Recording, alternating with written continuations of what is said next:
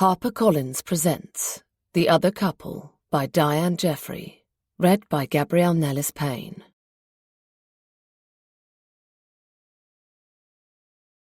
Part 1. Chapter 1. Kirsten. They have to leave that afternoon, and she's dreading going back to London, back to reality. The long weekend has been incredible, almost 3 days and 3 whole nights together, without life getting in the way for once. The perfect break from the hustle and bustle of the big smoke, a brief escape to the seaside.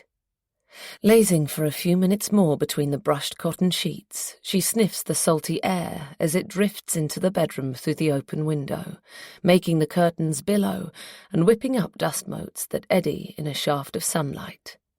She strains to make out the song Nick's singing in the shower, but the running water drowns out the words and melody.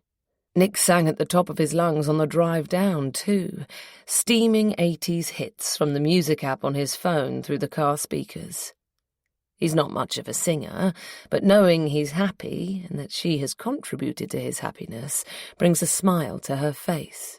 For a few seconds, she manages to mute the voice in her head that is spewing out pessimistic clichés such as "all good things must come to an end" and "nothing lasts forever."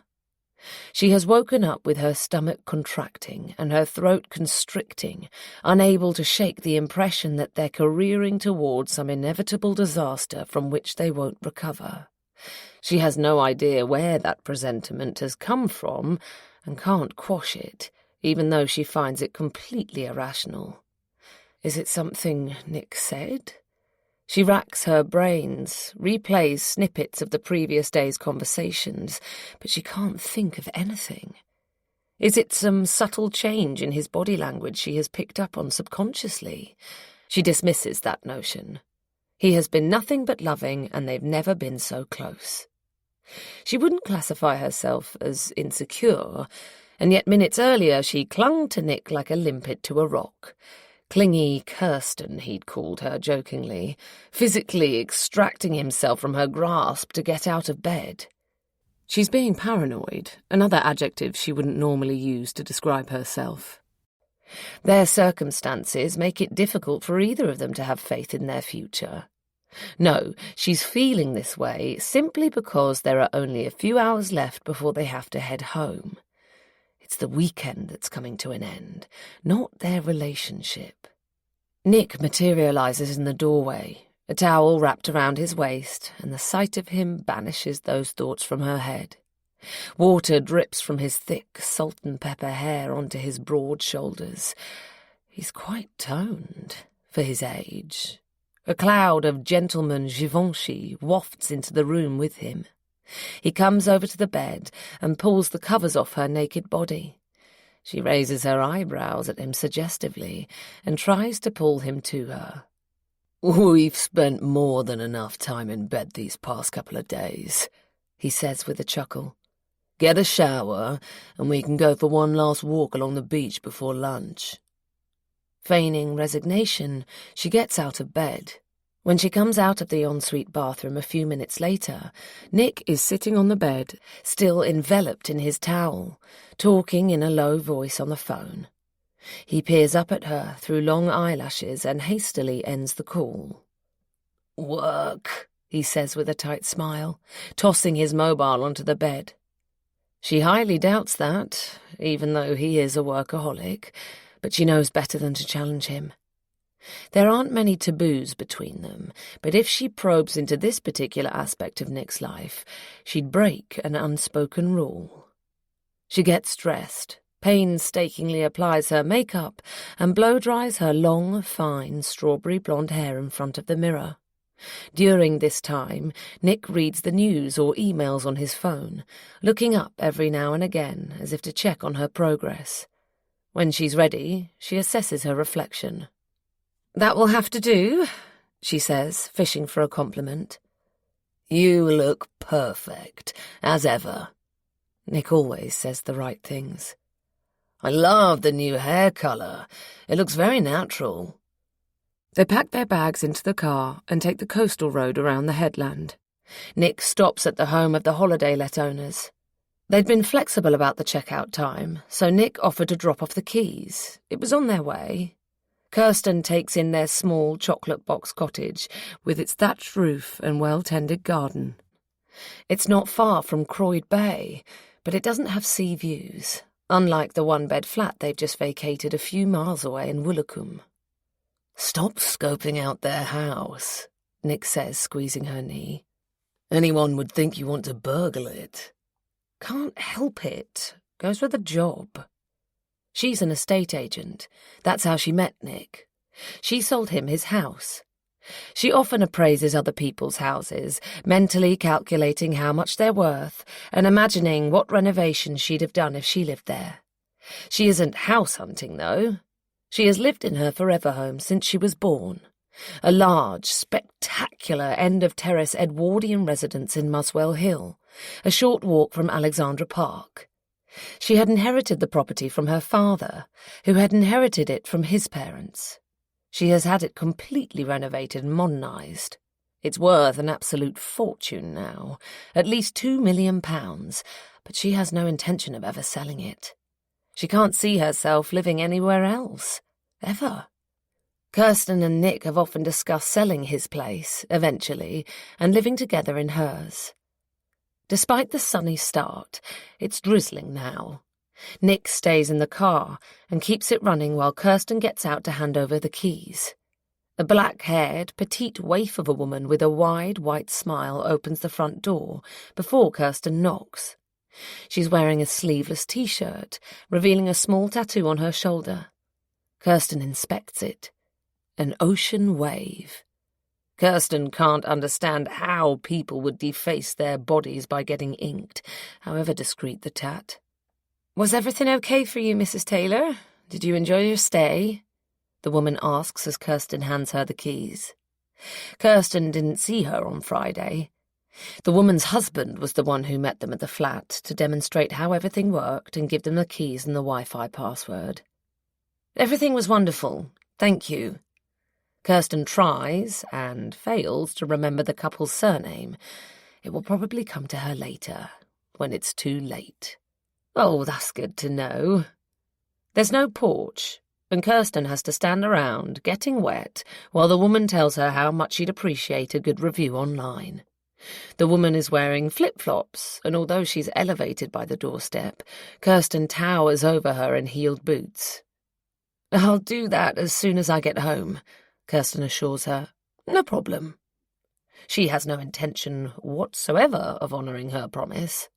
Leaving a review would be tantamount to leaving a trace, and she can't risk that, not even if she uses the fake name Nick gave for their booking. As Nick drives away, Kirsten turns around in the passenger seat to see the woman waving them off from the doorway of her little cottage. There's no way Kirsten could live in a poky house like that. The windows are too small and the trees too tall. There wouldn't be enough natural light inside. And she's a city girl, always has been.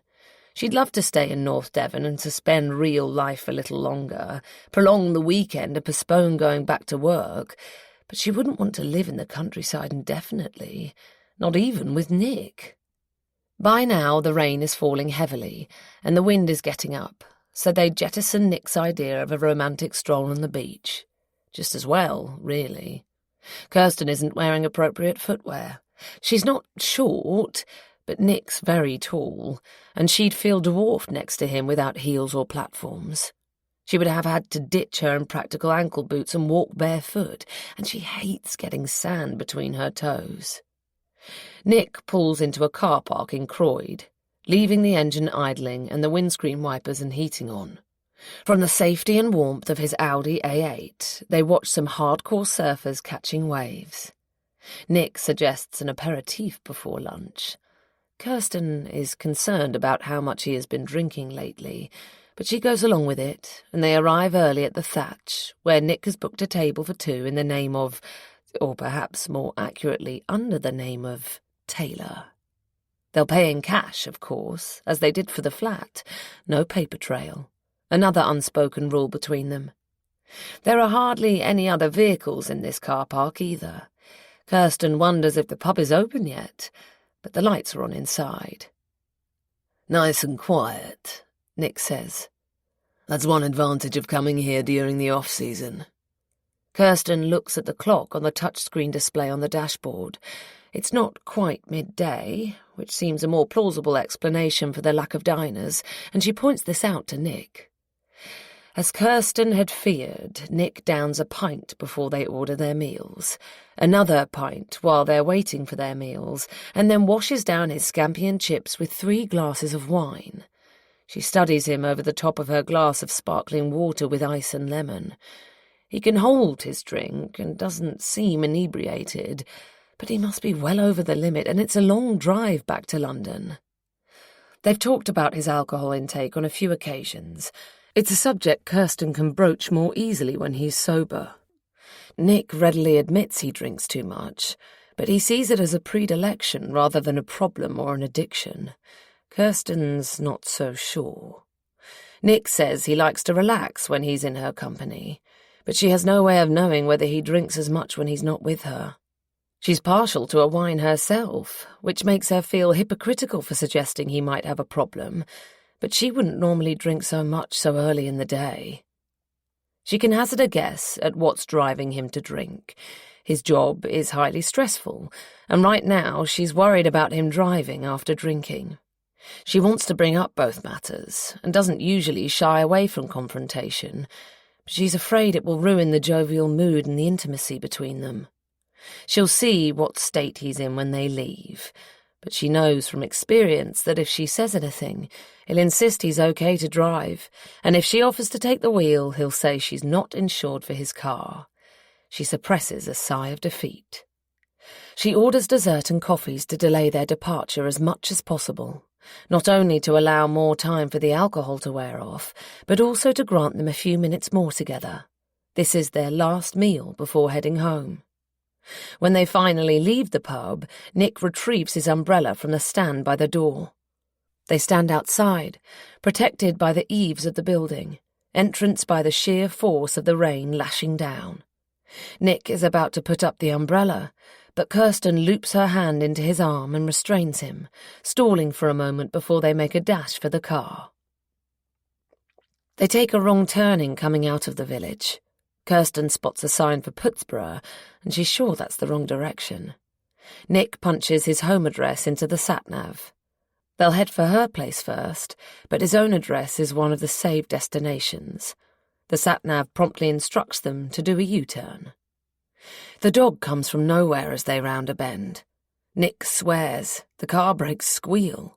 Kirsten is propelled forwards, then thrown backwards, but they're not going fast, and the car slides rather than crashes into the hedge, one of those incredibly tall, thick hedges that line the roadsides in Devon, making the lanes appear even narrower. It's all over in a heartbeat. "We missed the dog!" Kirsten's sentence comes out with the emphasis on the word dog. It must be the shock talking. They haven't hit the dog. Her mind is already trying to eclipse the dull thud of the body hitting the windscreen, the horrific sight of it rolling off the side of the bonnet and dropping onto the tarmac, although she's aware that what they've just witnessed can never be unheard and unseen. For a split second, neither of them moves. Then they both leap out of the car. Bowing her head as the rain lashes her, Kirsten looks at the dog owner as he lies on the ground, face downwards and immobile. Her hands fly to her mouth, muffling her scream. Nick crouches at the man's side and rolls him over gently. She kneels opposite Nick. Instantly, the legs of her linen trousers are soaked. Taking her cue from Nick, who is pressing his fingers to the man's wrist, she fumbles frantically for a pulse in his neck. She remembers fragments of what she has learnt on first aid training courses, years ago at school and more recently at work. Radial. Carotid. Those words come to her in this moment, as Nick looks at her and shakes his head. "Should we try to resuscitate him?" she asks, hearing the quaver in her voice. She pulls the man's chin down, tilts his head back. There's blood in his mouth. Nick attempts chest compressions while Kirsten tries with hesitant, clumsy hands to clear the airway, but she knows it's a token effort on both their parts. "I need a towel, or a handkerchief or something," she says. "I can't blow into his mouth like this." She doesn't add what she's thinking, that she could end up contaminated or infected. AIDS, hepatitis B or C, COVID-19. At the same time, it seems selfish not to take the risk. How great is the risk? On the other hand, how high are his chances of pulling through if she tries to resuscitate him? Infinitesimal, in both cases, probably. Despondent, she sits back on her heels. With the wet sleeves of her cardigan, she swipes ineffectually at the rivulets coursing down her cheeks. She forces herself to look at the dead man. The victim. He stares back at her, unblinking through clear blue eyes, making her shudder. Only then does she realize she knows him. She glances at Nick, searching for a sign of recognition from him too, but his expression is one of sheer panic. He doesn't seem to have placed him at all. To be fair, the man's nose and lips are bruised from the impact, his mouth and eyes wide open, all of which make him harder to identify. Kirsten closes his eyelids, first one, then the other. She shuts his mouth. "We should call 999, Nick says, almost inaudibly. His shirt is drenched and has stuck to his torso. "We need to call an ambulance." Have they really killed someone? They weren't going that fast. The collision didn't seem violent. There's no broken glass. And yet this man has no pulse. He's dead. What will happen to them? Kirsten is shivering irrepressibly. Unbidden, an image of Lily flashes before her, wearing her frozen pyjamas, demanding a bedtime story, her white blonde hair spilling out of its plaits at the end of a school day. "Is there any point?" she asks, unable to meet Nick's eyes. It doesn't sound like her voice. It doesn't sound like her. This can't be her own thoughts she's saying out loud. What? More images spool through Kirsten's mind, one after the other in rapid succession. Her daughter, her husband, her home, her career, her life. Portraits of what's important to her, the things she has worked so hard to build up. "Will they be able to save him?" she whispers. "The paramedics, I mean." Nick doesn't answer immediately, but Kirsten can tell from the look he throws her that he has heard her over the rain. She knows he's weighing up their options as she is. This man has lost his life. Nothing they can do now will do him any good. But they could do themselves a lot of harm. If they fetch their mobiles from the car and dial 999, their lives will change irrevocably. They'll be found out. They'll lose everything. "Probably not. No," he says softly. She feels a rush of relief. Nick is on the same wavelength, but then his tone changes and becomes harsh.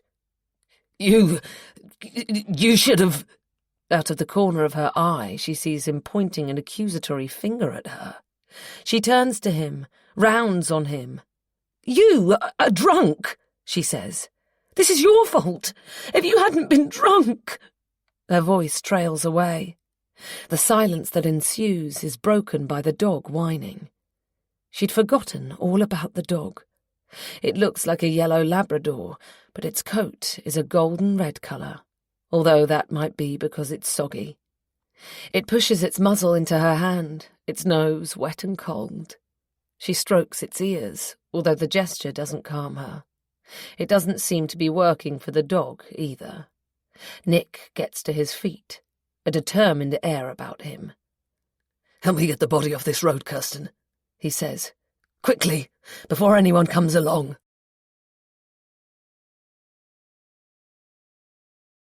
Chapter 2. Kirsten.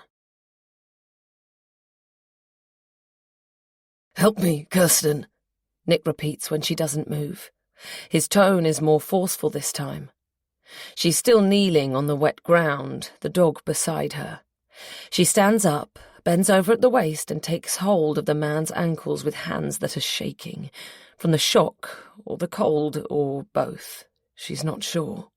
Then she lets go and straightens up. Nick has wound his arms around the man's chest and hoisted him to a sitting position. "We can't do this, Nick." She sounds unconvincing, even to herself. "It was your idea," he growls. "We have to call an ambulance, and the police."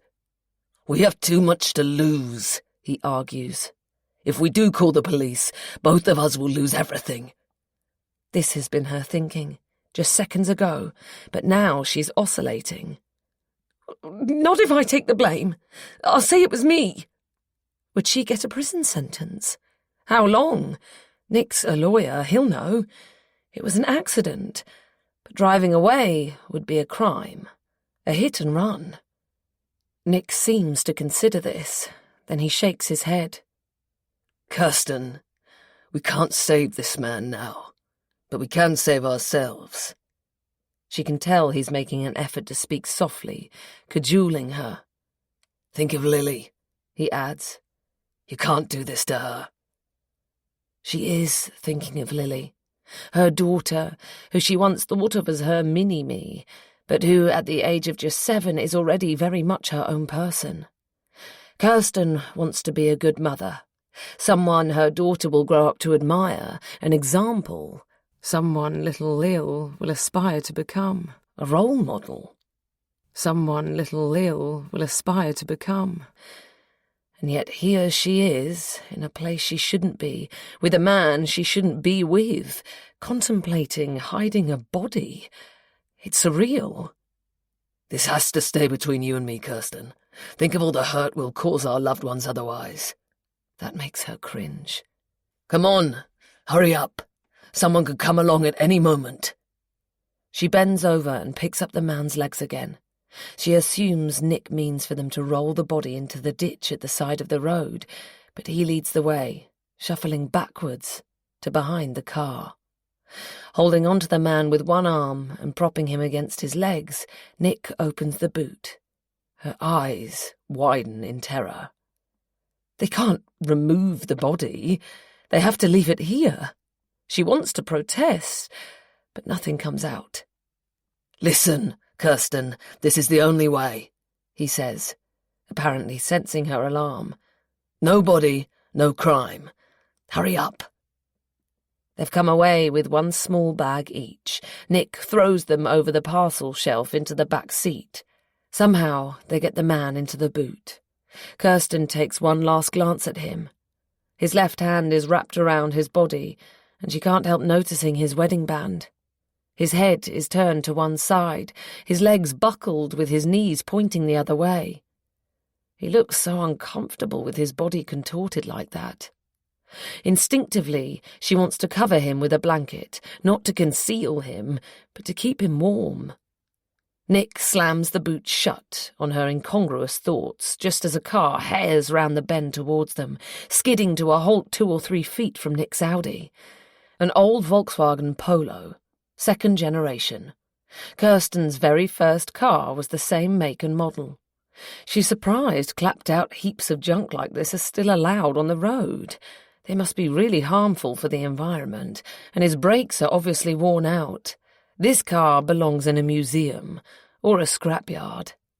As the driver winds down his window, the dog whines pitifully.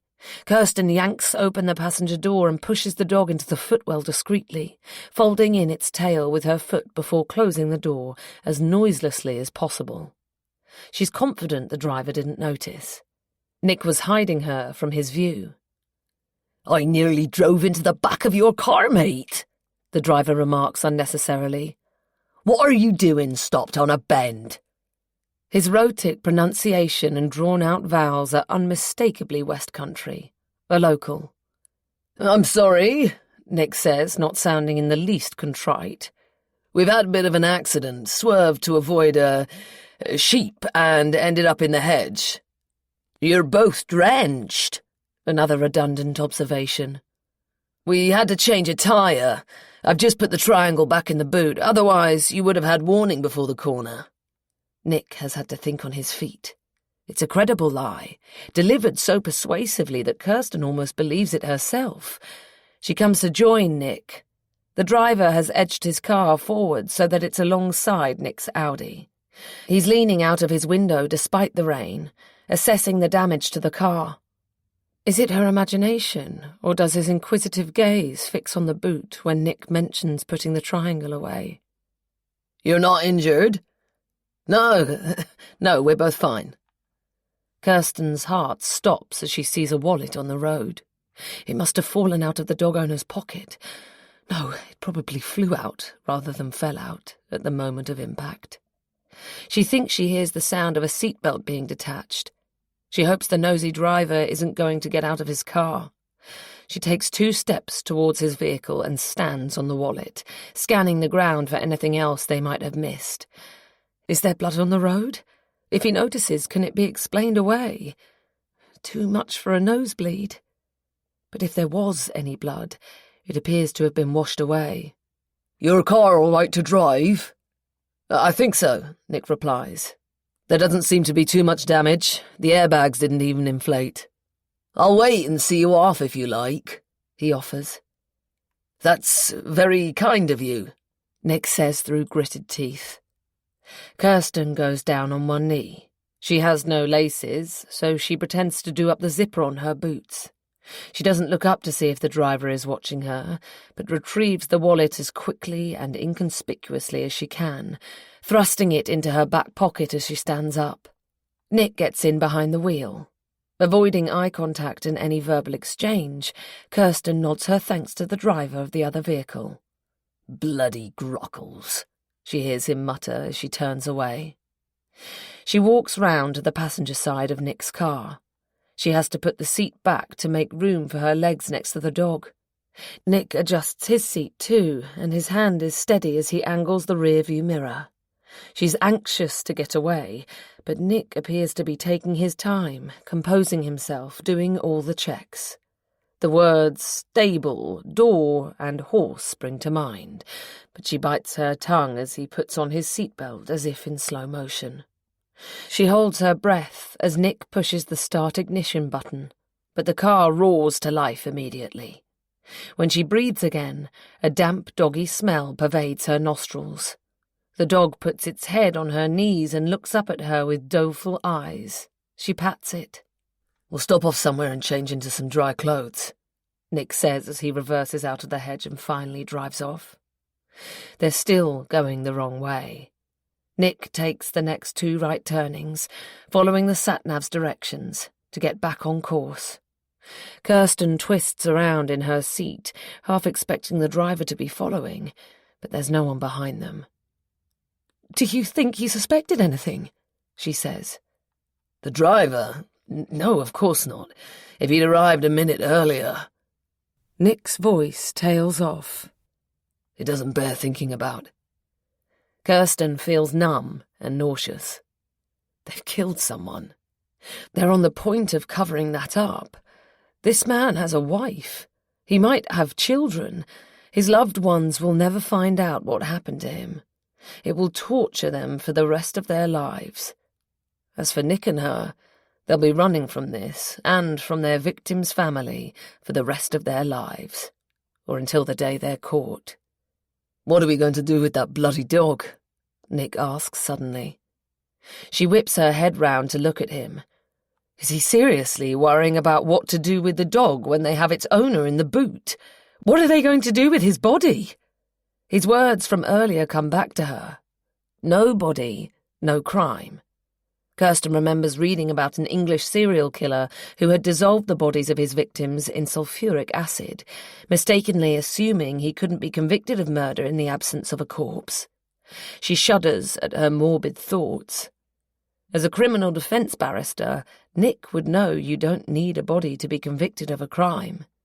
"No body, no crime," Kirsten says aloud. "What did you mean when you said that?" "Corpus delicti," Nick says. "It refers to the body of evidence rather than the physical body of a victim.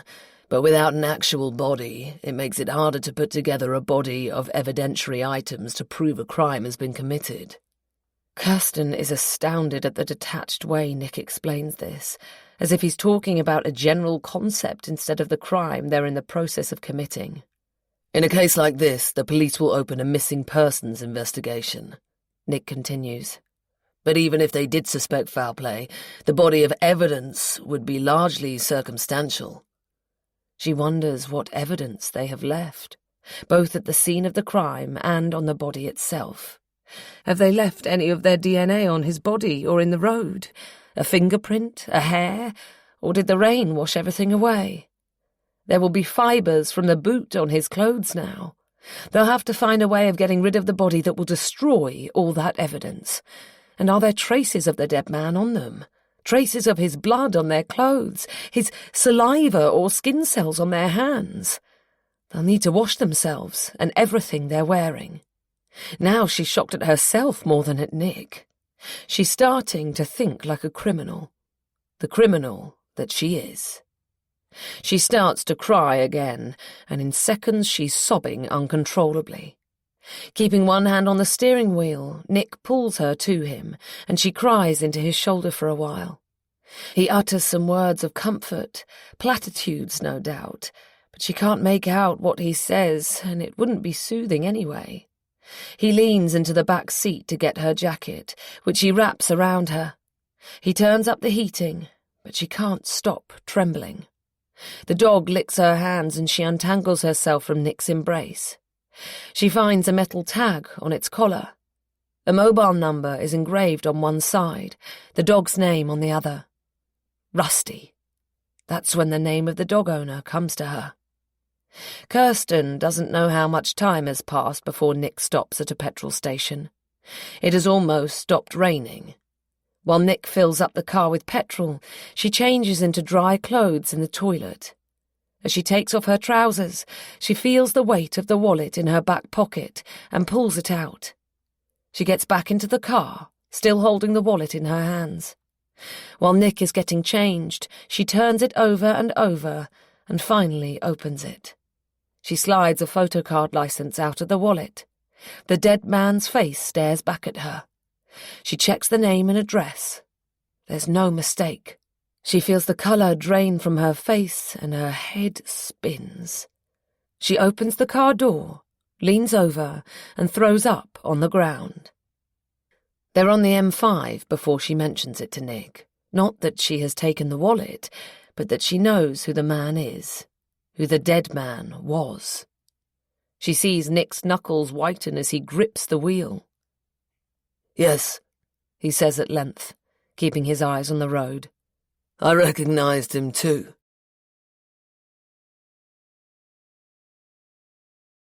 Chapter 3. Amy.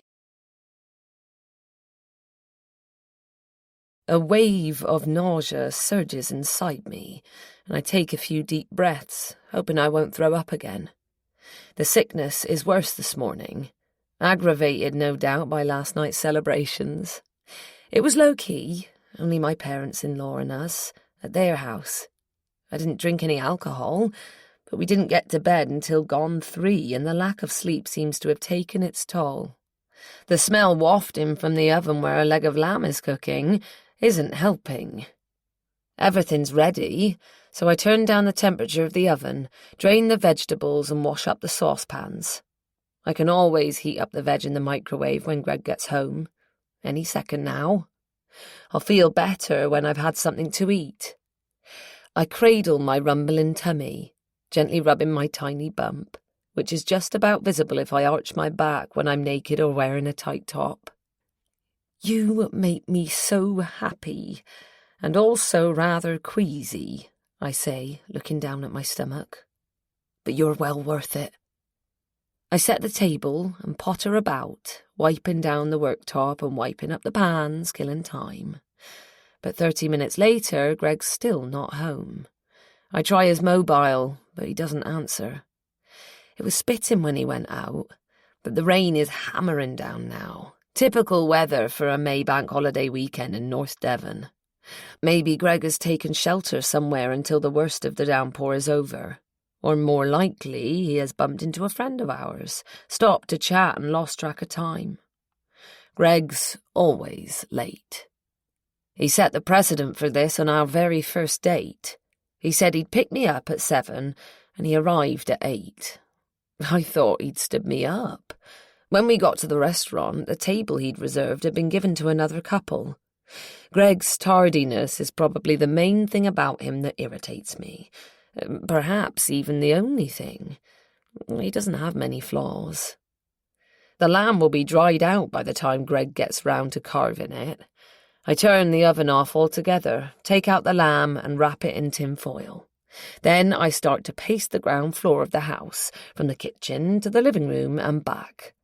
As I'm stomping around, I catch sight of the card on the mantelpiece. Greg gave it to me yesterday and showered me with gifts too for our 10th wedding anniversary. That's what we were celebrating last night, our anniversary.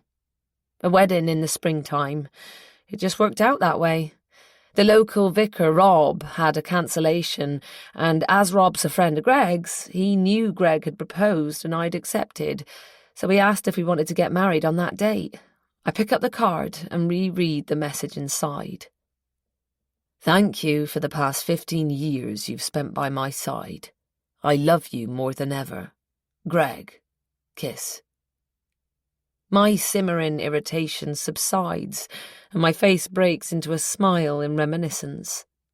15 years ago. We met on the beach. Greg was 18, a year and a half older than me. He was working as a lifeguard that summer at Croyd Bay before going to university.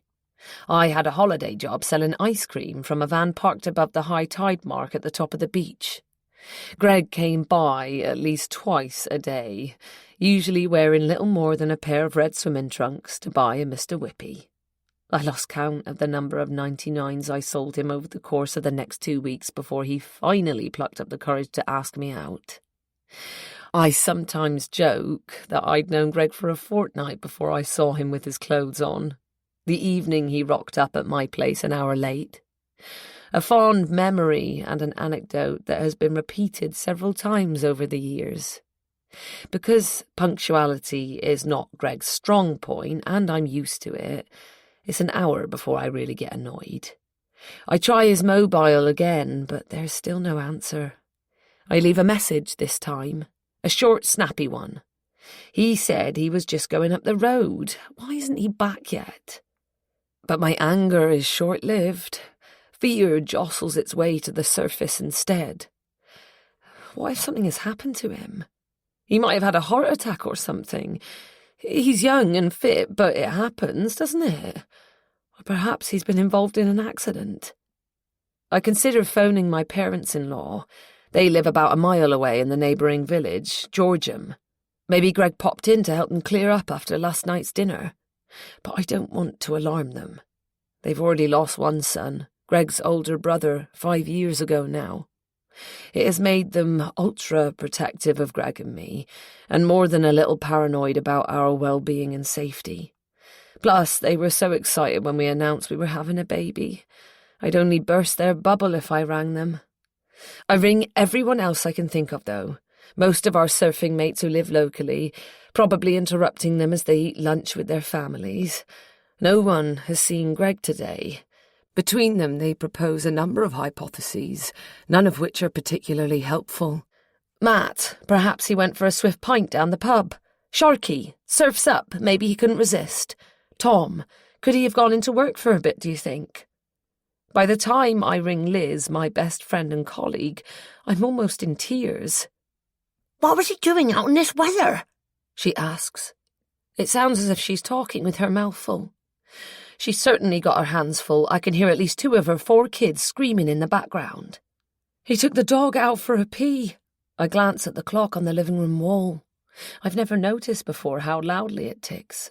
An hour and a half ago. Oh. Pragmatic as ever, Liz comes up with a plausible suggestion.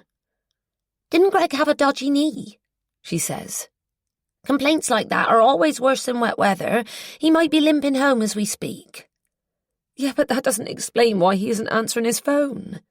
His mobile might be on silent mode in the house somewhere, Liz says. Would he take it with him if he was walking the dog? I'll drive around and see if I can find him, I say, grabbing hold of her theory as if I'm drowning and someone has thrown me a lifeline. He's gone out without his phone and his knee has given way. That must be it. I turn down Liz's offer to come with me and leave her to her family. I know she'll call or text me later to check Greg has turned up. Before setting off, I have a quick look round for Greg's mobile. I check the usual places, on the bedside table, on the arm of the sofa, down the back of the sofa, next to the Bluetooth speaker. But I'm wasting time. I need to get going. Greg could be in pain. He'll be drenched and hungry. I check I've got my own mobile, pull on a sweater over my t-shirt, push my feet into my trainers and grab my car keys. I drive around for a while, scanning the fields and lanes leading off from the road I'm on. The rain has eased to a light drizzle, but the visibility is poor, and I wish I'd thought to bring binoculars. But I don't need them. There's no one on the beach, no Greg or anyone else. There aren't even many cars. In the end, I head for Georgium and pull into the driveway of my parents-in-law's house. Pam, my mother-in-law, bundles me into the house out of the damp before I can tell her why I've come. It smells of food in the hallway, but I can see into the dining room and the table has already been cleared. They've finished eating. It's way past lunchtime now. My father-in-law joins us.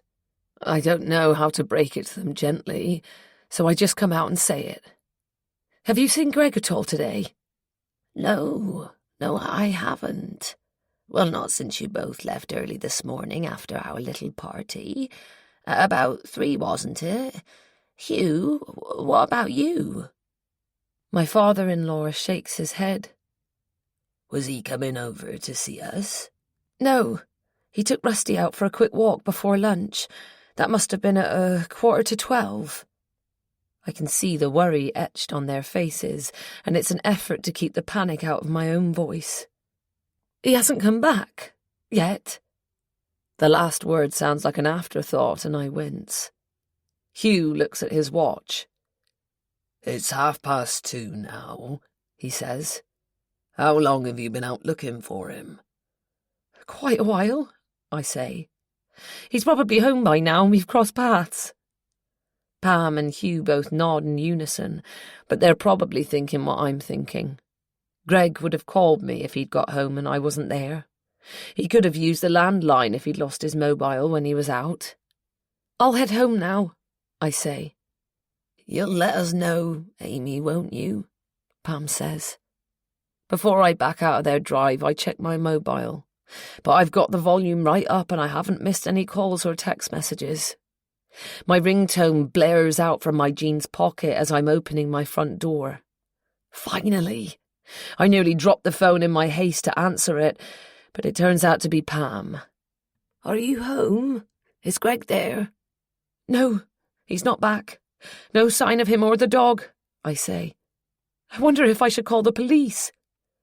I don't realise I voiced my thoughts aloud until Pam says, Don't you have to wait for 24 hours before you can report someone missing?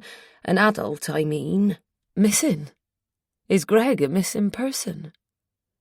No, I think that's a common misconception, Pam, I say.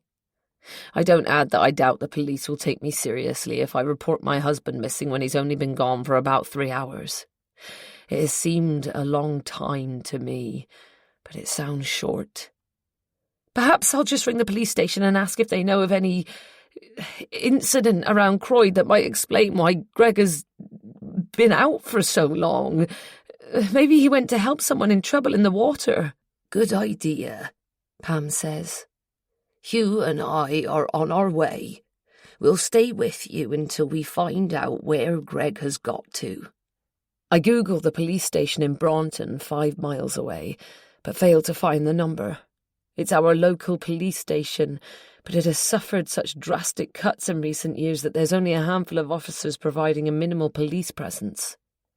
Perhaps I should call the station in Barnstable instead, but that's 10 miles away. I'm hopeful Greg's absence will turn out to be due to some minor incident, so I'm reluctant to dial 999. In the end, I punch in 101 for a non-emergency and press call. Hello, my name is Amy Wood. I live in Croyd. I'm ringing because my husband is gone. Well, he's missing, I say. Okay, Amy. A pleasant female voice. When was the last time you saw him? Earlier today, I say. About 3.5 hours ago. It doesn't sound like long, and I feel faintly ridiculous. I hope this turns out to be a false alarm, though. Okay. Can you start by telling me your husband's name, please? His name is Gregory Wood, I say.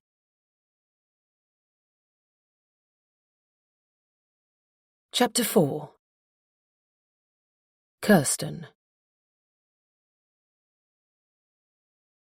His name was Gregory Wood, Kirsten says, putting the dead man's driving licence back into his wallet.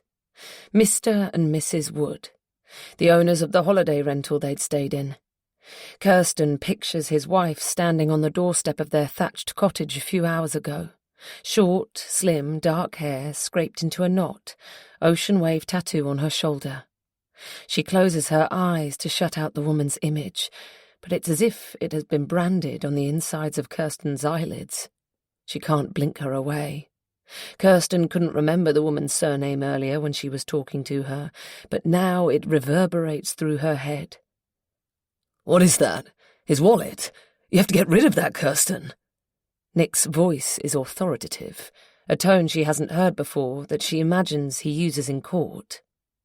She locks eyes with him briefly, before his concentration turns back to the road. Studying him, she takes in the determined set of his jaw and the almost imperceptible vein pulsing in his temple. The lips that kissed her hungrily this morning are now pursed together.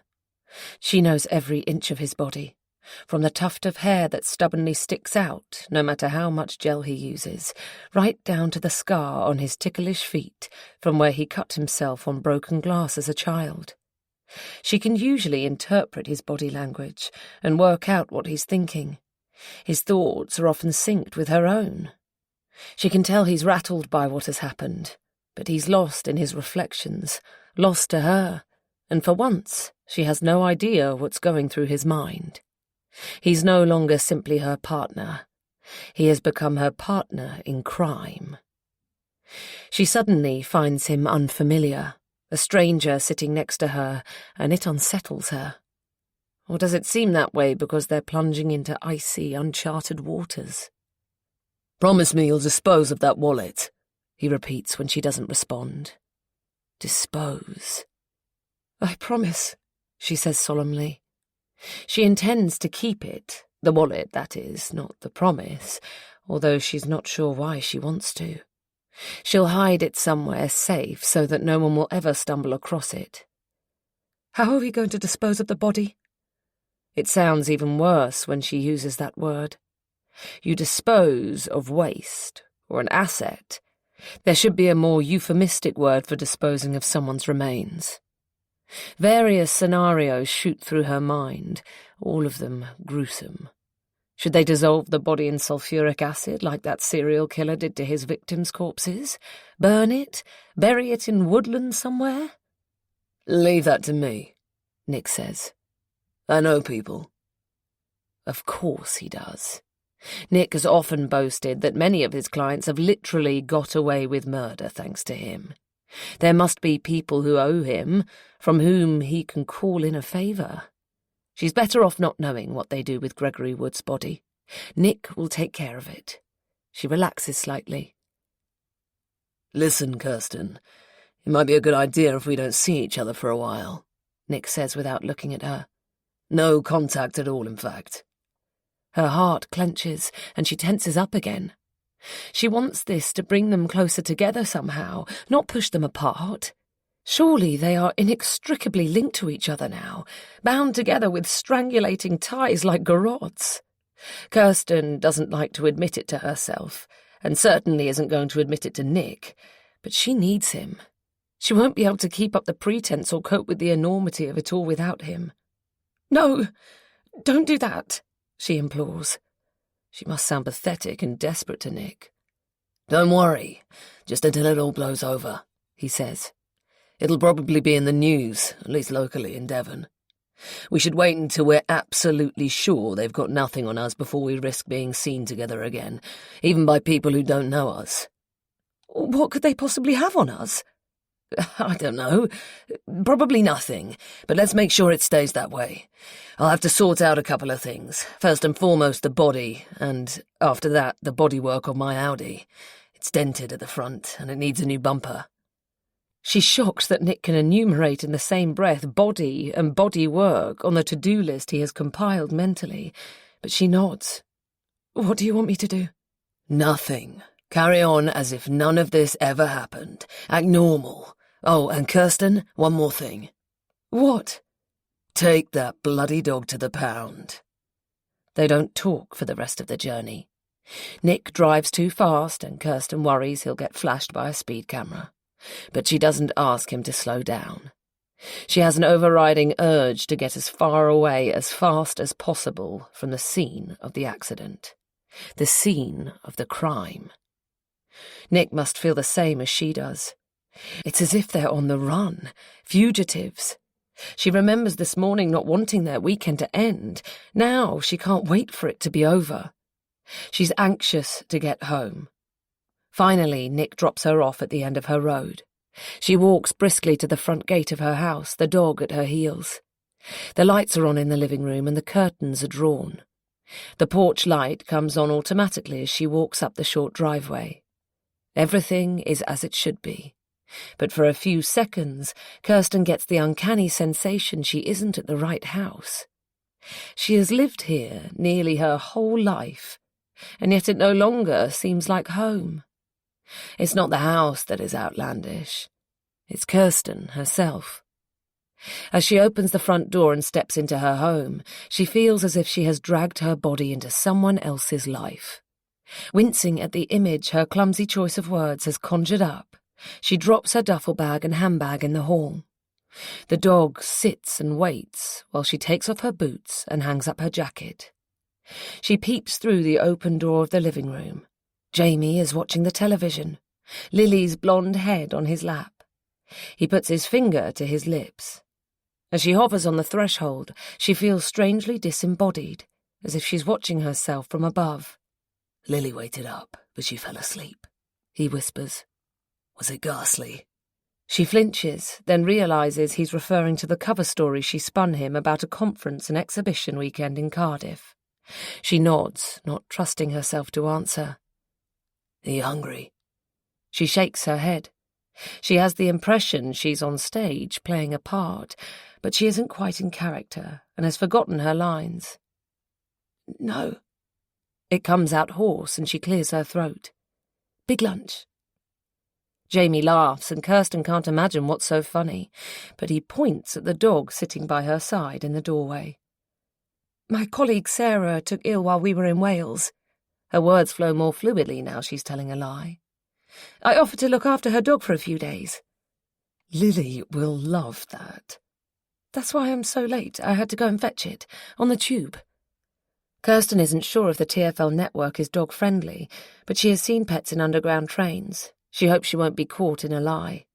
She was supposed to have taken the train to London, and then the tube home.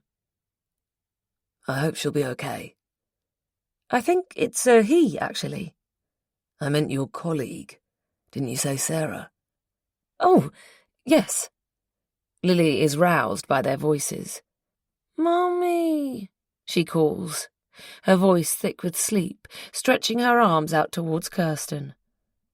Ah, speak of the devil, Jamie says good-humouredly. Hello, little Lil, Kirsten says. She tries to affix a smile to her face, but she thinks it must look more like a rictus. Have you been a good girl for Daddy? Accompanied by the dog, she walks over to her family, gives Jamie a perfunctory peck on the lips, and kneels beside the sofa to hug Lily, burying her face in her daughter's hair. She's transported back to the moment when she knelt on the wet ground beside Gregory Wood's lifeless body. She shudders and holds Lily more tightly. A dog? A doggy? Kirsten repeats her lie for the benefit of her daughter, who leans around Kirsten to stroke the dog. Is it a boy or a girl? A boy. What's his name? What was his name again? She read it on the metal tag on his collar. Rusty. That's it. Rusty, she says. Lily pulls away from her mother and flings her arms around the dog. Can we keep him? When she doesn't answer, Jamie steps in. Your mum's just looking after him for a while. You can help her. Come on, let's put you to bed, Kirsten says. Oh, Lily pouts. Kirsten seems to disappoint her daughter a lot. You can play with the dog when you get home from school tomorrow. Kirsten scoops up the 7-year-old. Wow, you're getting heavy. Kirsten's own voice sounds foreign to her, but Lily doesn't seem to notice. Putting her thumb in her mouth, she rests her head on her mother's shoulder as Kirsten carries her upstairs. It's an effort to go through the motions, tucking her daughter in, kissing her and Teddy goodnight. Act normal. That's what Nick said she had to do.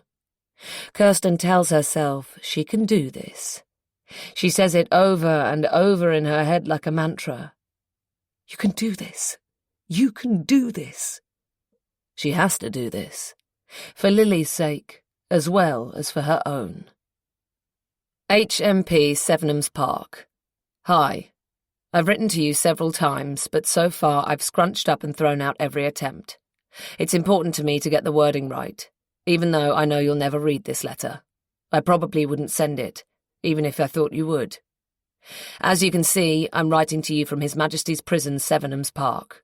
It's a newish prison, a modern one. It comprises both a Category A men's unit and a top-security female unit for restricted status prisoners, although obviously the two sections are kept separate. My first hearing took place last week at the Magistrates' Court. It was over so quickly, in just a few minutes. It hardly seemed worthwhile making me attend.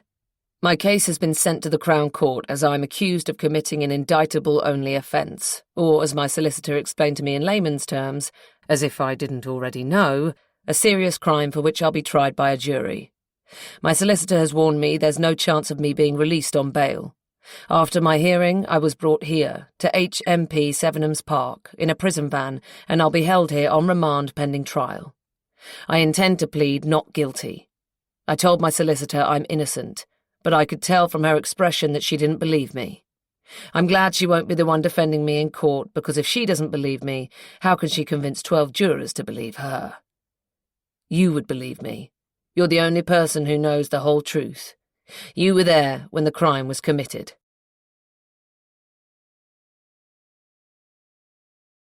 Chapter 5. Amy. By the time I hear the tyres of the police car crunching outside in the driveway, Greg has been missing for almost 5 hours. I open the front door as the two uniformed officers are getting out of the car. It has taken them a long time to get here, although I did call 101 instead of 999, I suppose. They must have come out from Barnstable. Pam is glued to my side as they walk towards us. I'm Sergeant Lucy Harris, says a sinewy woman with an uneven fringe cut into her mousy hair and a dour expression pasted onto her face. She looks to be in her mid-30s, maybe 4 or 5 years older than me. She holds out her hand, first to me, then to my mother-in-law, then uses it to gesture at her colleague, a younger, rotund man.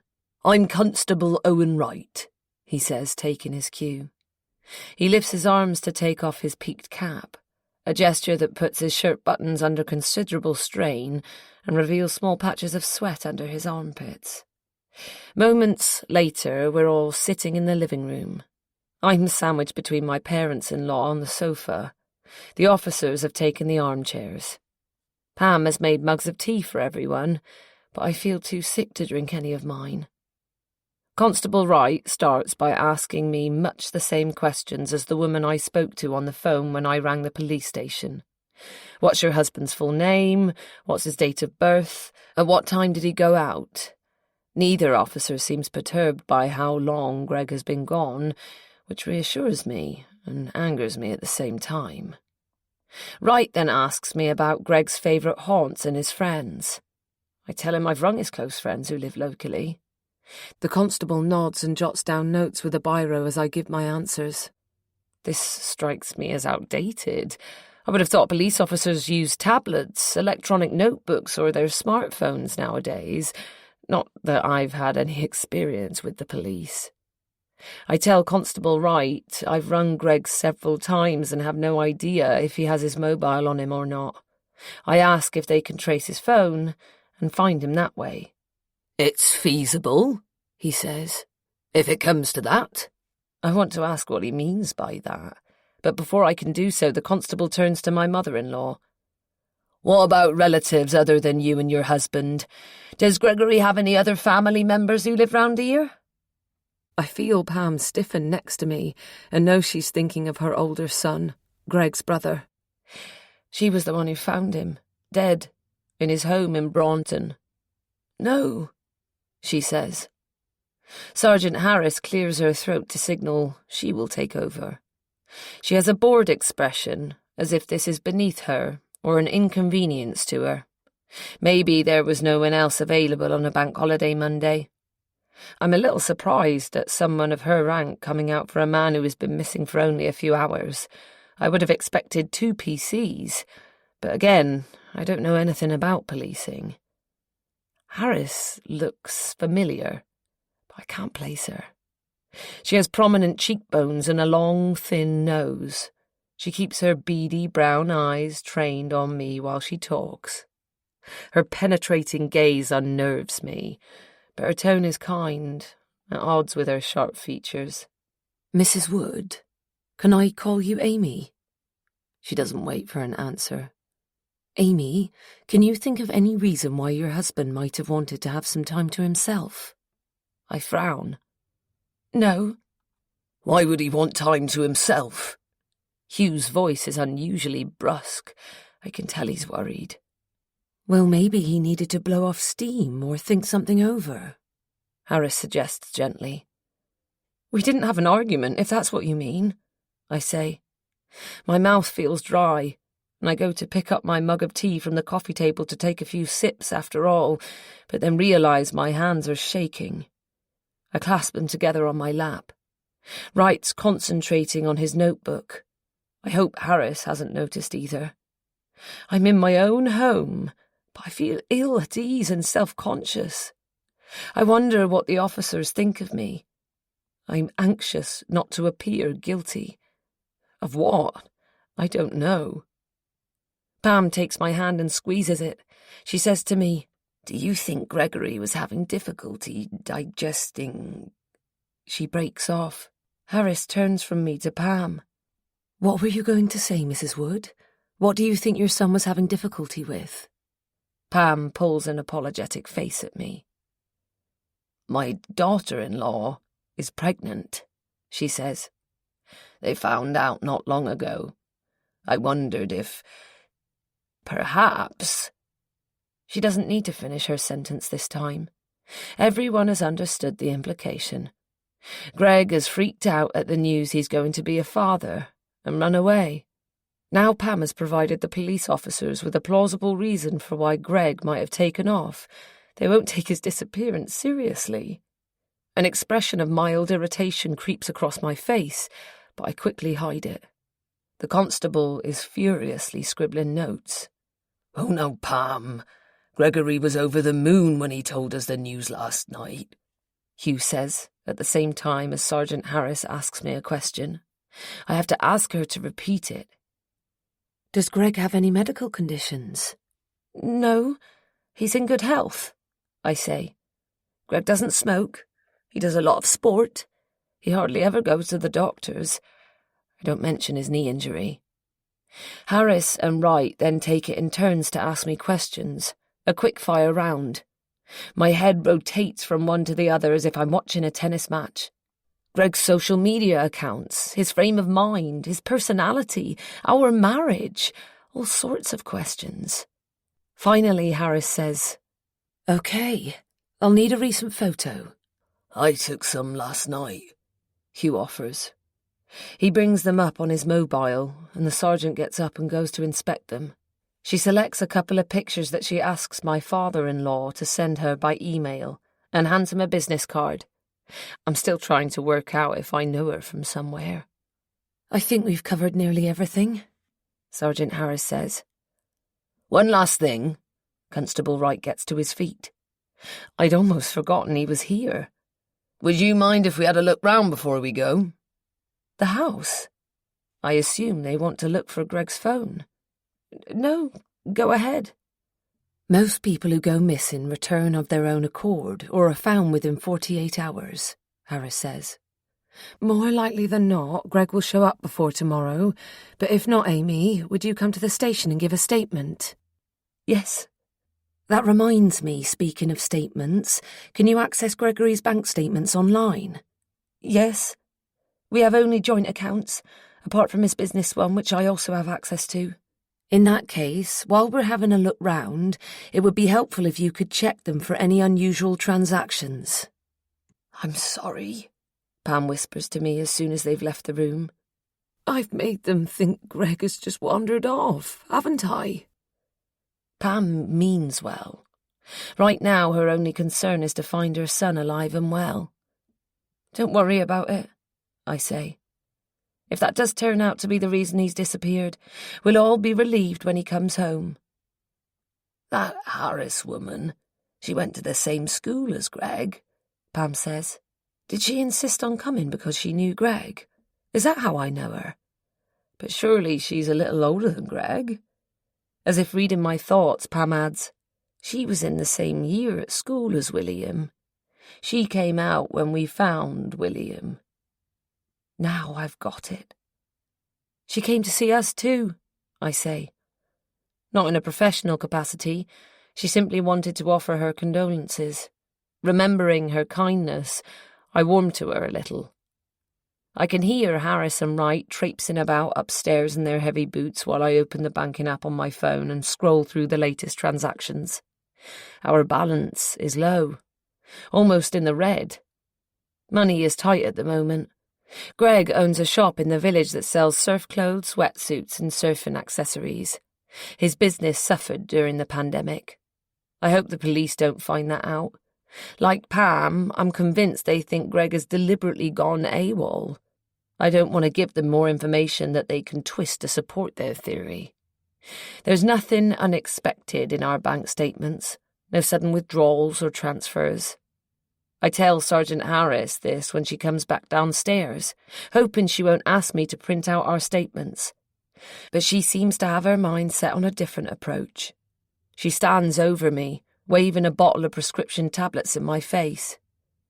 "Can you tell me what this is for?" she says. I have no idea. I take the bottle from her hands and examine it. It's in Greg's name. He hasn't taken many of the pills by the look of it. Then I register the date on the label. This was prescribed 5 years ago. Sergeant Harris must have found it in the back of our medicine cupboard in the bathroom. I lower my voice, although my parents-in-law will still hear me. Greg struggled a little after his brother Will committed suicide. He was prescribed a course of antidepressants by his GP. Out of the corner of my eye, I see Pam's hand covering her mouth. He didn't take many of the tablets in the end.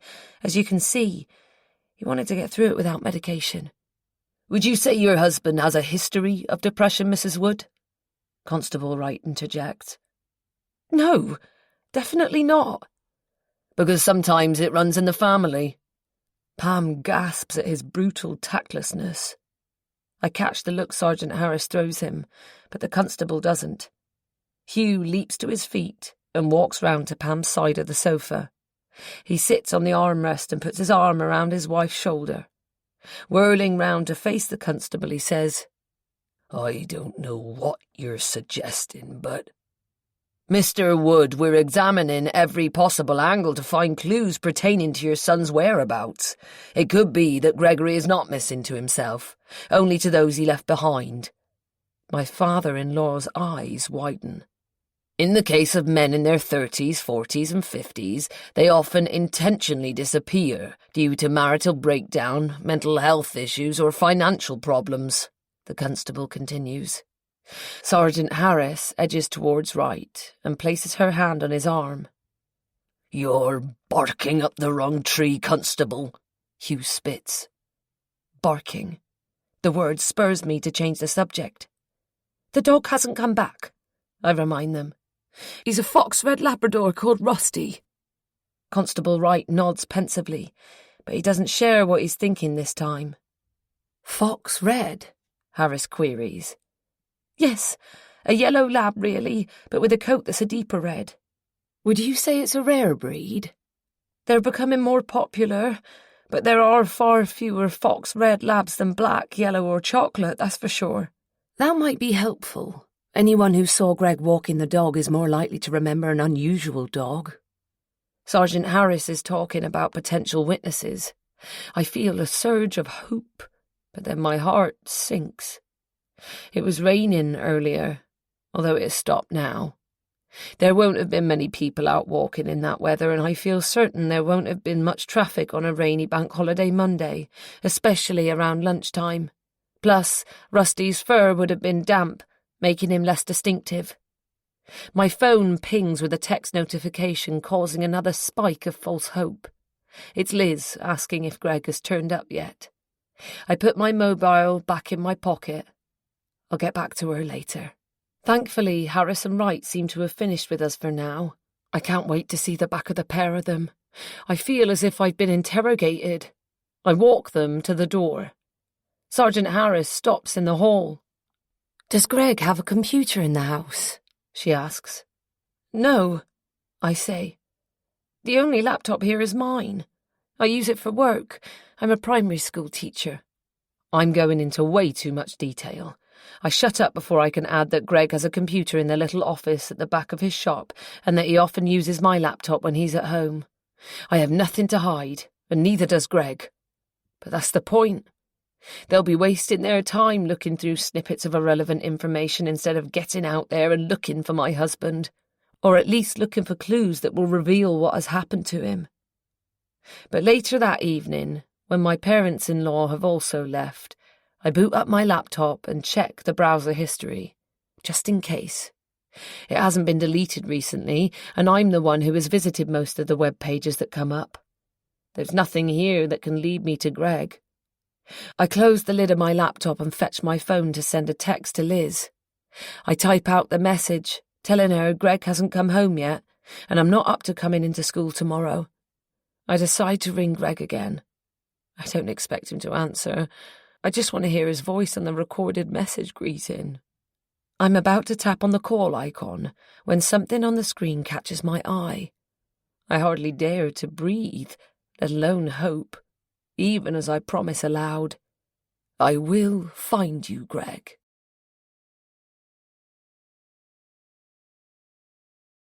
Chapter 6.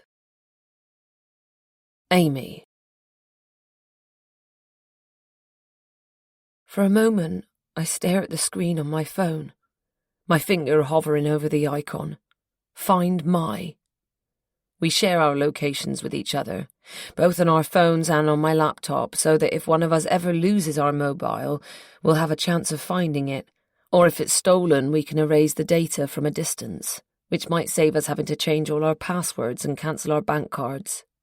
We've never used it, and until now I'd forgotten all about it. When Greg set up the tracking app on our devices, I joked about it because he's always losing his phone, and we invariably find it behind a cushion on the sofa, or next to the bathroom wash basin, or in one of his pockets or something. We don't need a tracking app to locate it, and I doubt the application is that precise anyway. I imagine it gives an approximate location, an area, or a street. Maybe you can narrow it down to a particular house, but certainly not a room in that house. My heart pounds in my ribcage and my ears. I try not to build up hope in case it turns out to be false hope again. If Greg's mobile is switched off or it's out of juice, I don't know if this will work. If Greg is somewhere where there's no signal, I won't be able to find him. That seems like an awful lot of ifs. With trembling hands and without much conviction, I open the Find My icon. I tap on devices, then on Greg's phone. The map comes up. My eyes widen in disbelief. Less than a mile away. He must be on his way home. Adrenaline courses through me, but I mustn't get carried away. This doesn't mean Greg is nearby, only his phone. The rain has started up again with a vengeance, coming down sideways in the wind and battering the window panes. Daylight is fading fast. I pull on a waterproof jacket, and before setting off, I fetch a torch from the garage. It will give out much more light than the flashlight on my mobile. It feels strange to be out late in the evening without Rusty. As I bring up the directions on my mobile, I try ineffectually to protect the screen from the rain. I soon realise where Greg was going earlier. It's one of the shorter walks we take Rusty on when the weather is bad or when we're busy. After half a mile or so of walking along the narrow main road, we can let the dog off the lead along the south-west coast path and follow it towards the headland. But judging from the map, Greg didn't make it as far as the footpath. Either that, or he was on his way back and almost home when something stopped him. Pulling my hood low over my forehead and hunching into the wind, I set off. As I approached the point shown on the map, I checked my phone, trying to shield it from the rain. Oh no! A moan escapes my lips and is drowned out by the wind. I've lost connection.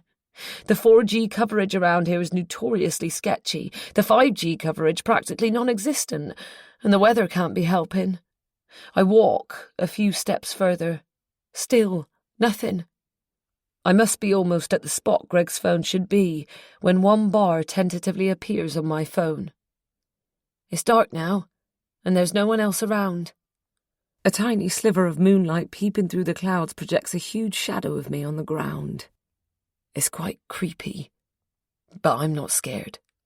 At least, not for myself. My only fear is for Greg. Greg's mobile isn't a particularly recent model, but it is water-resistant with a battery that lasts several hours, even days. It must be switched on because it didn't go straight to voicemail when I phoned him earlier. And it must be working despite the rain because its location has come up on this app. I call him again, but if his phone rings, I don't hear it. The battery on my own mobile is low, and I wish I'd charged it up. I pace several feet up and down the road, around the bend and back again, using the torch to check the ground. I don't know how many minutes go by before something glitters in the light of my torch. It's at the side of the road, in the long grass. I bend to examine it, my heart plummeting when I see it's not the mobile. It's a piece of orangey-yellow plastic. It looks like it's from a bicycle reflector. A blend of disappointment and frustration surges inside me as I pluck it out of the grass. I throw it down on the road and stamp on it, shattering the small fragment of plastic into even smaller fragments. But the gesture doesn't make me feel any better. In the end, I have to admit defeat. I have little chance of finding Greg's mobile in these conditions. I decide to go home. Maybe Greg wasn't walking along the road at all. Maybe he was in the fields behind the hedge and that's where his phone is. It seems unlikely. The fields belong to farmers and landowners and the public footpath is further up the road, but it's possible. I'll come back first thing tomorrow morning at daybreak before going to the police station to make my statement. Even if Greg's phone battery is dead by then, I know it's around here somewhere. I'll comb every inch of this place until I locate it, although I no longer hold out hope that finding Greg's mobile will help me find Greg himself. I'm about to put my own phone into my pocket, out of the rain, when I spot an option on the app. Play sound. I tried ringing Greg a few minutes ago and that didn't work, but this might make his phone emit a loud alert even if it's on silent mode. My battery is down to 5%, but I tap on the option on the screen to give it a go. It's barely audible above the roaring of the wind through the trees and the smacking of the rain on the tarmac. At first I think I'm hearing things, but there's definitely a chiming sound.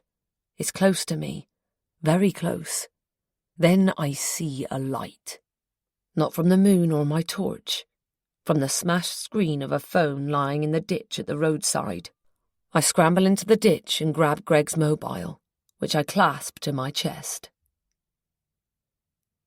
The next morning, I arrive at the police station in Barnstable a few minutes before opening time at 9 o'clock. Last time I came, years ago, having lost my purse somewhere in Green Lane shopping centre, the station was still in North Walk. I know from the local news that it had to be urgently relocated because of a deteriorating roof. The new temporary station is housed in what used to be Barham Auto Parts on the Seven Brethren estate. The building looks a bit like a warehouse, but it beats the dump in North Walk. I wait impatiently for the doors to open, and then wait again while the officer at the front desk informs Constable Wright that I've arrived. Inside the station is spacious and clean. It smells of fresh paint. Wright takes his time coming to get me. I hear his footsteps before I see him. As I stand up, I get a whiff of his cologne. It fails to mask an underlying smell of sweat. The mixture of paint and perspiration makes me feel a little sick. "Good morning, Mrs. Wood." The constable doesn't look pleased to see me. "I was hoping your husband would have come back by now. Follow me this way, please." I wave Greg's phone at Constable Wright's face as we walk along the corridor. "I found this. It's Greg's." He seems unimpressed, which irritates me. If he and Sergeant Harris had taken Greg's disappearance more seriously, they'd have located Greg's phone and checked the data in it themselves. The constable leads me to a small office to make my statement. "Where did you find it?" he asks. "In the house?" "No, along the roadside, less than a mile from our house. I used a tracking app. Is Sergeant Harris working today?" I ask, thinking I'd much rather talk to her than him. "She is, but she's been called out on another matter. I don't suppose you know the passcode to your husband's phone, Mrs. Wood?" He slides into a worn office chair behind a desk and wiggles the mouse of his computer. "Yes, I do. Greg and I have no secrets from each other." He nods, turning from the computer screen to look at me. "In my experience, all married couples keep secrets from one another," he says. I notice he isn't wearing a wedding ring. Greg and I have always confided in each other, right from the start. Greg has had a couple of girlfriends, and had even slept with a woman who was a lot older than him when we started dating. He told me all that shortly after we first met. He was my first, my one and only. I've shared everything with him since I've known him. I like to think that because we've known each other since we were teenagers, we've built our marriage on solid foundations and have a strong bond. Like me, Greg has nothing to hide. "Not Greg and me," I say. Wright shrugs. "I've been through the phone. There are no strange emails or calls, incoming or outgoing, and no photos of people or places I don't recognise. The fact the phone was lying in a ditch by the roadside shows that either Greg didn't get as far as the footpath, or he didn't make it back home." Wright nods. He seems to do that a lot, even when he doesn't agree. "We'll take a look at the place where you discovered the phone, Mrs. Wood. Check out the area." "Can you call in forensics?" I ask hopefully. He doesn't answer straight away, as if he's weighing up his words. I can tell from his expression that the answer is no. A missing man certainly doesn't warrant the expense and police resources that a missing woman or child would. "Given the heavy rain that day, I think it's unlikely we'll find much in the way of evidence now, but we will take a look at the place where you found your husband's phone." "Okay, thank you." "If your husband knew you could track his phone, he may have thrown it away on purpose," Constable Wright surmises. A spark of annoyance flares inside me, like a match catching. "Can you be absolutely sure, Mrs. Wood, that Greg didn't keep another phone? One you didn't know about?" "What on earth for?" I sound indignant, and the constable holds up his hand, a signal for me not to take offence. I tell myself he's just examining all the possibilities. He doesn't know my husband. He knows virtually nothing about our marriage. "In my experience," he begins. The constable seems to like that expression, but he's younger than I am. Really, how much experience can he have had? "And as my colleague told you yesterday, missing adults, especially men, usually show up within 48 hours. And as I told you, Of those who don't, not all of them want to be found. Is it possible your husband planned to disappear deliberately? He might have had a second phone to make arrangements, one you didn't know about, one you couldn't track. He may have thrown away this mobile on purpose. My face flames. I want to get up and storm out, but that won't help Greg. I'm filled with dislike for this police officer who I find insensitive and blunt. Wright is getting this all wrong. He must sense that he has upset me, because his tone softens. Look, I wouldn't be doing my job if I didn't consider every eventuality. I don't know your husband, Mrs. Wood. Sergeant Harris does, I say, thinking perhaps I could come back when she's here. Yes, I know. I'll bring her up to speed as soon as she gets in. Do you feel up to making a statement? It will be more or less an official version of everything you told us yesterday. Details about your husband, his description, the last time you saw him, his job and pastimes, where he likes to hang out and so on. Yes, of course. I sound calmer than I feel. We can add the information about Greg's phone and the exact location you found it in. That could be useful to our investigation. The word investigation should reassure me. At least the police are going to look into this. They're going to look for Greg. But I think they've already drawn their conclusions. Constable Wright seems to believe Greg was suffering from depression and had planned to disappear and start a new life somewhere else. He didn't want to be found, so he got rid of his phone. What investigation? I scoff. I'm being rude, but I don't care. What are you actually doing to find my husband? Well, for one thing, we're checking footage from the security webcams in the village to see if your husband went that way. I don't need to ask if they've found anything. The phone proves he was heading the other way. We've also sent out a search and rescue team, Constable Wright continues. A helicopter has come out from St. Athan. This is news to me. I saw a red and white helicopter earlier. It's a common sight along the coast. I didn't realise it was there for Greg. They've been scouring the headland and beaches since first light this morning, the constable adds. The implication is clear. The police have come up with another theory. In the bad weather, Greg has slipped over or got blown over the cliff edge. Or jumped. Or got pulled over by Rusty if he was on the lead. That would explain why neither of them came home. But I know Greg had no intention of going that far. Believe me, if your husband wants to be found, there's every chance we will find him, Constable Wright says as I stand up to leave. I have no idea where Greg is, or our dog for that matter. But I know my husband. He wouldn't have left me like this without explanation. He would never have left me full stop. Which means someone else must have been involved. Someone, somewhere knows the truth. Someone, somewhere knows where Greg is and why he hasn't come home.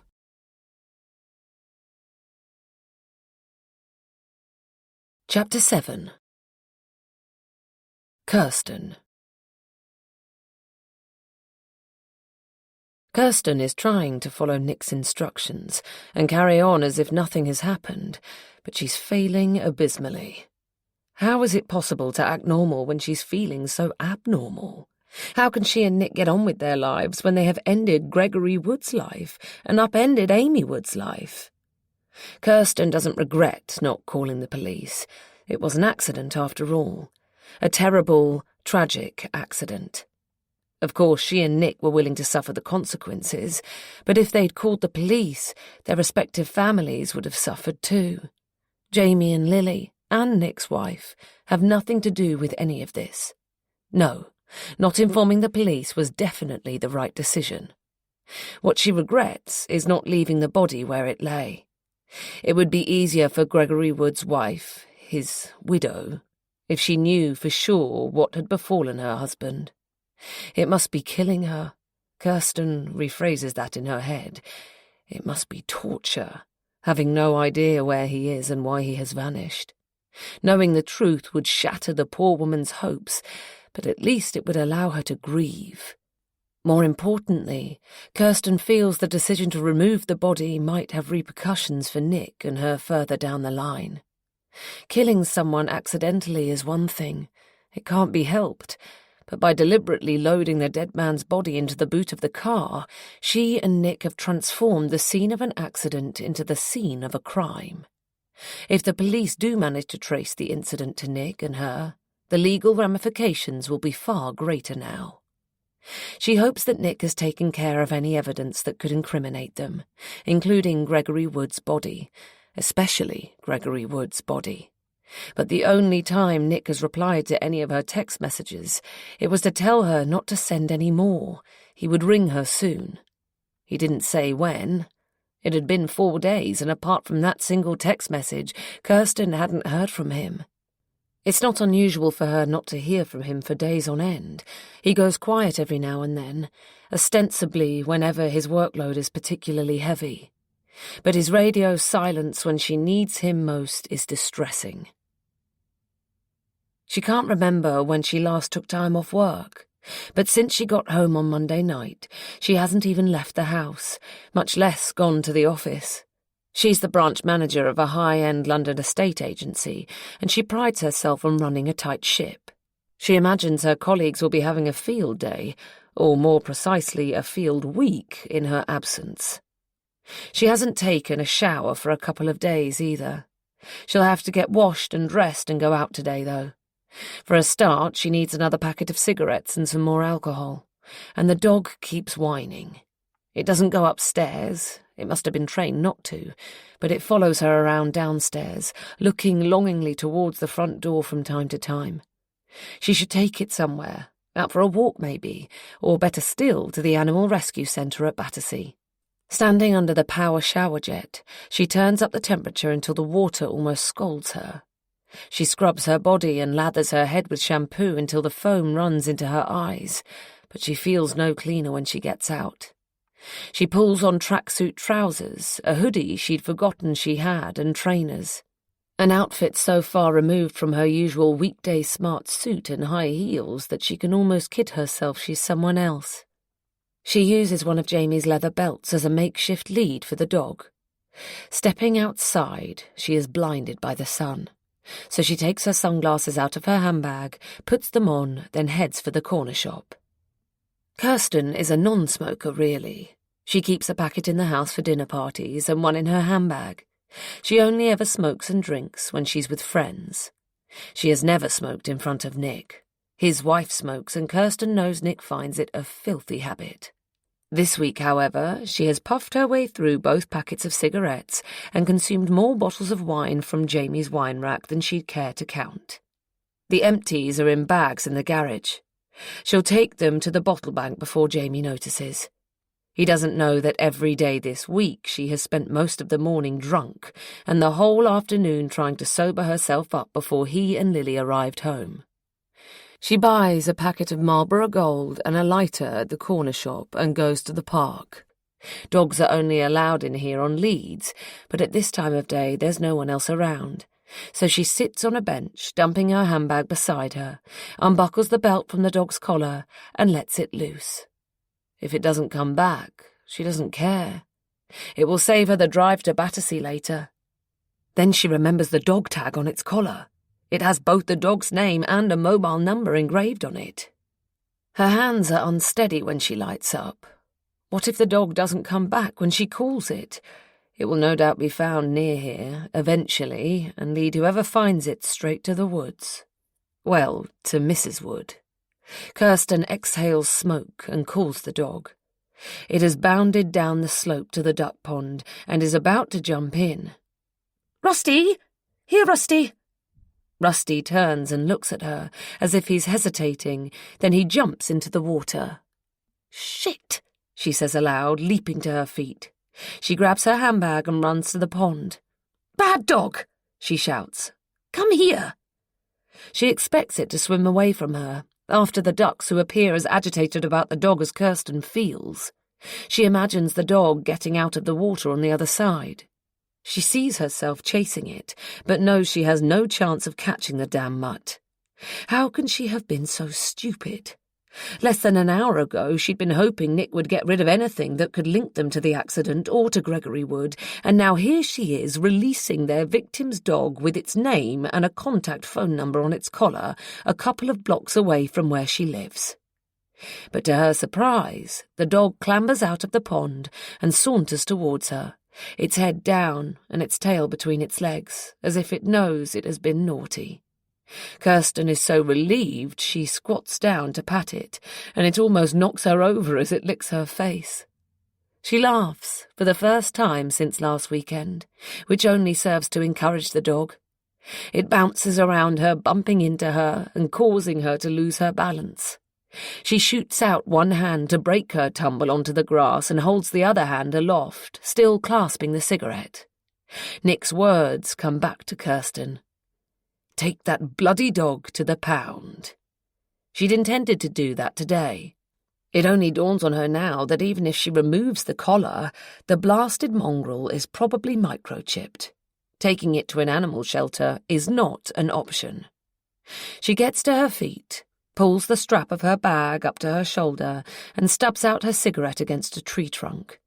She puts the butt back in the packet and picks up a stick, which she throws into the pond for Rusty to fetch. "Good boy," she says, when he comes back out of the water, the stick in his mouth. He drops it at her feet and shakes the water off his fur, spraying her and making her squeal.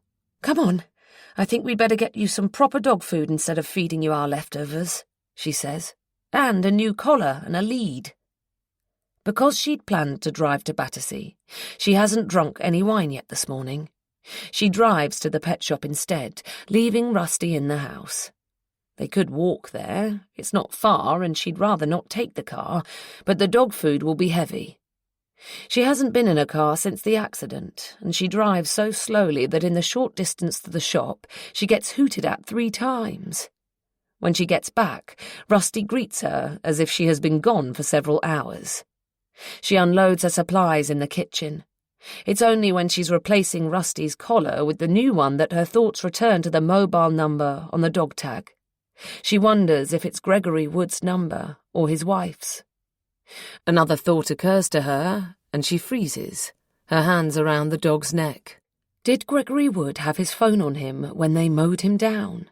If so, it would still have been on him when they put him in the boot of Nick's car. Have she and Nick inadvertently laid a trail of breadcrumbs that will lead the police straight to them? Kirsten's heart races as she fetches her own mobile phone from her handbag. She types "track movements" and "smartphone" into the search bar. "Your mobile will connect to the nearest phone mast," Kirsten reads, "even if you don't make a call or send a message from it. Information from the base stations can then be used to triangulate your location." Kirsten's palms are sweaty, and the mobile slips through them onto the floor. She bends down to retrieve it. Her breathing has become erratic, and she forces herself to inhale deeply, reasoning with herself. Is there a chance he didn't have his mobile on him? If he was out walking the dog, as Kirsten has assumed, is it possible he left his phone at home? She clutches at this idea, but realizes she's clutching at straws. She had her mobile on her in the park this morning, and Gregory Wood had his wallet on him. If he took his wallet, it seems likely he would have taken his phone too. Her mouth is dry, and it hurts to swallow. She could do with a drink. She pours herself a glass of red wine and takes several gulps from the glass. Then she calls Nick. He doesn't answer. She doesn't know if he's busy or ignoring her. She leaves a message imploring him to call her back urgently. She's halfway through typing a text message saying the same thing when her ringtone blares out, making her jump, even though she's holding the phone in her hands. "What's up, Kirsten?" He sounds grumpy. "Gregory Wood's mobile phone." She's out of breath and can't get the rest out. There's a moment's pause, then Nick says, "Please tell me you didn't take his phone as well as his wallet." "No. Did he... Did he..." The walls seem to be moving towards her, and the floor is pitching. She's still struggling to catch her breath. She sinks to the tiled floor, her back against the kitchen island. "Where is it?" she manages. "Don't worry," he says. His voice is more tender now. "He didn't have it on him. I checked before we got him into the car."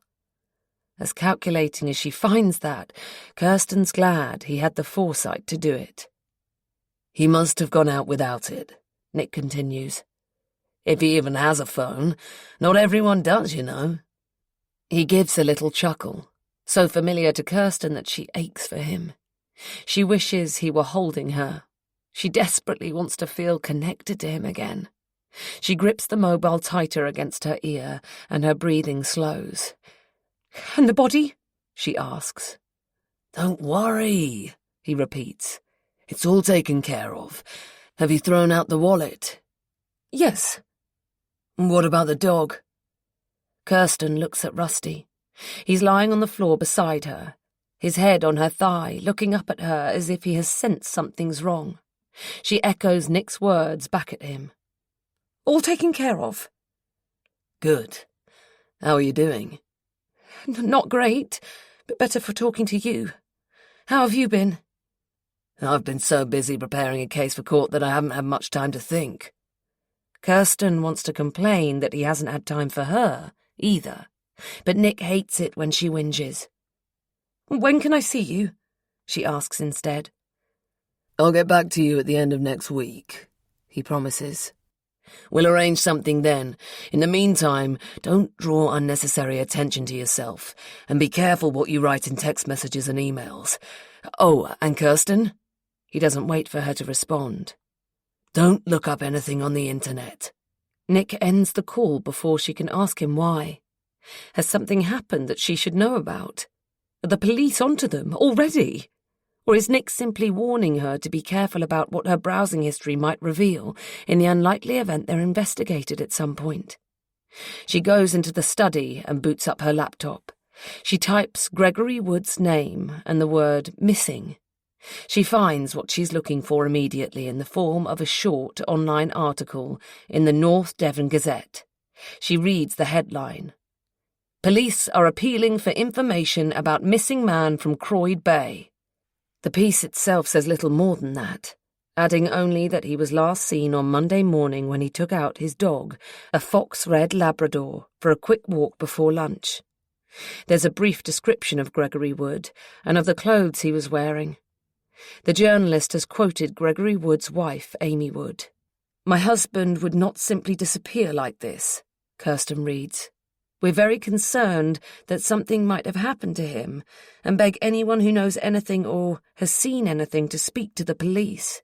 Kirsten wonders if the police think Gregory Wood has intentionally left his wife, while Mrs. Wood, Amy, obviously suspects something untoward has happened to her husband.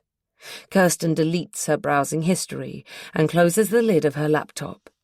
She drums her fingers on the lid for a few seconds before fetching Gregory Wood's wallet from where she has hidden it in the sock drawer of her walk-in wardrobe.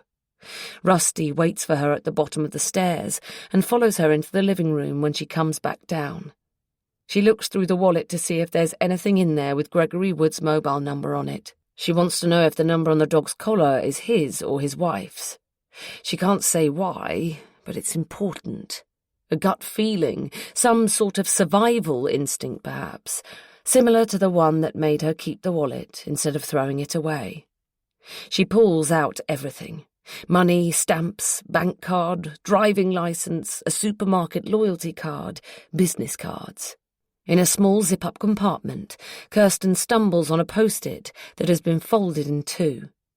It has a 4-digit number written on it by hand. Could this be the PIN code to Gregory Wood's bank card? She picks up a business card. Gregory Wood, Swell Surf Clothing and Wetsuits, Croyd Bay. There's an email address, a shop address, a landline number and a mobile number, which she compares with the mobile number on the dog's collar. It's not the same. Either Gregory Wood has a separate mobile number for work, which is certainly possible, or the mobile number on the collar is for his wife's phone. Kirsten puts everything back into the wallet.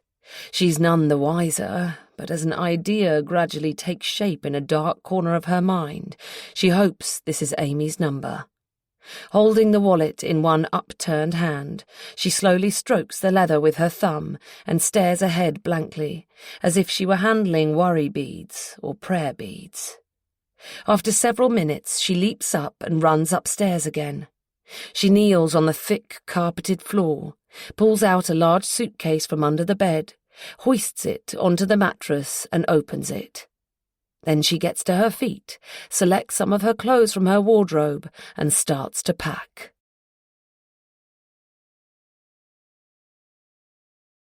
Chapter 8. Amy. There's so much blood. Too much blood. My heart plummets. At first I thought I'd woken up marinating in my own sweat. Then I wondered if I'd wet the bed. But now I've switched on the light. I can see it's not sweat, and it's not urine. It's blood. I howl in pain, not from the stomach cramp, although that's excruciating enough, but because I know what this means. I'm having a miscarriage. Slowly I get out of bed, but I'm dizzy and my legs are wobbly. I whimper like a child. I want Greg. Failing that, I want my mum. It's times like these I still need her. I thought she and I were reasonably close as mothers and daughters go. We got on most of the time as I was growing up. But as soon as I became a primary school teacher in my early 20s, she emigrated to Australia with her boyfriend at the time, a divorced cardiologist from Melbourne. He has since become her husband. I never knew my father. I'm not sure my mother did either.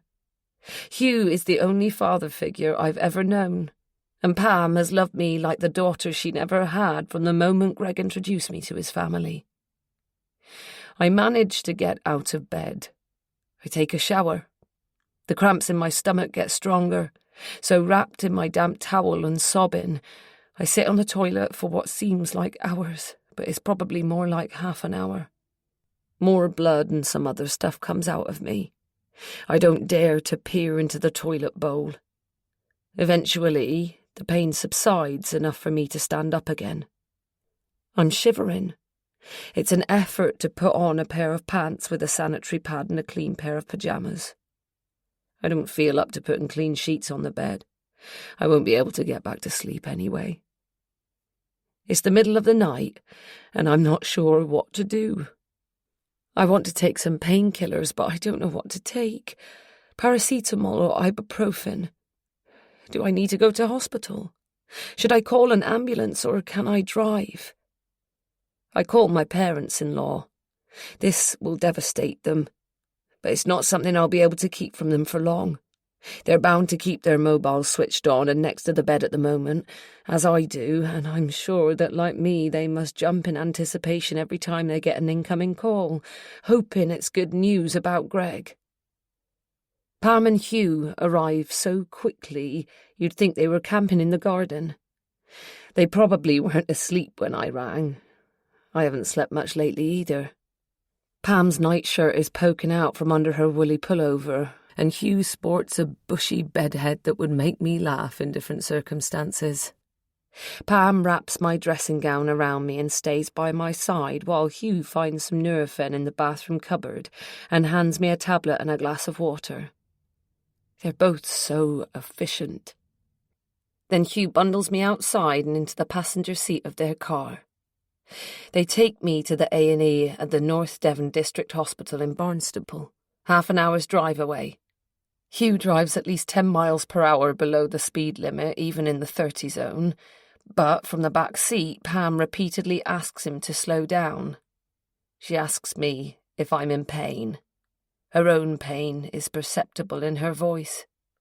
She leans forwards and squeezes my shoulder from time to time. It's the middle of the night, and thankfully there's no waiting around once we arrive at the hospital. I need to see a consultant, though, and there won't be anyone until the morning. My tummy cramps are so severe that I'm kept in overnight for observation. My parents-in-law are sent home. but they promise to come back first thing in the morning, which means in just a few hours' time. The rest of the night goes by in a daze. I vaguely remember a nurse coming to draw some blood for testing, but I have no idea what time it is. The nurse gives me another painkiller. The ward is silent except for the footsteps of health professionals in the corridor and the snoring of the patient in the bed next to mine. I drift in and out of sleep. The following morning, I'm taken in the lift to the early pregnancy assessment clinic on level 2 for an ultrasound. The nurse asks if I need a wheelchair, but I insist on walking. It's still a little early for visiting hours, but Pam and Hugh have already arrived at the hospital and Pam accompanies the nurse and me to the unit, although she stays in the waiting area when I go in for the scan. The consultant is a middle-aged woman with large black-rimmed glasses and long grey hair, fraying out of a loose bun. I keep my eyes fixed on her face as she concentrates. She frowns, and I already know what she will say. "I'm afraid there's no heartbeat," she confirms. "It does look like you've miscarried." I nod. I don't trust myself to speak past the lump in my throat. "We can confirm this with another blood test to check your hormone levels in a day or two," she adds. She goes on to explain clearly and gently that as I'm bleeding, there's a good chance the tissue will pass out of my body naturally and that no further treatment will be required. "You'll need to come back in just over a week's time so we can check there's no pregnancy tissue left." I nod again. I already have an appointment at this very hospital a week next Tuesday for my 12-week scan. "Miscarriage isn't uncommon in the first weeks of pregnancy," the consultant continues. "But most women go on to have another pregnancy, a successful one, and a healthy baby, so there's no reason not to try again if you want to, when you feel physically and emotionally ready." She knows nothing about my situation. How could she? I've said little, limiting myself to monosyllabic responses to her questions, yes or no. She hands me a leaflet and says something about counselling, but I don't take it in. "Do you have any questions?" She looks at me expectantly. "No," I say, but then I change my mind. There is something I need to know. "Was this caused by stress?" I ask. "I've been under a lot of stress these past few days. Is that why I've miscarried?" "No," she says. "It's natural to want to find a cause, but it's not linked to the mother's emotional state. In other words, it's not caused by stress. It's natural to want to blame yourself, but you mustn't. It's not your fault." "Okay, thank you," I say. I'm not convinced. By mid-afternoon, I'm discharged. Pam and Hugh take me back to their house. I sit on the sofa, legs tucked up. Hugh makes me a cup of tea and Pam makes me a hot water bottle. I pretend to doze for a while to stop them fussing. I don't mean to eavesdrop on their conversation, but I find myself straining to make out what they're saying as they whisper to each other in the adjoining kitchen. "Sergeant Harris called earlier while you were at the early pregnancy clinic with Amy," Hugh says. "Oh, what does she want?" "They want to do a short televised appeal for information about Greg's disappearance on the local news, ITV West Country." "Do they want us to read out a statement or something?" "No, I don't think so. Sergeant Harris said she would be making the appeal herself. She wants another photo, a good, recent one, preferably with Gregory wearing the same clothes as the day he went missing." There's a pause, then Pam says, "You'd think if there were any witnesses, they'd have come forward by now," she says. She's obviously trying not to get her hopes up. "Until now, it has only been briefly mentioned in the local papers. This should get a bit more coverage. It was a bank holiday weekend. Maybe there were tourists down for the weekend who saw Greg but who were unaware he's gone missing." It's a shame they can't broadcast it on national television then. I think either Hugh or Pam must close the door, because their voices become louder but muffled, and I can't follow the rest of the conversation. Something Hugh said strikes me as potentially important, but my mind is slow. I'm a little groggy from the painkillers or whatever they gave me before I left the hospital. What was it he said? Something about holiday makers spending the bank holiday weekend in North Devon. I sit bolt upright. I've got it. We had a couple renting the flat that weekend. Maybe they saw something. The Taylors, that was their name. Mr. Taylor made the booking over the phone instead of online, which is irregular, but he wanted to pay in cash. I wrote down his number and I remember asking him for his email address. I could get in touch with him and ask if they saw Greg. They saw him on the Friday evening when they arrived. If they saw him again on the Monday, they would certainly have recognised him. I get a sinking feeling as I realise the timeline isn't right. The couple came round with the keys to the flat before midday. They were on their way home. I don't know where they live. I didn't take down an address with the booking, which was an oversight on my part, but they would have been heading for the link road and then the motorway. Greg was in the house when they swung by, prepping the veg for the roast dinner.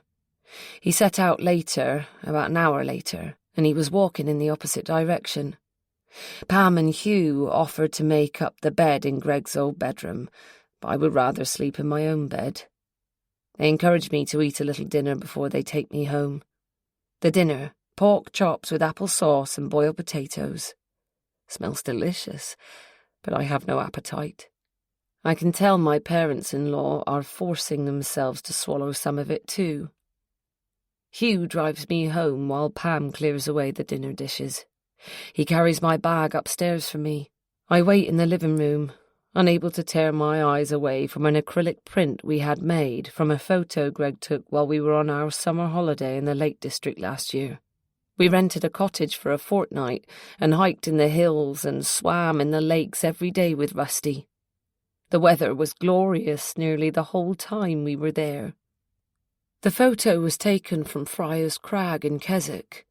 It captures the breathtaking view of Derwentwater we enjoyed on one of our walks. It was here that we decided to start a family. I resist the urge to take down the picture. I want to throw it to the floor and smash it. The image no longer represents a happy memory. It serves only as a painful reminder. When Hugh has gone, it's eerily quiet. There was always music on in this house. Greg and I would make playlists together and stream them through the Bluetooth speaker, but I haven't listened to a single song since he's been gone. A memory charges at me. Greg in the kitchen singing at the top of his voice one evening as we prepared dinner. He grabbed the ketchup bottle and used it as a microphone, prancing around like a rock star. Rusty bounded around him excitedly, barking. A deafening duet. I laughed at them until I cried. I can't remember now which song Greg was singing along to, or even which band we were listening to. I swipe at the tears cascading down my face. I unpack my overnight bag from the hospital, throwing everything into the washing basket. I clean my teeth and crawl into bed. The sheets are clean. Pam must have changed them while I was in hospital. These sheets don't smell of Greg.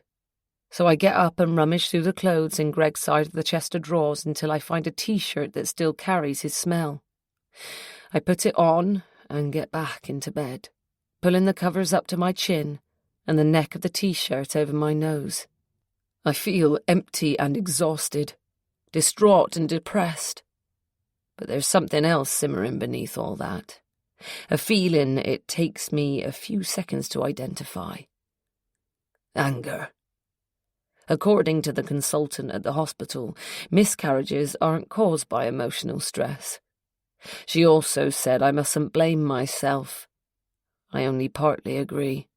I firmly believe that stress was a factor.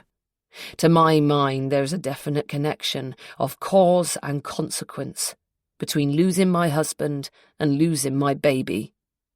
But I don't blame myself. I think someone else is to blame, and I think they should pay for what they've done.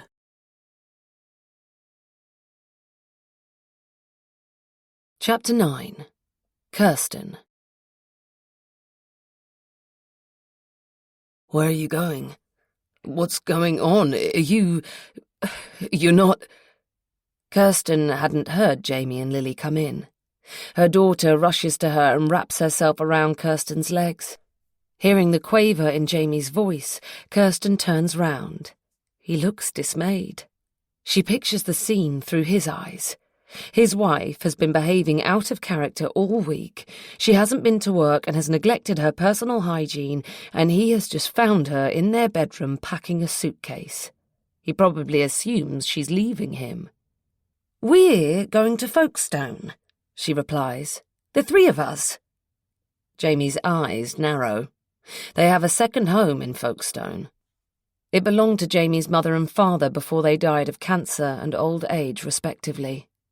Jamie bought out his sister, Claire, so it's all theirs. They hardly ever go there. In fact, Claire goes more than they do, even though she lives much further away. Kirsten hates it, mainly because she's not a fan of the beach and prefers to stay in London at weekends. It has long been a source of contention between Jamie and her. "I thought it would do us good to get away for the weekend," she says. You went away last weekend. As if afraid she'll change her mind, Jamie adds hastily, Are you sure? Are you feeling better? "Yes, much better, thank you." Kirsten had contracted a fake tummy bug to account for this week's listlessness and absenteeism from work. She extricates herself from Lily's grasp and zips up the suitcase. "I think I've got everything." She looks pointedly at Lily. "Including Teddy." Once Kirsten forgot the tatty bear, and Lily threw such a tantrum that Jamie offered to drive all the way back and fetch him. Kirsten overruled that suggestion. Lily was 5 at the time, for fuck's sake. She could spend, and in the end did spend, 2 nights without a smelly stuffed toy with a missing ear. Kirsten has probably forgotten something, but she has double-checked she has packed the 2 most important things. Firstly, Gregory Wood's wallet. She wonders if she has known subconsciously all along why she felt she should keep it. Secondly, her burner phone, which she has charged up. Nick gave her the prepaid mobile 5 years ago at the beginning of their affair, but Kirsten saw little point in using it. Jamie has always had a trusting, guileless nature, and even if he suspected she was being deceitful or unfaithful, she's certain he would never go through her things. He doesn't know her passcodes and passwords, not that they would be hard to find if he looked, but Kirsten's sure he won't. Anyway, no one really uses burner phones anymore. She doesn't think they did back when Nick gave it to her, but now it will come in handy. Jamie hoists the suitcase into the boot of their Ford Mondeo. The nondescript hatchback, Jamie's choice, is too big for the 3 of them and nowhere near as comfortable as Nick's luxury saloon. Jamie doesn't think they need a car. Both of them use public transport to go to work, and they could easily buy their shopping online and take the train for their rare weekend breaks. But Kirsten maintains that having a vehicle is essential when you have a kid, if only for emergencies. She also insisted on an automatic. Jamie bought the dark blue Ford Mondeo second-hand. It lacked that clean smell that still radiates from the upholstery in Nick's car. As Rusty jumps into the boot and lies down next to the suitcase, Kirsten remembers travelling back from Devon with the dog wedged into the footwell against her legs. Jamie closes the boot, and Kirsten shudders as she pictures Gregory Wood's lifeless body in Nick's boot. This image is imprinted on her brain now. Jamie fetches some snacks for the journey, and they set off. Apart from the short trip earlier today to the pet shop, which was just round the corner, she hasn't been in a car since the accident. She's jumpy and has to resist the urge to ask Jamie, who is keeping more or less to the speed limit, to slow down. Lily soon falls asleep in the back. To Kirsten's annoyance, Jamie yawns noisily from time to time. He works hard as a copywriter, and even though last Monday was a bank holiday, he has had a long week, making up for the lost day at work, as well as looking after Lily and making the meals in the evenings. She should offer to take the wheel for a bit and let Jamie sleep, but she hates driving. and Jamie does only work part-time. She turns up the music to deter any conversation. She needs to collect her thoughts. When she came up with her idea earlier, it seemed like a brainwave. But since then, doubt has tiptoed into her mind. She's no longer sure it would be wise to carry out what she'd planned to do. She needs to think it all through before they get to Folkestone. She brings up the article she reads online about Gregory Wood's disappearance on her smartphone and rereads it. Then she types similar keywords into the search bar to see if there's any more information. The only other online article she finds, from another local paper, contains fewer details, but it has a slightly different quote from Amy Wood. "My husband would not have upped and left on his own accord. His parents and I feel certain that someone out there knows something that could help us find out what has happened to him." This confirms what Kirsten thought. Amy Wood believes that someone has had a hand in her husband's disappearance. Kirsten will have to put her plan into action. Something has to be done to change the widow's mind. She closes her eyes. It makes her less jittery about being in a car, and if she pretends to sleep, Jamie won't disturb her while she thinks things through. She can't afford to slip up. Kirsten feigns a headache the next morning. Lily actually cries when Kirsten says she isn't going out with them this morning, which tugs a little at Kirsten's hardened heart. Jamie is concerned about Kirsten's health and fusses around her. She's never ill, and yet this week she has had both a tummy bug and a headache. Should he take her to get a blood test? Does she need him to go to the chemist? Kirsten just needs him to get out of the house and take Lily with him, although she's careful to phrase this a little less bluntly when she says it out loud. Jamie has fetched her a cold, damp flannel, and Kirsten lies in bed with it draped across her forehead, waiting impatiently. Lily has recovered quickly from her disappointment. Her excited chatter drifts to Kirsten from the breakfast table downstairs. Kirsten listens to her husband and daughter's conversation. Jamie promises to take Lily to Sunny Sands Beach and make sandcastles with her. Lily wants to take Rusty, but Jamie checks on the internet and dogs aren't allowed on the beach between May and October. Their little cottage is a mere stone's throw from the harbour and beach, so they can go there by foot, which means Kirsten can take the car. So far, so good. Kirsten feels a small pang of guilt that she won't be spending the morning with her husband and daughter. She'll make it up to both of them when she gets back. The dull thud of the front door finally closing galvanizes Kirsten into action. She gets out of bed and races downstairs. On the console table in the entrance hall, she finds a pad of paper. She hunts in the drawer of the console for a pen, but doesn't find one. She hunts through her handbag for one instead. She scribbles a note for Jamie, saying her headache has gone and she has popped out to buy some food for their lunch. Hopefully she'll be back before Jamie and Lily, but she better leave a note in case. She checks the burner phone is in her handbag. It's turned off for the moment. She'll leave her own phone upstairs. She also checks she has both her wallet and Gregory Wood's, and sunglasses and a sun hat. Rusty wags his tail as she pulls on her shoes. She promises him that someone will take him out later. When she can't find the car keys, she panics and swears. She and Jamie usually leave the keys on the console table, but they're not there. Jamie must have them on him. She rummages around in the drawer where she looked for a pen a minute or so ago. No keys. She swears again. She's going to have to abort her mission. She spots Jamie's jacket on one of the wooden hooks. It's sunny today. He has gone out without it. She thrusts her hand into one of the jacket pockets. Relief floods through her as her fingers close around the car keys. She steps outside and locks the door behind her. After checking there's no one around, Kirsten lifts the lid of the ceramic ashtray on the garden table and leaves the front door key inside, as they always do. Seconds later, she's in the car on the way to Dover. She follows the road signs to avoid using the sat-nav, but she knows it's a 20-minute drive. She heads for the ferry terminal and pulls into a supermarket car park close to the port. She parks as far away from the supermarket entrance as possible, checking for CCTV cameras. She doubts anyone will ever check them, but she doesn't want to take any unnecessary risks. She pulls on the sun hat, tucking her hair inside, and gets out of the car. She has almost reached the sliding doors of the supermarket before it occurs to her that she has forgotten a shopping bag. She returns to the car and fetches one from the boot. Kirsten notices there's an ATM outside the supermarket. She has memorized the 4 digits on the post-it, convinced that they are Gregory Wood's PIN, but if she buys a few groceries, she won't need it, as she'll be expected to make a contactless payment. She considers making a cash withdrawal. It would appear more authentic if she made a transaction using his PIN.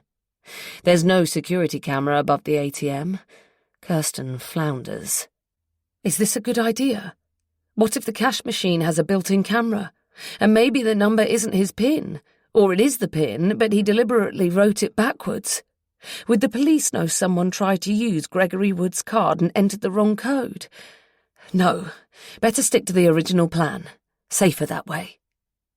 Kirsten enters the supermarket and picks up some fresh bread, cheese, pâté, coleslaw, lettuce and cherry tomatoes, and some of those kids' yogurt drinks that Lily loves. That will do nicely for their lunch. She also grabs a couple of bottles of Pinot Grigio. She'll need some alcohol after this to calm herself down. At the checkout, she pulls out Gregory Wood's debit card. What if the card has been cancelled? Sweat prickles under her arms and beads on her forehead under the hat as she holds the chip to the card reader. She can hardly believe it when the payment is confirmed and the girl hands her the receipt. It has worked. Kirsten picks up her shopping bag and mumbles her thanks. Keeping her head down, she scurries out of the supermarket. For a minute or two, she sits in the car, trying to slow down her breathing and her heart rate before carrying out the second part of her plan. Once she has composed herself, she drives around looking for a suitable spot. It has to be near the ferry port, but not in a lay-by along the road. She contemplates going to the train station, but in the end she parks in Marine Parade. She switches on her burner phone, checks her caller number is hidden, and makes the call from the car. She still doesn't know whose mobile number is engraved on Rusty's collar, but if Gregory Wood left his phone at home that day, as Nick assumes, there's a good chance Amy Wood will answer the call either way. She may think it's her husband calling, which is what Kirsten's hoping, even if the incoming call is to his phone. After all, Kirsten doesn't know Jamie's or Nick's mobile numbers by heart, only her own. Kirsten hears the ringtone. Given the circumstances, if it is Amy's phone, she'll probably have it right next to her, wherever she is, even if she's in the shower or on the toilet. The volume will be turned right up so she can't possibly miss an incoming call. How long before Amy will stop thinking that it's news about her husband every time her mobile goes? A month? 6 months? A year? As Kirsten had anticipated, Amy answers immediately. Kirsten remains silent, although her heart is beating so loudly in her own ears that she's sure Amy must hear it. "Hello?" Amy repeats. Still, Kirsten says nothing. Then, Greg, is that you?" Kirsten has achieved what she set out to do. Her mouth curls upwards as she ends the call, but it's more of a rueful grimace than a triumphant smile. She's not proud of what she has just done, but needs must. This is about protecting her family and herself. She turns off the burner phone, gets out of the car, and walks to the railings along the esplanade. She checks no one is watching her and lobs the phone as far as she can into the sea.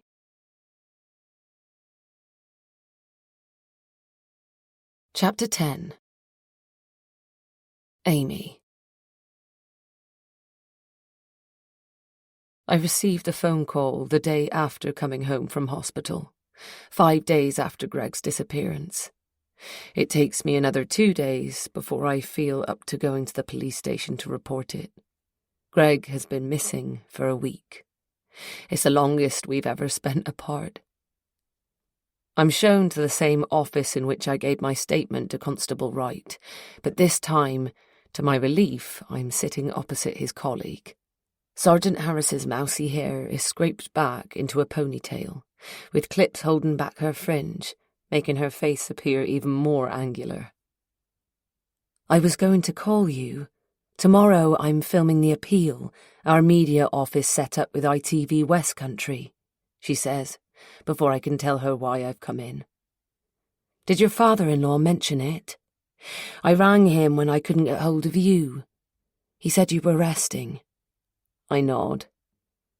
It will probably only last 1 or 2 minutes, but hopefully it will jog someone's memory, and we may get some useful leads into your husband's disappearance. She gives me a smile, but it looks as if she's baring her teeth. I don't smile back. Mr. Wood, your father-in-law, gave me a photo of Gregory I can use for The Appeal. I wanted to ask you for a decent photo of your dog, she gushes. Have you got one? I bring up some photos of Rusty on my phone and she selects 2 of them. She gives me her email address and I send them to her. That's perfect, she says, as we hear the swoosh of the email sending from my phone followed by the ping of it arriving on her desk computer. With the weather being so bad, if anyone did see Gregory, they might not have got a good look at his face, but they may remember the dog. Without stopping to take a breath, she asks, So what brought you in today? I tell her about the phone call with the long silence from the blocked number. What makes you think it might have been your husband? She says when I've finished. I want to believe it was Greg and that he's alive somewhere, being kept against his will for some reason. But deep down, I don't buy that. It's wishful thinking. I'm just not ready to consider the alternative scenarios. I didn't tell Harris I thought it was Greg. What I said was that I thought it may have something to do with Greg, but I don't correct her. Instead, I answer her question with one of my own. Can you trace the call? She sighs, and my heart sinks. She's no better than Constable Wright. She doesn't seem to think there's anything to investigate either. It's Can the police trace an incoming call from a blocked number? I insist. Theoretically, yes. The fact the number's blocked makes no difference. It would be possible to retrieve the number of that phone and the approximate location where the call was made. She launches into a lengthy explanation of how they can trace a call, but I only take in isolated words and phrases. Single point of contact, grid reference, mast, azimuth. My brain fixes on what she said before that. Theoretically. Does that mean they could, but they won't? I'm about to put this to Sergeant Harris, but she gets in her next question first. You said the call lasted several seconds. Did you hear any background noise during that time? Traffic, music, voices, the television, something like that? No, nothing. And you couldn't tell if the caller was a man or a woman? No. Are you sure Gregory knows your number off by heart? What? You've got his mobile phone in your possession, so if he was the one who rang you, he'll have punched in your number from memory. Does he definitely know it? I have no idea if Greg knows my number or not. I don't know his number by heart, only my own. He's not great with numbers. He forgets important dates and has trouble remembering his PIN when he needs to withdraw money. I shake my head. The thing is, Amy, there could be any number of explanations for that call. A wrong number, telemarketing, a long-distance call that didn't connect.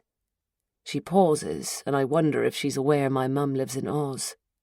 I've already thought of all these possibilities, I say, but I still think it's worth a try. Most silent calls are made by automated systems in call centres, she continues as if I haven't spoken. It takes a few seconds to connect you to a call centre agent once you answer your phone. I realise that, but what if this phone call is related to what happened to Greg? Another sigh.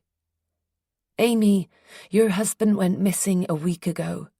We need something to warrant... We have no reason to believe he didn't leave home because he wanted to. I get what she's saying. A grown man who has disappeared without a trace is not a priority for them. I've told them myself he's not suicidal. Greg is my priority, though. You have no reason to think he did leave because he wanted to, I counter. What if someone has taken him, and this is the call from his kidnapper? Amy, we need to be reasonable and not make wild assumptions. Your theory doesn't hold water for 2 reasons. Firstly, why would anyone kidnap Greg? We've looked into your husband's business, and to say it's not doing well would be putting it mildly. There's no money to pay a ransom. Why else would someone kidnap an adult male? I say nothing. She's right. It doesn't make sense. There would be more obvious motives, albeit unthinkable ones, if a woman or a child had been abducted. But for a man in his 30s, it's a different story. I wait for the other reason. Secondly, let me ask you this, Harris continues, leaning forwards, putting her elbows on the table and resting her chin on her hands. Where is your dog? If someone had taken Gregory, wouldn't your dog have come home by itself? It knows the way, right? This has troubled me too. I've rung all the local dog pounds and walked miles looking for Greg and calling for Rusty. If someone has found Rusty, my mobile number is on his collar, but no one has rung. Unless I don't tell Sergeant Harris what I'm thinking. It would only provide her with another hypothesis for this strange silent call. She'll think someone has found the dog, but couldn't get through.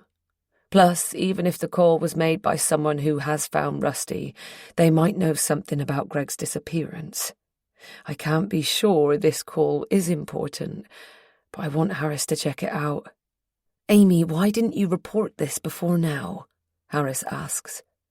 You got this phone call the day before yesterday. I wasn't well. I'd just come home from the hospital. Oh, nothing serious, I hope. She sounds genuinely concerned. Tears prick my eyes and I lower my head. I notice I'm playing with my wedding ring, turning it round and round. It brings back a memory. Greg and I bought matching wedding rings, in Argos of all places. They cost less than £100 each. They were supposed to be temporary to tide us over until we could splash out on an exotic belated honeymoon, renew our vows on a white sandy beach somewhere, and replace our rings with better quality, higher carat gold ones. Every now and then, when the plain gold band pinches my finger too much, I have to take it to the jeweller's to be teased back into shape. Greg and I never did get to go on that honeymoon, but I'm glad I still have this ring. It may be cheap, but to me, it's invaluable. Sorry, none of my business. Sergeant Harris's voice jolts me out of my reverie. I had a miscarriage, I say softly. Oh, God, I'm so sorry. I can tell from her expression that she means it. I look up and lock my eyes onto hers. Sergeant Harris, will you or won't you trace the call? It may not turn out to have anything to do with Gregory's disappearance, and I can't promise we'll get the results quickly. It can take several days or even weeks, she says. But yes, I'll apply for the incoming call data to your mobile number.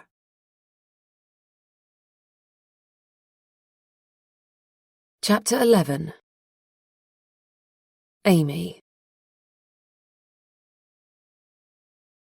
When I get home from the police station, there's a car in front of the entrance to the cottage.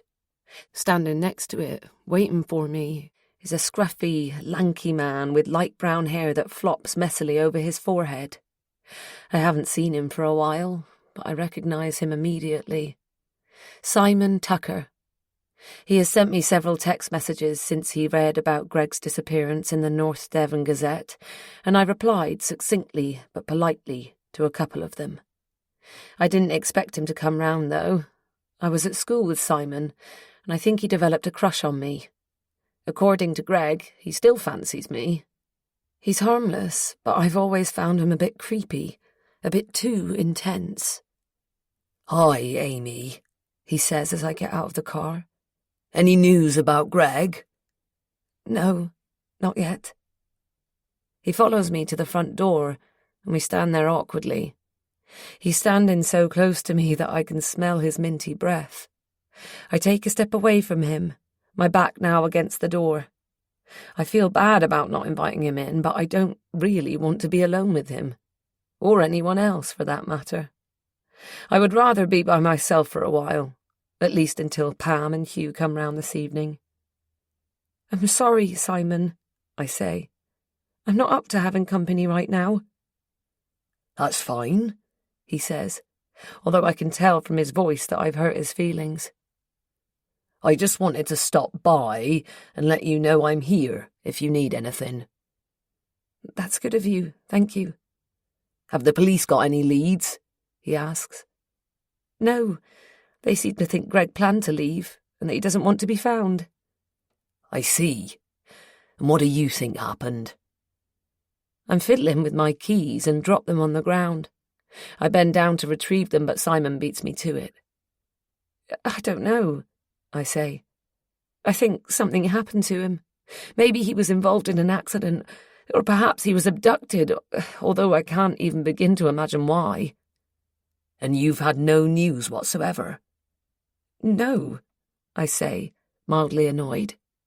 He has already asked me that. I got a phone call the other day, but the caller didn't say anything, so I don't know if it has something to do with Greg or not. I'm not sure why I'm telling Simon all this. I'm holding out my hands for the keys, but Simon doesn't seem to have noticed. "Was it from Greg's mobile?" he asks. "No, the number was blocked. Greg doesn't have his mobile. I do. I found it the night he disappeared, in a ditch at the side of the road less than a mile away from here." A stitch appears in the small gap between Simon's eyebrows. "He went missing last Monday. Is that right?" he enunciates slowly. "Yes, a week ago today. At this time of day, in fact. I don't say that out loud. He popped out to walk the dog before lunch." He nods, looking pensive. His eyes bore into me, making me feel uncomfortable. "Which road?" he asks. I'm not sure what difference it makes, but I answer the question. "Moor Lane, near the end where the southwest coast path passes." Simon's face is a ghoulish white. His mouth is wide open, as if he's in shock or gasping for air. I decide I'd better invite him in after all. "Simon, would you like a cup of tea or something?" He's still holding my keys, so I seize them from his hand. "You've gone awfully white." He shakes his head. "Can you show me?" he says. "Show you what? The phone?" "No, where you found it. The exact spot." "Why?" "I've already shown the police where I found Greg's phone, and they didn't find anything else." "Just show me." I'm about to protest and demand to know why, but he adds, "Please, I'll drive." "Do you mind if we walk?" I say. Simon looks miffed, and I realise I must sound ungrateful or snobbish. For years he has been driving around in the same old rusty car. I must have given him the impression his wheels aren't good enough for me, but that's not it. I've walked all the way out to Baggy Point and back a couple of times since Greg has disappeared, although I feel certain Greg wouldn't have gone anywhere near as far that day. Each time, I hope to see something I've missed, a clue, a sign, anything that might indicate where he went. I explain this to Simon. I don't tell him that I'm supposed to be taking it easy, because although I'm feeling low, I don't feel physically weak, and I think the fresh air and light exercise will do me good. "Of course I don't mind," he says. "Let's go." I unlock the front door and change my shoes. I take my mobile out of my handbag and slide it into the back pocket of my jeans so I don't have to take my bag with me. Then we set off. As we walk, I try again to draw Simon out, but he won't say why he wants to see for himself where I found Greg's phone. I tell myself he wants to check the area in case I've missed something, and his mysteriousness is just to avoid giving me false hope. The conversation between us starts off stilted, before drying up altogether. The short walk seems long, especially without Rusty by my side. When we reach the spot, I stop and point. "That's where I found the phone," I say. "In that ditch. Its screen was smashed, as if Greg had dropped it." It's only as I tell Simon this that I remember Greg's phone has a screen protector. We spent ages one evening trying to follow a YouTube tutorial to install it correctly without air bubbles. Even if Greg had dropped it on the tarmac, the screen shouldn't have cracked, and it certainly wouldn't have smashed like that. If the phone had fallen into the ditch, onto the grass and brambles, it wouldn't have been damaged at all, except maybe by the rain. I didn't think to mention this to Constable Wright. It didn't occur to me until now, but this might be important. "I thought as much," Simon muses, nodding his head vigorously. I suddenly find him infuriating. "Tell me what's going on!" I didn't mean to shout. "Please, tell me what's going on," I repeat more quietly this time. "Okay, I'm sorry. I just wanted to make sure. On the day Greg went missing, around lunchtime, I came round that there bend in my car." He points behind him, "and almost drove into the back of another car that was stopped on the corner." His North Devon inflections are really pronounced, and I remember him being mocked for it at school. I always felt sorry for him. It's not like the other kids at the local comprehensive had plummy accents. We were all locals and spoke with varying degrees of Devonian burr. "Go on," I say, trying to keep the impatience out of my voice. "It was pissing down.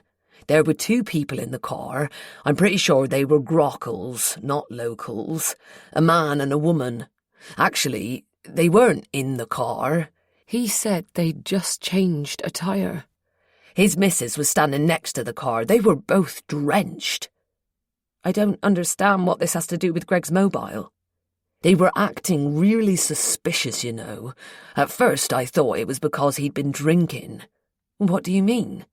"I wound down my window to see if they needed help, and when the bloke stooped to talk to me, I could smell alcohol on his breath. He'd driven into the hedge, you see. The front of the car was dented." He pauses, maybe to let that sink in before he hits me with the next part. "It's a hell of a coincidence, don't you think?" Simon continues. "The same place, on the same day." "You think they hit Greg? Could Greg have been in the car, in the back seat? Were they taking him to hospital?" "Maybe. But I stopped my car more or less alongside theirs, well, as close to it as I could, and I leaned out of my window to get a look at the damage and all.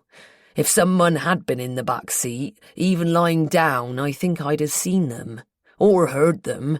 If Greg was injured, he'd probably have been screaming in pain." "So, what do you think happened?" "The bloke was closing the boot as I rounded the bend.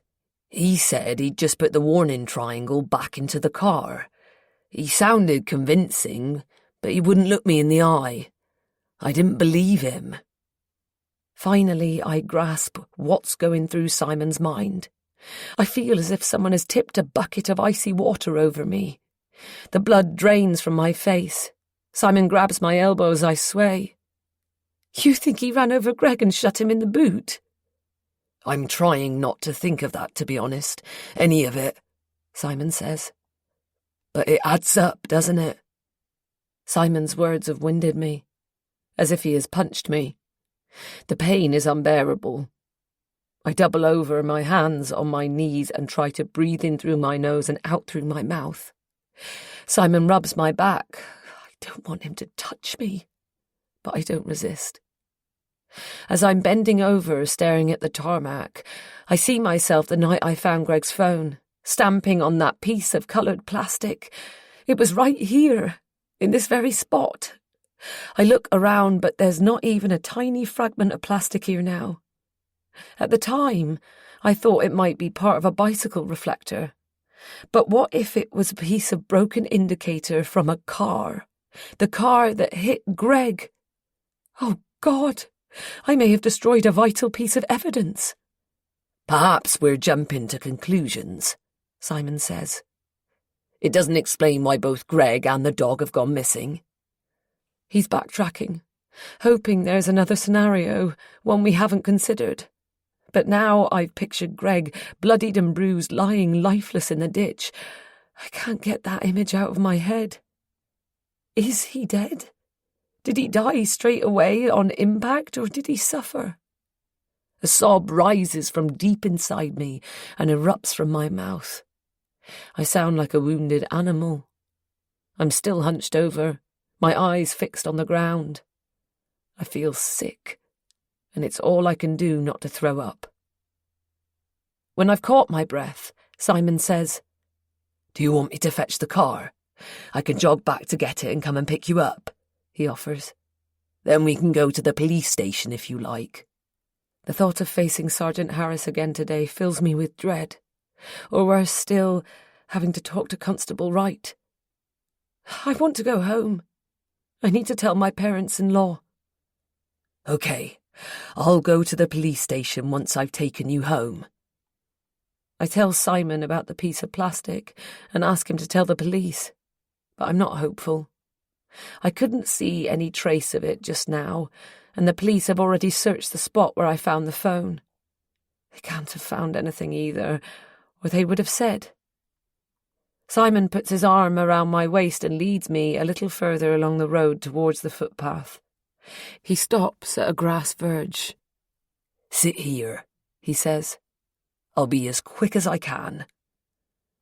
I sit on the grass and pull my knees to my chest. The same words go through my head over and over again. Hit and run. Hit and run. Then a question. Is there any chance Greg is still alive? I want to believe he is, but if the couple put him in the boot of their car, he can't be. They must have run him over. They must have killed him. A dog walker stops to ask if I'm okay. I've seen her several times before when I've been out with Rusty. My answer doesn't sound coherent to me, but she sits down on the grass next to me and puts her free arm, not the one holding the lead, around my shoulders. She and her dog wait with me until Simon gets back.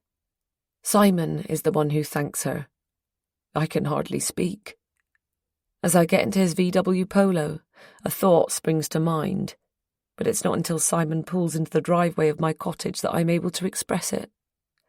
I'm wondering if the boot of the car was big enough for both Greg and Rusty, if they were both killed by the motorist.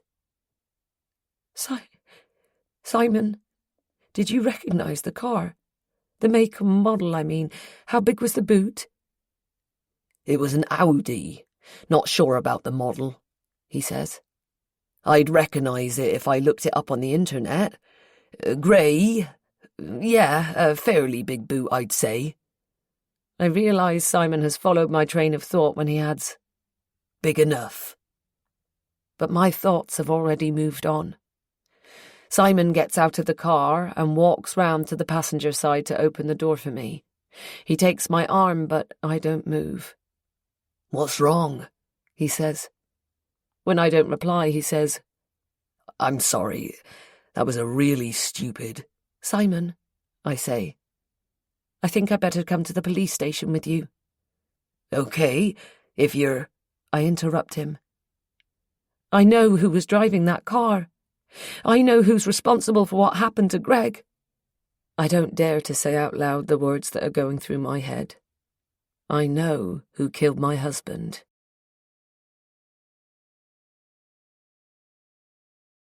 Chapter 12.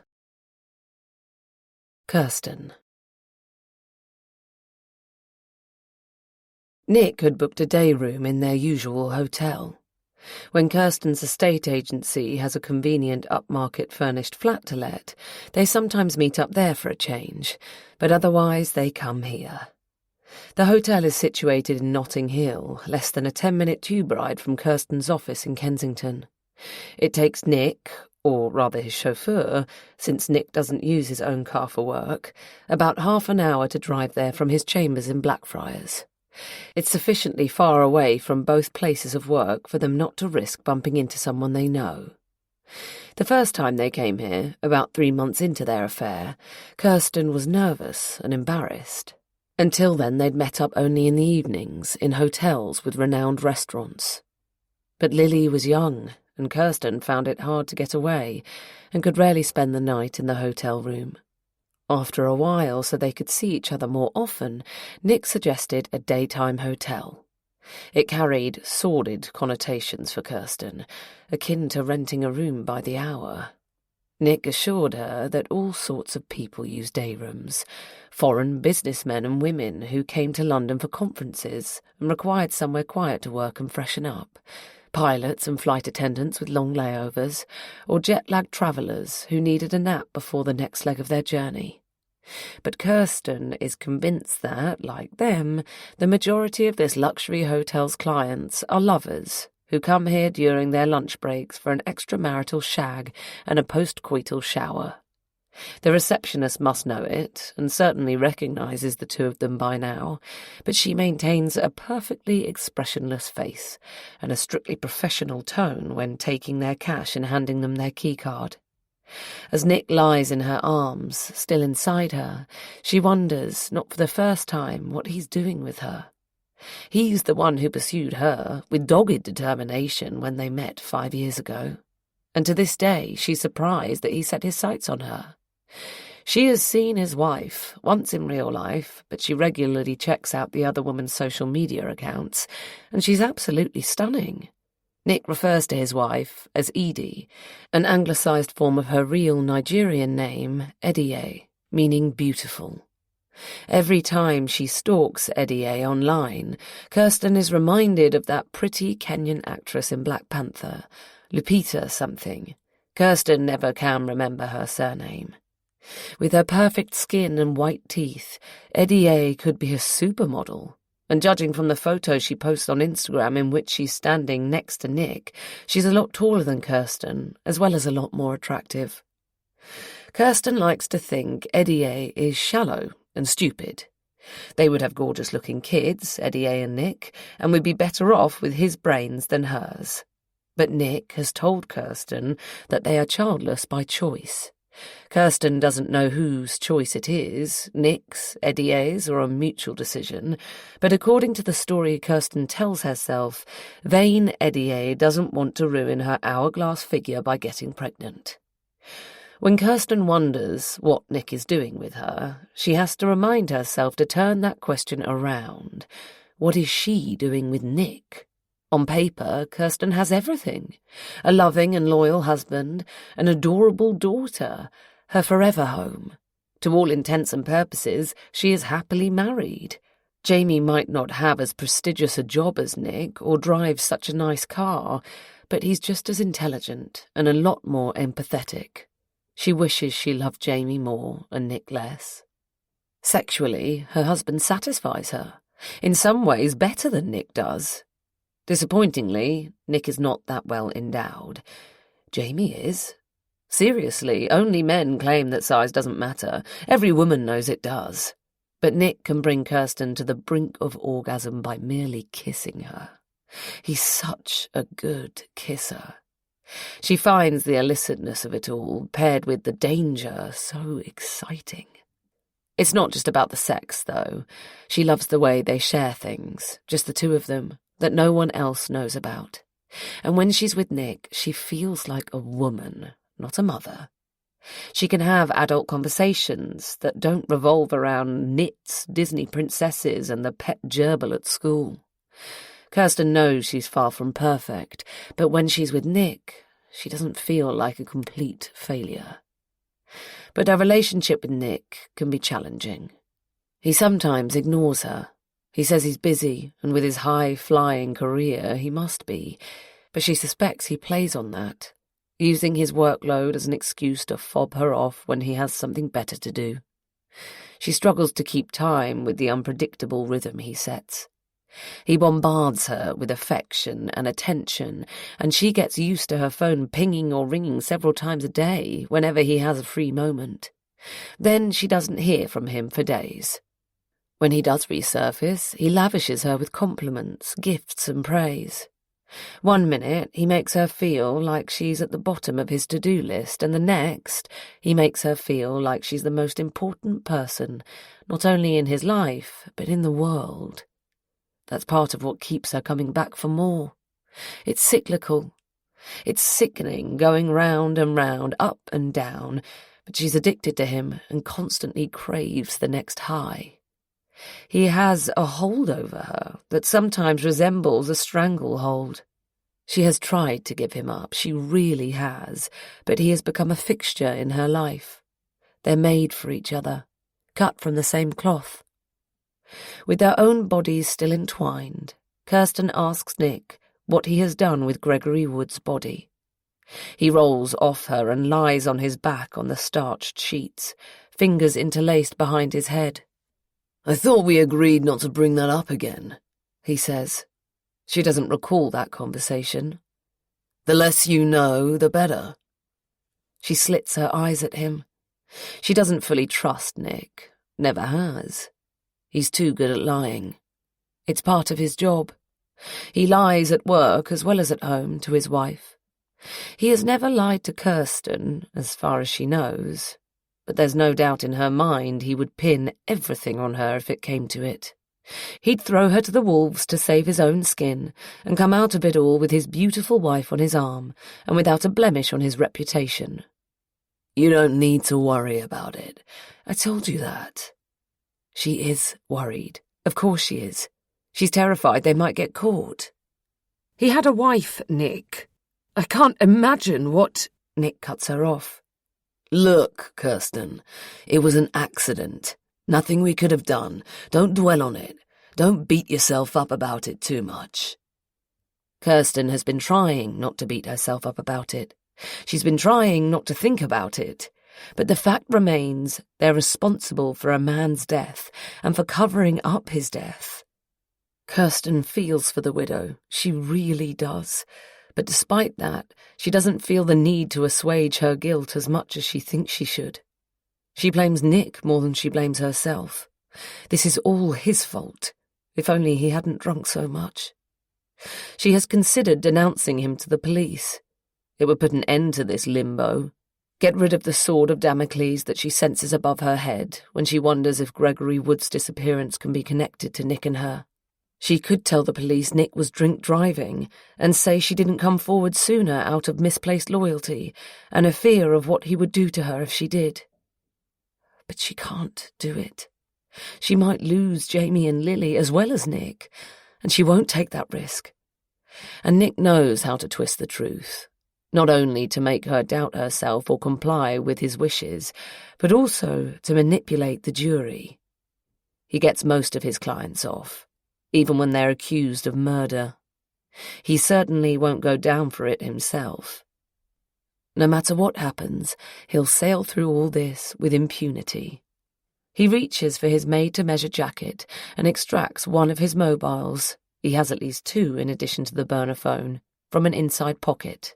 His brow furrows as he focuses on the screen, typing something into the phone with his thumbs.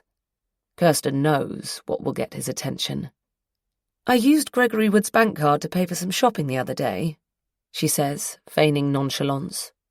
A storm cloud passes over his face. "What the fuck, Kirsten?" He throws his mobile onto the bed and sits up, pulling the sheets over his bare legs.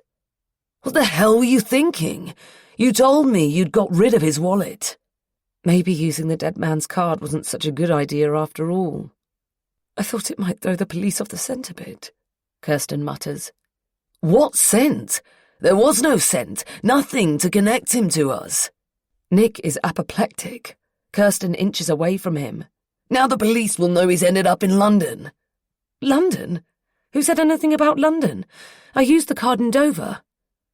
Nick gets out of bed and harumphs loudly, which, despite herself, Kirsten finds comical. Luckily, he stomps off to the bathroom without a glance behind him and doesn't see her trying to suppress a smile. They always take a shower together before leaving the hotel, but Kirsten thinks it would be wise on this occasion to wait her turn. What the hell was she thinking? Nick's question is a good one. Why did she tell him? Did she expect him to congratulate her for taking her own initiative for once? It's odd. She's the one who wears the trousers at home, and she knows she's got a reputation for being a bossy bitch at work. But until now, she has liked the fact that, of the two of them, Nick's the one who calls the shots. It's really only since the accident that this has started to bother her. It used to give her the impression he was taking care of her, and she liked that. Only now does it feel as if he's controlling her. When Kirsten has also taken a shower and emerges from the bathroom in a haze of steam, Nick's sitting on the bed, propped up against the pillows, dressed except for his shoes and jacket. Before he even speaks, she can sense that the mood has changed. He's no longer angry with her. He looks slightly flustered, although Kirsten has no idea why. She hovers in the doorway, observing him. His tie is dangling around his neck. She always knots it for him before they leave the hotel room. He's a renowned criminal defense barrister, an incredibly clever guy, but even though he wears a tie to work every day and must have worn one to school as she did, he's still hopeless at knotting it himself. Kirsten finds this endearing, but resents the thought that his wife must do the honours in the mornings before he leaves the house. Come and see this, Kirsten. Nick pats the mattress to indicate she should sit next to him. This is the latest, he says, from North Devon. She's about to remind him that he said she wasn't to look up things online, so why is he doing it? But she swallows down her retort. Wrapped in her white hotel towel, she does as she's told. He puts one arm around her shoulders and angles his phone towards her to show her a YouTube video. ITV News West Country is written as a caption underneath, along with yesterday's date. A police officer wearing uniform appears on the screen. Her name comes up across the bottom of it. Sergeant Lucy Harris, Devon and Cornwall Police. Kirsten's vision blurs as she realises it's an appeal for information in connection with the disappearance of Gregory Wood. She blinks to bring the woman back into focus. To begin with, it's along much the same lines as the succinct online newspaper articles she has read. The officer gives a description of what the missing man was wearing, the time and date on which he was last seen. The camera cuts to a picture of Gregory Wood, wearing similar clothes to the outfit being described. He's smiling at whoever took the photo, his wife, probably. Kirsten will be haunted now by this picture of Gregory Wood, immortalised with a happy, unsuspecting expression on his face. At least it beats the image she had had scored into her brain until now, of him staring at her through unblinking, unseeing eyes as he lay on the tarmac. Shivering, Kirsten tries to wrap the damp towel round her more tightly, and wishes she'd put on the fluffy hotel bathrobe. The photograph of Gregory Wood is no longer on the screen, thankfully. The camera is once again on the stony-faced police officer. At the present time, there is no suspicion of foul play, she says in her rather monotonous voice. But Gregory Wood's family and the police are concerned for his welfare, particularly as it would be out of character for him to have disappeared of his own volition. No suspicion of foul play. Kirsten's shoulders relax a little. But then there's a shot of the road she and Nick were driving along. It looks completely different in the sunlight, but Kirsten recognises it. It's the scene of the accident, the exact place where they ran over Gregory Wood. Her heart skips a beat, and then another. She fails to grasp a scrap of information. Something about a mobile phone. Kirsten's brain fills in the gaps. She makes an effort to concentrate on the news bulletin and catches the next bit. The couple's fox-red Labrador hasn't come home either. A photo of Rusty fills Nick's mobile screen. The police officer is still speaking. Suddenly Kirsten's whole body stiffens. "Play that bit back," she says. Nick does as she asks. He looked a little bemused before. but now he seems unperturbed. "If you were driving in the area, please check your dashcam footage in case you captured something that could help us with our investigation," the police officer is saying. It's the next bit that Kirsten thinks she must have misheard. She grips Nick's arm. "Police are also keen to speak to the owner of a silver Audi A8, she says. "The car was sighted in the vicinity. The driver to come forward." Kirsten doesn't take in the rest. She feels as if she's drowning, and the sergeant is above the surface talking to her, but refusing to reach out to her as she goes down. She can hear the police officer's words, but she can't decipher any meaning from them. The report is over. It must have lasted less than 2 minutes, but time seems to have stopped for Kirsten. Nick puts the phone on the bedside table and holds Kirsten tightly to him with both arms, rocking her until her breathing slows. She can't speak. What scent? There was no scent. Nick's words are on a grating loop in her head. There's a scent now, a strong stench. They have the colour, make and model of Nick's car. Someone must have seen them. Presumably that brainless moron in his unroadworthy old banger who almost crashed into the back of Nick's Audi. How did they put 2 and 2 together? How is Nick so unruffled? "The car! Someone saw your car. If they find your Audi—" "They won't. New reg plates, new owner. I've ordered another car, different colour, different make. A Range Rover Velar. It was time for a change anyway." She feels her pulse slow to a more normal rate. Nick has got rid of the body and the car. He's taken care of all the evidence against them. "You did good, baby," he says, planting a kiss on the top of her head. He hasn't called her that for a while. "Looks like your idea of using his bank card was a good one. You've laid a false trail. When did you make the transaction?" "Last weekend." "Why Dover? That's an excellent red herring.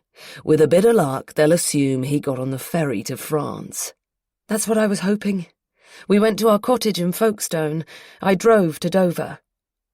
Nick doesn't usually like it when she makes references, even oblique ones, to her family, or anything connected with her husband and daughter, which includes Jamie's holiday home. But he shows not a hint of his customary jealousy. She tells him about making the phone call from her burner phone too. "Well done, baby." And just like that, she's back in his good books, and she feels her heart lift as she basks in his praise. "What do we do next?" she asks.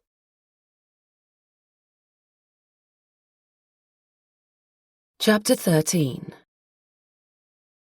Amy. I'm on edge in the days following Sergeant Harris's appeal. Pam, Hugh and I watched it on the news together the evening it was broadcast, sitting on my sofa, my parents-in-law clinging to each other. Now we're waiting to see if someone can provide the police with a useful lead.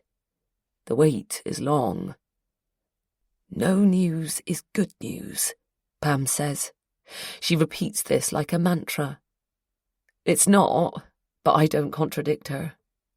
I know she's trying to find the right balance between staying positive but not hoping too much.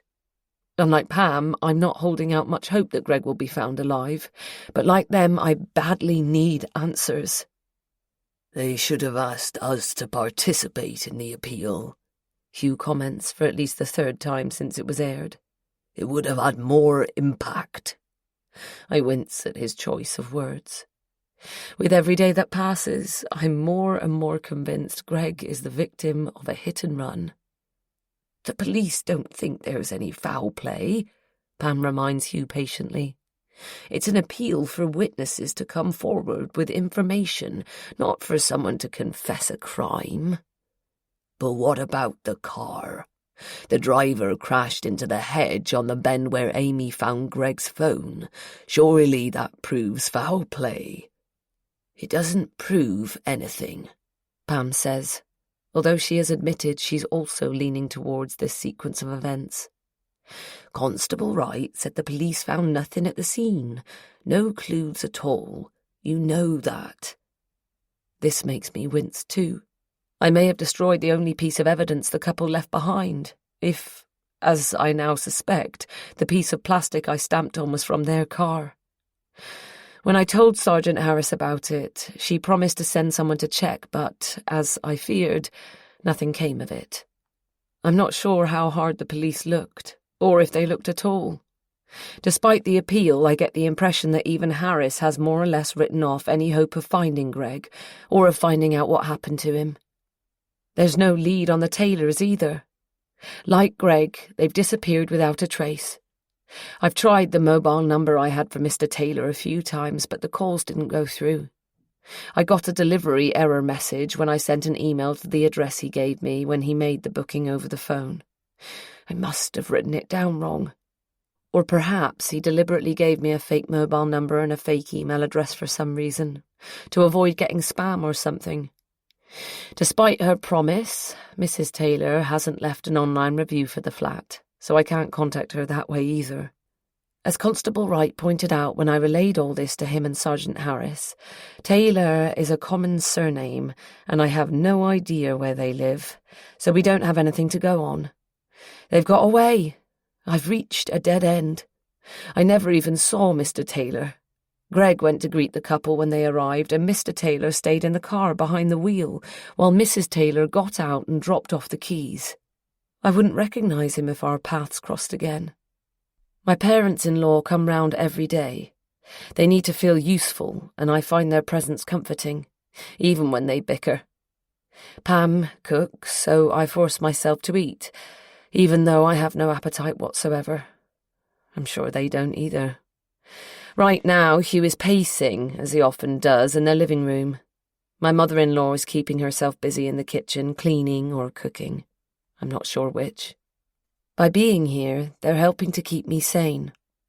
I've lost my husband, my baby, and even my dog. I've lost my life as I lived and loved it. The depth of my loss hits me several times a day, and each time it does, I feel as if I'm drowning. It's all I can do to stay afloat. It's an effort to breathe. The pain is almost unbearable. Pam and Hugh are all I have. I may well be all they've got left now, too.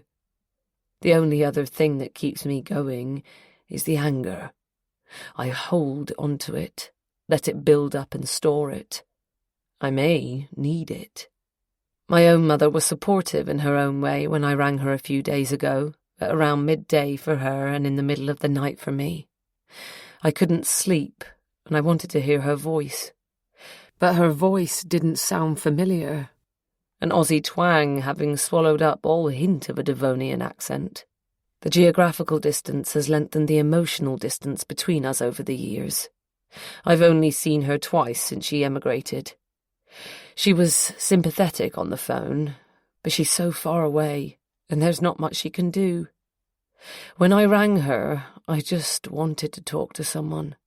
Someone I could feel close to and who, contrary to Pam and Hugh, wasn't so close to Greg. I can't rely on my parents-in-law to patch me up when they're falling apart themselves. My mum clearly felt helpless. I hadn't told her I was pregnant, so I didn't tell her about the miscarriage. It would only have upset her more.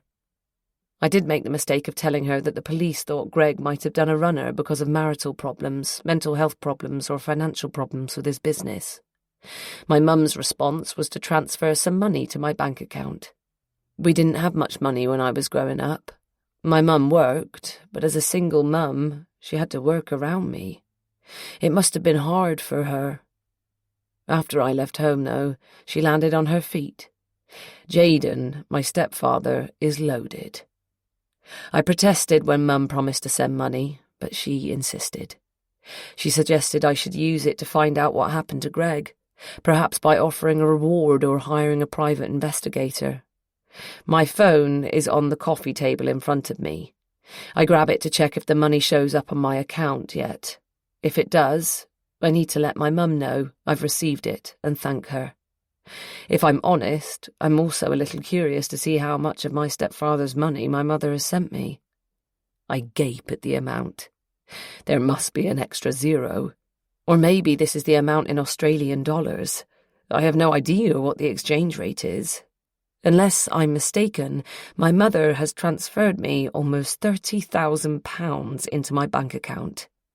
She and my stepfather must be absolutely rolling in it.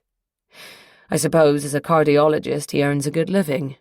My mother keeps busy and does a lot of volunteer work, but as far as I know, she hasn't had paid employment since she moved to Melbourne. Before I can check the amount, another transaction grabs my attention. A much smaller amount. £49.50, but just as shocking. My heart beats hard against my chest and in my ears. This can't be right. I check the date. It's for the Saturday after Greg went missing. The payment was made from our joint account with Greg's debit card at a supermarket in Dover. Dover? That's all the information I have. The amount, the place, the date. My online statement doesn't show the time the transaction was made. It can't be Greg. Is this a mistake? Has Greg's card been stolen or cloned? I'm about to discuss this with Pam and Hugh, but the doorbell rings. The sound makes all three of us jump, even though we're expecting Sergeant Harris and Constable Wright, and they're bang on time. They said they'd drop in with an update. They do this regularly and usually have nothing to report, so this doesn't mean they've got any new leads. But the appeal was 3 days ago, so maybe today they'll have something to share with us. I open the front door while Pam calls out from the kitchen that she's put the kettle on. She knows by now how the officers take their tea. A paragon of British hospitality. Pam wouldn't dream of having people in her home, or mine, without serving them a mug of tea. Once we're all settled in the living room, mugs steaming on the coffee table, Sergeant Harris begins. "Someone has come forward," she says. "A witness." Pam, who is sitting next to me on the sofa, leans towards Harris. "A waiter from the Thatch saw a couple leave in a silver Audi A8 after lunch," the sergeant continues. "He couldn't say at exactly what time, but he did remember the couple were their first customers that day, so it seems highly likely that this puts them in the relevant time frame for Gregory's disappearance." "There's a security camera, and we're in the process of checking the footage from it," Constable Wright says. "But given the weather and where the waiter says they were parked, we're not optimistic about making out the registration plate." "We'll keep you posted, though," Sergeant Harris adds with a tight smile. "So, it was a hit and run." I didn't mean to say it out loud. "Not necessarily," Wright says. "That's not the line of inquiry we're pursuing at the moment." "We're keeping our minds open," the sergeant says, looking pointedly at the constable. "But the smashed phone, the driver closing the boot, it all—" Sensing Pam tense up beside me, I don't finish my sentence. She doesn't want to rule out the possibility that her son might still be alive, whereas my reasoning is that if he were alive, he would have found his way back to me by now. "We think there was a strong possibility that Gregory was in the car, but not in the boot." Harris makes it sound like a question. "We think he might have been hitchhiking, and the couple stopped to pick him up," Wright says. "Your husband and your dog. Before or after they drove into the hedge," Hugh says, his voice laced with incredulity. This is the first thing he has said since the officers arrived. He can't stand Constable Wright, and has referred to him as that cocky copper when talking to Pam and me. "Simon didn't see anyone in the back of the car," I point out. "There could be a couple of reasons your friend didn't see anyone in the back seat." Constable Wright chooses to respond to me rather than my father-in-law.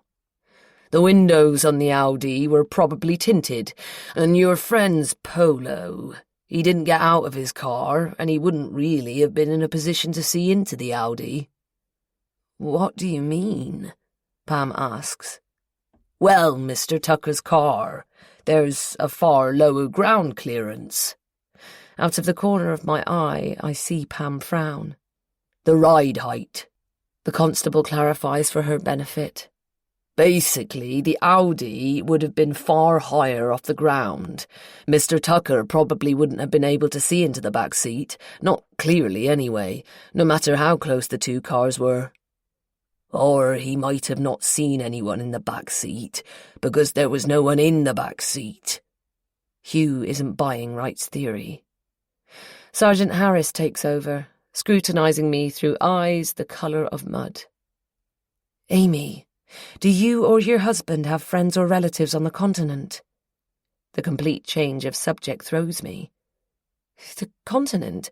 You mean Europe? France, perhaps? This from Wright. No. Why do you ask that? Instead of answering my question, Sergeant Harris poses another one. Does Gregory have a passport? Yes. Could you fetch it for us, please? I get up too quickly, making my head spin. My legs feel wobbly as I walk through the kitchen to the small room leading off from it. It was once a pantry, but it seemed too big and too square to be used for that purpose, so Greg and I made it into an office, although it's too small really to serve that function. I fumble around in the top drawer of my desk, but I can't find either of our passports. They must be in here somewhere. My mind is racing. France. Passport. I should probably feel reassured that the police don't seem to think Greg is dead. If he's alive, things might eventually go back to normal. Damn! The passports aren't in the second drawer either. I close it with a bang. But I know my husband. I know they're wrong. I find both our passports in the third drawer. They're no longer valid, Sergeant Harris says, flicking through them when I hand her the passports. The expiry date on both of them was 6 months ago. I shrug. We weren't able to travel during the pandemic. We didn't have any immediate travel plans. I don't add that we don't have the budget at the moment to travel anyway. Sergeant Harris, would you please tell us what's going on? It's not a question or a request, but a demand. Hugh has clearly had more than enough of this. This is all rather cryptic, and I think an explanation would be in order. Don't you? Yes, Mr. Wood, of course. Harris doesn't apologise or sound contrite. We traced the incoming call to Amy's phone. The call with the block number. She pauses, expecting us to urge her on, perhaps. It was made from a burner phone, Harris continues. And we managed to... Was it made from Dover? Yes. Harris turns to me, her eyebrows disappearing into her fringe. How did you know that? Constable Wright asks. I can't answer him straight away. Based on that one phone call that Harris warned might not even be relevant to their investigation, they've now concocted a story in which Greg has left me of his own volition, hitchhiked to Dover, and from there fled to France. It's such a ridiculous idea. The longer Harris and Wright veer off course, following false leads, the further we'll stray from the truth. I'm aware that what I'm about to tell them about the debit card transaction will only support their far-fetched theory, but I can't keep the information from them. I stare vacantly at the coffee table, avoiding the gaze of the police officers. It's only when I blink and the table swims back into focus that I realise tears are welling up in my eyes, threatening to spill down my cheeks. As I clear my throat to speak, I notice no one has touched their tea. HMP Sevenham's Park. Hi. I appeared in the Crown Court today for my plea and preparation hearing. I felt like an extra in a TV courtroom drama. The preposterous wigs and extravagant gowns were merely props and costumes, the legal jargon badly scripted lines. But it turned out I didn't have a walk-on part. I had the starring role. The grave faces looking my way and the accusing eyes fixed on me were all too real. A date has been set for the trial, It is to start in just over 6 months' time. I'm terrified. I'm going to be tried for murder. Me. Can you believe it? It's all so ironic. There's a lot of evidence against me. Some of it is circumstantial, but most of it is conclusive, damning. If I'm found guilty, I'll be sentenced to life imprisonment. Perhaps I should say when, not if. A guilty verdict seems to be practically a foregone conclusion. I want to proclaim my innocence at the top of my voice. I'm innocent. But there's no point. I'm only innocent until proven guilty. I've always thought that phrase should be innocent unless proven guilty. With until, it doesn't sound like a presumption of innocence. It sounds more like a question of time. I wish you could visit me. I'd love to know what you think about this, what you would do in my shoes. But even if the circumstances were different, I probably wouldn't dare to ask you. There's nothing you could tell me that I don't already know, and nothing you or anyone else could say that would make me believe I have a fighting chance of getting out of this mess.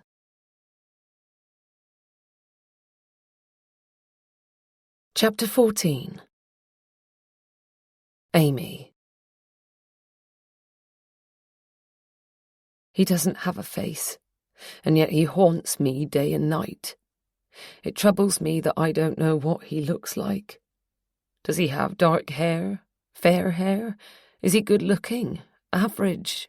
Is he tall, short, skinny, or stout? People sometimes say they can't put a name to the face. For me, it's the other way round. I know his name. I need to put a face to the name so I can visualize the person I'm directing all my anger and hatred at. The man who I'm convinced drove out of my driveway that day in his Audi A8, and then later that same day drove his car into my husband. Greg has been missing for over a month now, and I haven't seen either Constable Wright or Sergeant Harris for a week. Harris has phoned me a couple of times, ostensibly to keep me in the loop, although she doesn't seem to have anything new to share. Apparently the police were inundated with calls after her television appeal, but none of those calls resulted in any concrete leads. One motorist did come forward with dashcam footage. He passed Greg on Moore Lane, the road where I found his mobile phone. The police showed me the video so I could confirm it was my husband. Despite the weather, the images were surprisingly clear. There was no doubt it was Greg, with Rusty on the lead, pulling him along. Rusty never minded the rain.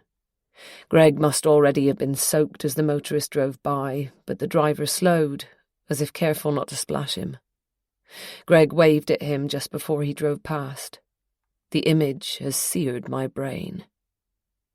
The motorist was probably the last person to see Greg alive. Apart from the Taylors, that is. But other than confirming that Greg was indeed walking along the road where I found his phone and providing a more precise time frame for his disappearance, ultimately the dashcam footage isn't of any use. Similarly, as Constable Wright had predicted, the police weren't able to get the Audi's number plate in the footage from the surveillance camera in the car park of the Thatch. Without a registration number, Sergeant Harris explained, the police can't get any vehicle location data for the Taylors' car from ANPR cameras. Nor were they able to get a decent image of the Taylors themselves, since they entered and left the restaurant with their faces and bodies concealed by an umbrella. Sergeant Harris and Constable Wright haven't said as much, but I sense that the investigation, such as it is grinding to a halt. They have nothing to go on. Constable Wright still wholeheartedly believes that Greg left me willingly, hitching a ride with the Taylors to get away. They seem to have put the phone call from Dover down to an aborted attempt from my husband to say goodbye. As for the contactless payment from a Dover supermarket, which turned out to have been made just before midday, Constable Wright suggested that this was Greg buying lunch, and possibly clothes, and forgetting to use cash before embarking on a ferry to Calais. According to Sergeant Harris, they didn't find anything helpful on the CCTV footage. All of this runs through my head as I lie in bed, trying desperately to get back to sleep. Sleep has become sporadic, and I no longer take it for granted. I want to be proactive and do something to find out what has happened to my husband, but I've no idea where to start. This thought preys on me every night, as images of Greg come to me in succession, as if I'm scrolling through the photos on my phone in the dark. Greg in his red swimming trunks the day I met him on the beach. Greg standing behind the counter of his shop the day he opened it. Greg crying with joy the morning we found out I was pregnant. Greg clinking his glass of sparkling wine against my glass of sparkling water, the evening we celebrated our anniversary at his parents' house. Greg lying lifeless in a ditch. It always ends with this last image, the only one not based on something I've seen with my own eyes. In the end, I get up. Despite the hopelessness I'm feeling, I need to be strong. Today, I'm going back to work. I'll go mad if I continue to stay at home doing nothing. Liz said it was too soon, but I insisted, so she has organised a phased return for me to take off the pressure. For the moment, she's keeping on the supply teacher who has replaced me, and I'm to give him a hand. I can't help feeling nervous about my first day back. It hasn't helped with the insomnia. I've woken up too early, so I decided to go for a walk before making myself eat at least a little breakfast. Instead of going along Moor Lane towards Baggy Point, as I'm used to doing with Greg and Rusty, I deliberately go the other way and head for the village. Croyd is a beautiful seaside village. In the off-season, it's a bit of a ghost town, but when the tourist shops and cafes start to open up again from Easter onwards, there's a vibrant vibe to the place. The village appears quaint and old-world, but it attracts younger-age visitors who rock up in their droves to surf. Annual music, food and surfing festivals also enhance the vitality and atmosphere of the place. When Greg went missing at the beginning of May, many of the local businesses had recently reopened for the summer season, or at the very least were opening their doors at weekends. Greg had also opened for business on the Saturday and Sunday, but when he saw the forecast, he decided it wasn't worth it for the Monday. He said no one would be interested in buying surf shorts and t-shirts or hiring wetsuits. He thought it unlikely any tourists who had come to North Devon for the bank holiday weekend would hang around in the pouring rain. Greg's disappearance is surrounded by if-onlys and what-ifs. If only the weather had been good for the May Day weekend. If only Greg had been at work. He wouldn't have gone missing. He would be here. What if I hadn't rented out the flat to that couple? What if I'd refused to take a booking over the phone or a cash payment? Perhaps then they would have gone somewhere else or even stayed at home. Or maybe now I'd be able to locate them. It's only as I pass the thatch that I realise there is something I can do. I want to talk to the waiter myself in case he remembers a detail he didn't think of when he was talking to the police. Perhaps he overheard a snippet of the tailor's conversation during their meal, or maybe he noticed something that might indicate where they were heading when they left the restaurant. I resolve to come back when the pub is open. I can ask the server to describe Mr. Taylor to me as well. Then I'll know what he looks like. I pass a shop on the corner with its name painted in bright colours on a signboard above the door. Swell surf clothing wetsuits. Greg's shop. I've resolved not to look at it, but I can't help myself. In the window, a mannequin sports an improbable combination of board shorts, flip-flops, a thick waterproof jacket, and a woolen beanie. I spot a sign through the glass of the door. Sorry, we're closed. Most businesses have similar signs up, but they'll be open from 10 a.m. Greg's won't. That's not the only difference. Of all the shops and businesses along St. Mary's Road and in Hobbs Hill, Swell Surf Clothing and Wetsuits is the only one not displaying a poster in its window. I see it everywhere. I see him everywhere. The village shop and post office, the ice cream parlour, the gift shop, the bistro, even the rival surf clothing shops. I've deliberately come this way on my walk so as not to be reminded of Greg, but he's all around me, peering at me through the windows, from the photo underneath the capital letters, Have you seen this man? I've lived in Croyd all my life. Among the locals, everyone knows everyone else's business. I've been avoiding people. I couldn't bear to see the sympathy in their eyes or answer the same question over and over again. Any news? I still receive several text messages a day with those exact words. I haven't come into the centre of the village since Greg disappeared.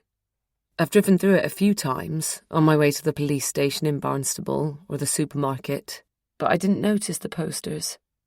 Liz told me she'd designed a poster and run off some colour photocopies at school, but I had no idea that every single shopkeeper had put one up. I'm overwhelmed by the support and the sense of community, and tears cascade down my cheeks. I remember Sandra, Tom's wife, telling me shortly after Greg went missing that Tom, Sharky and Matt, our surfing buddies, had organised their own search. Apparently, there was a huge turnout of locals who scoured the beaches and dunes alongside volunteer coastguards. No one has given up on Greg, and it both buoys me up and pushes me under, because I've been telling myself he's dead. I can't see another explanation for him not coming home, and I don't want to cling to false hope. Am I wrong not to consider he might still be alive? I'm sobbing uncontrollably now, and in Greg's shop window I catch sight of my reflection, my body hunched over into a question mark. A horn hoots from the other side of the road, making me jump. I try to get a grip and swipe at my tears. The car has stopped. I recognise it. Simon winds down the window of his old Volkswagen and sticks his head out. "Need a lift?" he shouts. "No, thank you, Simon. I came out to get some fresh air." He looks crestfallen. "I'll pop in later." "I'm going back to work today." "Well, I'll come round in a few days' time then." "OK," I call back. "Thank you," I add, hoping it doesn't sound too much like a postscript. I could ask Simon to describe the driver of the Audi to me, but although I'm desperate to know what this man looks like, it's a question I'd rather ask the waiter at the Thatch. Simon is keen to help in any way he can, but he's too keen. I don't want to encourage him. I tell myself he means well, and I try to smile as I wave him off. But as I turn to walk home, I shudder involuntarily. I've always found Simon a bit insistent and invasive. I can't put my finger on what it is exactly, but something about him makes me feel uncomfortable.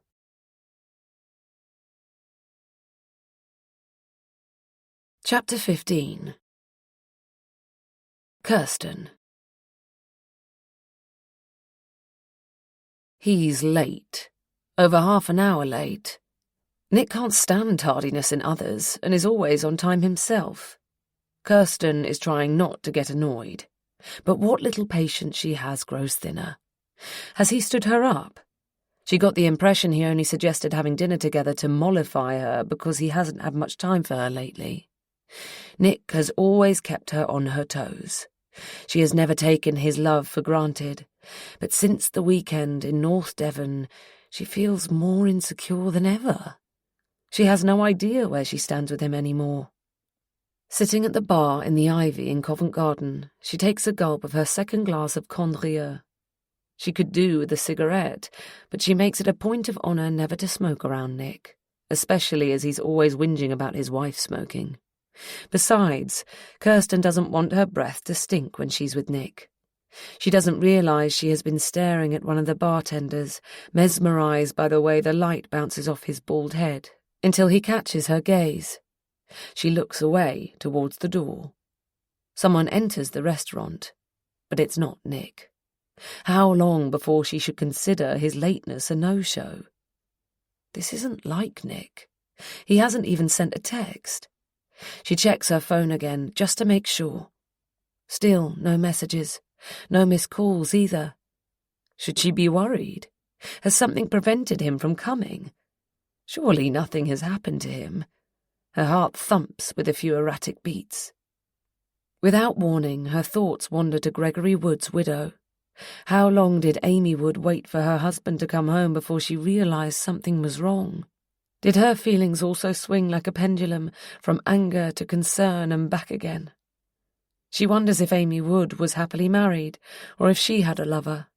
She knows from the online newspapers that Amy is a primary school teacher. Did she want children of her own?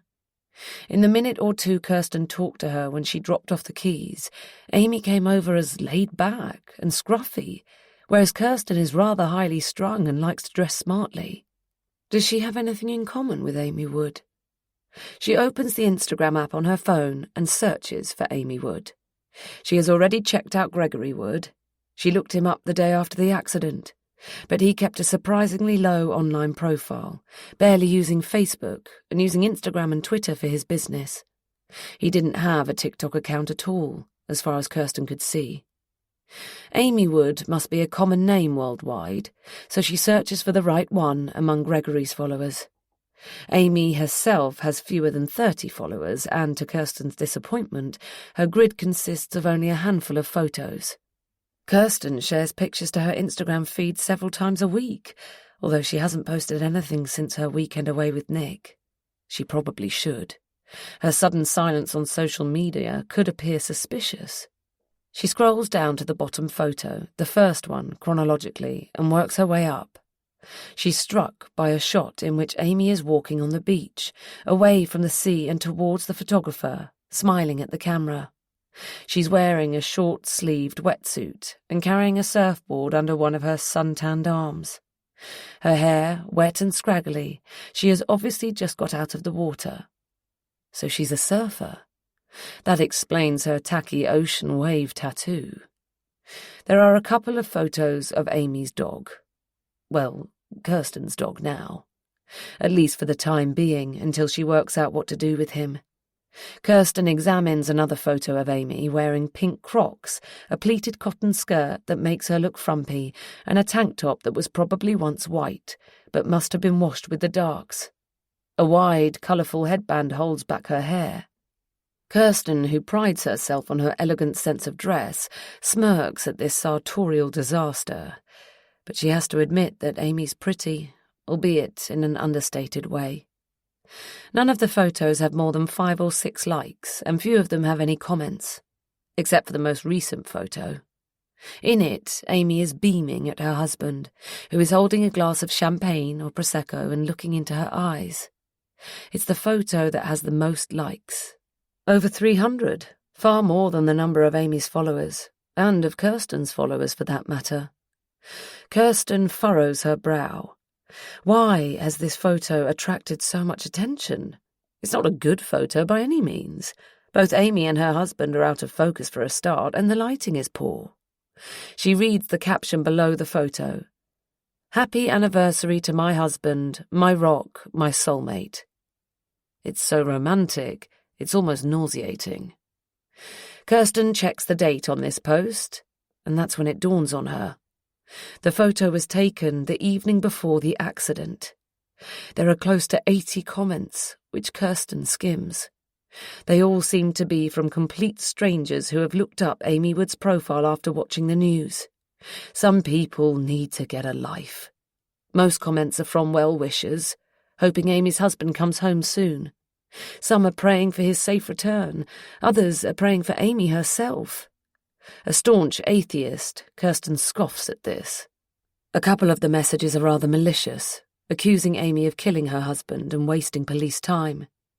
The fact that the photo was taken just hours before the smile was wiped clean off Amy's face is gnawing at Kirsten's conscience. She's not sure what to make of this post, but she can't look at it any longer. As she closes the app, she notices the time on her mobile screen. Nick's now nearly an hour late. She has a sudden need to get out of this place as quickly as possible. After checking the ringtone volume is on max, Kirsten puts her mobile in her handbag and takes out her purse. Then she knocks back what's left of her wine and signals to the bald barman that she'd like to pay. "My husband has had a problem and isn't going to be able to make it," she explains, reluctantly handing over a £50 note. If she'd known Nick wouldn't be paying, she'd have chosen a cheaper wine.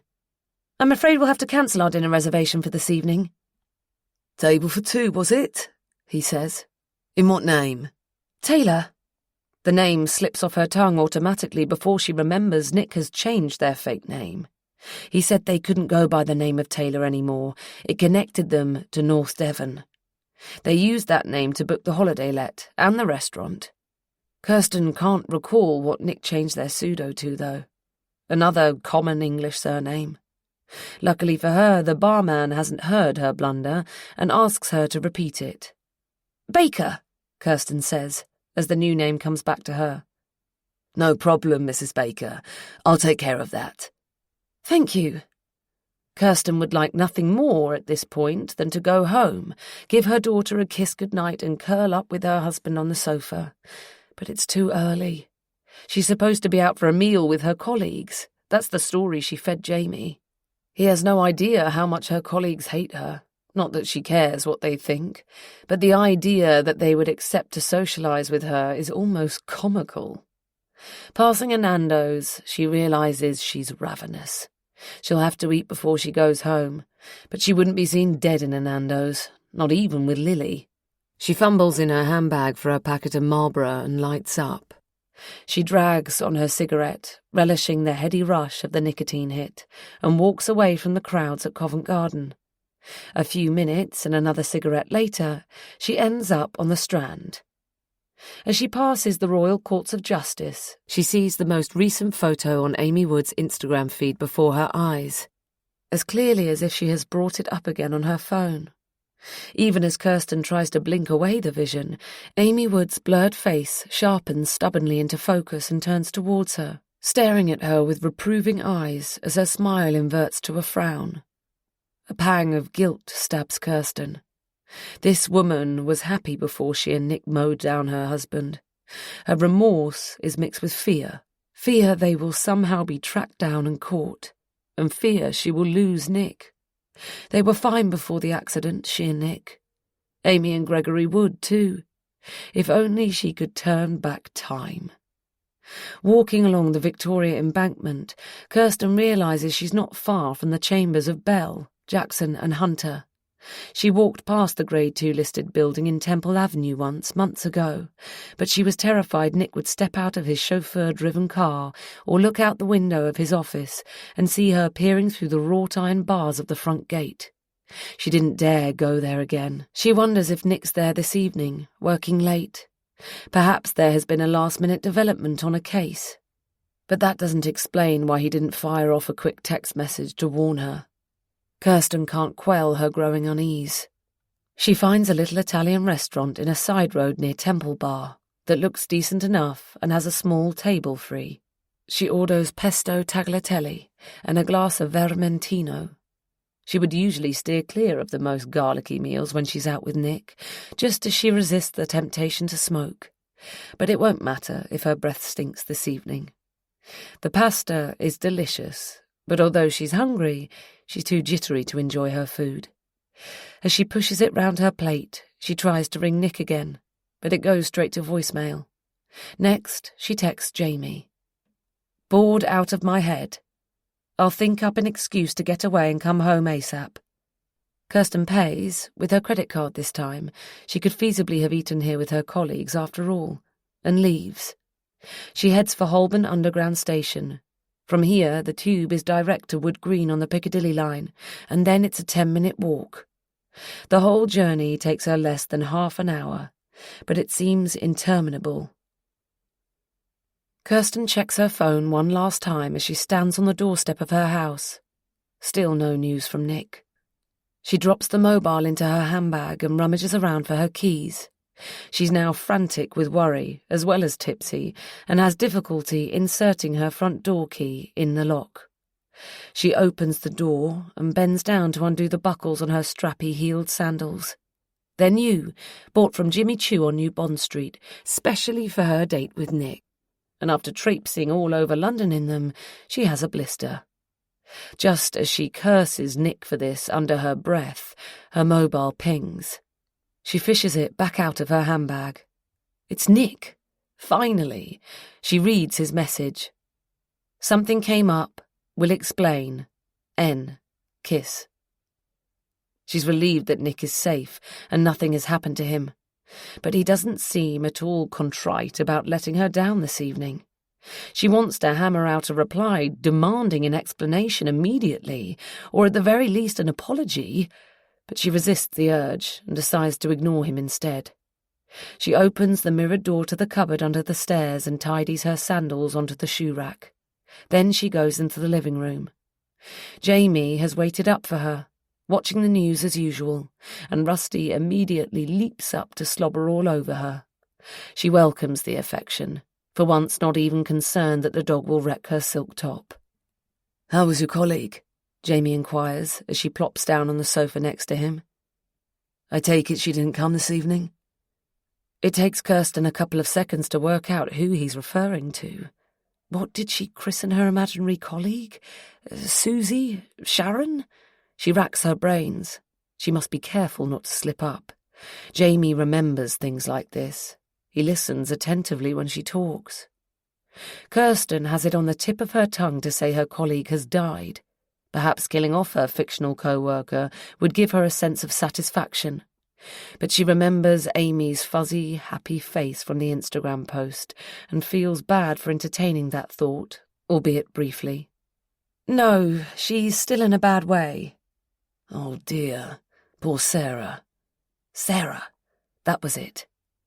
But she's going to be all right, Kirsten says, patting the dog on the head. She's got a long recovery in front of her, though. She'll be off work for a while and she won't be able to look after the dog for the foreseeable future. Well, we can do that, but it might be an idea to look for a dog walker at some point. Rusty can't stand being left alone in the house all day. How do you know that?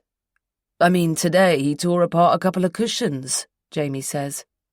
Kirsten, who by her own admission is obsessively house-proud, would normally take this sort of thing badly. Oh well, they're only from John Lewis, she says with a shrug. And he seems to have mistaken the coffee table for a chew toy. Kirsten peers under the table. The wooden legs look as if they have been attacked by beavers. Damn, she bought that table at Chaplin's. It cost a fortune, but it's not affecting her. She caresses the dog's velvety ears. It must be separation anxiety or something, she says. I've heard about that on TV, on one of Lily's animal programs. You're right, we should definitely look into getting a dog walker, and some chew toys. Rusty lies down alongside the sofa with a contented yawn. There's no way Kirsten can get rid of him now. Lily would be heartbroken for a start, and Kirsten is growing quite fond of the hound herself. She snuggles into Jamie and closes her eyes, but they snap back open. What was that? She realises she sounds alarmed and tries to dial it down a notch. Sorry, it's just... I was near there today for a viewing. She was in the office all day, but it sounds feasible. She points at the television screen. Turn it up. But by the time Jamie has located the remote control behind one of the cushions Rusty didn't destroy, Kirsten has missed the news bulletin. Her heart and mind are racing. She tries to calm herself down before Jamie notices. She only caught a few words. She replays the images in her head, but they didn't show much. Really, there was nothing to suggest it had anything to do with her, Nick, or Gregory Wood.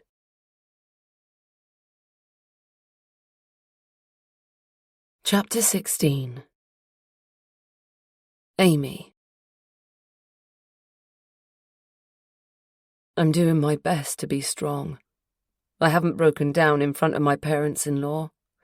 I've tried to keep going, and I insisted on coming back to work, even though Liz and Pam both warned me it was way too soon. By morning break, though, I have to admit they're right. Liz and I are standing side by side in the playground, nursing mugs of coffee as we keep an eye on the kids. A wayward strand of my unruly dark hair has escaped from my ponytail and tickles my face. I tuck it behind my ear. I've known Liz for years. She's my kind of person.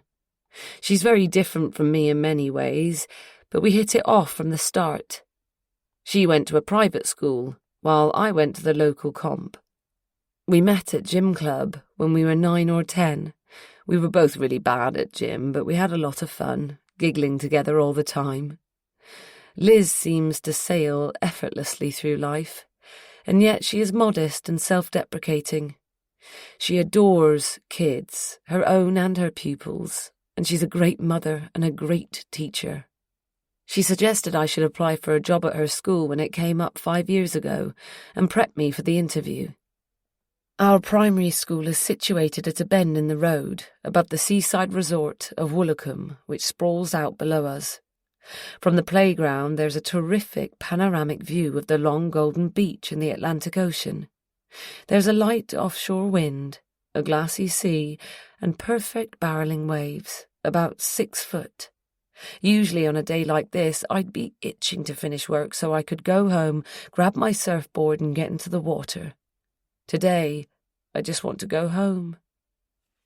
If that's enough, leave it there, Liz says softly, as if she has read my mind. She turns towards me, but I keep my gaze fixed ahead. I can't take the concern I read in everyone's eyes and the sympathy I hear in their voices. I'm trying not to crumble, but people's pity serves as a reminder that my whole world has turned upside down. Sometimes I see something mixed with the compassion in their expressions. Relief. This could have happened to anyone, to any couple, but it has happened to me and Greg, and not to them. There's no point in rushing this. Come back tomorrow, Liz suggests. Do half-days for a while. I don't think I can come back, I say. What do you mean? I try to word my answer in my head. Amy? I don't think I can do this anymore. This job. I can't stand being around other people's children. Oh, I see. She doesn't. How can she? I didn't tell her I was pregnant. She's my best friend, but I haven't confided in her. Now is not really the time or a place. But I owe Liz an explanation. As the head teacher, she's also my boss.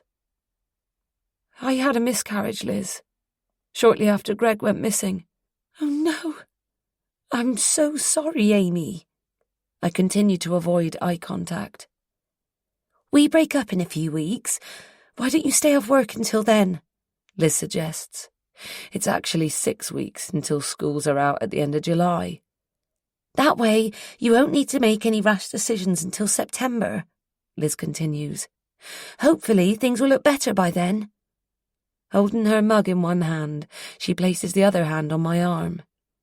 I want to scream. How will things get better? I've lost my husband. I've lost my baby. None of that will have changed by the start of the new school year. But none of my anger is directed at Liz, so I choke back my outburst. Okay, I say. I don't even wait for break to end. I take my mug inside and leave it by the sink in the staff room. I go to my classroom to grab my denim jacket and bag. Primary schools have a distinct smell, a mixture of wax crayons, kids' glue, school dinners, and the pupils' body odour.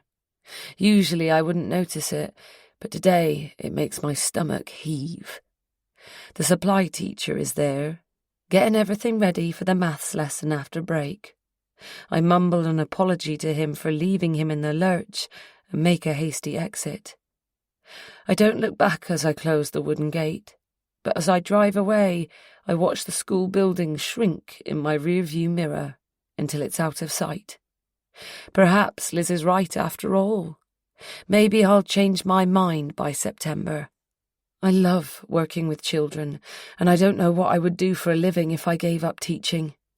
Right now, though, all I want to do is curl up for a while on my sofa or my bed and shut out the world until I can face it again. But there's something I've been meaning to do, and I decide to do it now, before I go home. At the bottom of the hill, I pass the Red Barn, trying to erase a recent memory of a seafood dinner here with Greg before it can fully take shape in my head. I park on Bayview Road, above the esplanade, in front of a building that used to be a large house and was converted a few years ago into 4 flats. One of them is our holiday let. We bought it as an investment, although it stretched our finances to the absolute limit even before the pandemic. I've got the key on my keyring with my own front door and car keys. I haven't rented out the flat since the weekend the Taylors were here. I pay someone to do the housework after each letting, and so the flat was clean before I realised the Taylors might have something to do with Greg's disappearance. But there's a chance there's still a clue, some forgotten object that might lead me to them. If they've left anything behind, I will find it, as long as it hasn't already been destroyed like the piece of plastic I found in the road. I check everywhere, under the bed, in all the drawers, on the shelves, on the floor. I even empty out the vacuum cleaner I keep in the cupboard and sift through the dirt and dust. I don't know what I'm hoping to find, but there's nothing. They were here, but now they've gone, and they've left nothing behind. No proof that they were ever here, no clue that can lead me to them. I sit on my heels after checking under the bed, knowing they have left a trace. It's just I can't see it. Their DNA must be here, in this room with me somewhere, perhaps even their fingerprints, along with those of several other guests, no doubt, as Constable Wright pointed out when I asked early in the police investigation if they could send a forensic team to the flat. What he actually said, with his usual brusqueness, was that it would be a waste of money as well as a waste of time. A growl escapes me and becomes a sob. I want to do something to uncover the truth, but I don't know what. And then I remember the waiter at the Thatch. I'd intended to talk to him myself and find out if there was anything he hadn't mentioned to the police, any detail that might turn out to be significant. I lock up the flat and drive around the coast to Croyd. I drive past the turning to my cottage and head into the village. I park in the restaurant car park. This is where the Taylors also parked that day. If I'm right, they drove into my husband minutes after they left. It was raining heavily on the bank holiday Monday. Today is also a Monday, but it's warm and sunny.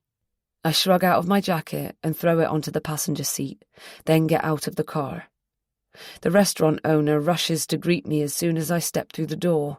We used to come here a lot, Greg and I, just the two of us. Sometimes on other occasions with our friends.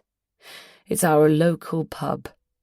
There are several of Liz's posters on display inside, and the sight of Greg's face takes my breath away. Amy, how are you? Any news? What can I do for you? I shake my head.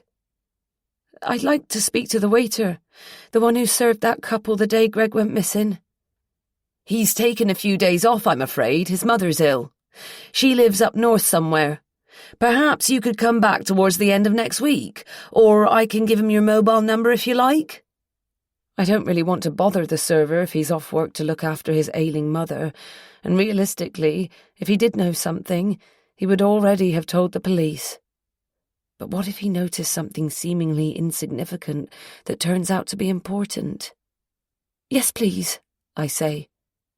Leave it with me. Let me know, Amy, if there's anything else I can do. Anything at all. I sit in the car.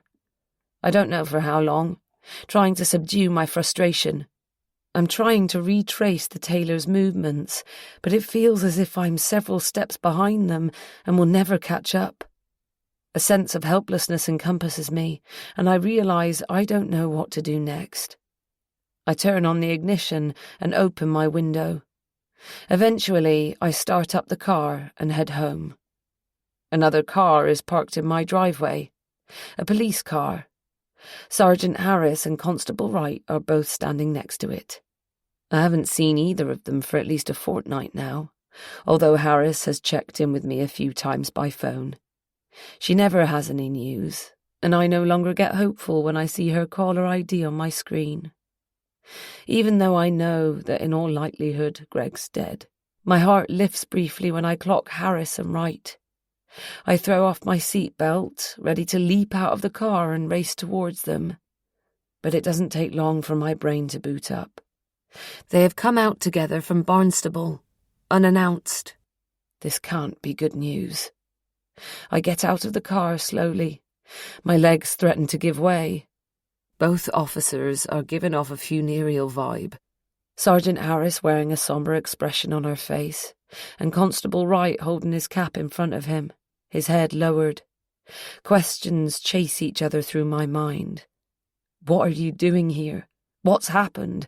Have you found Greg? But nothing comes out of my mouth. I have a strong urge to get back into the car, reverse out of the driveway and take off so that I don't have to listen to what they've come to tell me. I sense they're about to drop a bombshell and destroy my world. It's Sergeant Harris who speaks first. Can we go inside, Amy? We need to ask you a few questions. Her grave, businesslike tone gives nothing away. I wobble and lean against my car for support. Sergeant Harris takes my arm and holds me up. The blood drains from my face as I try to process her words, but they only raise more questions. Why do they need to question me? Am I a suspect? I don't know why I have this thought. I have nothing to reproach myself with. But when a woman goes missing, everyone automatically suspects the husband, so surely it's the same the other way round. Plus, I've always felt as if I'm under scrutiny when Harris and Wright come round, under investigation almost. There's been a possible development in our inquiry, Sergeant Harris adds, making me wonder if I voiced my questions aloud. What? Let's go into the house, Amy, she says. We'll talk inside.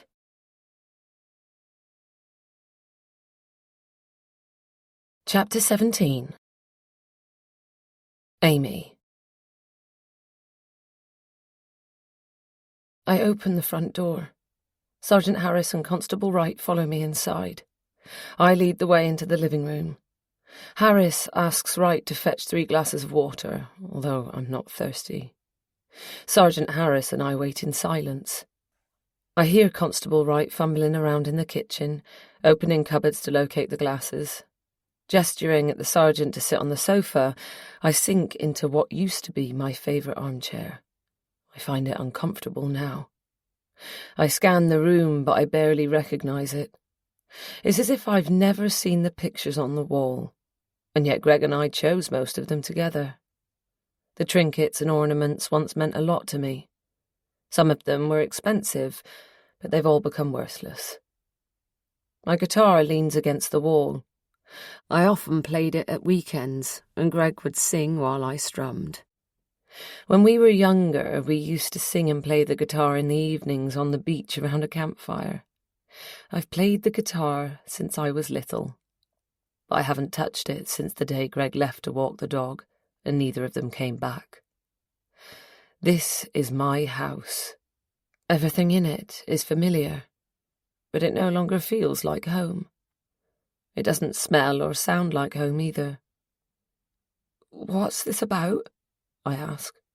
Should I ring someone? I'm wondering if I need a lawyer. Am I about to be accused of something? Arrested? Let's talk first, Sergeant Harris says. I've noticed before that even when she's not asking a question, her intonations often rise as if she is. Then, before we go, it might be a good idea for you to have someone here, someone close to you, your parents-in-law, for example. But perhaps for the moment we don't need to alarm them unnecessarily. Her words alarm me, although it doesn't sound as if she intends to bundle me into the police car and take me away in handcuffs. Constable Wright materialises in the doorway at this moment, carrying 3 glasses of water rather precariously in his hands.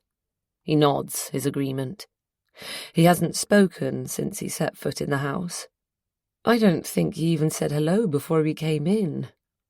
He looks awkward, and not just because his body is squashed into a shirt that's too tight.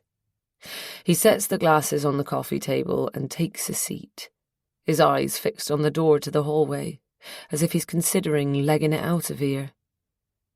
We need to ask you a couple of questions, Amy, Harris continues, to help with our investigation. Okay. Just now she said there might be a development in their case, and part of me wishes she'd just come out with it. Another part of me doesn't want to prompt her. I'm not sure I want to know what they think they found out. I know we've asked you this before, Amy, but it's important. She takes a deep breath. Can you tell me if Greg has any distinguishing marks on his body? At first, I don't understand. At the beginning of the investigation, Harris or Wright, I can't remember which, did ask me if Greg had any marks on his body, a birthmark, a mole, or a scar, particularly on his face, or if he had any unusual traits.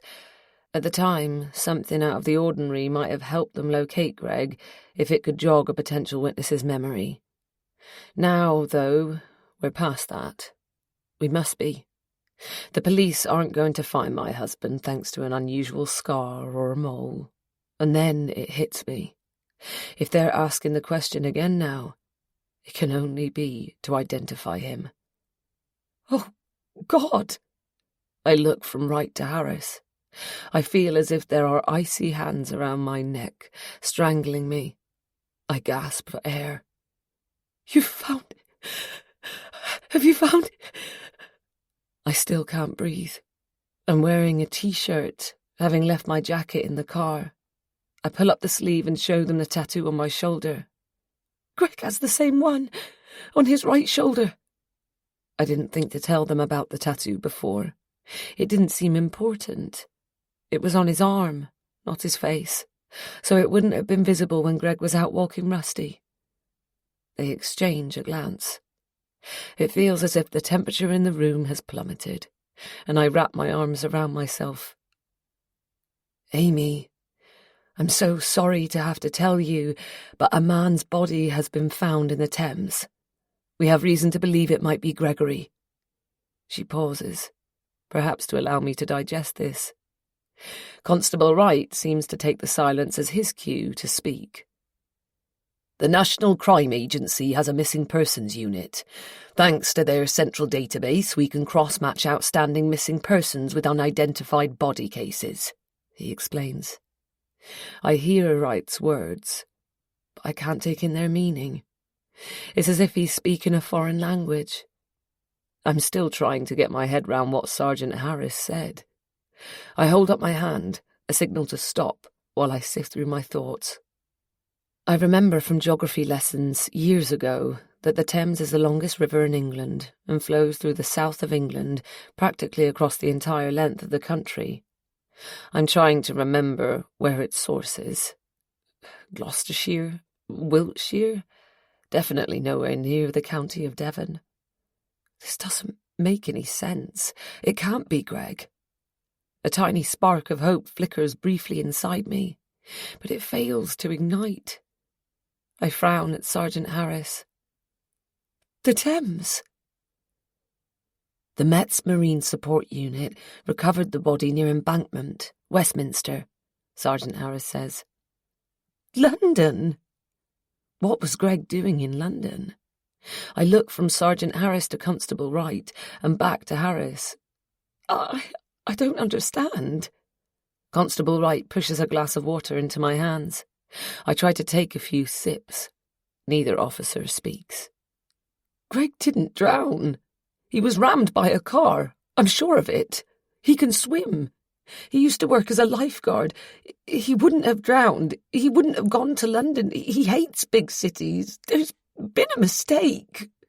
My voice sounds strangled, and I'm surprised I can get out my words at all. But it all gushes out in one breath. I didn't say the man had drowned, Amy, Harris says gently. Only that his body was recovered from the Thames. The death is being treated as unexplained, Wright interjects. The coroner ordered a post-mortem to try to determine the cause of death, Sergeant Harris says gently. I believe it's being carried out today. There will no doubt also be an inquest. If this is Greg and he was hit by a car, his body must have been dumped in the Thames. This man, this body, this could be Greg. The walls of the cottage seem to close in on me, the floor pitching as if I'm on a raft, adrift in the middle of a choppy ocean. I gasp for air. What makes you think? Are you sure it's... The age and race correspond, Constable Wright says. And this man, there's a tattoo on his body. I'm afraid so, Amy. Yes.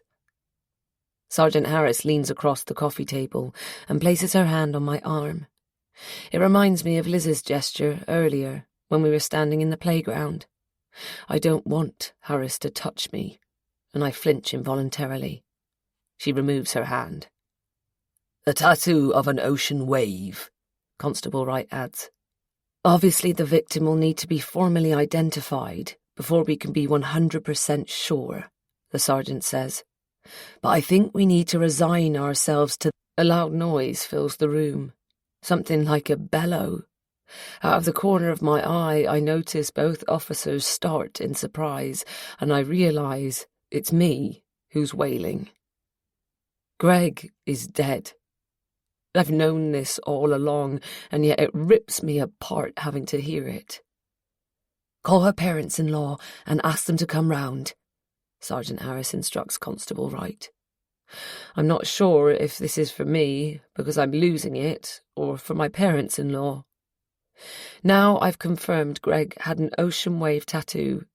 Pam and Hugh also need to be informed about the body that's been recovered from the Thames. Greg's body. Constable Wright leaves the room and Sergeant Harris gets up and comes over to me, perching on the arm of my chair. This time, when she touches me, I don't pull away. I turn towards her and sob into her chest. I don't know how long we stay like that, but when I finally pull myself together, there's a wet patch on Sergeant Harris's blouse from my tears. She hands me a tissue and goes back to her place on the sofa. I hear the crunch of gravel as my parents-in-law pull into the driveway. Constable Wright must have opened the front door for them. Amy, I've asked you once before if you'd like us to assign you a family liaison officer, Sergeant Harris says. I told her on that occasion I didn't want a stranger in my home. I imagined someone who would make endless mugs of tea with far too much sugar, someone who would spy on me to check I had nothing to hide and nothing to do with my husband's disappearance. Perhaps you'd like to reconsider it, she continues. Family liaison officers are experienced, and it would be useful for you to have a direct link with the investigation team from now on, someone who can keep you in the loop about any progress they make. The investigation team? Major crime investigation team. Can you... Why can't you... I look up over Sergeant Harris's head to see Pam and Hugh standing in the doorway. Sergeant Harris is facing me, her back towards the door, and she clearly hasn't seen or heard them arrive. My mother-in-law's face is deathly pale even before Sergeant Harris answers my incomplete question. Amy, obviously we need to wait for the results of the post-mortem, but it seems likely that if the body recovered from the Thames is confirmed as Greg's, this will no longer be a missing persons investigation, she says. It will be a murder inquiry.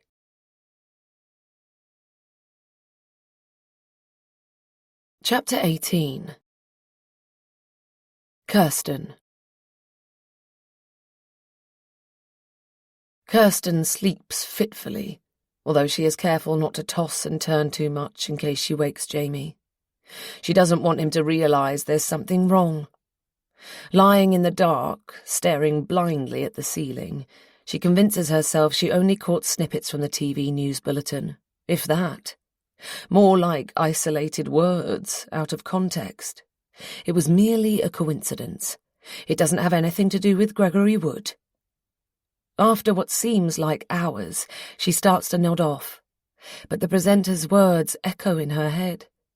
She tells herself she has recollected them incorrectly. It's her sleep-deprived brain playing tricks on her. Then she sits bolt upright in bed. She's wide awake now. There's no way she'll be able to get back to sleep. She can't deny it, can't delude herself. The newscaster definitely said something about the body of a Devon man. She slips out of bed, pushes her feet into her slippers and pads downstairs.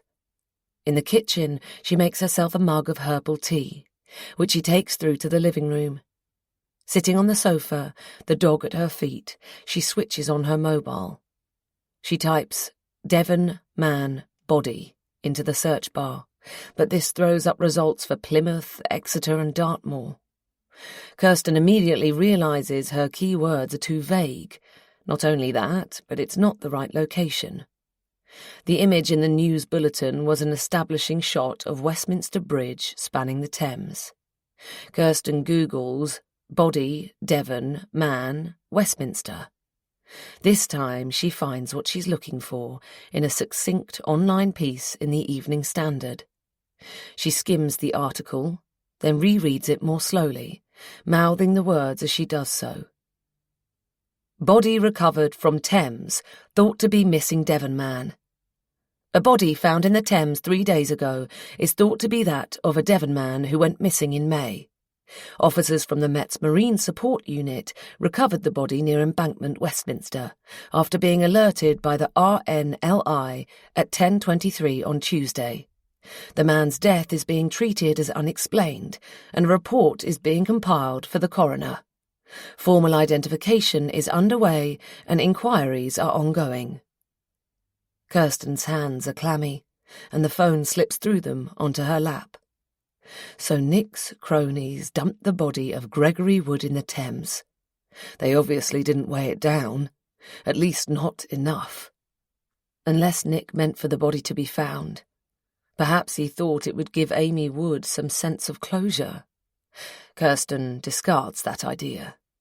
Nick often exhibits a shocking lack of empathy for others and a blatant disregard for people's feelings, including hers.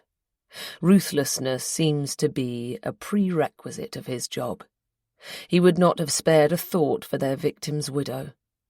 In addition, the fact that Gregory's body has washed up at Westminster now connects him to London, if not directly to Nick and her. This was definitely not part of Nick's plan. Kirsten needs to let all this sink in. She grimaces at the phrasing in her head. Gregory Wood didn't sink. Well, not for long. That's the problem.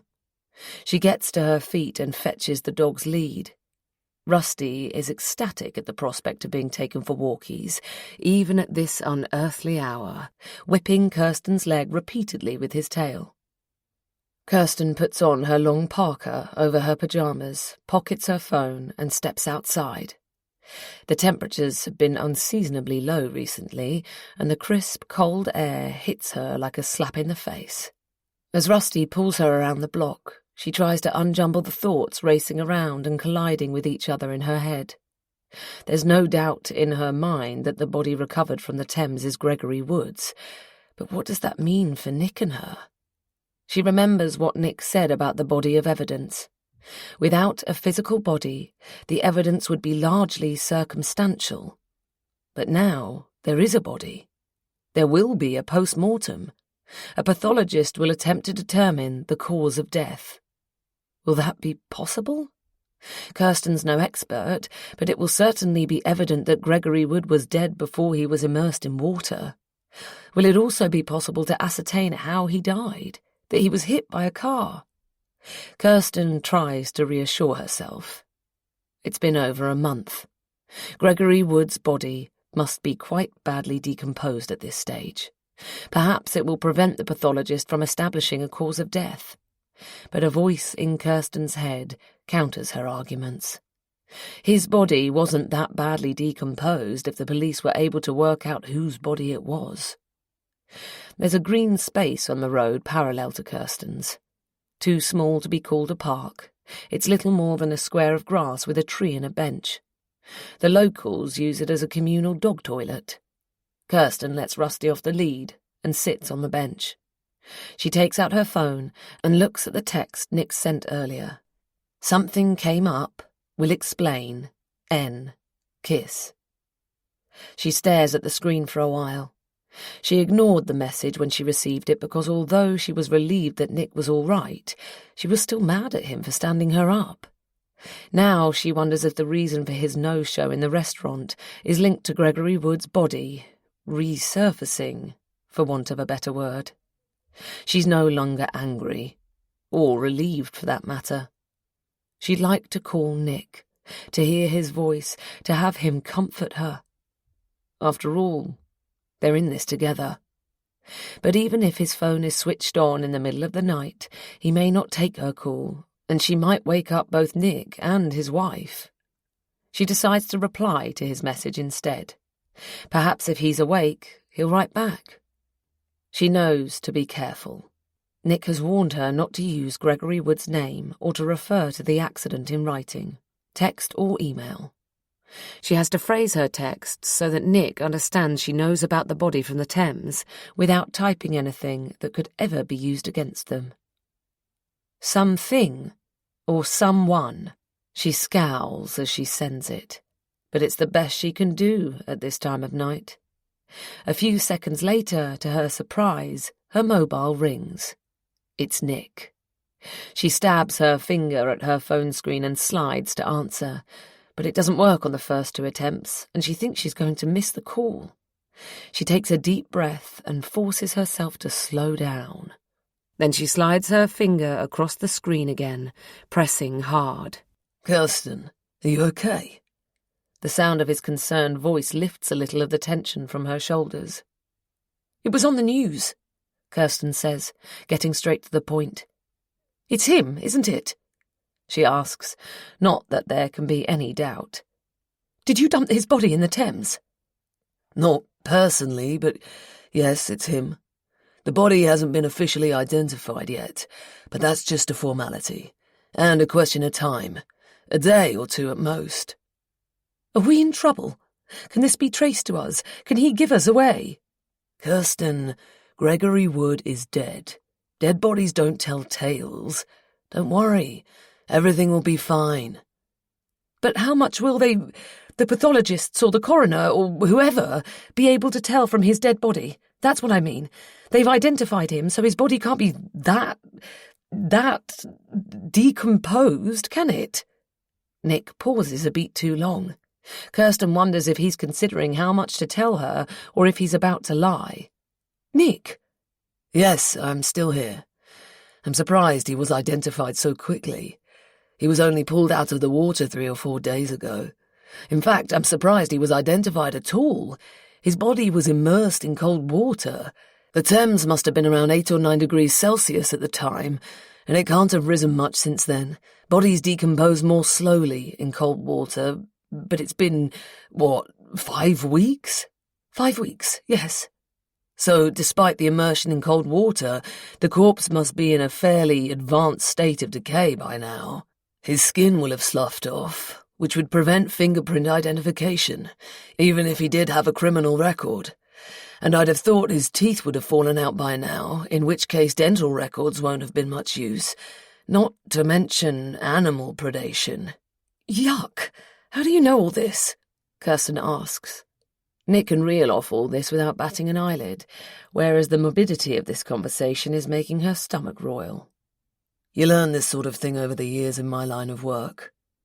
Kirsten shudders to think what kind of people Nick has crossed paths with, or rubbed shoulders with. How many murderers he has successfully defended. So how did they identify him? I don't know. DNA, maybe? Although that would usually take longer than 3 days.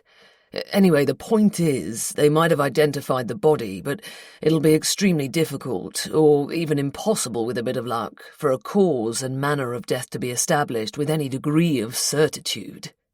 Nick, I'm... Kirsten doesn't want to admit she's scared, but Nick seems to read her thoughts. Don't worry. Everything will be fine. He said the same thing a minute or 2 ago. Is this his own mantra he's repeating? Underneath Nick's complacency, Kirsten detects a note of fear, and this makes her panic even more. Can you do lunch today? Nick asks. Usual place. Kirsten's a little taken aback, not only by the abrupt change of subject, but also because Nick's not inviting her to a restaurant at midday. He's asking her to skip lunch and meet him at their hotel. How can he think of sex at a time like this? But right now, she wants nothing more than for Nick to hold her until this all dies down. Kirsten and Nick's relationship has always been volatile, but the accident seems to have shoved a huge wedge between them, and Kirsten is desperate to close the gap and get things back to the way they were. Perhaps Nick's thinking along the same lines.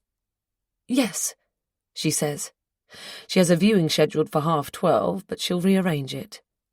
"See you later." And Kirsten, trust me, they've got nothing on us. Everything's been taken care of. This'll all blow over before you know it. Kirsten ends the call. She repeats Nick's words in her head. "Don't worry, everything will be fine. This will all blow over." But she is worried. In fact, she's terrified. Nick's pretending the situation is under control. But Kirsten gets the presentiment that rather than blow over, it's about to blow up in their faces.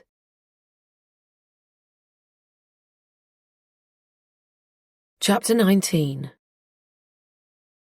Amy. Only a few hours after Sergeant Harris and Constable Wright have dropped their bombshell, we're assigned a family liaison officer called Lorna. She must be in her early 50s. I thought I'd resent having a stranger in my house, but I take an instant liking to her. She has black curly hair, tied back with a clip. She's taller than me, although most women are. She takes off her sensible shoes in the house, wears no makeup, and has rosy cheeks. She smiles a lot, but without coming over as too cheerful, and she doesn't throw me pitying looks. The next day, Hugh drives to Barnstable, where he, Pam and I board the train to Exeter, then change for London, where we have to formally identify Greg's body. There's no doubt it's Greg's body that has been recovered from the Thames. This is really just part of the official procedure. Perhaps it will also be the first step in the grief process for Pam, Hugh and me. According to Lorna, it will be a deeply traumatic event for us, but not a dramatic one. She assures us everything will be done to cause us as little distress as possible. Even so, my imagination conjures up images of Greg's body lying on a stretcher in a cold morgue, a white sheet over him. We peer through a large rectangular window into a metallic room where the coroner uncovers a man's face and right arm, causing Pam to faint. But it's not Greg. It's someone else. This is what I see as I look out of the dirty window of the train. I try to focus on what's actually there, get a grip on the real world, but the countryside and villages hurtle by too fast, and I'm struggling to face my reality. We take the Circle line from Paddington to Westminster. The mortuary is an imposing red brick building on Horseferry Road. We're shown into a small, bright room. I sit between Pam and Hugh along one side of the table, and the coroner's liaison officer sits opposite us. She introduces herself as Mary Murphy. She's a little plump and very pretty, short brown hair and dark brown eyes. I notice she has lipstick on her front teeth. She says that she's not a medical professional, but she exudes a calm proficiency that somehow slows down the butterflies hurtling around in my tummy. In a soft voice with an Irish lilt, she explains things to us as gently as possible. The pathologist estimates that Gregory died around 4 to 5 weeks ago. It's difficult to be more precise than that. Given the time that has elapsed between Gregory's death and the discovery of his body, the remains are in poor condition, she says.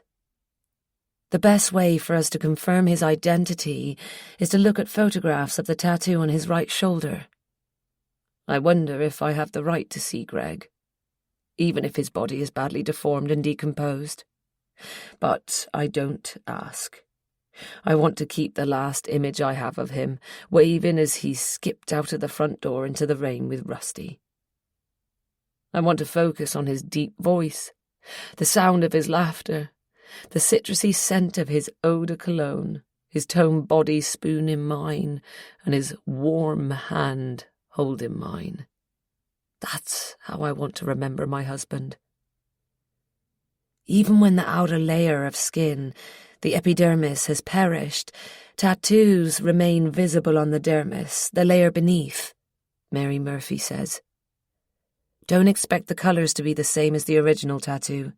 Concentrate on the design rather than the shades. She opens a folder and takes out 2 photographs, which she slides across the table. The photos are face down, so we can take our time and look at them when we feel ready. I glance first at Pam, then at Hugh. I wait for them to nod before turning over the photos. The ocean wave is purple and black instead of blue, but it's clearly recognisable. It's my turn to nod at the officer. I don't think I can speak. Pam is dabbing discreetly at her cheeks with a tissue, and Hugh averts his gaze. But my eyes linger on the photos a little longer, reminiscing about the day we went to the tattoo parlour. Greg and I had been thinking about it for about 6 months when we finally decided to get inked. We couldn't have had it done much earlier anyway, as I wasn't quite 18 when we'd first discussed it. It had been my idea to get matching tattoos. The ocean wave was Greg's idea, and he drew the design. Greg went first, and I held his hand. He barely flinched and smiled the whole time. Afterwards, I realised this was for my benefit. So I wouldn't be put off, because when it was my turn, it hurt like hell. As I hand back the photos to the coroner's liaison officer, I realise that from now on, I'll cling to snapshots of my life with Greg, like this one. I choke up as I wonder how I can ever let go of our plans for the future, all of which have been cut down, along with Greg himself. Now, as I believe you know, the post-mortem has already been carried out. Sergeant Harris and Lorna have both told us this. I nod. It's all I seem capable of doing. I must look like one of those bobblehead dog ornaments on car dashboards or parcel shelves. I try to get a grip, for Pam's and Hugh's sakes. Doesn't the family have to give their consent beforehand? Hugh asks. In normal circumstances, yes, Mary says gently. But when a death is unexplained or suspicious, the coroner requests a post-mortem and, in that case, no permission from the family is required. The post-mortem can go ahead before the body is formally identified. I see, Hugh says. He hates the idea of Greg's body being carved up and taken apart. I overheard him say it to Pam. I'm trying not to think about it. Not to visualise it anyway. I can share the preliminary results with you now, Mary continues. And then Gregory's GP will receive a full written report. That can take a few days or even a few weeks, but you can request a copy of the report once it has been compiled. Mary opens her folder again. She puts the photos back into the folder and extracts a page of typewritten notes, and then proceeds to outline the findings, more or less in layman's terms. According to the pathologist, given the absence of froth and fluid in the airways and lungs, drowning was ruled out as the cause of death. What does that mean? Pam breathes beside me. It means that your son didn't inhale any water, Mrs. Wood. It also means the scene of recovery wasn't the scene of death. Mary explains. In other words, your son died, on land, before the submersion of his body in the river. She's wording this euphemistically. What she really means is that Gregory was killed on dry land and that his body was dumped in the Thames. So, what was the cause of death? Hugh asks when Mary pauses. That has been hard to establish, Mary replies. Out of the corner of my eye, I see Hugh gape at her and realise my own jaw has dropped open too. I close my mouth and swallow with difficulty, my throat dry. Firstly, Gregory sustained several injuries, but because the body was recovered from an aquatic environment, it was difficult to determine if some of those injuries were caused before or after his death. How could he be injured after? Hugh's voice trails away. Currents can cause the body to, drift over rocks or scrape against branches in the river. This can cause abrasions and bruises. I see, Hugh repeats. Secondly, because the body has been in the water for several weeks, the pathologist's examination of Gregory's internal organs hasn't been as conclusive as one might hope, Mary continues. The cause of death might be due to one of... I tune out, unsure of how much more I can hear without losing it. I just about refrain from bursting into tears. A whimper emerges instead. I'd hoped for more. I wanted the post-mortem to somehow prove unequivocally that Greg had died because he was run over by a car. I'd Googled this. I was expecting to be told that he'd sustained fatal injuries consistent with a vehicular collision, internal bleeding and a ruptured spleen from the impact, and a fracture to his skull as his head hit the tarmac. It's Hugh who pushes Mary for more information. Has the pathologist found any evidence that my son was hit by a car? As I said before, I'm not a medical professional, she says. But I don't believe so. No. Not inconclusive anyway. She looks from Hugh to me, and from me to Pam. She must read disappointment or desperation in our expressions, for she adds hastily, "But there will be an inquest, and a police investigation is already underway, as you're aware." How long will this all take? Pam asks. Her voice is barely audible. I can't speak for the police investigation, obviously, but an inquest often takes 6 to 9 months, Mary replies. But now that the post-mortem has been performed, we can release Gregory's body within a week or so and issue with an interim death certificate to enable you to arrange a funeral. I think this is meant to placate my mother-in-law, but I can hear a sharp intake of breath to my left. She's as surprised as I am. Until yesterday, she was still hoping Greg would be found alive. Now she has to get her head around the fact we're going to bury him. I notice I'm fiddling with my wedding ring, turning it round and round my finger. It reminds me Greg had a matching ring. Our temporary rings from Argos that became permanent. Perhaps I could wear Greg's on a gold chain around my neck. "Can I have my husband's wedding ring?" I ask Mary. "I'm afraid it wasn't recovered. Your husband had no personal effects on him whatsoever." "What happened to his ring?" "I honestly don't know," Mary says, sounding apologetic. "It could have come off in the water, I suppose." But as she says this, I realise it's more likely that Greg's wedding ring was deliberately removed before his body was dumped in the water. Not because it's worth anything. Even to someone who knows nothing about jewellery, that much would be clear. But to hamper identification. Before we leave, we are offered leaflets and advice about finding grief counselling.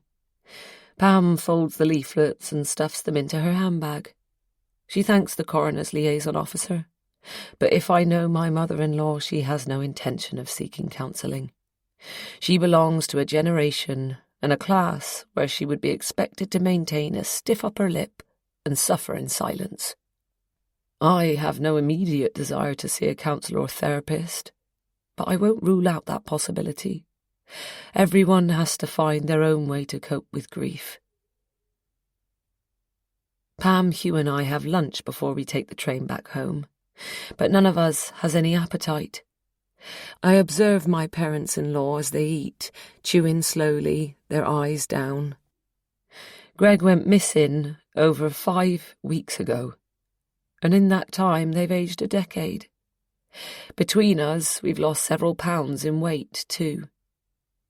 Over the next few days, we keep busy organising Greg's funeral. The 3 of us prop each other up, holding it together by a gossamer thin thread, and conscious that if one of us unravels, we'll all come apart at the seams. Pam wouldn't dream of going to pieces in front of Lorna, and so she remains stoic, sometimes biting on her wobbling lip to keep her emotions in check.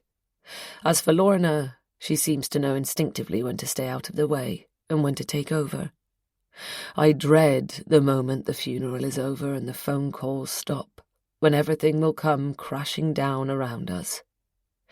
I know the written report from the coroner's office won't be any more conclusive than the results Mary Murphy gave us. It will no doubt contain more detail and more medical jargon, but nothing to prove that Greg was hit by a car. I have a vision of an ineffaceable loop in my head of what I believed really happened. Greg turning as the Audi A8 careens round the bend. The car ramming into Greg. Greg bouncing off the bonnet and falling to the ground. I hope he didn't suffer. I hope he died on impact. Lorna tells us the investigation team are pursuing this line of inquiry. A fatal hit and run with the body moved from the scene. This offers some relief after feeling that we weren't being taken seriously enough before, particularly by Constable Wright. But although this is now a murder inquiry, it seems doubtful that the person responsible for killing Greg will ever be accused of murder, even if the police do manage to locate him. Other than a couple of deficient witness accounts, there's no evidence against him. When I discuss this with Lorna, she points out that there could be DNA evidence in the car if Greg's body was taken away in the boot. I ask her what the Taylors would be charged with if there was enough evidence against them. Best case scenario, the driver would end up on trial for involuntary manslaughter, she says. They'd probably also both face charges of conspiracy to pervert the course of justice or preventing a lawful burial because they removed your husband's body from the scene of the accident. The scene of the accident. That says it all. Not the scene of the crime. It's ironic. This started out as a missing persons inquiry. The police were looking for Greg, but Greg has been found. And the missing person in all this is no longer the victim, but the suspect, the culprit, the man who killed my husband, Mr. Taylor. He had a slightly posh, authoritative voice, I remember from when he made the booking for the flat. But I'm not sure I would recognise his voice if I heard it again. I certainly wouldn't recognise him if I passed him in the street. I've never seen him. I have a sinking feeling in my stomach, as though I've come to a standstill, even as I silently vow to Greg that the man who killed him will be brought to justice.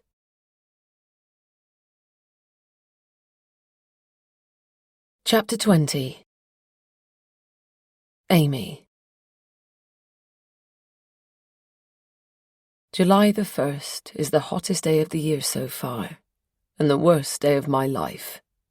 There's a huge turnout of friends, family and mourners at Greg's funeral, all wearing black and looking uncomfortable as well as unhappy.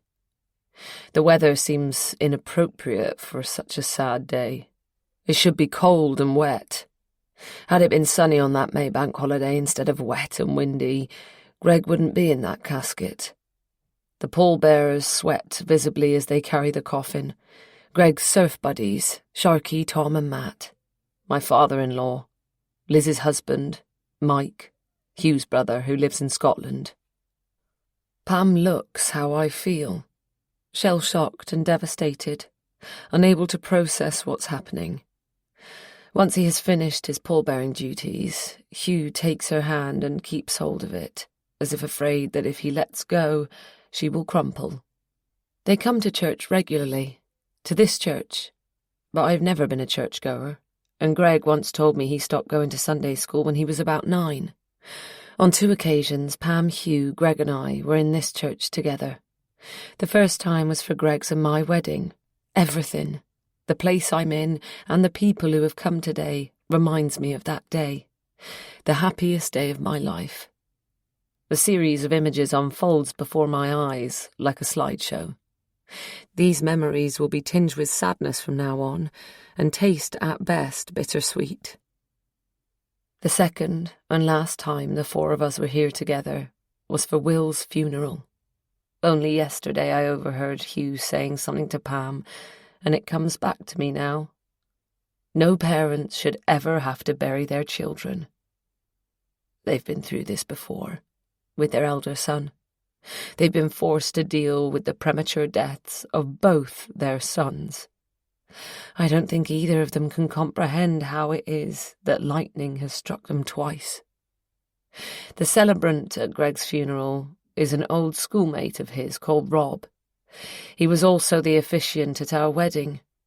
We all call him Reverend Rob now. Rob was so wayward at school, apparently, that he was suspended several times and almost got expelled. He was notorious for forging sick notes to get classmates off PE, stealing clothes and other possessions that didn't belong to him from the lost property trunk, and operating a profitable black market service selling wham bars, double dips and opal fruits that he somehow managed to nick from the school tuck shop. He even forged convincing fake IDs for 16 and 17-year-olds who wanted to fuel their beach parties with alcohol or get into the Marisco, the nightclub in Woolacombe. No one could believe it when Rob became a vicar. Greg said he probably chose that vocation to spite the school careers advisor who had labelled Rob a dishonest waste of space and predicted he'd end up either on the dole or behind bars. Reverend Rob refused to take any money for officiating today. "Absolutely not," he said when Pam and I talked to him. Then he turned to me. "I want you to remember something, Amy," he said. "Greg was a good friend to me, and if there's anything I can do, and I mean anything at all, to help you with your grief, or to help bring that bastard to justice, don't hesitate to let me know." Pam looked surprised to hear a vicar swear. It's cooler and darker inside the church. Sitting next to me on the front pew, Pam shivers and pulls on her cardigan. I'm neither hot nor cold, but slightly numb. I feel devastated, frightened and lost, but at the same time slightly detached, as if I'm watching all of this from outside of my body. I'm paying my last respects to the deceased rather than burying my husband. I'm an observer, not the widow. I keep my head down, trying not to take it all in. Perhaps that way there will be fewer memories of this day to come back and haunt me afterwards. A temporary coping strategy that I will pay for later, no doubt, when the reality of all this blindsides me, but which for now, at least, enables me to get through this without collapsing. Rob's memorial service is eloquent and touching. Afterwards, Pam, Hugh and I stand outside the door to the little church as everyone files past. Most of the mourners pause to offer words of comfort or an affectionate gesture. Sergeant Harris, who I noticed inside the church, touches my arm. Her eyes are wet, and her voice choked as she expresses her condolences. "Thank you for coming, Sergeant Harris," I say. "Please call me Lucy," she says. "Owen is sorry he couldn't come." My brain is sluggish, and I don't understand she's referring to Constable Wright, until she adds, "We couldn't both get the day off." Simon has also attended the service. Although there were dozens of people present who Greg and I were much closer to than Simon ever was, he managed to sit on the pew behind me in the church. In fact, every time I turn around, he's right behind me. If I wasn't flanked by my parents-in-law, he'd be standing at my side, I'm sure of it. I'm irked by his proximity, but I tell myself he's trying to be supportive, and I should be more grateful. My mother is conspicuous by her absence, and I would have loved her to come, but she said it was impossible for Jaden to get away at such short notice. I don't see why she couldn't have come alone, but I didn't say that. She has rung me several times and promised they will come over soon. It might be better for my mother-in-law this way. I want my mum, but Pam has essentially been carrying out that role for years, and she needs me right now. Sharky, Tom and Matt lead a group of our friends down to the beach, where they've prepared stones to build a cairn. I decide to go and take a photo of their memorial to Greg later and stay with Pam and Hugh. We make our way to the thatch, where the restaurant owner insisted on rustling up some food for the wake. That's how he put it. Like Rob, He refused to take any payment. Everyone else follows me, more or less in single file and without speaking to me or to each other. I enter the thatch at the front of the procession, holding open the door for Pam and Hugh. I'm greeted by a welcome noise of cutlery on plates, conversation and laughter. But it dies the second I step inside. Most of the diners are locals and they know me, not well enough to attend the funeral, but they recognize me. Their eyes bore into me briefly before they look away. The silence is awkward rather than respectful. All the villagers have heard the news. A few of them have children in my class at school. It has no doubt given them something to talk about, but they want to keep their distance. It's as if my misfortune could be contagious, as if by coming into contact with me they could be infected with my bad luck. The landlord materializes beside me and ushers us to an area he has reserved for us, apart from the other customers. As I walk through the main dining area, I notice that the posters Liz designed have been taken down. The noise gradually starts up again behind us, but everyone is speaking in low voices now, as if the volume has been turned down. A buffet has been laid out for us, a great spread, my mum would have said. As I have that thought, I feel another stab of longing for her. How I wish she were here today. I look around for Pam and Hugh and see them talking to their neighbours. I decide to slip outside for a while to get some air, to be alone. There are smokers in front of the restaurant. The man standing next to me offers me a cigarette. I shake my head and thank him without turning to look at him. Mrs. Wood, I'm David, he says, speaking out of the corner of his mouth as he lights his own cigarette. David? I turn to look at him. I'm not sure I actually know a David, even though it's hardly an unusual name. How does he know me?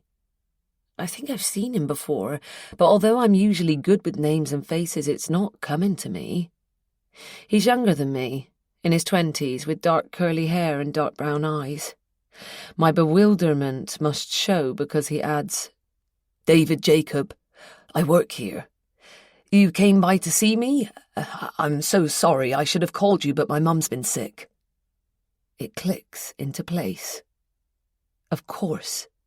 He's the waiter I wanted to see, the one who gave a statement to the police about the Taylors.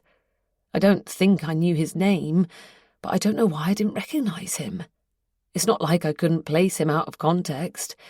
We're at his place of work and I've seen him here before many times. My brain is slow today and I have a headache coming on. I'm so sorry to hear about your mum, I say. I hope she's better. No, afraid not.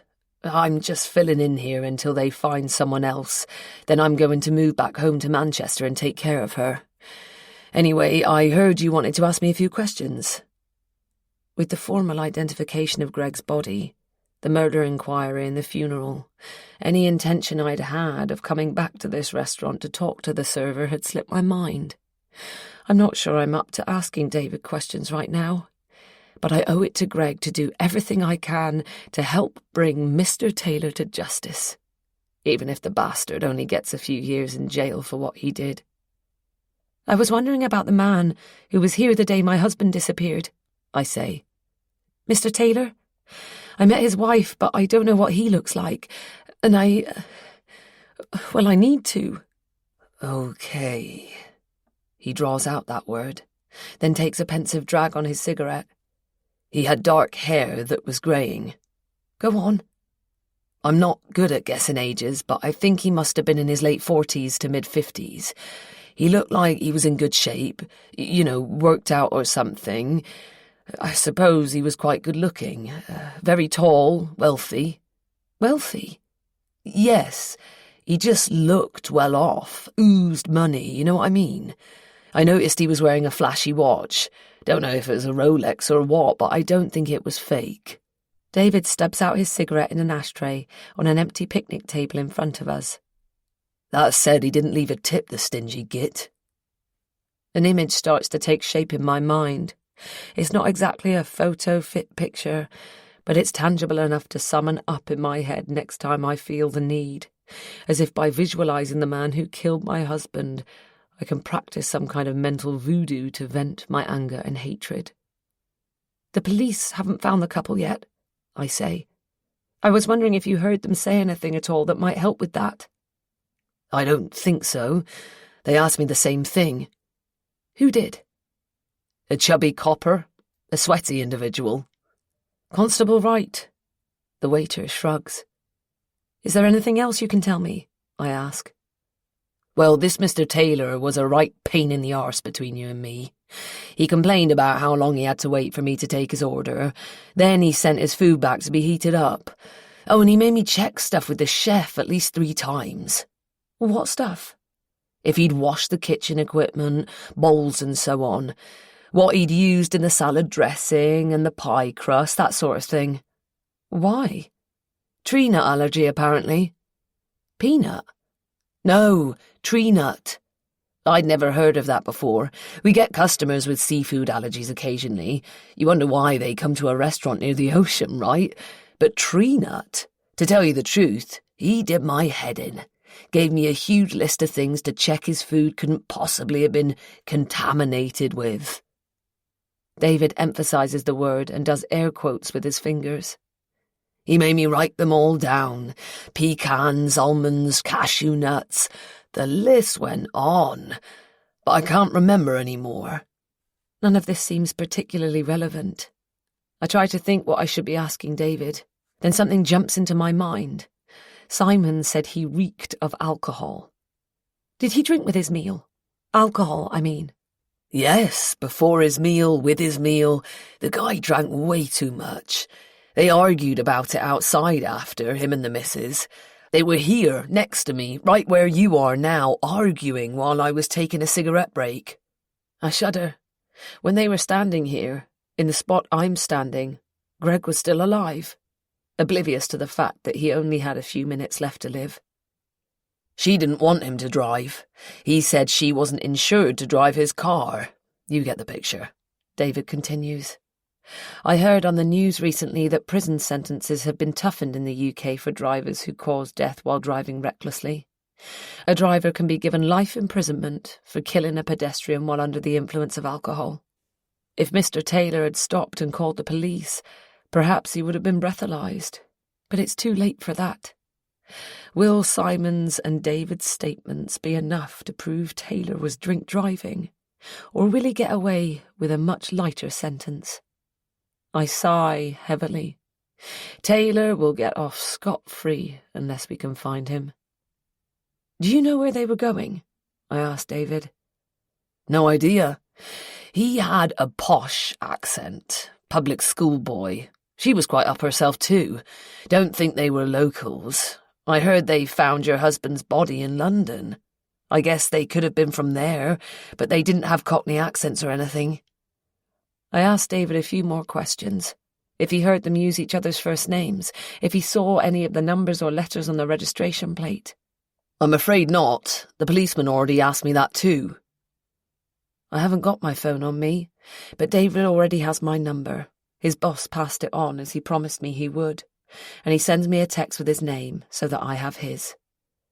I'm fairly sure I didn't notice anything useful, he says. I've been through this with the police twice and in my own head loads of times. But don't hesitate to get in touch if there's anything else you want to ask, he says. I'd like to help if I can. I thank him and turn to go back inside. David might be doubtful he can help, but I get the impression he knows something. I have a gut feeling he could provide a vital clue as to who Mr. Taylor is and how to find him. He's not keeping it from me, not deliberately, but I haven't asked him the right question. HMP Sevenham's Park. Hi, my trial began 4 days ago.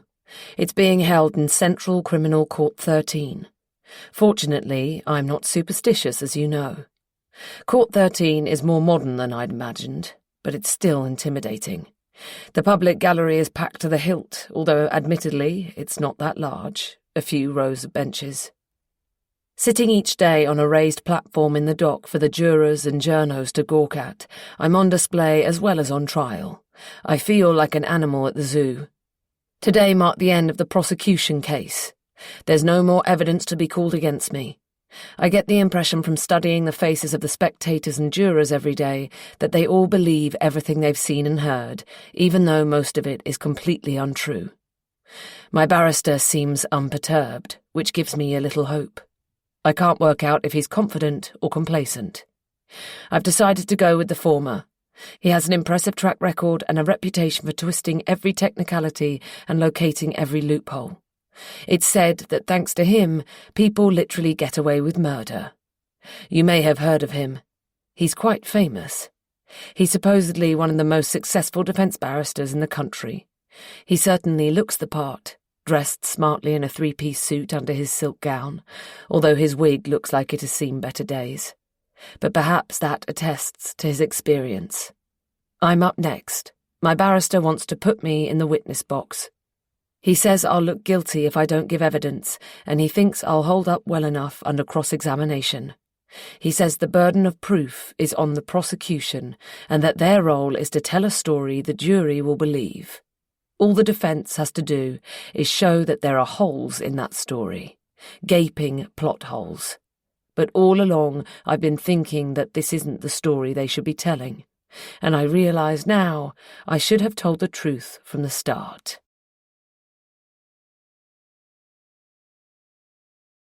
Chapter 21. Amy.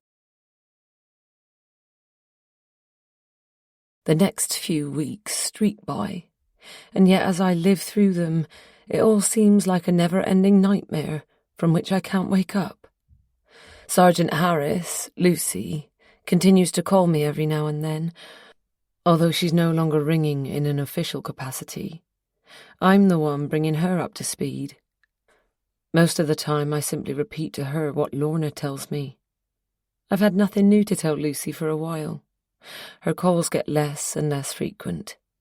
As the days go by, our hopes of a breakthrough in the inquiry dwindle. Before long, I sense that the investigation itself is being scaled down.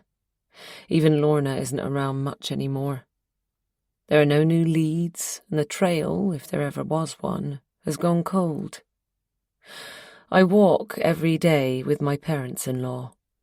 By unspoken agreement, we avoid Croyd Bay and Baggy Point. For them, as for me, these places bring back too many memories of Greg. Instead, we drive further around the coast and walk along the beach from Putsborough to Woolacombe and back, or along the paths that lead through the sand dunes at Braunt and Burrows. Throughout August, I help out Sharky with his surf school. He and Matt, both secondary school teachers, set up their non-profit organisation, Smile and Wave, for kids with special needs and challenges about 5 years ago. When Matt fell and broke his wrist while rollerblading with his son at the end of July, Sharky begged me to fill in. They have other volunteers, and I suspect Sharky has asked for my help in order to help me, really, but I allow myself to be persuaded. The free surfing camps take place at Saunton Sands, where there are fewer dangerous rip currents and where the waves tend to suit beginners better than at Croyd Bay. I'm relieved not to be at Croyd, where Greg and I used to surf together. It's also the beach where I met him all those years ago. It's paradoxical. I avoid places that might trigger memories of Greg and me, and yet at the same time, I treasure those memories, replaying them often in my mind when I'm alone for fear that I might, over time, forget even one small detail. Sharky and I, and the other volunteers, surf in tandem with some of the children. Others, depending on their disability, are more autonomous. I find the whole experience rewarding, but difficult at the same time. Not difficult because the kids are difficult. They're not. They laugh all the time, which puts a genuine smile on my face for the first time since Greg disappeared. But it's hard being around someone else's kids after losing my own. This is what has prompted my decision not to go back to work in September. One evening, about a week before schools go back, I have dinner with Liz and her family at their place. When we've finished eating, Liz's husband, Mike, insists on clearing up and putting the kids to bed. Liz and I stay sitting at the dining room table. I come straight out with it. Liz, I'm afraid I've been thinking about it all over the school holidays, and I've decided to resign, I tell her. Liz doesn't get mad at me, even though this is really short notice and I'm letting her down. Instead, she's silent for a while. Then she suggests going part-time. That might be a good compromise, especially as the money your mum gave you means you won't have any financial worries for this school year, she suggests. I think you need to concentrate on yourself right now, and having a couple of days off a week will enable you to do that. It would also give me time to spend with my parents-in-law and time to grieve. But my mind is made up. I'll stay off work altogether, for a while, until Greg's killer is found. I have the money my mum gave me to tide me over. When I'm ready to go back to work, it won't be teaching. Perhaps I'll take over Greg's shop, which has been closed all this time. In the meantime, I can't just sit around waiting for something to happen. I'd like to be proactive. I don't know where to begin looking for Mr. Taylor myself.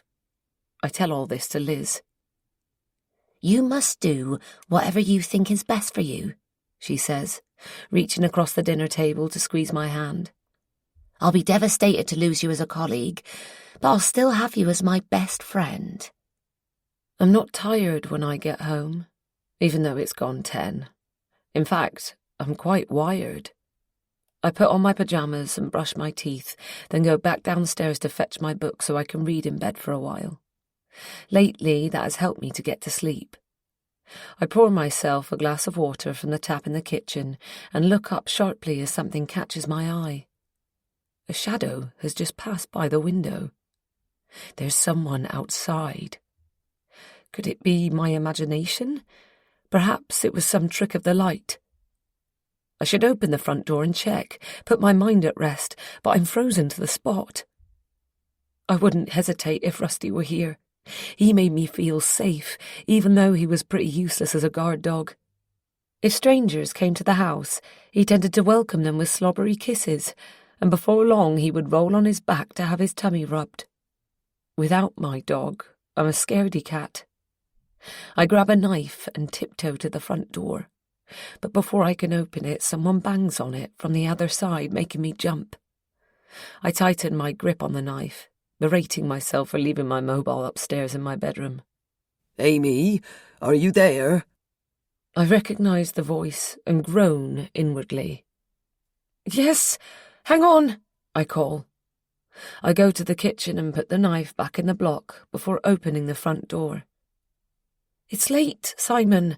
What are you— I've seen him, Simon says. I only open the door a crack, but he pushes it open wider and barges into my cottage.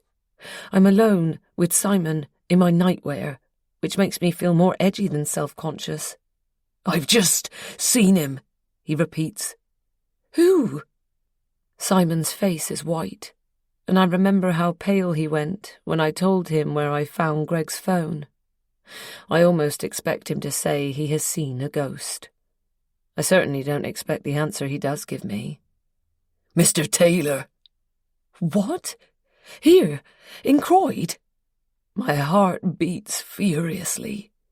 No, on TV. Only he's not Mr. Taylor. Simon is out of breath and bends over, his hands on his thighs, panting. What do you mean? Simon, what do you mean? Simon holds up a hand. Sorry, I ran here. Car wouldn't start. Just a second. I wait impatiently while he catches his breath. I recognised him on the news, Simon says, after what seems like minutes, but was probably only a few seconds. His name's not Taylor. It's Hunter. Are you sure it was him? Absolutely certain. He made a statement to the press as he came out of the Old Bailey. Same pompous bastard, same posh voice. We need to ring the police, I say. remembering my mobile is upstairs. I close the door behind Simon and head for the living room to grab the landline receiver. If you're sure it's him, surely that will be enough to get him arrested. Simon scoffs. Good luck with that, he says ominously. I stop and turn to face him. He fixes me with crazed eyes. Instinctively, I take a step back, away from him. What do you mean? He's a renowned lawyer. Nicholas Hunter, QC, one of the top criminal defence barristers in the country, apparently. That's why he was on television, a high-profile case. His client, I forget his name, but he already had a criminal record, was incited for 2 counts of murder. His wife and her lover allegedly stabbed them several times each. I shudder. Didn't take in all the details, Simon continues, but basically both victims' blood all over the defendant's clothes and his fingerprints on the murder weapon, a boning knife. Bottom line, thanks to Nicholas Hunter, he was acquitted today. Everyone said the bloke was as guilty as sin. The verdict should have been a foregone conclusion, but he walked. Correction, he waltzed out of the main entrance of the Old Bailey, giving the journalist the finger. I've just seen it on the news. I stare open-mouthed at Simon. The implication of this dawns on me, and I don't need Simon to spell it out any more clearly. If Nicholas Hunter gets his clients off scot-free, people who've been accused of murder, he must be pretty good at manipulating the legal system. He probably considers himself above the law. The law won't be able to touch him. I walk over to the sofa and drop onto it, defeated. Did you record the news by any chance? I want to see what my husband's killer looks like. Or film it with your phone? What channel was it on? Was it on Sky News? If so, I'll be able to watch it. The news will be repeated. Afraid not. It was the ITV news at 10. Perhaps you can watch it on catch-up. Simon seems to know what I'm after. But there's bound to be videos of him on YouTube. The guy's famous in his field. Hey, maybe that's why he was travelling incognito. I respond non-committally. Nicholas Hunter might be well known in London in the circles he moves in, but surely no one would know him all the way out here in the sticks in Devon. It's not like he'd have had to give his title if he'd used his real name, but I can't think of another reason why he would give me a fake name. Simon's probably right. Simon sits next to me on the sofa, his thigh against mine. I inch away from him so we're not touching. He takes his phone out of his pocket, opens the YouTube app, and types in Nicholas Hunter QC. Taking a deep breath, I stare at the cracked screen of Simon's mobile. Simon plays a video that dates from almost a year ago, titled Top Barrister Gets Harassment Acquittal for MP. I vaguely remember the case. The wife of a Tory MP had a one-night stand with her boss. Then her husband found out and went after his wife's boss online. I watched the video. The wife's boss called it persecution. Her husband's barrister claimed it was freedom of speech.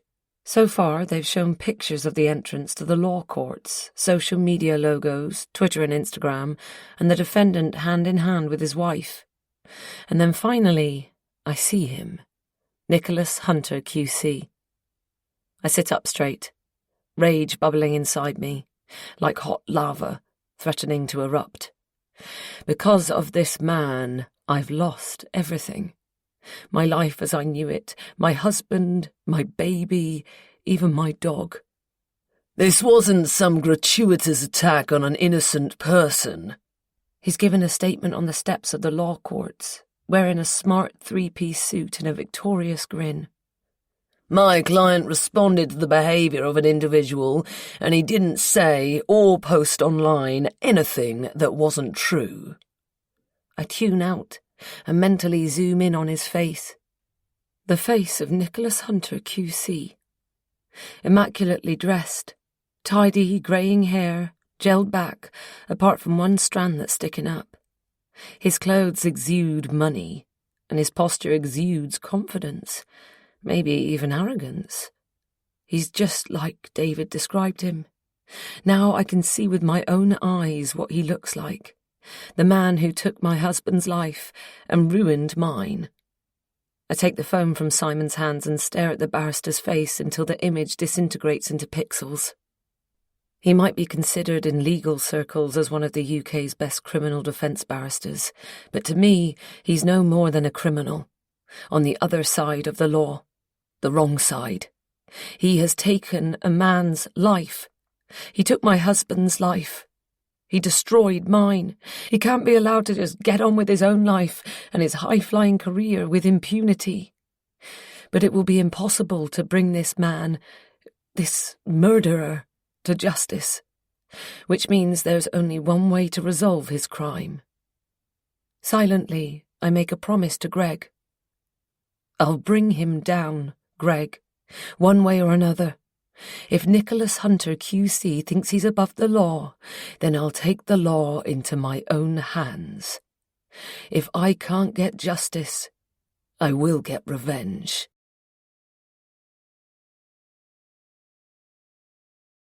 Part 2. Chapter 22. Amy. I lie to my parents-in-law. I feel awful about it, but what choice do I have? If I tell them I know who killed their son, but the chances of him ever paying for what he did are slim, it will break them all over again. So I've sworn Simon to secrecy, for now, until I work out what to do next. I wish I didn't have to share a secret with Simon. I don't want him to have a hold over me. But I'm grateful he has found out Mr. Taylor's true identity. That's not the only thing I'm keeping from Pam and Hugh. I haven't mentioned I've given up my job either. I tell myself it's because my final decision to resign is recent, and I simply haven't got round to sharing this news with them. But really, it's because they'll be concerned, and I don't want to add to their worries. I superimpose the two falsehoods. I pretend I'm going back to work, but instead of driving to the primary school in Woolacombe, I head in the opposite direction for the train station in Barnstable.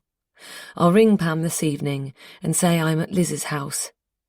And as I plan to be away for at least 2 days, I'll come up with something else tomorrow. But I'll come clean as soon as I can, as soon as I get back. I don't like being dishonest, and they don't deserve to be left in the dark. Before this summer, I hadn't been to London for years, but I'm on the train, heading for Paddington Station for the second time in 3 months. Time seems to drag on this journey, and I can't wait to get to my destination. Last time I was with my parents-in-law. This time I'm on my own. Simon wanted to come. He was quite insistent, actually, but I turned down his offer. I don't regret that, although I'm feeling lonelier than ever.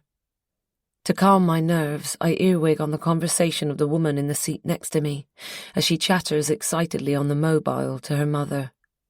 I watch the couple at the table across the aisle as they keep their 3 young children occupied with colouring in and a card game.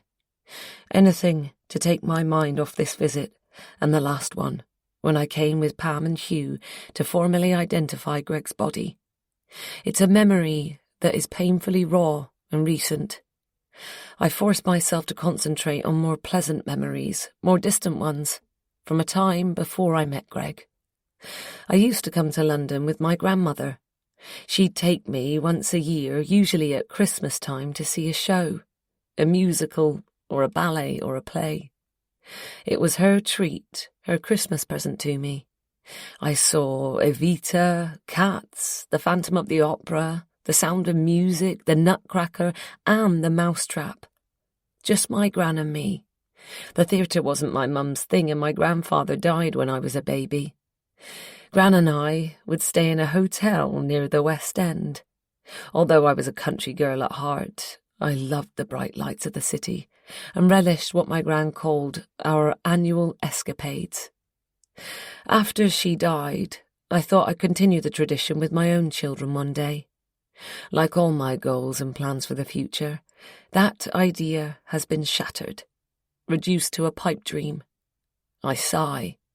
Even when I manage to think about something else, my mind always comes back to the present. I type Nicholas Hunter QC into the search bar of my mobile. I've done this several times over the last week since Simon's visit. I already know what I will find. Top result, his website. It has an inquiry form for potential clients. You can browse all his 5-star Google reviews. I've already done this more times than I can count. Most of the reviewers are unidentifiable. Only their initials are given. Thanks to Hunter, people have been acquitted of charges of murder, fraud, firearms, and manslaughter, according to his reviews. They're all the same, or at least very similar. They could have been written by the same person. Perhaps they were.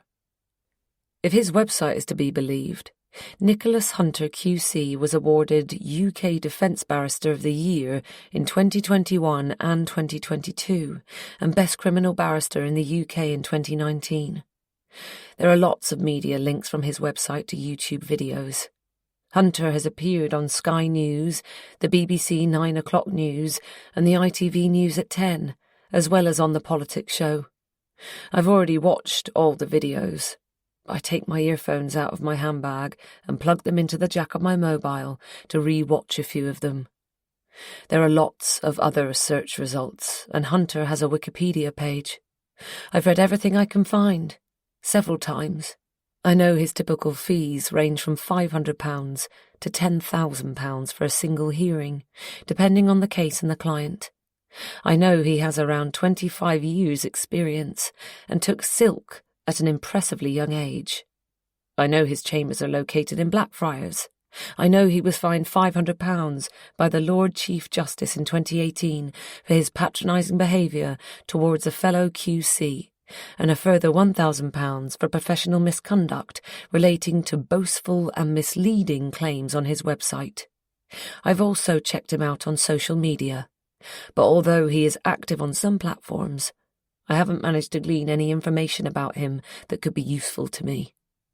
He has a Facebook account, but his privacy settings prevent me from seeing any of his posts, and he doesn't appear to have a TikTok account. He uses Twitter in a professional capacity, retweeting newspaper articles, criticising Tory and Labour politicians alike, and giving tips on public speaking and law courses. There's no mention at all of his job on his Instagram posts, but although he has over 1,000 posts, they reveal little about him. He mainly posts photos of his meals in expensive restaurants, usually with a glass of champagne or similar next to the dish itself, and of his holidays on tropical islands. He's in a lot of these pictures. Many of them are selfies. I scroll through some of these posts again now, in case I've missed something, but I find nothing of interest. I sigh loudly, causing the passenger sitting next to me, who has finished her phone call, to frown at me. I frown too, but not at her. I feel frustrated. Despite trawling through the internet for hours, I still know nothing about Hunter's personal life.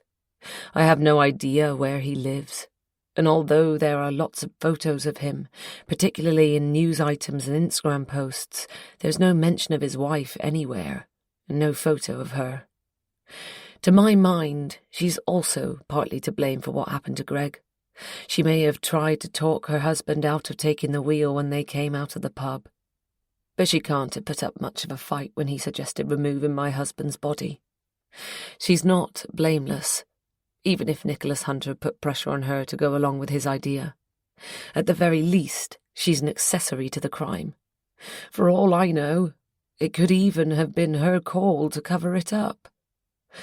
For the moment, though, my focus is on him. It's him I see. Everywhere. On my mobile screen, behind my eyelids, in the face of every stranger I pass. He's handsome, I can see that, but my imagination twists and contorts his features until he becomes ugly, just like he twists and contorts the truth into lies. My thoughts are interrupted by the loud voice of an announcement coming over the tannoy. We're arriving at Paddington Station. I grab my rucksack, I'm travelling light with only clean undies and a few toiletries. I've studied the London tube map, but as I step out of the train, I'm swamped in the throng of passengers spilling onto the platform with me. I see signs towards the underground and allow myself to be swept along in that direction, striding purposefully, blending into the crowd, trying to kid myself, if no one else, that I know what I'm doing. The chambers of Nicholas Hunter QC are located in Hamilton House, a Grade 2 listed building in Temple Avenue on the Victoria Embankment. This is my starting point. I negotiate the tube easily enough, taking the Circle line and getting off at Blackfriars. I navigate the rest of the way using the Google Maps app on my phone. Hamilton House is imposing and beautiful, set back from the pavement, with steps leading up to double doors burrowed in an ornate stone archway. As I peer up at the 5-story building through the black bars of the front gates, I get a sinking feeling. I'm hopelessly out of my depth. There is an ongoing murder inquiry into the circumstances surrounding Greg's death. I should probably have rung the police when Simon recognised Nicholas Hunter QC on TV. I tell myself I can still go to the police. But first, I want to see him with my own eyes, in the flesh. This is also what I told Simon, even though I'm sure I'm not fooling him any more than I'm fooling myself. I'll only go to the police as a last resort. This isn't only about seeing the man in person. This is a field trip to find out as much as I can about him, on the ground rather than online. But I'm under no illusion. I'm no private investigator. This whole trip is a shot in the dark, and it could turn out to be a total waste of time. What I'm really aiming to do is come up with a watertight plan, because right now, unlike Nicholas Hunter QC, I'm not prepared. I have no strategy, no idea what I'm doing. But deep down, I want to elaborate a scheme to exact revenge for what that bastard did to Greg, and for what he has done to me. I want to make him pay. I want blood. I want Nicholas Hunter's head on a platter. I want to hurt Hunter. Badly. So badly that he screams for his mother or his wife with his dying breath. All of this scares me. I'm frightened of the rage that consumes me. I'm scared of what I might be capable of. I don't recognise myself. I'm not a pushover. I stand up for what I believe in. But on the whole, I'm a calm person, usually. Definitely neither vindictive nor violent. And it's as if thoughts like these, thoughts of revenge, aren't mine, as if someone has planted ideas in my head. I don't know if I'll have the guts to go through with any plan I come up with. But what's the worst that can happen? Because of Hunter, the worst has already happened. I have nothing left to lose. I've already lost everything. I look around me. This is a quiet street, and I feel self-conscious, conspicuous. I can't loiter here all day, staking out the entrance to this set of chambers, not with my rucksack on my back, not without a car to hide inside. I have no idea what time Hunter is due to knock off work today, or even if he's in his chambers. He could be in court, or on holiday. And even if he is at Hamilton House, he might use another exit and disappear into the gardens, which, I know from my internet searches, are laid out at the back. Perhaps I should have tried to make an appointment to see him, masquerading as a potential client. He doesn't know me. He wouldn't recognise me. It's not like my face has appeared on the national news, unlike his. At best, when he and his wife dropped off the keys, he might have glimpsed me in the rearview mirror as the rain coursed down the back window of his car. The car he then rammed into Greg. But even if I'd blundered my way through a volley of questions on his website or on the phone and concocted a convincing cover story without raising anyone's suspicions, I doubt I would have been able to see Nicholas Hunter QC that easily or that quickly. There must be legal secretaries or other solicitors I'd have to meet before making my way up to Hunter himself. It's way past lunchtime, and I decide to get something to eat, check into my hotel, and come back tomorrow. I'm about to turn away when the entrance door opens, and an elegantly dressed man steps outside, clutching a briefcase in one hand and pressing a mobile phone to his ear with the other. It's him. I'm standing only a few meters away, just outside the gates that he's strolling towards, peering at him through the wrought iron bars. He looks in my direction. My heart starts racing out of control and I freeze. I grapple for an excuse in case I need one, in case he asks me why I'm lurking around in front of Hamilton House. I wish I had Rusty with me. I could be out walking my dog. If only I'd thought to buy a packet of cigarettes or something. I could pretend I was having a fag. I should run. I can't let him see me, but my feet are stubbornly rooted to the ground. The gates swing open, and this spurs me into action. I spring backwards, crouch behind the gatepost and shuffle off my rucksack. Stepping out onto the street, he turns the other way, and I don't think he even clocks me as I pretend to rummage for something in my bag, using my hair to curtain my face. I glance upwards to see a man in a dark suit standing by a large black car. A Mercedes, I think. Judging from his clothes, the man is a chauffeur. A few feet from him, a woman is smoking. She is tall and beautiful, elegant and black-skinned. As Hunter approaches, she drops her cigarette to the ground and crushes it under a stilettoed shoe. I don't know when the car pulled up. I could have sworn it wasn't there a few minutes ago. I'm clearly not cut out for sleuthing. I've got zero observation and undercover skills. "You're late," the woman says to Hunter. He ends his phone call and slides the phone into an inside pocket. I'm sorry, darling. Busy day so far. I'll be home late tonight as well, I'm afraid. He plants a kiss on her pouting lips. Shall we go? Are you hungry? He asks. I don't hear her answer as she folds herself into the back seat of the car, followed by Hunter. The driver closes the door and gets in behind the wheel. I've abandoned all pretense at searching for an item in my bag. No one seems to have noticed me anyway. I straighten up and gape after the car as it drives away. I replay the short conversation I've just overheard in my head, as if that will untangle my confusion. He called her darling. He said he'd be home late. But if this woman isn't Nicholas Hunter's wife, who is Mrs. Taylor?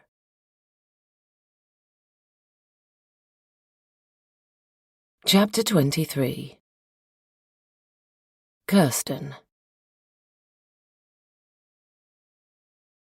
Something is wrong. She can feel it. Her stomach and mind are both churning as she shows the Iranian couple around the two-bedroomed apartment, a stone's throw from Kensington High Street, and a short walk to Holland Park. She tries to get a grip, get into the zone, as she calls it. She should be concentrating on the job in hand, doing her job, but she can't stop thinking about Nick's text message. They've been appointed sole agents for this property thanks to a word-of-mouth recommendation from a satisfied buyer to whom Kirsten sold a luxury studio flat 12 or 13 years ago, and with whom she had a one-night stand 2 or 3 weeks after completion of the sale, in the studio itself. With floor-to-ceiling windows in the reception room and both bedrooms, this apartment is bright and airy. It's also spacious and overlooks landscaped gardens. There's barely room to swing a cat around the patch of lawn, really, and you need to stick your head out of the window and crane your neck to spot it, but it's a good selling point all the same. The property is on the market for just under $6 million. Rather overpriced, if you ask Kirsten. But the guy is flush. Kirsten has seen proof of funds, and she stands to make a good commission on this sale if she can pull it off. But instead of slipping into her estate agent mode and talking up the features of the property with a smile plastered to her face, Kirsten is subdued. "I'll let you look around for yourself, shall I?" she says. She waits until they disappear into the larger of the two bedrooms before delving in her handbag for her mobile.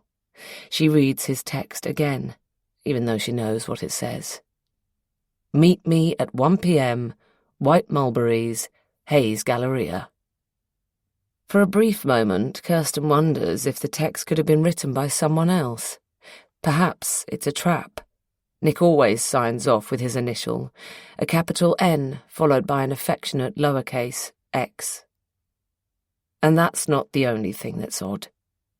It's not unusual for Kirsten and Nick to meet up in the lunchtime on a weekday, but they invariably meet at their hotel and often do without lunch altogether. They do dine together frequently, but at restaurants in the evening, not in coffee shops in the middle of the day, and he has never taken her to this place before. She looks it up on TripAdvisor and Google Maps. It looks fine and has good reviews, but Nick would never select this kind of eatery as a venue for a date with her. But it sounds like Nick. It's an order rather than an invitation, as if he assumes she's automatically available at whatever time suits him. It's a fair assumption to make. She has always dropped everything and come running. She's at his beck and call, and she hates that. But he's like a magnet, drawing him towards her. The Iranian couple seem enchanted with the apartment, despite Kirsten's lack of enthusiasm and input. Mr. Jafari, she has to glance at the documents to remind herself of his name, promises to give her a ring within the next few days. Once she has got rid of them, she makes her way to White Mulberries. Given the location, Nick must be at the Crown Court at Southwark.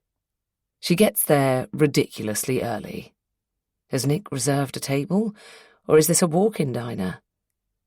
It still has several free tables, inside and out, so it won't be a problem if he hasn't booked. As it turns out, the hostess has a booking for a corner table for two in the name of Baker, their new pseudo. She waits impatiently, even though Nick's not late. Why does he want to see her? Does it have something to do with the accident? She can't seem to muzzle the voice in her head, repeating an unhelpful saying over and over. The truth will out. The truth will out. Gregory Wood has been buried, along with their truth. Their victim has effectively taken their secret to his grave. Only Kirsten and Nick know what really happened. And as long as neither of them reveals the facts, no one else will ever find out. Wiping her sweaty palms on the napkin, Kirsten spots Nick as he enters the bistro. The hostess shows him to the table where Kirsten's sitting. She notices he doesn't smile at her as he approaches. He takes off his jacket and looks around him, perhaps for somewhere to hang it. Then he puts it carefully around the back of the chair and sits down. "Would you like a coffee or something?" he asks. Is he not even going to buy her lunch? He must notice her bewildered expression, for he adds, "Or a bite to eat? I'm not hungry myself, and I can't stay long, I'm afraid." She orders the burrata and prosciutto, topless, and a Coke. She needs a caffeine boost. Nick orders a flat white. As soon as the waiter is out of earshot, Kirsten says, "Is this about the woods?" "You could say that," Nick replies. "Listen, Kirsten." He pauses. He often begins his sentences this way. "Look, Kirsten," or "Listen, Kirsten." How has she never found this patronizing before? "We can't see each other anymore." She reels from the blow his words have delivered. She must have misheard.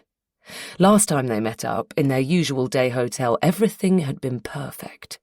She was reassured that they'd got back on track. "You're not... Are you splitting up with me?" He doesn't answer. He can't seem to look her in the eye. So that's why he wanted to meet up here.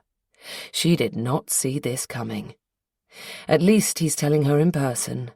One of Kirsten's colleagues was bawling her eyes out the other day because her boyfriend had dumped her with an insultingly concise text message. She'd met him on Tinder. Then he met someone else on Tinder. Kirsten bets she wishes she could go back in time and swipe left instead. "Well, are you?" Oh, Kirsten, I don't want to. Believe me, I just can't see another way. "What's going on?" Kirsten asks Nick, the lump in her throat puncturing her voice. The thing is, Edie knows. She wonders what he means. Does his wife know about them, or about Gregory Wood? Oh, God, if she knows about Gregory Wood, they're doomed. Either way, they're doomed. What does she know? It comes out as a whisper. Everything. Nick puts his elbows on the table and cradles his head in his hands. She found out everything. But how? It's not what she wants to ask. He hasn't answered her previous question. She still doesn't know if he's referring to the affair or the accident. Or both. I came clean. I couldn't keep it to myself. Nick's looking at the table, avoiding her watery gaze. Kirsten knows Nick better than that. He's not the kind of person who feels so guilt-ridden that he has to unburden himself by fessing up. He keeps his conscience, if he has one, out of sight and under control. He wouldn't have simply told his wife about Kirsten or about Gregory Wood. Kirsten arches her perfectly plucked eyebrows at him. What exactly has she found out? About us, Nick says, picking up the knife and running his hand along the blunt blade. About you and me.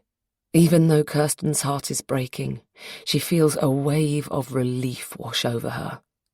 Edie doesn't know they've killed someone. How did she find out? He exhales noisily. I got careless. She got suspicious, Nick says. That sounds more like it. She put a GPS tracker on the car. The new one? What? Oh, no, the Audi, not the Range Rover. Kirsten's heart thuds against her chest. Shit, she mutters under her breath. She knows I went to Devon when I was supposed to be spending the weekend at the home of a wealthy client in Nottingham, Nick continues. If I'd just told her he lived in Devon, or if we'd gone to Nottingham... He gives a dry laugh, smacking his forehead with the palm of his hand dramatically. I'm not a good liar. Kirsten doesn't contradict him. Nick can lie through his teeth convincingly, but that's inconsequential right now. Did you sell the car with the tracker still on it? Probably. The expression on his face tells Kirsten he hadn't thought of that. That won't matter, though. Maybe not. But Nick, you know what this means, don't you? Nick looks at her blankly. He's the most intelligent person Kirsten knows. He's brilliant. It's one of the things she loves about him. She finds it sexy. But he's being slow, in this particular instance, focusing on the wrong thing entirely. He's concerned about his marriage. Kirsten spells it out for him. This is evidence we were there. This places us at the scene of the accident. Eddie can put us away with this. Nick scowls. The waiter arrives with their orders. Neither Nick nor Kirsten speaks until he has gone. Nick looks up, finally making eye contact. I'll get Edie to delete the app and erase any data she has saved on her laptop or mobile, Nick says. And I'll get the tracker back. This is serious, Nick. I know it is. He reaches across the table for Kirsten's hands. Leave it with me. Are you serious about breaking up with me?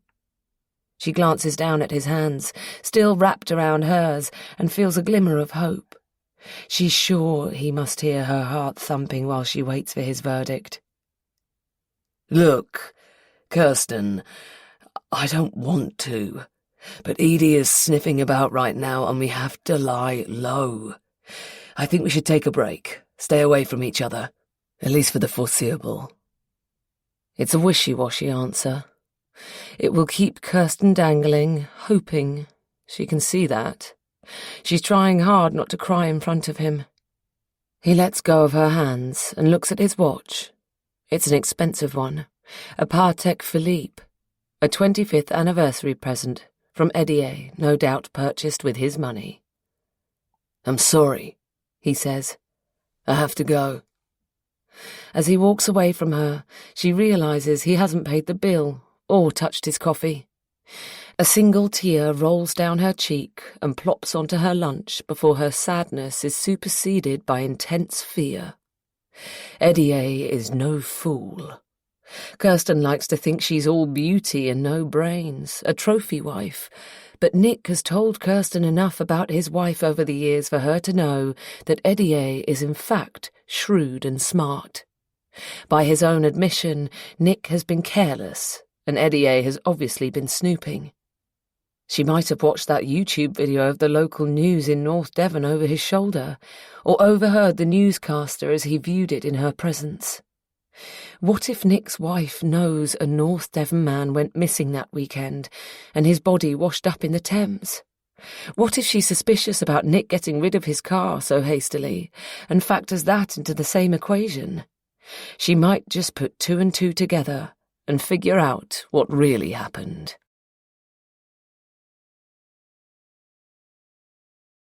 Chapter 24. Amy. The rest of my stay in London is uneventful and unproductive. I don't so much as catch sight of Nicholas Hunter QC again, let alone find out where he lives. I've garnered no useful information at all with this trip. It's a failed mission. By the time I take the train home, I feel despondent and drained. The barrister's wife is definitely not the woman who handed in the keys to the flat that day. She wasn't in the car with the man who ran over Greg. How am I going to find Mrs. Taylor? Who is she? Could she be Hunter's lover? If he was having an affair and wanted to keep it a secret from his wife, would that explain why Hunter gave me a false name when he made the booking for the holiday rental? Is that why they paid cash? I ponder this, but there's another possibility, and it seems more likely to me. Simon must have made a mistake. Hunter and Taylor can't be the same man after all. Maybe Hunter just looks like Taylor. If Simon was wrong, I'm back to square one. No lead whatsoever. Another dead end. I'll be glad I didn't tell Pam and Hugh about my trip to London in that case. I'd have got their hopes up, only to shatter them once more. The more I mull it over, the more convinced I am that Simon mistook Hunter for Taylor. There is a way I can check. I'll ask David Jacob. He'll know if Simon's right or wrong. I so desperately want Simon to have been right. Despite the fact Hunter is this bigwig lawyer and seemingly untouchable, I would rather know the identity of my husband's killer. I'd rather feel helpless than clueless. All I want to do is go to bed. But when I get back to Croyd, I dump my stuff at home and go straight round to my parents-in-law's house in Georgium. I feel bad about being deceitful, and I need to clear my guilty conscience. I have nothing to show for my covert trip to London, and nothing new to bring to the table, so I could get away with keeping the whole episode with Simon and Hunter from them. But they deserve to know the truth. Hugh answers the door. He's dressed smartly as usual in a long-sleeved shirt, despite the warm day, and trousers with precisely pressed creases down the middle. The wrinkles whittled into his face have multiplied and deepened since Greg's disappearance and death, and his eyes, one a striking azure like Greg's, have faded to a watery blue. He's not normally tactile, but he takes me in his arms and hugs me, calling over his shoulder for Pam. I follow Hugh into the living room, where Pam jumps up from the sofa, offering to fetch drinks and biscuits. Both Hugh and I decline. Pam sits down again, and I perch next to her on the worn two-seater sofa. Hugh remains standing, his hands thrust deep into his pockets. I haven't worked out what I want to say, but I decide to start at the beginning. I haven't been honest with you, I say. I tell them that I've decided to take a break from teaching, indefinitely, and that I didn't start the school year as I pretended. Hugh paces the room. I haven't officially resigned, I say, but I can't imagine ever wanting to work with young children again. Not after. I wring my hands in my lap. Pam places her hand on mine. That's understandable, she says. There's something else I've been keeping from you, I continue, before one of my parents-in-law can ask me what I'll do instead of teaching. Something concerning Greg's death. Hugh stops pacing and turns towards me. Go on, he says gently. Last week, Simon thought he recognised Mr. Taylor on the television. There was a news bulletin about a court case and the defence barrister got an acquittal for his client, who had been accused of murder. The barrister gave a statement on the steps of the court building. Simon was adamant this lawyer was the man who drove his car into the hedge on Moor Lane that day. His name... This time Pam intervenes. You mean the man who ran over Greg? Her nails dig into my hand. She has as much hatred bottled up inside her as I do. Yes, but, well, I went to London to try and find out more about him, especially where he lives and where he works. And I saw the barrister's wife. She's definitely not the woman who gave back the keys to the flat that bank holiday Monday. Are you sure? Asks Hugh. Yes, not the same skin colour for a start. Oh, says Pam. Maybe the woman Taylor brought to Devon is his mistress, Hugh says. That might explain why they went under an assumed name. Yes, I've considered that, I say. I can only come up with two explanations. Either this Mr. Taylor was with someone he shouldn't have been with that weekend, or the barrister's not Mr. Taylor. Hugh finishes for me. Exactly. Pam lets go of my hand and shifts her position on the sofa so that she's facing me. Shouldn't we go to the police? Call the major crime investigation team? Lorna? I don't know, I say. The reason I didn't go to the police before is that this barrister, Nicholas Hunter QC he's called, has an impressive track record for getting his clients acquitted, and some of them are pretty shady. I'm worried we won't win if we go up against him. No, says Hugh. We can't go to the police yet. We have to find out if it's the same man first. But how can we know for sure if it's him? Pam asks. There's one person who can confirm if Taylor and Hunter are the same person, Hugh says. Pam nods, grasping the next step without needing us to fill her in. Yes, I was planning to pop in and see him later. Leave it with me, I say. I get up to leave. I'll come round again tomorrow, and if it really is him, we can decide what to do then. When I get home, I ring Liz and arrange to meet her for a pub dinner this evening. She's delighted when I suggest it. Squee! A night out without the kids, she enthuses. Let's see how Mike copes for once with all four of them on his own. I walk to the thatch, arriving early, and sit at the table for two I've reserved. I feel sick. Perhaps it's because the last time I was here was for the wake. Memories of Greg's funeral now come rushing back to me. Or it might be due to the smell of food taunting my empty stomach. Maybe it's a mixture of the two. Liz's excitement and energy as she burst through the doors only serves to add a dash of guilt to my nausea. She's gone to the trouble of getting dressed up and made up. I've brought her here on false pretenses, Despite her carefully applied makeup, Liz looks tired from the stress of going back to school after the summer holidays. I tell her this, and she retorts that I look drawn and thin. She's right. I've always been slim, but since I've lost Greg and our baby, I've had no appetite, and my clothes now hang off me. I'm worried about you, she says. I can't respond. A lump is blocking my throat. These days I'm never far from tears, and anything can set me off. A kind remark, a commiserative look, or even someone hooting their horn at me for driving too slowly. Are you getting help? It's a lot to process, you know, what happened to Greg and what happened to you. I have all the help I need, I manage. I have Pam, Hugh, and you. The only thing that will really help me is for the man who did this to be found and punished. I don't add what I really mean, that I'm out for revenge rather than justice. I decide not to tell Liz about my trip to London.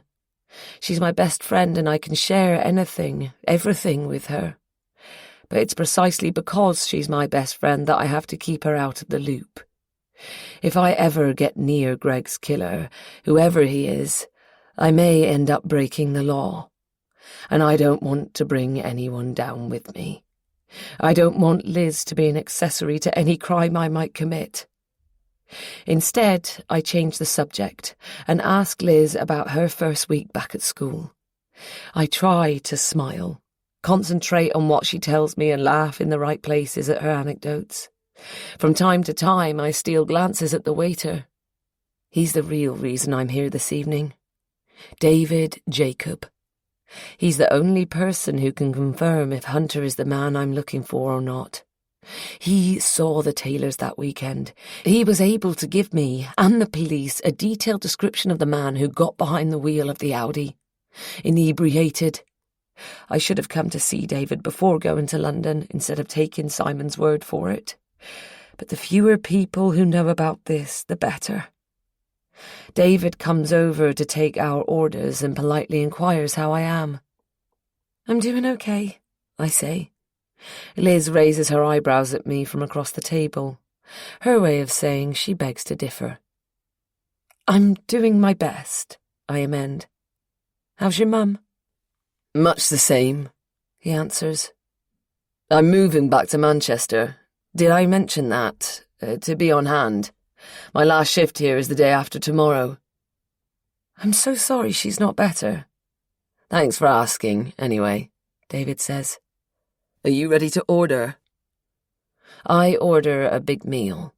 The food is delicious in this place, and force myself to eat it. Liz is pleased to see me polish off every last chip. I keep an eye on David. A few customers pay and leave. Eventually I spot him slip out for a cigarette break. I'm just going to the loo, I say to Liz.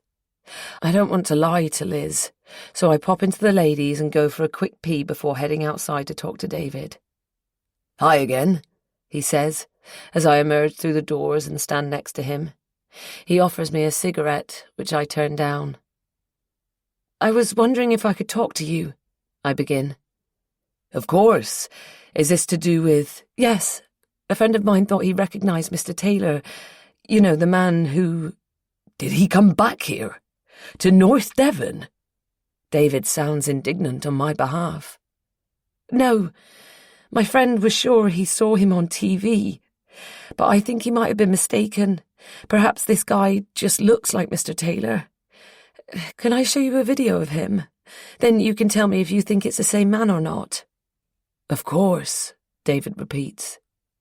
I take my phone out of my handbag, bring up the YouTube video I watched with Simon on my sofa, and angle my mobile so David can see. He stubs out his cigarette and leans in. He views the whole video without saying anything. Simon was wrong. He must have been. If David recognised this man, he'd tell me immediately. Wouldn't he? That's him, David says calmly. I get him to repeat it, thinking I've misheard. No doubt about it. That guy, that lawyer, is definitely Taylor. You're absolutely sure? 100% certain. Appearance, voice, even the wristwatch. It's the same bloke. I'm so stunned. I don't know how to respond to that. I gawp at David. I don't understand why you're so fixated on him, though, he says, lighting another cigarette. Fixated? A spike of anger jabs at me, but I reply calmly. Because he killed my husband. Doesn't David know this? Well, technically he didn't. What? My brow furrows.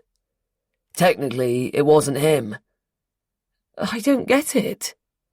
But as I say that, it dawns on me. Did you think it was him driving? It wasn't. He was wasted. His wife insisted on taking the wheel. She hadn't drunk a drop of alcohol. They argued right here. He gestures to where we're standing. I heard it all, like I told you before. But in the end, she was the one who got in the driver's seat. I saw her drive away. I'm staggered. Did you tell the police this? I manage. Of course. Did this never come up? With Sergeant Harris and Constable Wright? Even with Lorna, we discussed finding the couple and tracing the car. We never spoke specifically about the actual driver. They knew it was her. I was under the impression it was him. His wife got into the passenger seat after giving me the keys. I didn't see him. He didn't get out of the car and it was raining, but he was the one who drove away from my place. I'd assumed he was the one who drove into Greg. I need to get back. David thumbs over his shoulder. I nod. I'm around later or tomorrow. After that, you can call me if there's anything I can do. I nod again. David's bombshell has rendered me speechless, and I can't catch my breath. I stay outside after he goes back in, leaning against the wall as my legs threaten to give way. I rack my brains, trying to recall the conversation with Simon the day we walked out to Moor Lane, to the spot where I found the phone and David saw the couple with the Audi. I can't remember Simon's exact words, but I remember the account he gave me clearly. Simon almost ran into the back of the Audi as he came round the corner in his Volkswagen. The front of the Audi was in the hedge. Both the woman and the man were standing beside the vehicle in the pouring rain. The man claimed they'd just changed a tyre after driving into the hedge. Simon saw him close the boot, supposedly after putting away the warning triangle. Was it because the man spoke, and not the woman, that Simon and I assumed he was the driver rather than her? No, there was more. Simon said he could smell alcohol on the man's breath and thought he'd lost control of his vehicle because he'd had too much to drink.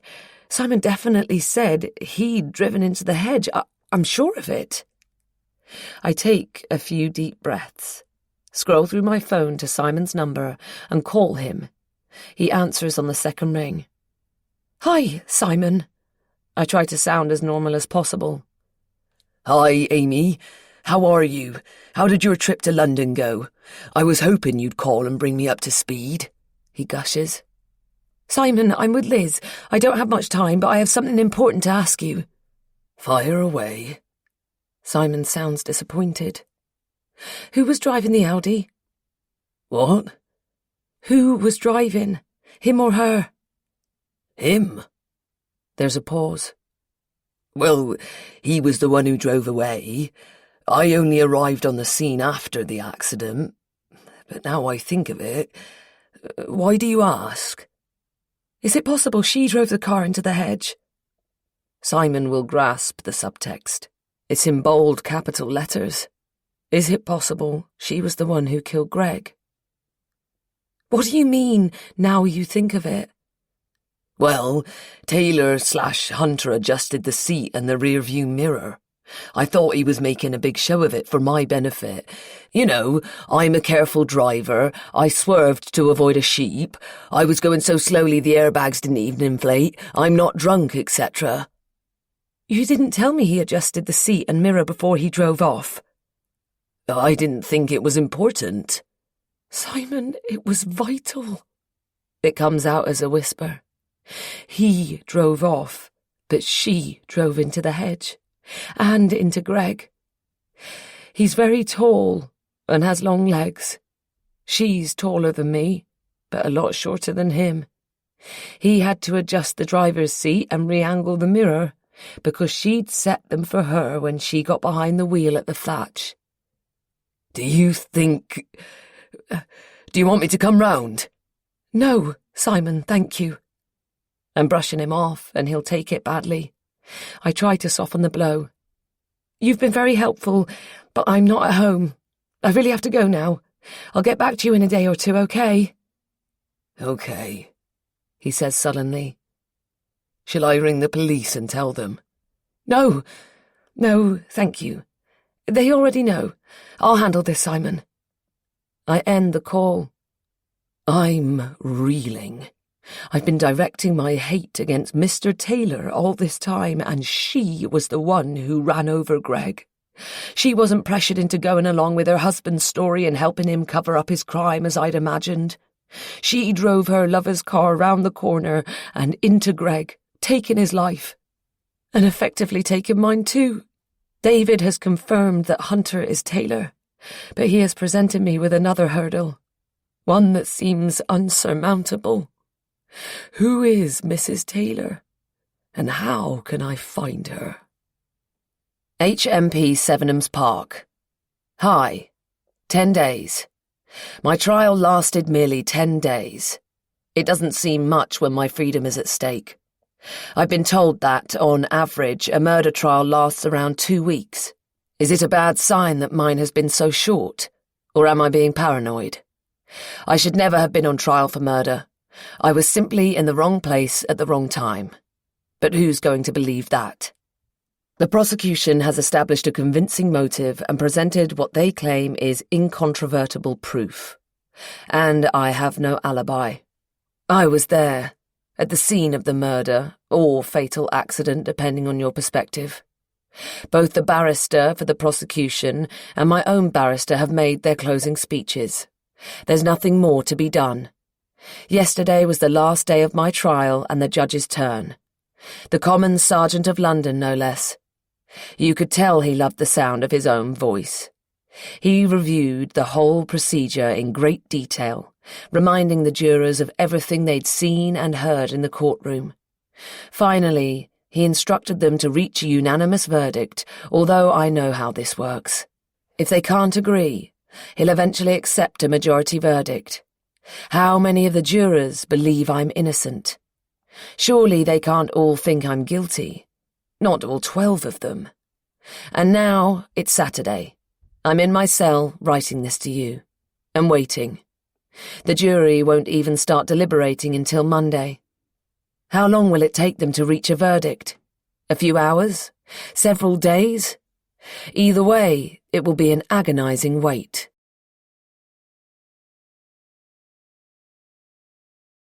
Chapter 25. Amy. Pam and Hugh's car is parked next to mine in the driveway when Liz drops me off at my place on her way home from the pub. Pam is sitting on the doorstep, the top of her grey head illuminated by the spotlight I switched on just before I went out, and Hugh is standing next to one of the 2 large pots on either side of the front door, which would usually still showcase hydrangea at this time of year. Greg was green-fingered. I'm not. And our garden is now overgrown, the plants and flowers wilted or dead. How long have you been here? Why didn't you let yourself into the house? Not long, Pam says. She refuses to meet my eye. I wouldn't be surprised if they've been here the whole time I was out. We didn't want to invade your privacy, Hugh says. You have a key. We gave you a key. You wouldn't be intruding if you used it, I say, a light undertone of reproach in my voice. I don't add what I'm thinking, that they would have waited inside if Greg were still alive. There has been an almost imperceptible shift in my relationship with my parents-in-law since we found out Greg's dead. It's so subtle that at times I think I might be imagining it. But a curtain has come down between us, albeit a see-through one, as we tiptoe around, less familiar and more formal with each other. Do Pam and Hugh look at me and think of what they've lost? Their remaining son and his baby, their grandchild? Or is it because we've all lost the one official relation that wove us into a family? "Come in," I say, opening the door. I lead the way into the living room. It was a warm day, but the air has got considerably cooler, so I offer to make them some tea to warm them up. But they shake their heads. I know why they're here, so I won't keep them in suspense. I gesture at the sofa and armchair. The server at the thatch confirmed that the barrister, Nicholas Hunter, is the same man as Mr. Taylor. I begin as we all sit down. He identified him categorically. I pause to allow Pam and Hugh to take this in, realising I haven't computed the information I've learnt from this evening myself. Pam exhales loudly. "So we know who killed Greg." Hugh sounds both relieved and incredulous. "No," I say. "It wasn't him." Opposite me, Hugh visibly stiffens in the armchair, his back suddenly ramrod straight. "What do you mean?" "It was her." I summarise what David told me, looking from Hugh to Pam and back again. Pam gawps at me, her mouth and eyes open wide, and Hugh's eyebrows knit together. "What do we do now?" Pam asks when I've finished. "Well, we could go to the police," I say, although my voice gives me away. It's not a suggestion. There's an unspoken but at the end of my sentence. "But you don't want to," Hugh says. I look down at my hands. My nails, which I used to keep neatly filed, are bitten to the quick. "I'm a bit confused," I admit. "I was convinced Hunter ran over Greg, and I thought it would be impossible to bring him to justice because he has a reputation for manipulating the law." I hesitate before telling them the full truth, but I don't want to keep any more secrets from them. "I'd been fantasizing about getting revenge rather than getting justice." I look up and study them, but their faces are impassive. "Not that I've managed to come up with a plan or anything," I add quickly. "Now it turns out she was the one driving, and I haven't wrapped my head around that yet." "If she's his lover, I don't suppose there's any more chance of her going down for what she did to Greg than Hunter himself. Presumably he'll cover for her and lie for her. He'll defend her. Legally, I mean," Hugh says. Pam looks as if she's about to burst into tears. "Shall we wait for a day or two?" Hugh continues. "Give ourselves time to absorb this new information ourselves first. See if we can find out something about her. Her real identity for a start." "I don't know," Pam says. "I think we should call the police. Or Lorna." Hugh leans across his armchair towards Pam, who is sitting on the sofa, and places his hand on her knee. "We need to find out as much about this woman as we can," he says. "Then we can decide what to do next."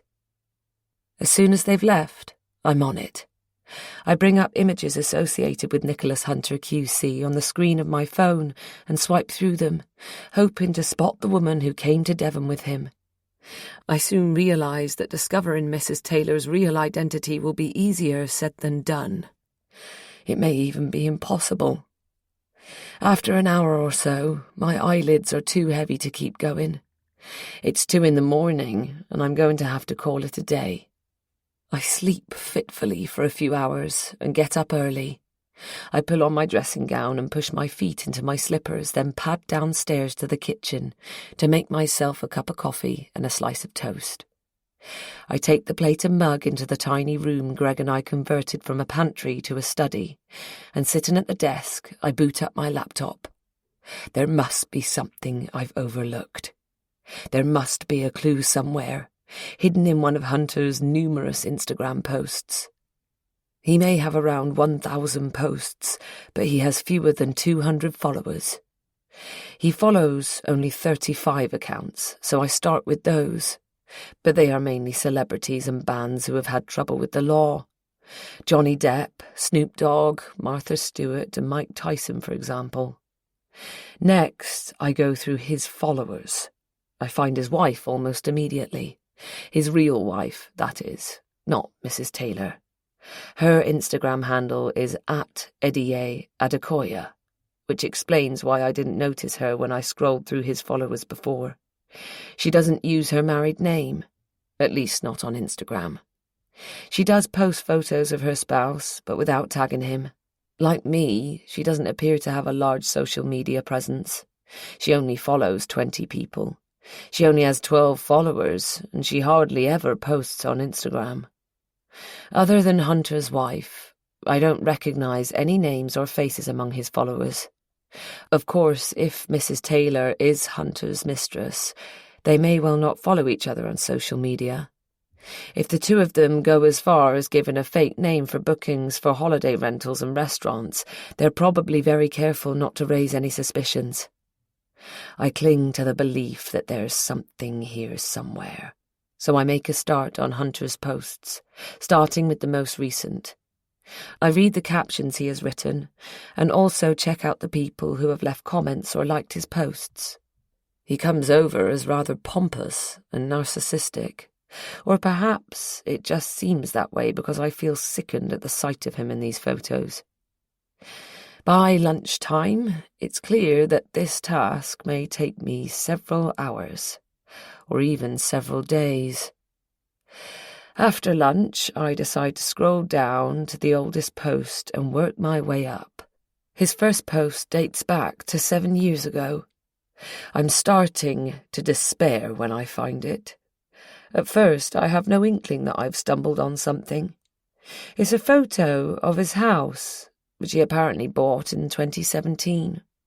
The caption reads, "My new home, where love and happiness will reside. This place might look like it cost a fortune, but really it was a steal. You could almost accuse me of theft. Ha ha, just kidding. I'm keeping the exact location a secret for security reasons, obvs." It has only 3 likes.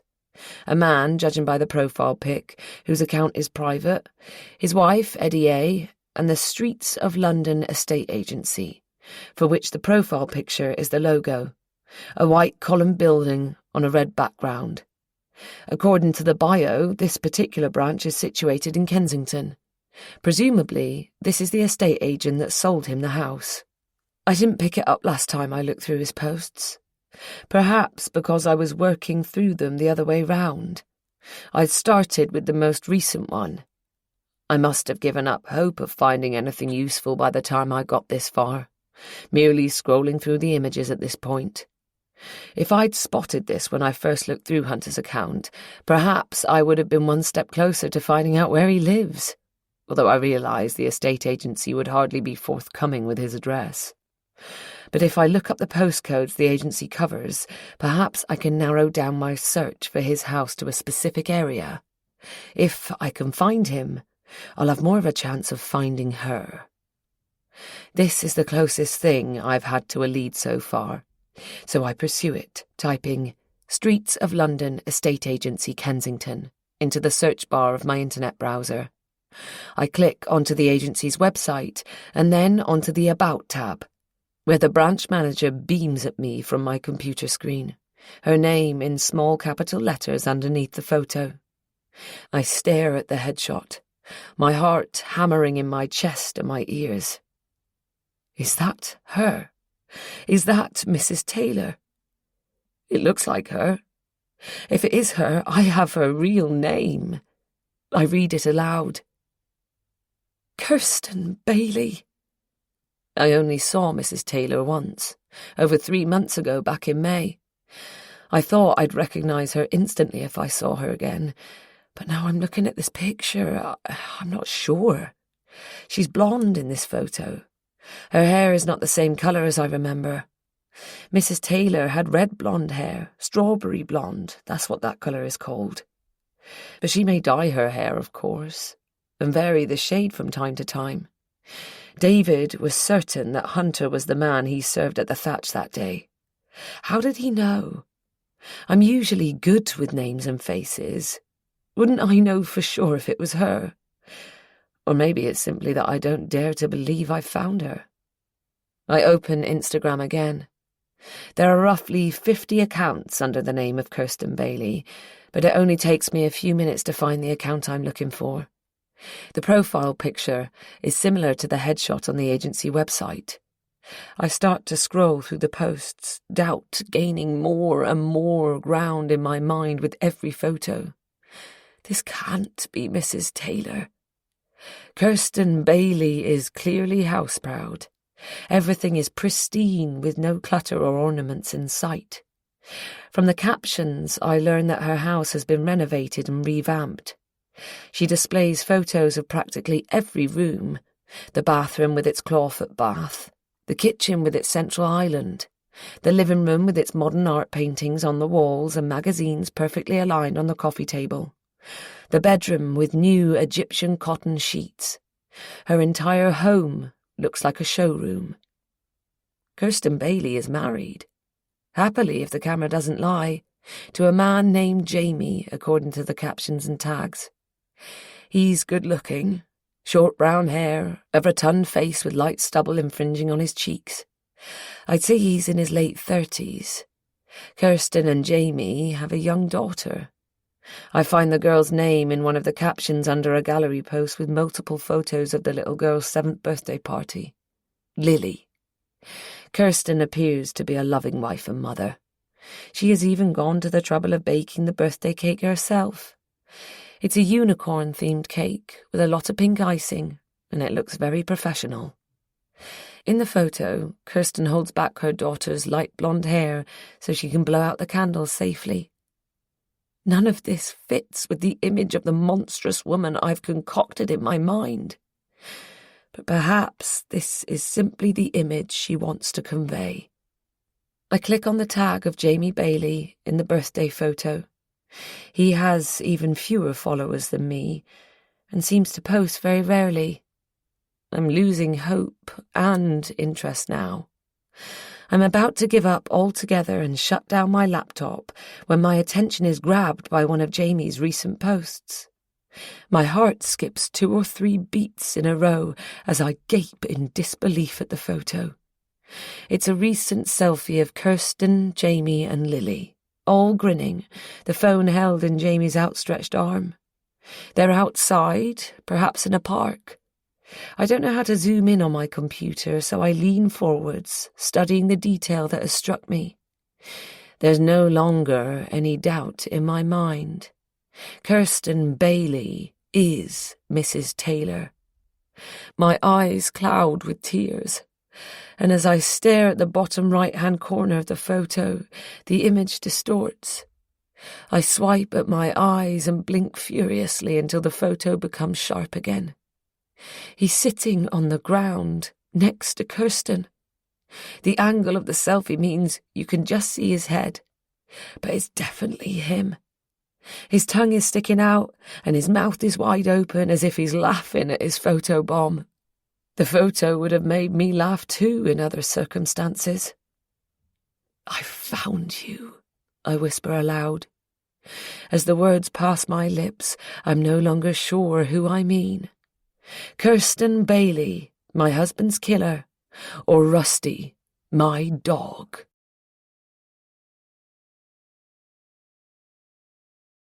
Chapter 26. Kirsten. Kirsten is having a nightmare of a day. She was awake most of last night, her body crying out for sleep while her brain whirred in overdrive. She looks like shit. Dark, swollen bags under her eyes, blotchy cheeks from where she bawled her eyes out once Jamie had gone to bed and she was able to give up the pretense that everything was all right.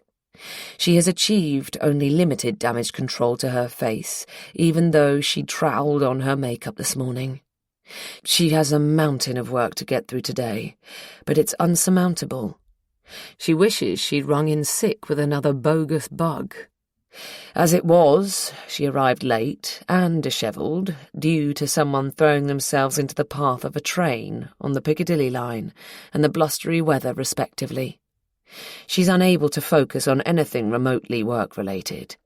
She can't steer her thoughts away from Nick. There would be some consolation in knowing that this breakup was hurting him as much as it's hurting her, but evidently it isn't. It's been 8 days since he ended their relationship, after 5 years, and he hasn't so much as sent a text message to ask how she is. He can tell how she is from the innumerable text messages she has sent him. To begin with, she just asked, politely, if they could talk. In her more recent text messages, she has practically begged him to reconsider his decision, to stay with her, to agree to see her so they can work things out. She's aware she's debasing herself, but she thought she had nothing left to lose as far as Nick was concerned. Now she realizes she was mistaken. She has lost her dignity and self-respect, too.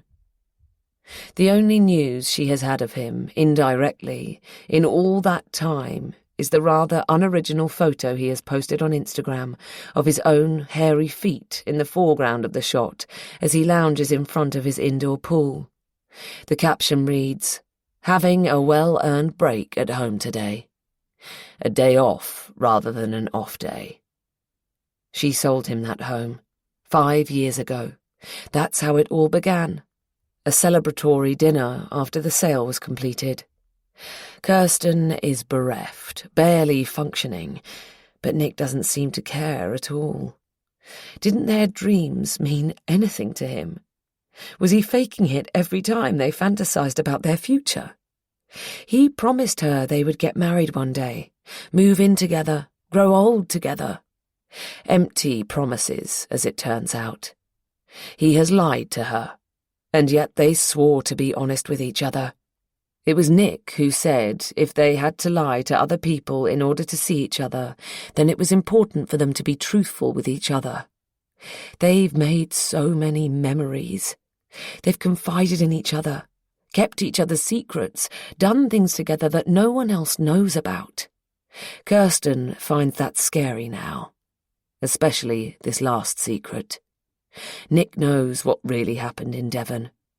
It's one thing to share a secret together. It's another to share it apart. She has always found Nick a little untrustworthy. How can she trust him now? She wouldn't put it past him to set her up to take the fall for Gregory Wood's death.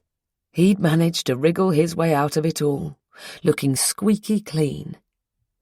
When she and Nick made the decision to cover up the accident, she thought things would get easier in time. With each day that goes by without the police knocking at her door, she should feel more confident that that day will never come. But instead, she has become more and more scared. Paranoid, as if that day is getting closer. Sometimes she just wants it over with. There would be an element of relief if what she's dreading actually happened. She wouldn't dread it anymore. She wonders if she should go to the police. She has a guilty conscience when she thinks about Gregory Wood or his widow, but it's not remorse that has planted this idea in her head. She has no intention of confessing. If she does go to the police, it will be to denounce Nick. Does she want to lash out at him? Get back at him? Or does she fear he might turn her in and want to preempt his confession? She knows she can't lay all the blame on Nick. She can pretend he was driving, but she can't denounce him without incriminating herself. If nothing else, she'd have to admit to the police that she helped him remove Gregory Wood's body. That would make her an accessory. She could downplay her role, but if the police find out that she had a hand in Gregory Wood's death, then everyone else will find out about the affair. Eddie A. might already have found out about it, but Jamie doesn't suspect a thing, and it needs to stay that way. So there's no question of Kirsten going to the police. It's a ridiculous notion, something her sleep-addled brain has come up with, and now she has thought the idea through, she bats it away. But since Nick has broken up with her, there's a feeling Kirsten can't shake off so easily. That one day it will come down to his word against hers, and that everyone will believe him. She makes herself another strong coffee, at least her 5th today. The crappy machine at work isn't a patch on the top-of-the-range espresso machine in her kitchen, and the coffee tastes revolting. She downs it as soon as it's cool enough. She should be feeling wired by now, but she's exhausted and anxious, crawling up the walls rather than bouncing off them. She has snapped at her colleagues all day long, and they're doing their best to avoid her, leaving a wide berth around her desk each time they pass by in the open-plan offices of the estate agency. Kirsten rings Mr. Jafari about the flat near Holland Park that he viewed with his wife just over a week ago, an hour or so before Nick discarded her like a used nappy. She'd shown other couples around the flat after the Jafaris, and she had one other potential buyer for the overpriced property. But Mr. Jafari, a cash buyer, made an offer that was higher than the asking price, without even requesting a second viewing. And the sellers, in the middle of a messy divorce, have just accepted it without much delay. Mr. Jafari is delighted. Kirsten should be too. She'll make a huge commission from this sale. But she doesn't feel like celebrating, and certainly not with her co-workers. She just wants to go home. She has 2 viewings scheduled for this evening, both for the flat near Holland Park. She cancels them and knocks off early for a change. As she steps through the automatic doors onto the street and into the gusting wind, Kirsten notices 2 police officers, one male, one female to her left. They're only a few feet away, and seem to have their eyes riveted on the window of the estate agency. Are they here for her?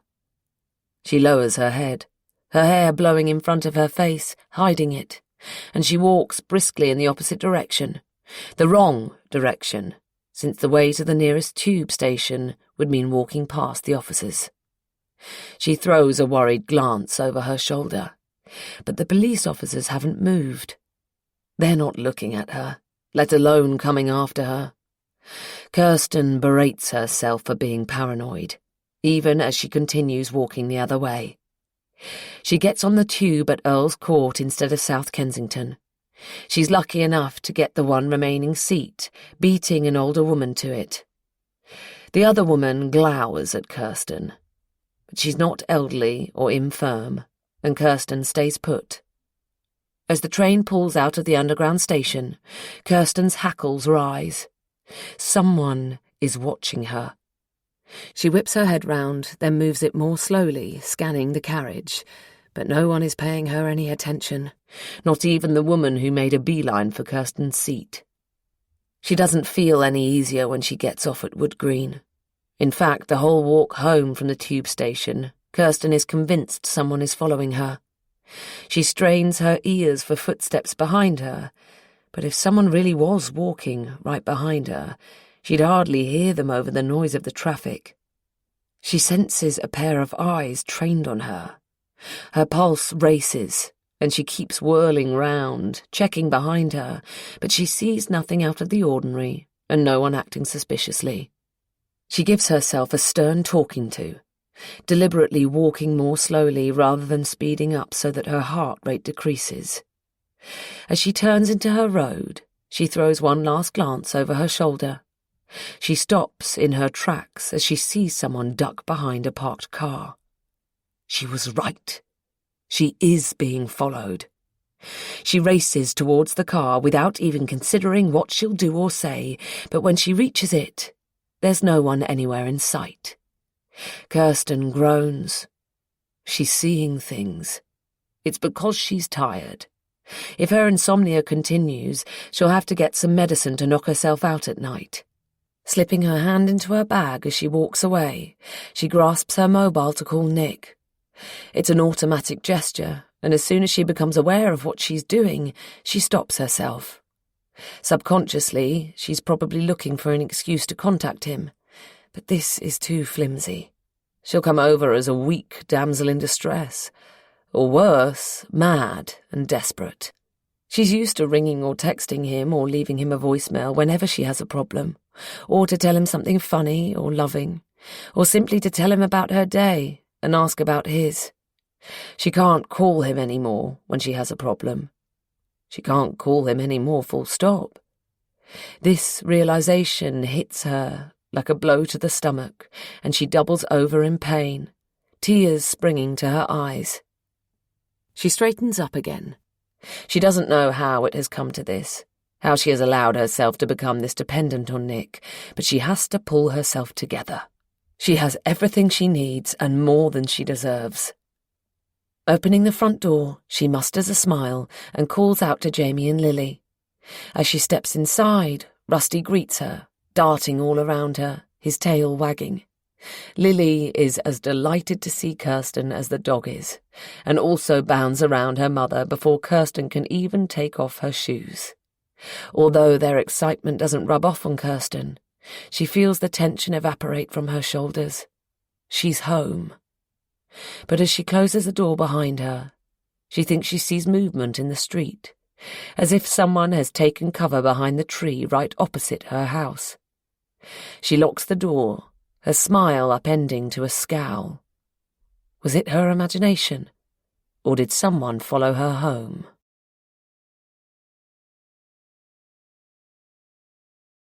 Chapter 27. Amy. Even though she had closed the door, I stay hidden behind the plane tree, frozen. That was close. She saw me. Twice. I nearly ruined everything. Perhaps I should have used my mum's money to pay for a private investigator to do the legwork for me. I'm a useless amateur sleuth, as I already demonstrated to myself when I attempted to stake out Nicholas Hunter's chambers and stalk Nicholas Hunter himself. But I should give myself a little credit. I now know where Kirsten Bailey lives and works. I'm confident she only caught a glimpse of me. I wasn't close enough for her to recognize me, even if I hadn't been wearing a cap and sunglasses. She might not place me anyway. After all, we met each other briefly just that once, and I wasn't sure it was her when I saw her headshot on the estate agency website. I'm reeling in shock, not only from almost being caught, but also from seeing my dog. As Kirsten opened the front door and Rusty bounded to meet her, it was all I could do not to call out for him to come to me. He was pleased to see her, so she must be treating him well, although, even from this distance, I can see he has put on weight. Labradors need a lot of exercise. Until he injured his knee, Greg used to take Rusty with him when he went running. Poor dog. I bet he misses that. He must miss the beach, too. He loved rolling in the sand and jumping over the waves. He would shake all over Greg and me when he came out of the water. Pain slices through me as it hits me all over again how much I miss my husband and my dog. My life. I miss my life. Daylight is fading now, so I take off my sunglasses. Because I'm wearing a cap, I can't push my glasses onto my head, so I hook them into the neck of my hoodie. I peep out from behind the tree and peer across the street at the impressive house. Some sort of period property, I think, although I've no idea which period. It's set back slightly from the pavement, but I can still see inside, through the large sash window on the ground floor. The pavement is higher on my side of the road, which gives me a good vantage point. A lamp goes on in the living room. I see Kirsten's little girl playing with Rusty. I watch them all as they go about their evening routine. Mesmerised, I don't move for ages. I don't know how long exactly. Dinner is a ready-made meal from the freezer that Jamie pops into the oven. As Kirsten, Jamie and Lily sit around the high kitchen table and eat, Rusty begs for titbits. Greg and I tried and failed to train him not to do that. We managed to train him not to go upstairs and not to sit on the sofa and armchairs, but when it came to keeping him away from the table while we were eating, Rusty wasn't having it. Typical mischievous Labrador. I see Lily slip him some meat under the table when her parents aren't looking, which makes me smile. When they've finished eating, Kirsten clears up. Jamie and Lily disappear from view. A light goes on upstairs, so presumably it's the little girl's bedtime. I have to duck behind the tree again when a neighbour drives down the residential cul-de-sac and parks in his driveway. When it's safe for me to peep out from my hiding place, Kirsten and Jamie are sitting side by side on the sofa watching TV. I can't see right down to the floor, but I picture Rusty lying at their feet. She has a glass of wine in her hand. They haven't drawn the curtains, but this is a quiet road, and they live at the end of it. Apart from the neighbour coming home, no one has come near me. Kirsten sensed me following her earlier, but she's oblivious to the fact I'm observing her now. They're obviously watching a comedy. At one point, Kirsten tips back her head and laughs. Although I can't hear it from here, her laughter seems to echo loudly in my ears. How can she be so carefree? She has wrecked my life, but her life goes on as though nothing has happened. She doesn't seem to realise how lucky she is. She doesn't seem to appreciate what she has. And yet her life is everything I've ever dreamt of for myself. She has a loving husband, a beautiful child, a dog, a happy home. The image stabs me right through the heart. At the same time, it renews my determination to seek revenge rather than justice. The idea of retribution first came to me when I thought Hunter was the one who'd run over Greg because I didn't think the law could touch him. But now I know she was the one driving. Nothing has changed. If anything, I want revenge even more. She has taken everything from me. She even took the one piece of my life she could have left me, my dog. The evening air has a bracing nip to it, so I decide to head back to the tube station and make my way to the room I'm renting as a lodger with live-in landlords in Pimlico. It's not ideal. It's tiny, basic, noisy and expensive, almost £1,000 a month. But it's clean, and I don't plan to be there for long. I hope to wrap up everything within a month, 2 months tops.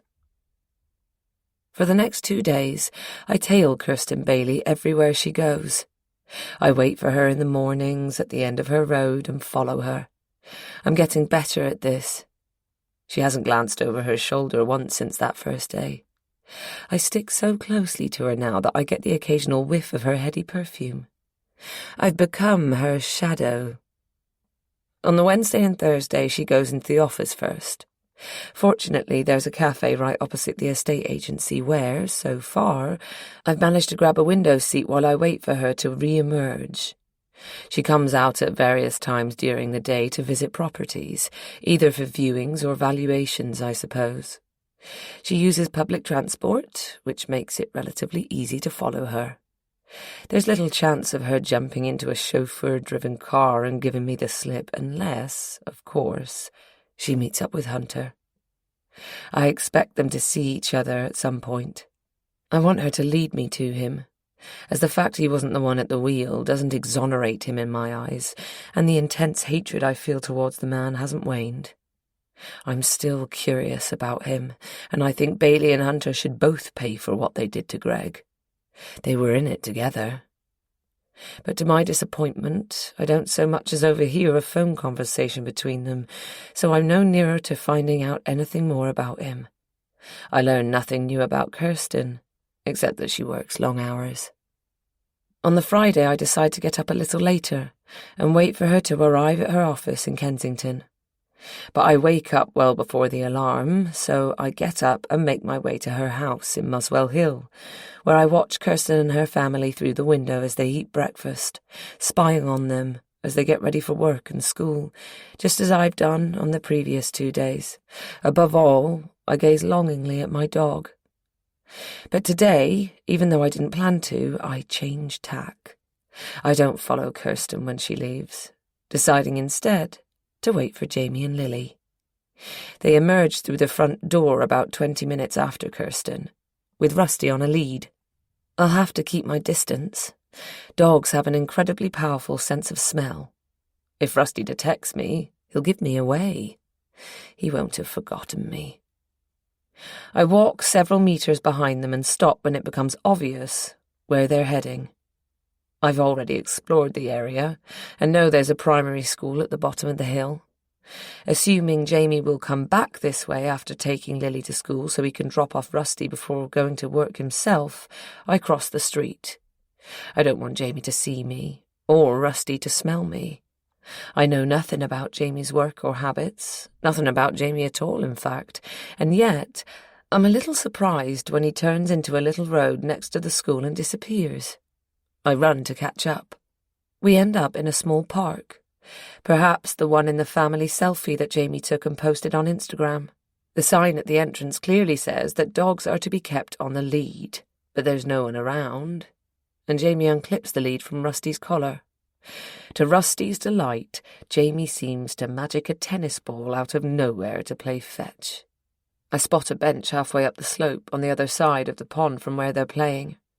As discreetly as possible, I make my way to the bench, steering well clear of Jamie. As this quiet moment unfolds, let the soft music guide your thoughts into a calmer space before the story returns.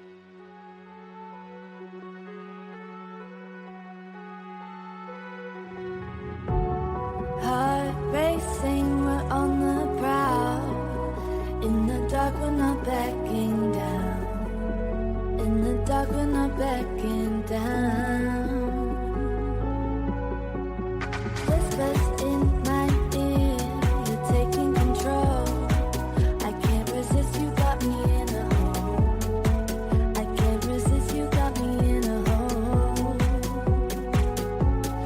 Fingers tracing, you're leading the way. I love this feeling, I can't help but stay.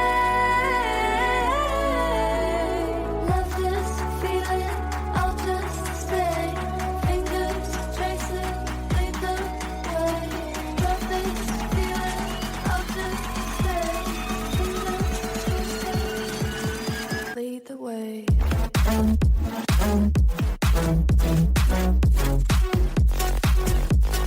Lead the way.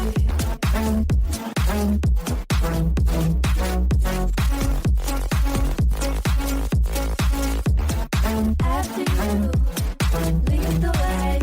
I'll follow you. Tonight I'll stay. After you, lead the way. Heart racing, we're on the prowl. In the dark, we're not backing down. In the dark, we're not backing down. Whispers in my ear, you're taking control. I can't resist, you got me in a hole. I can't resist, you got me in a hole. Fingers tracing, you're leading the way. I love this feeling, I can't help but stay. Love this feeling, I'll just stay. Fingers tracing, lead the way. Love this feeling, I'll just stay. Fingers tracing, lead the way.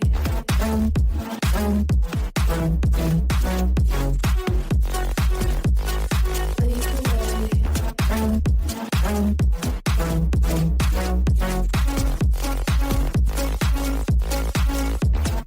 After you, lead the way.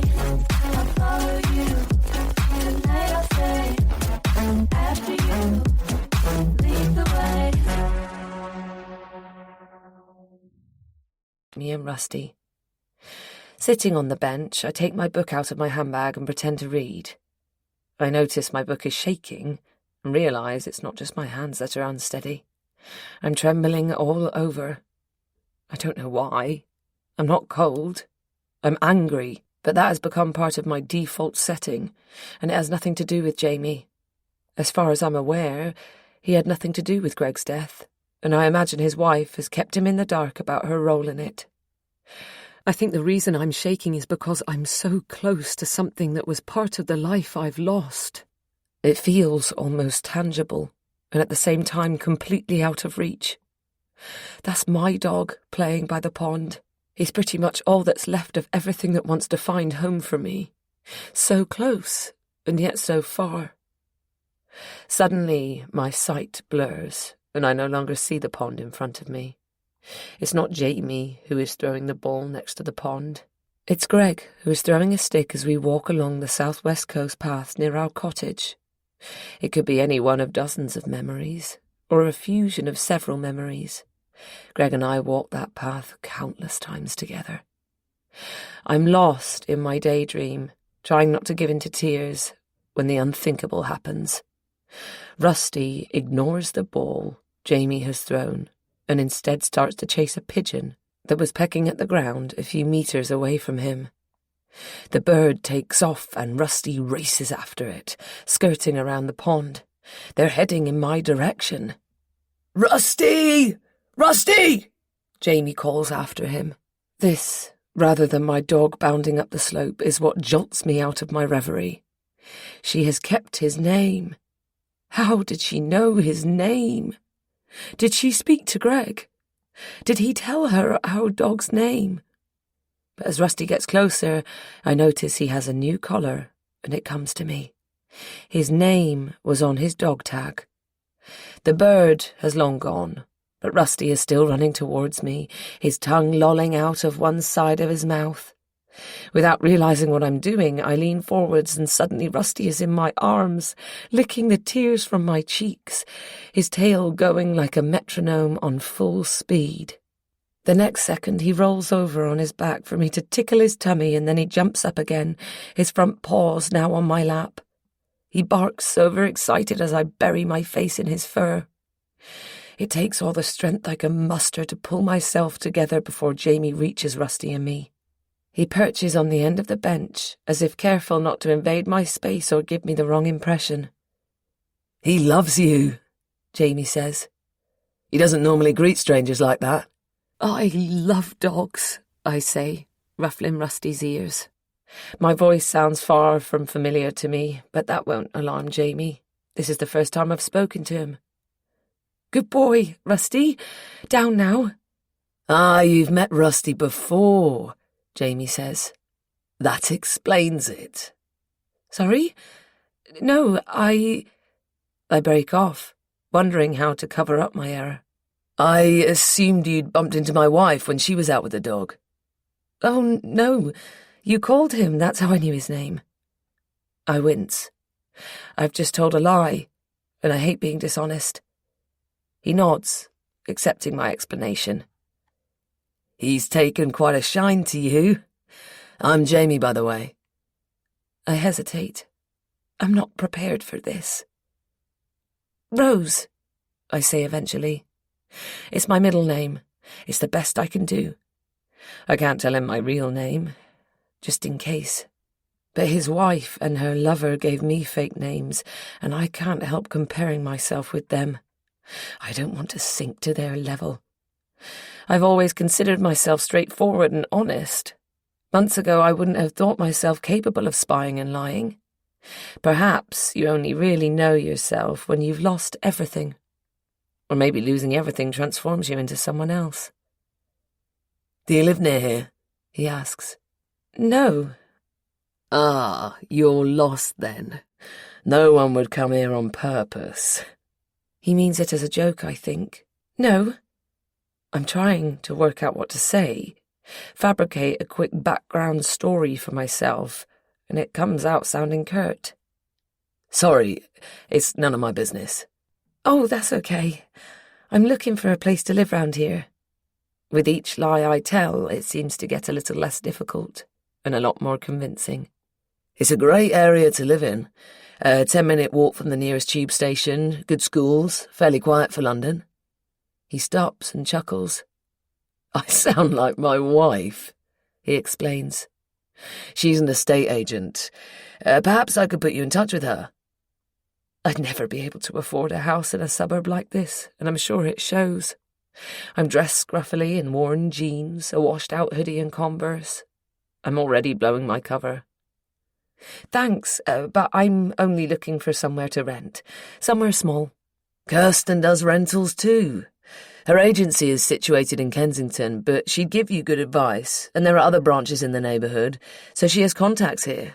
I could introduce you to her if you like. No, I say too quickly, regretting it as I clock the card he has extracted from his wallet.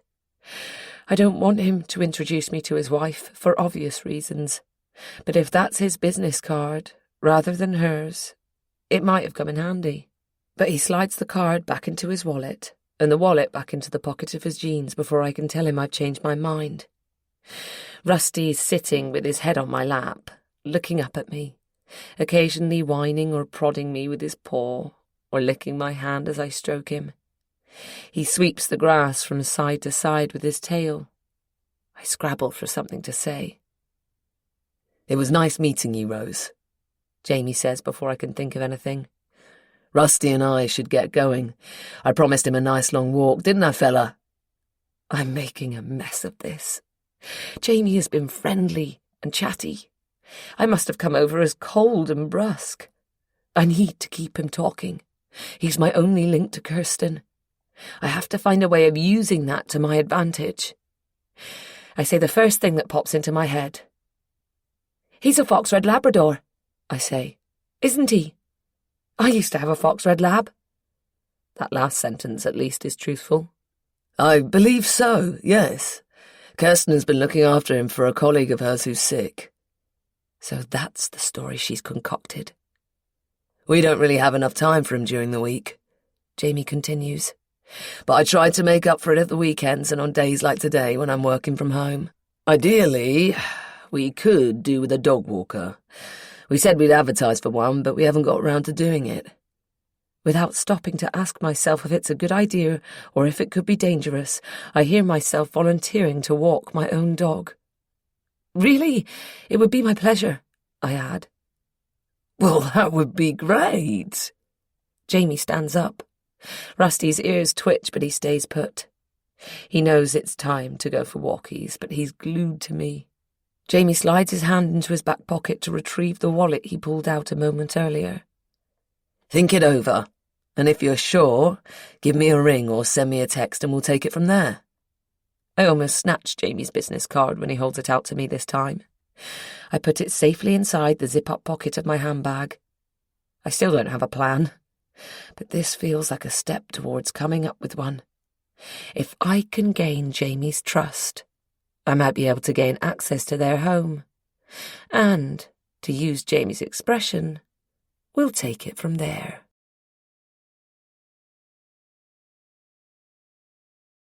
Chapter 28. Kirsten. Still no word from Nick. It's now been a fortnight since he dumped her. Kirsten has lost her appetite and, as a result, about 8 pounds in weight. She tries not to think about him, but it's as if he has taken up residence in her mind, occupying nearly all her headspace. She has a permanent knot in her stomach that tightens with every unbidden memory that assaults her. Nick was the love of her life, and it's going to take some time to get over him. On the tube home, Kirsten replays some of their conversations in her head. She doesn't always recall what was said word for word, but she remembers the gist. Images of the two of them flash before her eyes at times when she least expects it, but when she deliberately tries to summon them, they won't appear. She has a sudden urge to reread some of their emails and text messages. But when he dumped her, she deleted the lot from her phone in a fit of anger. Since her mobile is synced with her computer, and since she has deleted everything from the cloud too, she has no way of getting back what she has erased. Ironically, Nick would often warn her to delete everything daily, and she would pretend that she had, while secretly keeping everything so she could read some of their exchanges again from time to time. The only messages she still has are hers, text messages that vary in length, all of them asking him for another chance. She won't reread those. They make her cringe and want to curl up in bed and never get up again. It's probably just as well that the earlier messages between them, the loving ones, the suggestive ones, the ones where they row and then make up, are all gone. She would only get upset raking through them. She needs to stop wallowing in self-pity. She should really block Nick altogether, but she can't bring herself to do it. She resolves to focus on her family. Spending time with Jamie and Lily will help her get Nick out of her head, not to mention Amy and Gregory Wood. She tries not to listen to the voice in her head telling her she doesn't deserve a loving husband and beautiful daughter. Last night, she and Jamie had an argument, and Jamie implied that he doesn't think she deserves them either. He reproached her with not pulling her weight at home. As she's the main breadwinner of the family, Kirsten doesn't see why Jamie can't undertake most of the tasks at home. To be fair, he is the one who tends to their small back garden, does the shopping and makes the meals. "You rarely cook and never clean," he'd said. "The only time you set foot in the garden is to sunbathe." "I do the ironing." She didn't add that on the few occasions Jamie had ironed their clothes, he put in more creases than he smoothed out. Jamie went on to admonish her for doing as little as possible with Lily. His words come back to her now. "You take no interest in how she's getting on at school," he'd said. "You don't take her to any of her activities, or to the cinema, or swimming pool, or anything like that." As she remembers their row now, a hot flush rises from Kirsten's neck and brands her cheeks. She's not sure if it's due to shame or anger. She doesn't like to admit she's wrong, but deep down she knows Jamie is right. If anything, he went easy on her. She has been a terrible mother and a terrible wife. She doesn't often cook their meals. She likes baking, biscuits, cakes and bread, at the weekends. But in the evenings, when she gets home, it's usually late and she's always tired, and she doesn't do enough with Lily. On her walk home from the tube station, she decides to help out with making the meal this evening and with the clearing up. Then she'll put little Lil to bed and read her a bedtime story. But when Kirsten arrives home, there's no one there. Where are her husband and daughter? She has finished work earlier than usual, but Lily and Jamie should have got in an hour or more before her. Perhaps they've gone out for a walk. Kirsten immediately brushes off that idea. The dog's here, and Jamie has found a dog walker to take Rusty out in the week. Maybe Jamie needed something to get the dinner ready. But that can't be it either. He would have sent her a message to stop at the convenience shop on her way home. She picks up the post from the doormat and kicks off her shoes. In the kitchen, she dumps the post on the central island and makes herself an espresso. She should really have a herbal tea or a rooibos. She's still suffering from insomnia, but she needs a pick-me-up at the end of a long day. Holding her coffee cup in one hand, she brings up Jamie's number on her phone with the other hand and rings him, but he doesn't answer. Seconds later, her mobile pings with a text. It's from Jamie. "At Lily's school concert, where, incidentally, you're also supposed to be." Kirsten swears. She checks the calendar app in her phone and sees that she has noted the event for tomorrow.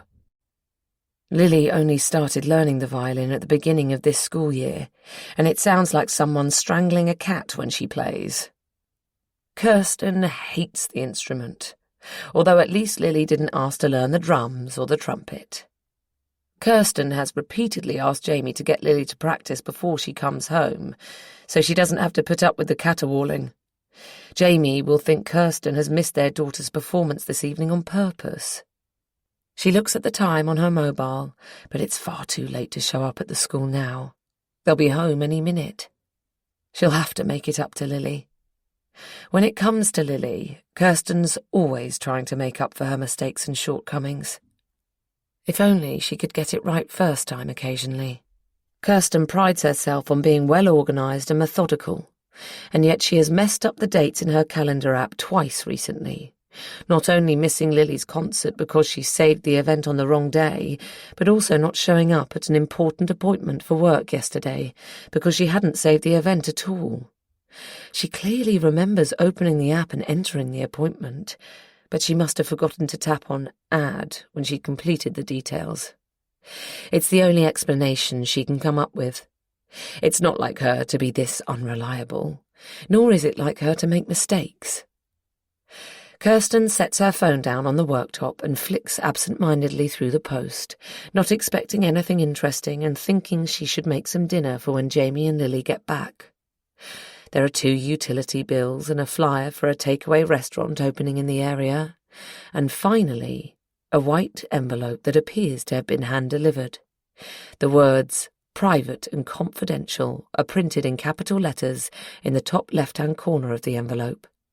But what grabs her attention is the name of the addressee, typed in the middle of the envelope in small letters and underlined. She drops her coffee, the glass cup smashing as it hits the tiled floor and the hot liquid splashing the legs of her beige linen trousers. She swears again. She continues to stare at the name until it smudges. She closes her eyes as if that will make the letter go away, but she can still see the name etched on the insides of her eyelids. Mrs. Kirsten Taylor. Taylor. This must be from Nick. No one else knows their pseudonym.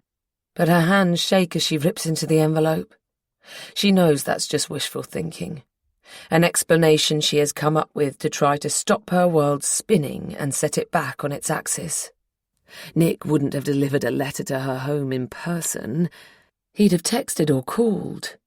There's no way he'd have sent a letter with the name Taylor on it to her house, where her husband could so easily have been the one to find it. She and Nick haven't used that name since they came back from Devon. The letter can't be from Nick, and it can't be good. She extracts a piece of A4 paper. The first thing she notices is that it's typewritten. There's no sender's address at the top of the letter, and no signature or name at the bottom. It appears to be anonymous. As she reads the letter, an invisible hand tightens around her throat, threatening to cut off her air supply. The walls of the kitchen start to close in around her, and the floor pitches. Her breathing comes in erratic gasps, and her head spins. Her back against the kitchen island, she slides to the floor, cutting her hand on a shard of broken glass as she steadies herself. She's having a panic attack. She hasn't had one since the year she took her A-levels. Her parents put a lot of pressure on her to obtain good grades, and she put a lot of pressure on herself. She remembers, more or less, what the school matron told her to do and concentrates on her breathing until the room stops spinning and the ground stops lurching. Eddie. Could this be from Nick's wife? Kirsten has been searching for an excuse, a valid one, to get in touch with Nick, but now she has one she fervently wishes she didn't. Be careful what you wish for. Rusty is fussing around her and she pushes him away, noticing only now that her hand is bleeding. She has to clean up the glass before he cuts his paw. Slowly, she gets to her feet and walks to the sink, opening the cupboard under it where the dustpan and brush are kept. When she has swept up the broken pieces of the coffee cup, she grabs her phone from the worktop and scrolls through her contacts to Nick. She mentally prepares a message, anticipating he'll let his phone go to voicemail when he sees the caller ID, but he answers her call immediately. "Hang on," he says to her, then to someone else. "Excuse me for a moment. I have to take this. It's important." While she waits, she squeezes the phone against her ear with her shoulder and runs cold water over her free hand, her cut hand at the sink. She watches the blood swirl down the sink. Then she turns off the tap and tears off 2 sheets from the roll of paper towel, using them to bandage her hand. "Hi," he breathes. "I'm so glad you called. I miss you. Oh, I miss you so much. Will you forgive me? Edie had a full meltdown when she found out about us, and stupidly I gave in to her demands. But I can't live without you. I don't know what I was thinking." His voice and words take away Kirsten's own voice and words. She's engulfed by an overload of emotions. She has been texting him, and he has been ignoring her, and she wasn't expecting this.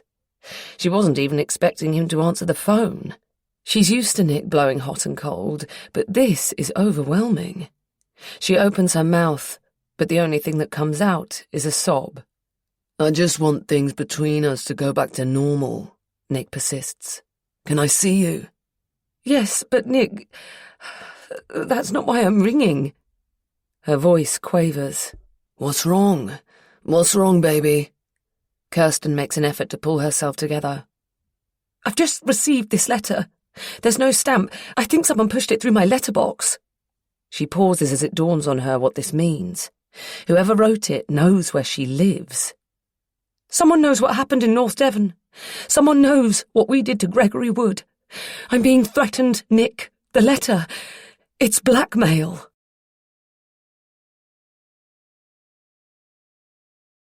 Chapter 29. Amy. Soon we have a deal, and a routine. I arrive about 10 minutes before Kirsten is due to leave for work every morning, so I can make sure she does set off. I can't run the risk of encountering her if one day she happens to start later or is off sick.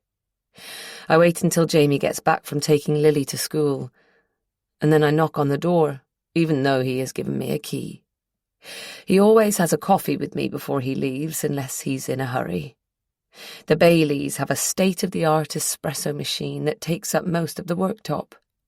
We chat, easily, usually small talk about trivial things, the weather, Rusty, the news. I stick as close to the truth as possible when the conversation touches more personal matters, and try to keep him chatting about himself, so that he doesn't get a chance to probe too much into my life. I'm getting to know him, slowly, but given the little he knows about me, he's very trusting. Far too trusting. I have access to his home, and he doesn't even know my real name.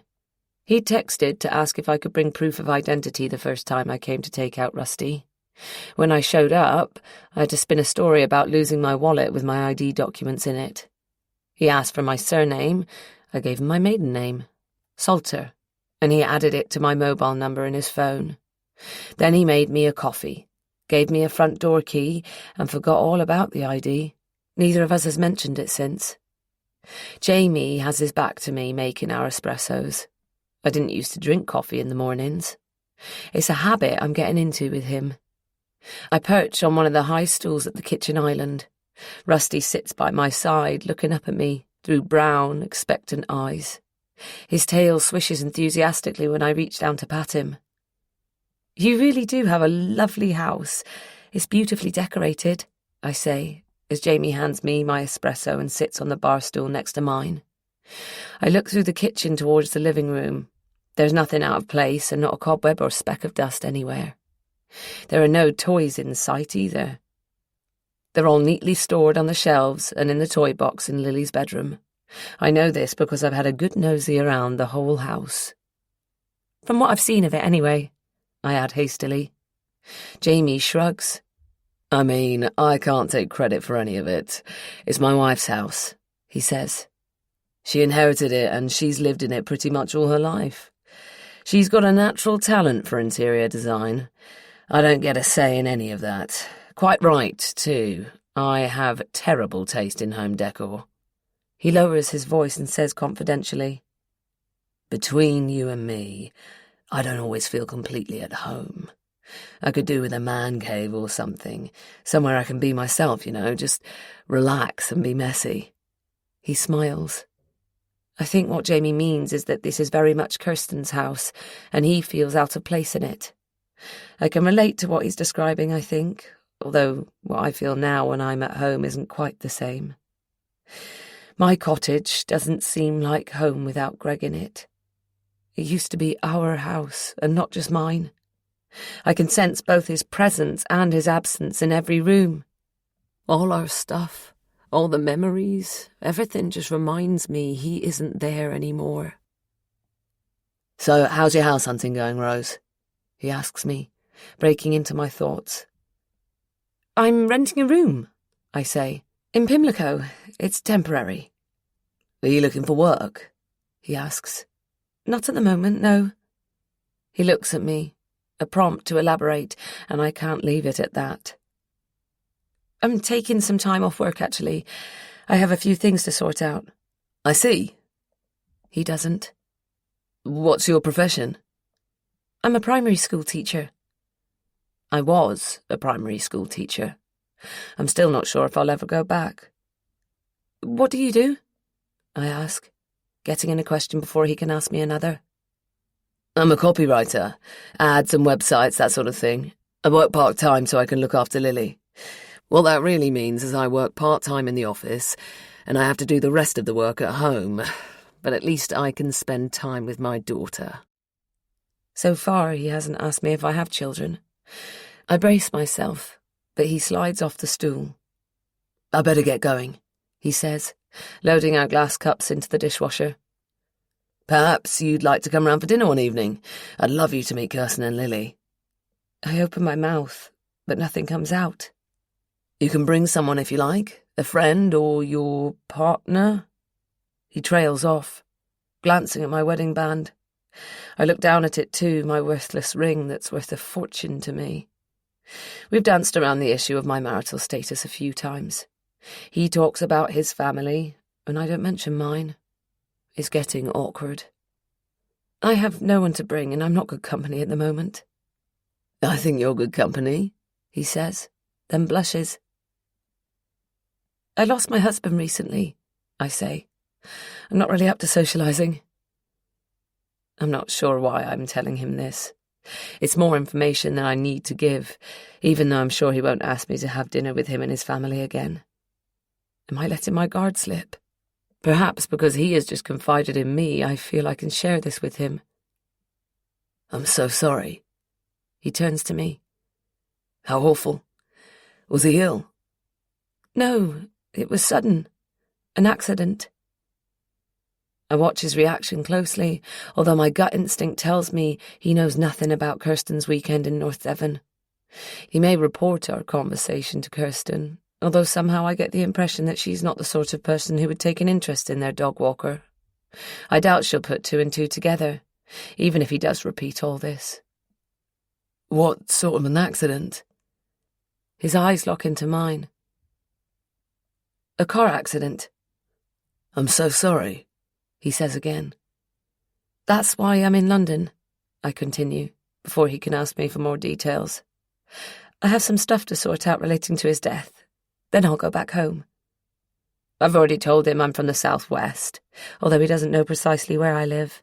I feel less guilty when I can tell Jamie the truth instead of giving elusive answers, half-truths, or, on occasion, downright lies. I hate all the subterfuge. If there's anything I can do, Rose, please don't hesitate to tell me. Thank you.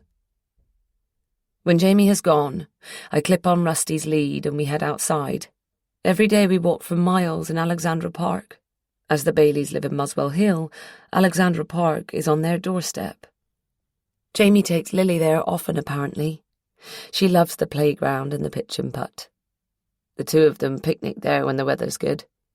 But I haven't yet witnessed Kirsten so much as set foot in the 80-hectare green space. It's dog-friendly and vast, offers incredible views of London, and has hilly, flat and woodland paths. I'm not sure who enjoys our walks more, Rusty or me. When I get back, I get to work. Kirsten has an iMac in her office. It's not a recent model, thankfully, so I don't need Touch ID to get into it.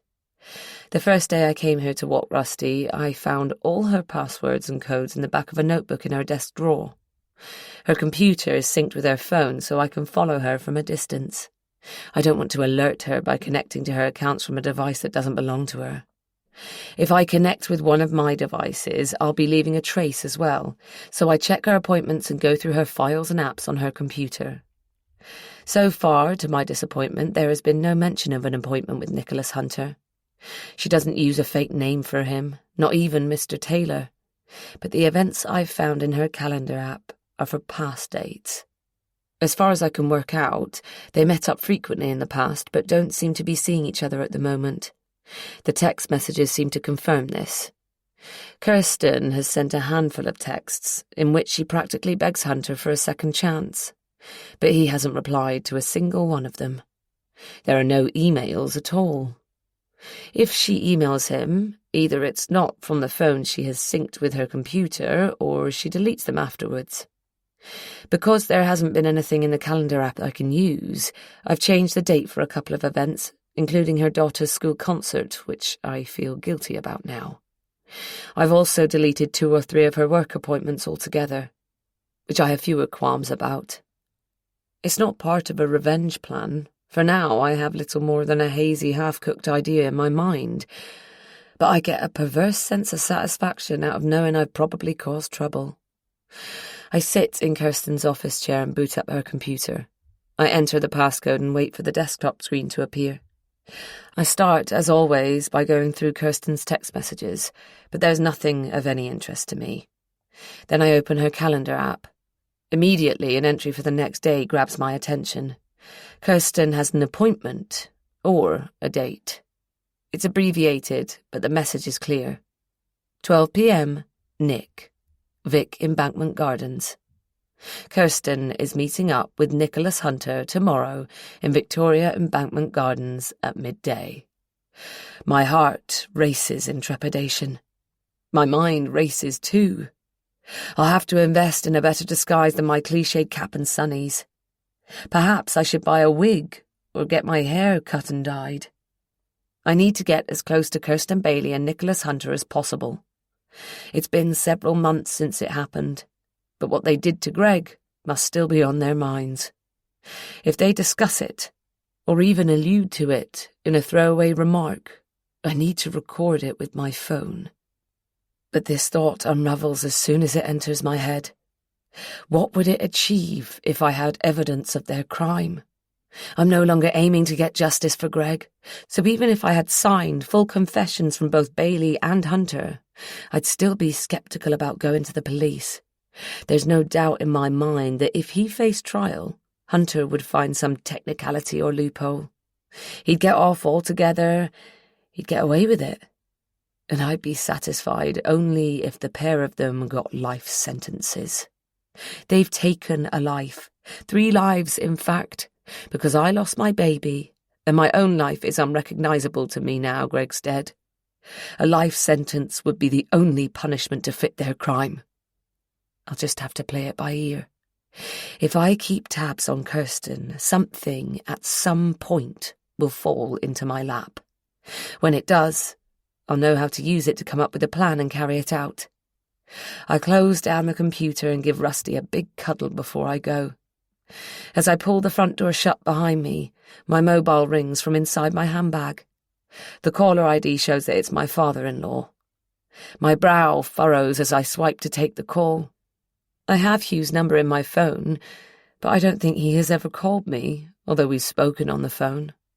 It's always Pam who rings. It was always Pam who rang Greg, too. Instantly, I know something is wrong. "Hugh, is everything okay?" I ask. "Hello, Amy, dear. No, I'm afraid it isn't. It's Pam. She's had a heart attack. She's in the North Devon District Hospital." "Oh no, oh God! Will she be okay?" He doesn't reply, and I think I hear a stifled sob. How much more do my parents-in-law have to go through? "I'll get the next train home, Hugh," I promise him. "I'll text you when I'm on the train." He's still thanking me profusely when I end the call. Walking away from the house, I text Jamie to say that I can't come for Rusty tomorrow. I'm terribly worried about my mother-in-law, and it only dawns on me when I'm on the tube that I won't be able to go to Victoria Embankment Gardens tomorrow at midday either.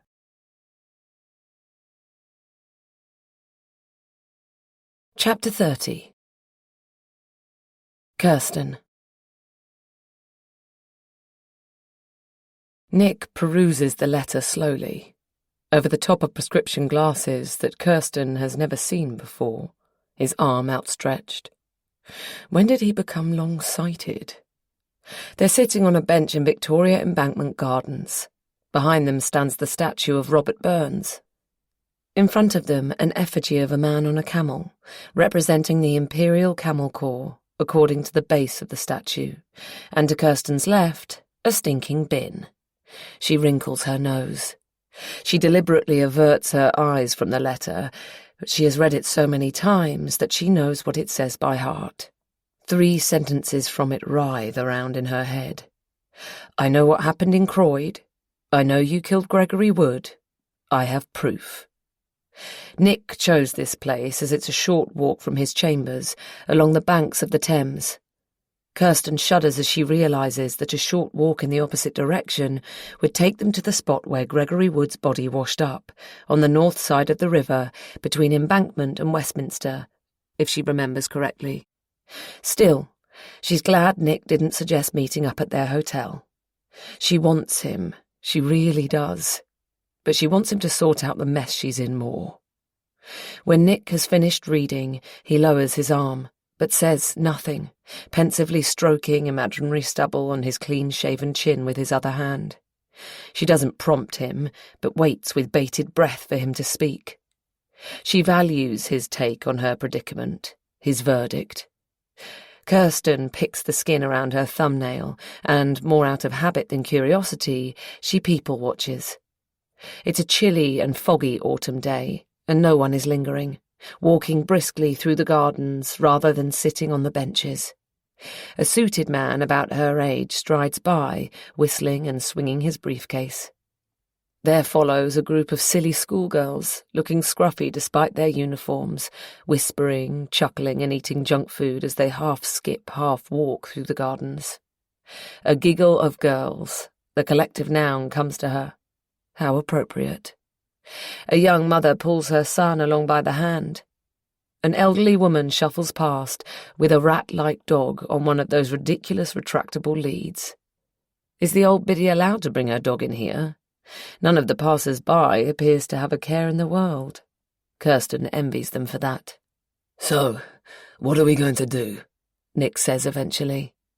Kirsten turns to him, her heart sinking. She was hoping Nick would advise her on how to deal with this. If she's honest, she was hoping he'd run to her rescue. At least he said we, and not you. Kirsten doesn't understand why she is being blackmailed but not Nick. She was the one driving, but they were both in the car, and Nick's the one who got rid of the body. Why was the letter only addressed to Mrs. Taylor and not Mr. and Mrs.? If the blackmailer knows she and Nick don't live at the same address, that they're not married, why hasn't Nick received a letter too? I don't think we have a choice, she says. I'm going to have to pay the blackmailer. I was thinking of going to the bank today to organise the cash withdrawal. Don't do that, Nick says. He pauses.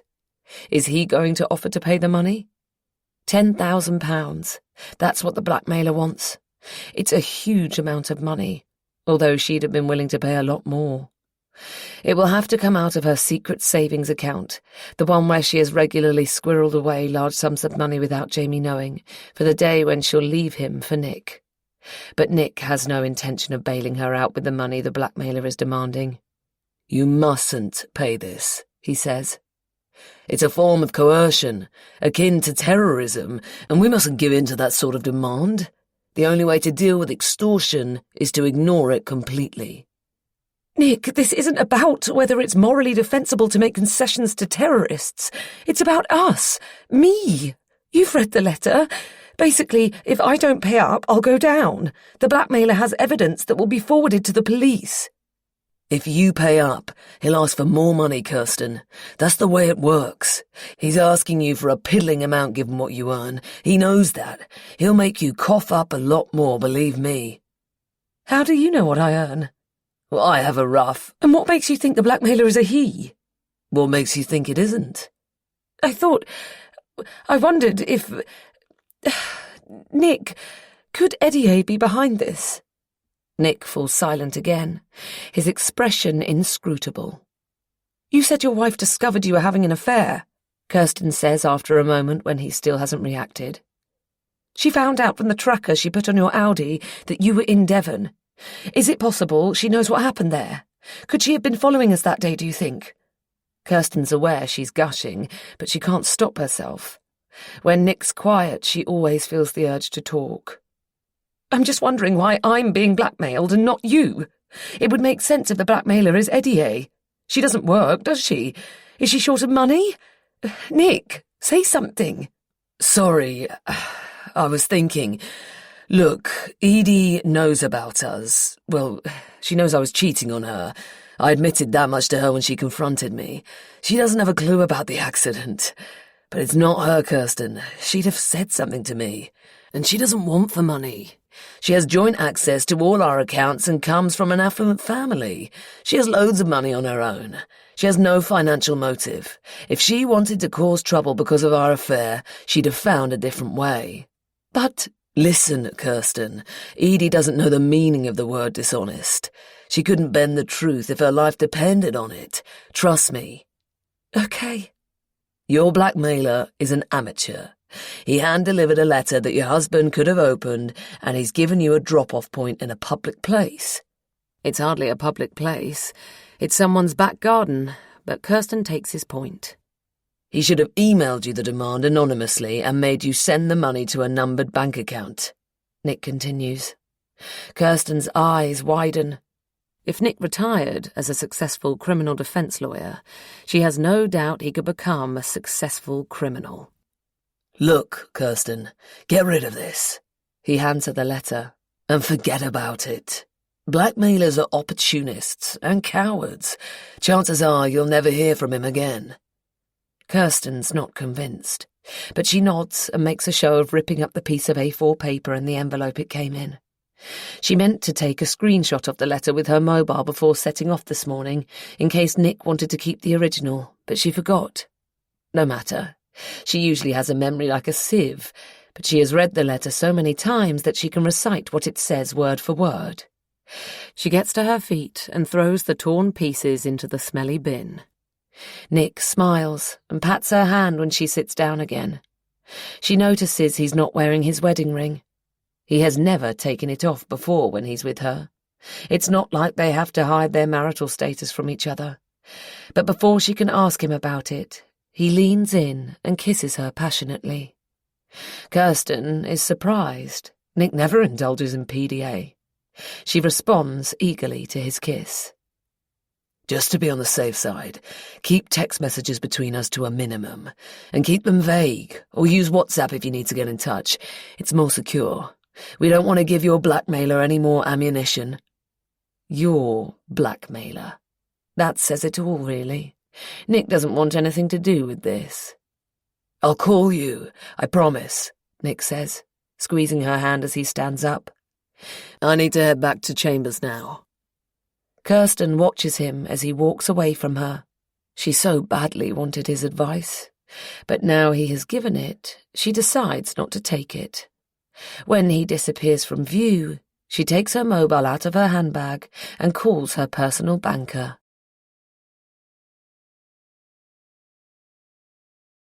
Chapter 31. Amy.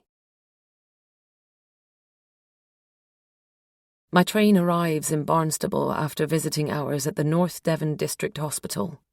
Liz picks me up from the railway station. I ring Hugh on the car journey home. Pam is stable, he informs me, but they're keeping her in for a few days to run more tests. Hugh and I will visit her together tomorrow. I chat to Liz in the car. We discuss my mother-in-law's health. Then we talk about Liz's work and her kids. After that, Liz is silent for a moment, as if deep in thought. I know what's coming next. So, what are you doing in London? She asks me. How long do you intend to stay there? She has asked me this once before when I told her I was going. I'm trying to find out who's responsible for Greg's death, I say. I don't think the police have deployed the necessary resources, and I want to do everything I can to bring the culprit to justice. London seems like a good place to start, seeing as that's where Greg's body was discovered. It's the same answer I gave her last time. Liz isn't quite buying it. I shouldn't have mentioned London to her. I haven't told her any more than that. She knew I was going away for a few weeks. She asked me where I was going, and I didn't want to lie. So I gave her a watered-down version of the truth. I so badly want to tell her the whole truth, and I feel terrible about hiding things from her. But this is self-protection, survival. And if I do commit a crime further down the line, I'll be protecting my best friend too, by keeping her in the dark. I've made Simon promise to say as little as possible. He seems to be fond of me, perhaps even a little obsessed with me, but will that be enough incentive for him to keep the identity of Greg's killer's secret? Simon is potentially my weak link. Apart from David, who has now moved away from the area, Simon is the only other person who knows we've found Hunter. Even though he swore not to tell anyone he'd identified Hunter on the television news, I don't know if I can count on him. I can't pinpoint the reason why I'm dubious, but I am. There's something about him. Something off. I try to reassure myself. I try to trust him. He's a bit creepy, but that doesn't make him untrustworthy. When are you coming home? Liz says, breaking into my thoughts. I am home. You know what I mean. As Liz pulls into my driveway, I ponder that question. This is my home. This is where I belong. This is the place where my friends live, where I work. Worked. I met Greg here. We lived in this house. We built our life here. But I think perhaps that's the problem. I feel close to my husband here, but everything reminds me of him. Good memories that have become treacherous, threatening to hold me down instead of lift me up. This last fortnight or so in London, I've relished the anonymity of the city. No one knows me or my story. No one looks at me pityingly or avoids me because they can't think of what to say to a grieving widow. No one even knows my real name. I'm a country girl at heart. I don't feel at home in such a large city, but sometimes, even though I've never felt so lonely, I feel almost normal. I have no idea when I'm coming home, Liz, I say truthfully. The next morning, I pick up my father-in-law to drive us both into Barnstable to visit Pam. I get out of the car and knock on the front door. It opens immediately. Hugh must have been waiting for me even though I'm bang on time. He gives me a tight hug. I want that woman dead, Hugh says as I stop at a red light in Braunton. I turn sharply to look at him, misunderstanding for a split second, before my brain kicks in. He's referring to Kirsten Bailey. Dead or behind bars, he continues. The pair of them. They're responsible for Pam's heart attack. They've killed Gregory and your baby. I swear to God, if Pam... I'll kill them both with my own bare hands. I'll have nothing left to lose. My father-in-law's voice is filled with such hatred and vehemence that I'm speechless. But it's as if he has voiced my own thoughts. I reach over and squeeze his hand as it rests on the gear stick. Pam looks pale and drawn, but she stoically assures Hugh and me there's nothing wrong with her. I'll be discharged within a day or two, she says. The doctor confirms this on his ward round. He's a young man with thick black hair that stands to attention on his head, as if he's had an electric shock. The test results show that both your cholesterol and blood pressure are a little high, he says. So we've started you on statins and beta blockers. This will reduce the risk of future heart attacks. He explains how the medication works and what doses to take. He checks Pam's pulse and blood pressure. Despite his age and appearance, the doctor inspires confidence, and Hugh becomes visibly more relaxed. Any questions? The doctor asks when he has finished. When can I go home? Pam inquires. Tomorrow, or the day after. Pam looks at Hugh with an expression that says, "I told you so," and he smiles at her. It's an image that both amuses and saddens me. I wanted to grow old with Greg. I know we'd still have been in love at their age. Greg's parents were our role models, an example of a long-lasting, loving marriage that we aspired to emulate. On the drive home, my mind wanders miles away, back to London. I can't help wondering what happened today in Victoria Embankment Gardens. Why did Kirsten Bailey and Nicholas Hunter meet up? What did they talk about? Did it have anything to do with Greg? I get up at 6 a.m. the next day and make myself a light breakfast and a coffee. My coffee is instant and tastes no way near as good as the espressos Jamie makes, so I throw it down the sink and opt for a mug of tea instead. Then I pull on my swimming costume and wetsuit, grab my surfboard and head for the beach. 2 hours later, I'm still sitting on the sand looking out to sea. My board is lying next to me, its leash velcroed around my ankle. The sun has risen behind me. There's a light offshore wind and the surf is great. Fast 5-foot waves, many of them breaking cleanly all the way to the shore. There are quite a few surfers in the water despite the early hour, one of whom, Sharky, I recognise from his goofy-footed style.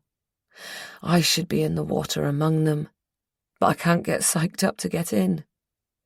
I've surfed alone before, of course I have, although I always preferred to go with Greg.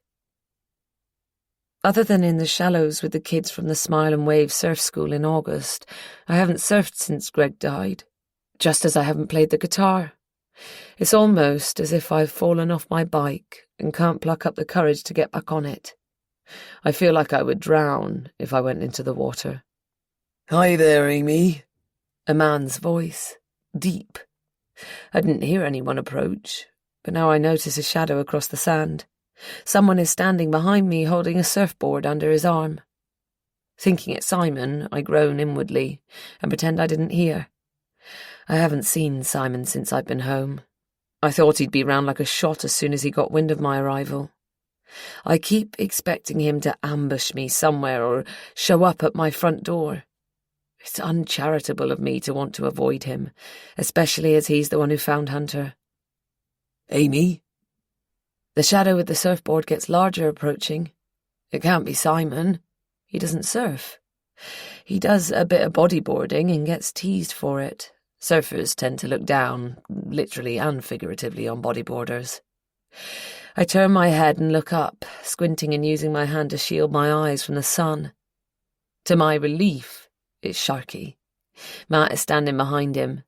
They've just got out of the water, no doubt to go to work. "Hi, Sharky. Hi, Matt." Thought it was you, says Sharky. We walked right past you coming out of the water, then did a double take. You going in? I shake my head. You okay? I shake my head again. Matt and Sharky sit on the sand either side of me. Anything we can do, Amy? This from Matt. No, thank you for asking, though. The surf forecast is good for tomorrow, Sharky says. Fancy catching some waves with us then? It's as if he has read my thoughts and is trying to coax me gently. Yes, okay. Thanks. Tom not with you, or is he still in the water? Tom's been laid off, Amy, Sharky says. The company he worked for has been struggling, ever since the pandemic. They had to restructure. Sandra's given him a hard time while he finds a new job. He'd be in for it if he crept out to ride a few waves at the Mo. Oh dear, poor Tom. We'd better get going, if we're going to be on time for school, Matt says, getting to his feet. Sharky follows suit. I'm not sure if Matt is addressing Sharky or me. I force a laugh because his remark was meant as a joke, but it reminds me that, like Sharky and Matt, I'm a teacher. And like Tom, I'm more or less out of a job. It's only when they've left that I think about Greg's shop. I decide to ring Tom later and ask him if he'd consider managing it, reopening it.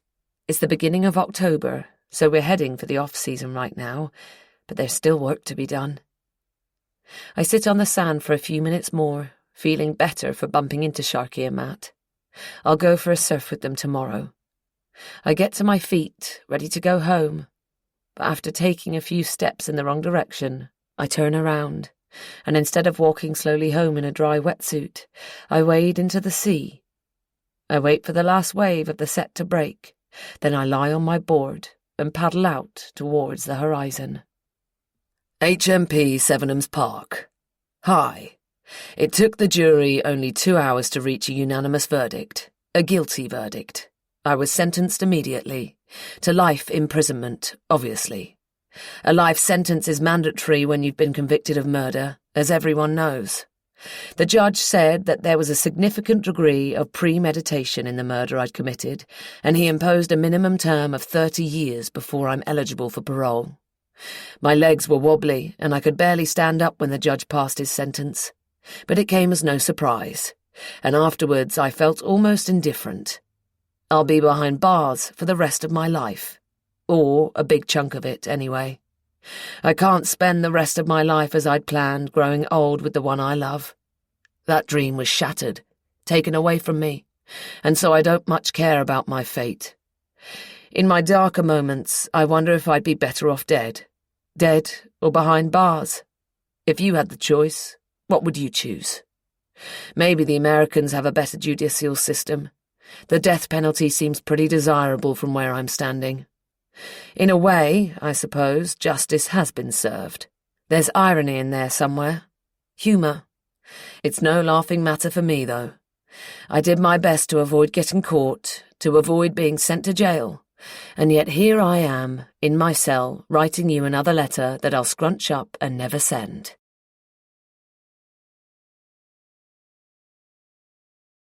Chapter 32. Kirsten. The address Kirsten's blackmailer has given her is for a house in a residential street off Bridgestock Road.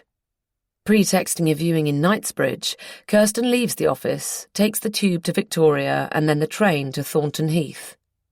The house is within walking distance from the station.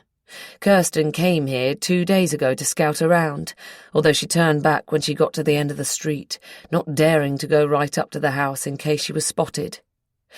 It's highly unlikely her extortionist lives in the house itself, no matter how amateurish Nick has made them out to be. But she didn't want to take unnecessary risks. Today, Kirsten does turn into the street. There's no off-street parking, but there are relatively few cars parked in the road. Most of the residents must be at work, which is probably why Kirsten's blackmailer chose the middle of the afternoon for the drop-off. Number 6 is a slightly run-down, semi-detached house near the end of the street. There's a for sale sign on display, just as it said in the letter. So far, so good. Kirsten looks all around her. She can't see anyone, but that doesn't mean no one is watching her.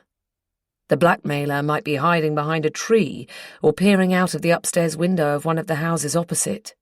Kirsten shudders. She must stay on the alert. Not for the first time, she wishes she'd taken a screenshot of the crook's letter with her phone before tearing it up in front of Nick. But, although her memory is not nearly as reliable as she'd like, she's fairly sure she still knows the instructions by heart. She read it so many times, it will probably be inscribed on her brain forever. As she lifts the latch on the front gate, she notices that the lawn is unkempt, even though it's so small you could practically cut the grass with a pair of nail scissors. The paint is peeling off the windowsills, and the whole house looks as if it hasn't been lived in for a while. She wonders how long it has been on the market. She'd have thought a house like this, a 3-bed semi by the looks of it, conveniently located for overground transport links to central London, would be snapped up in a matter of days, even if it did need little work on it. Perhaps it has mould or asbestos or dry rot.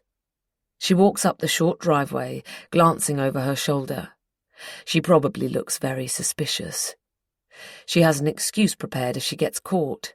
She'll say she's looking for a place to buy in the area. She happened to be passing, and noticing the for sale sign, she couldn't resist taking a peek at the house. She squeezes past the dustbins at the side of the house to get to the wooden gate leading to the back garden.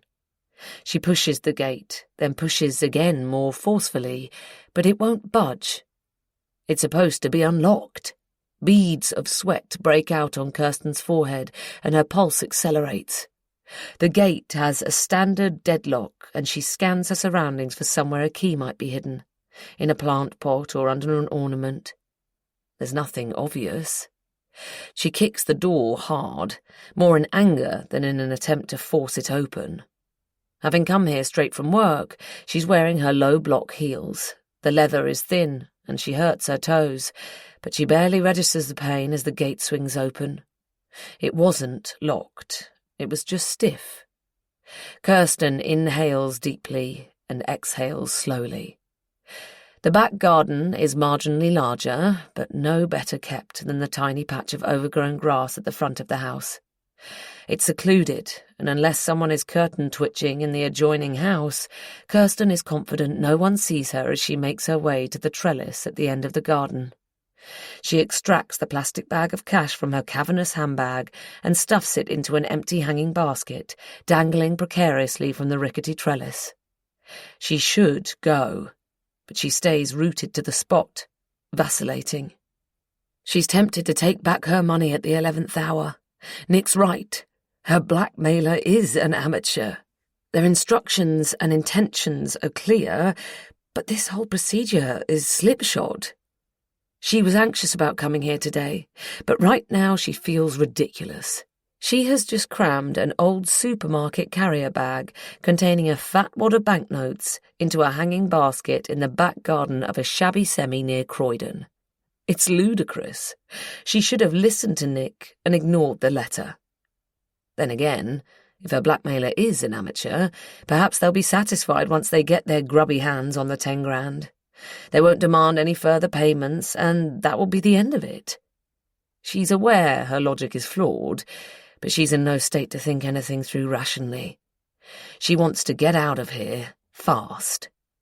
She leaves the money in the basket, hurries out of the garden, closing the wooden gate behind her, and retraces her steps, breaking into a run as she turns into the road leading to the railway station. She stops before she gets to the station. She picked out a cafe on her reconnaissance mission the day before yesterday. She wouldn't normally be seen dead in a place like this, and the coffee is probably dreadful, but the cafe affords a good view of the main entrance to the railway station.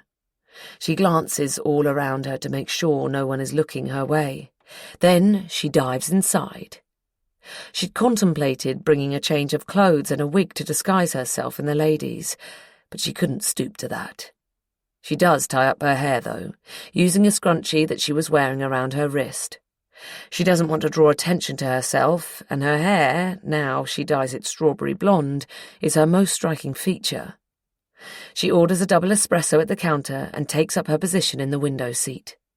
She's acting on a hunch, but Kirsten thinks the blackmailer will want to retrieve the money straight away. It's unlikely they would choose a drop-off point close to their home, however inexperienced they might be. So, by Kirsten's reasoning, her extortionist may, like her, arrive by train. If that's the case, maybe, just maybe, they'll walk past the cafe on their way to or from the drop-off.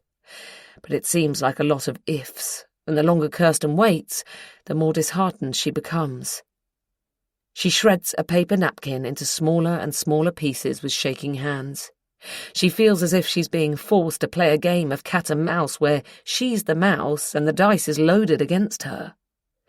Not for the first time, she racks her brains, trying to come up with suspects. She still hasn't ruled out the possibility that Eddie wrote the letter, but Nick insists his wife has nothing to do with it. Kirsten can think of several people who might hate her, but she can't fathom how anyone could have found out what happened in North Devon that day. Could it be one of the thugs Nick roped into getting rid of Gregory Wood's body? If so, she won't recognise him, even if he does walk past the cafe window. It's late, nearly closing time, when she gives up. She drains her fourth coffee, which wasn't that hot to begin with, and is now stone cold. Then she scoops up the pieces of napkin from the table and puts them into her cup. As she picks up her handbag and gets to her feet, she catches sight of someone on the other side of the street. Doing a double take, she sinks back into her seat, her heart hammering in both her chest and ears. She follows him with her gaze as he walks towards the entrance to the train station. He looks familiar, but she can't place him. She resists the urge to press her face up to the window to try to see him more clearly, and instead squints at him. He's gangly and dressed sloppily in torn jeans and a faded sweatshirt. His hair, a dirty dark blonde colour, is messy with thick strands dangling in front of his eyes. It badly needs a cut. He's carrying a tote bag, holding it in his arms as if it were a baby. He's got the bag with her money inside it. She's sure of it. He's gone. He has entered the train station. She should follow him, find out where he's going. She jumps up to run after him, but her legs feel weak, and she gets the feeling she should know where he's going. He hasn't seen her. She has recognized him. She can turn this around so that she has the advantage. If she can remember who the hell he is. Desperately, she fumbles around in her mind for his name. She's terrible with people's names, always has been. Her eldest brother once said, rather unfairly and nastily in Kirsten's opinion, that it was because she simply couldn't care less about other people and didn't pay attention to what anyone else said. But as she'd retorted at the time, lots of people have difficulty remembering names. Does she actually know what he's called? She doesn't think so.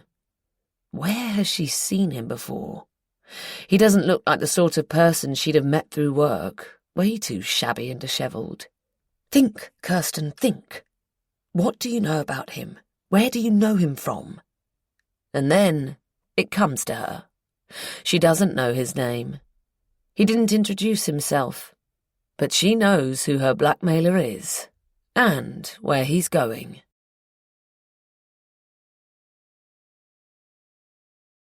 Chapter 33. Amy. Dead or behind bars. My father-in-law's words echo in my ears as I get off the tube and walk to the Bailey's house. He didn't mention it again while I was in Croyd, but I could tell he was serious. It wasn't just an impulsive throwaway remark. He alluded to our conversation as I was saying goodbye to Pam and him, warning me to be careful. "Whatever you do, don't do anything rash, will you?" he said. I thought he regretted what he'd said in the car until he added, "And don't forget Pam and I will back you up in any way you need." He held me tightly as he spoke these words into my ear, so that my mother-in-law wouldn't hear. Hugh never used to be a hugger, but since Greg died, he seems to crave physical contact from both Pam and me, as if it somehow reinforces our presence or reassures him that she and I, at least, are still here. I strongly suspect my mother-in-law would prefer us to tell the police everything we know without further delay, but Hugh will talk her round and allow me some time. He and I are on the same page. The idea my father-in-law raised is essentially what has been going through my head too. I want to see both Kirsten Bailey and Nicholas Hunter locked up for life, or else dead. But I haven't got a clue how to go about this. I don't think I'll ever find enough proof of what they did to Greg, and I fear that even if I do, it won't keep them in jail for the rest of their lives. They may escape a prison sentence altogether. I'm not a violent person, and can't even bring myself to kill spiders, even though I'm terrified of them. But I feel murderous every time I picture either Kirsten or Nicholas. My mind sifts through possible schemes, but they're all far-fetched and fanciful, and I eliminate them one after the other. I need to be cautious. Hugh's right. This could easily backfire. If Kirsten and Nicholas catch me snooping around, they could turn the tables on me. I don't want to end up behind bars or dead myself. I have no choice but to wait for something. A sign, an event, some sort of conspiratorial or confessional message, I don't know what, that will enable me to hatch a risk-free plan. I'm hoping to find something useful today on Kirsten's computer that will point me in the right direction. I'm desperate to know what transpired in Victoria Embankment Gardens. I'm convinced it had something to do with Greg. Maybe they followed up on their conversation with text messages that I'll be able to access via Kirsten's iMac. I'm so lost in my thoughts that I almost barge into her. Luckily for me, Kirsten Bailey seems to be ruminating over her own thoughts, staring blankly straight ahead as she strides past me, and I leap out of her way. I glance at her over my shoulder, but she doesn't look back. Another close shave, so close I could have reached out and touched her. She has set off from home earlier than usual. I need to be a lot more cautious and keep my wits about me. I take a deep breath and resist the urge to sprint the rest of the way to put distance between her and me. I arrive at the house in Muswell Hill only to discover another breach in the Baileys' routine. Jamie opens the door, wearing casual clothes. He's obviously not going to work today. This isn't unusual, as he works from home at least one day a week. I have mixed feelings about this as I enjoy chatting to him. He's really the only person I've talked to since I've come to London. But whenever he's home, I can't check out Kirsten's computer. Jamie doesn't need me when he's at home, as he can walk Rusty himself, but he seems to think I need the money. Once he accompanied Rusty and me on our walk. "You're home today," I say, trying to keep the disappointment out of my voice. Yes, Jamie says. Then I spot Lily, peeping out at me from behind her father's legs. home with Lily, He continues. There's an inset day at her school. "Oh, Mummy was supposed to look after me," Lily pipes up, pouting. She doesn't seem shy, even though she's still hiding behind Jamie. Mummy got the wrong day, sweetheart, Jamie says. Then to me, Usually I'm the one who takes the day off, but Kirsten offered to look after Lily today for a change. "She forgot," Lily says. Yes, she's mixed up her dates and events a few times recently, hasn't she? Jamie says, without even a hint of resentment in his tone. It slipped my mind too. With my mother-in-law's hospitalisation, I've taken my eyes off the ball. I should have noted Lily's inset day before changing the date in Kirsten's calendar. Relief courses through me, tinged with a tiny pang of guilt. I could be standing face to face with Kirsten right now, but privately, I vow to stop messing around with Kirsten's appointments, especially where Lily is concerned. It was only to cause trouble while I bided my time. It's gone too far, and it's not achieving anything. It's not fair on Lily or Jamie, and my tricks could end up rebounding on me. If Kirsten decides to jot down her appointments by hand instead of using the calendar in her phone, it will hamper my progress. Jamie smiles at me, spreading his hands theatrically. So here I am. I suppress a sigh. I'm itching to boot up Kirsten's computer, and it's not going to happen today. "Do you still want me to walk Rusty?" I ask. I mean, seeing as Kirsten doesn't often walk Rusty, she doesn't have much free time. I didn't cancel, but Lily and I can take out the dog if you like. I'll still pay you for... "Oh no, that's fine. I'd like to walk him." Coffee first? "Yes, please." I follow Jamie and Lily into the kitchen. "So, you've got the day off school, have you?" I say to Lily, instinctively bending down to her. "What have you got planned?" "Mummy promised we'd make some choc chip cookies," Lily says, climbing onto one of the bar stools. I sit on the one next to her. "But Daddy's hopeless at baking." She rolls her eyes. "Are you any good?" "I haven't made biscuits for a while," I say. Lily's face falls. "But I used to enjoy baking. We could give it a shot when I get back from walking Rusty if your daddy's okay with that." "Can we all walk Rusty?" Lily asks. I was going to suggest the same thing, Jamie says, coming over to join us, an espresso in each hand. We drink our coffees. Lily babbles non-stop about school, her violin teacher, the vegetables she planted in the greenhouse with Jamie.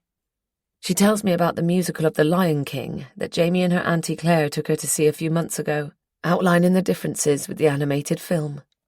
She summarises the plot of The Boy at the Back of the Class that Jamie is reading to her at bedtime, stumbling only slightly over the word refugee.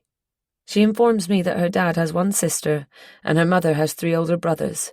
"They treated Mummy like a princess when she was little," Lily says.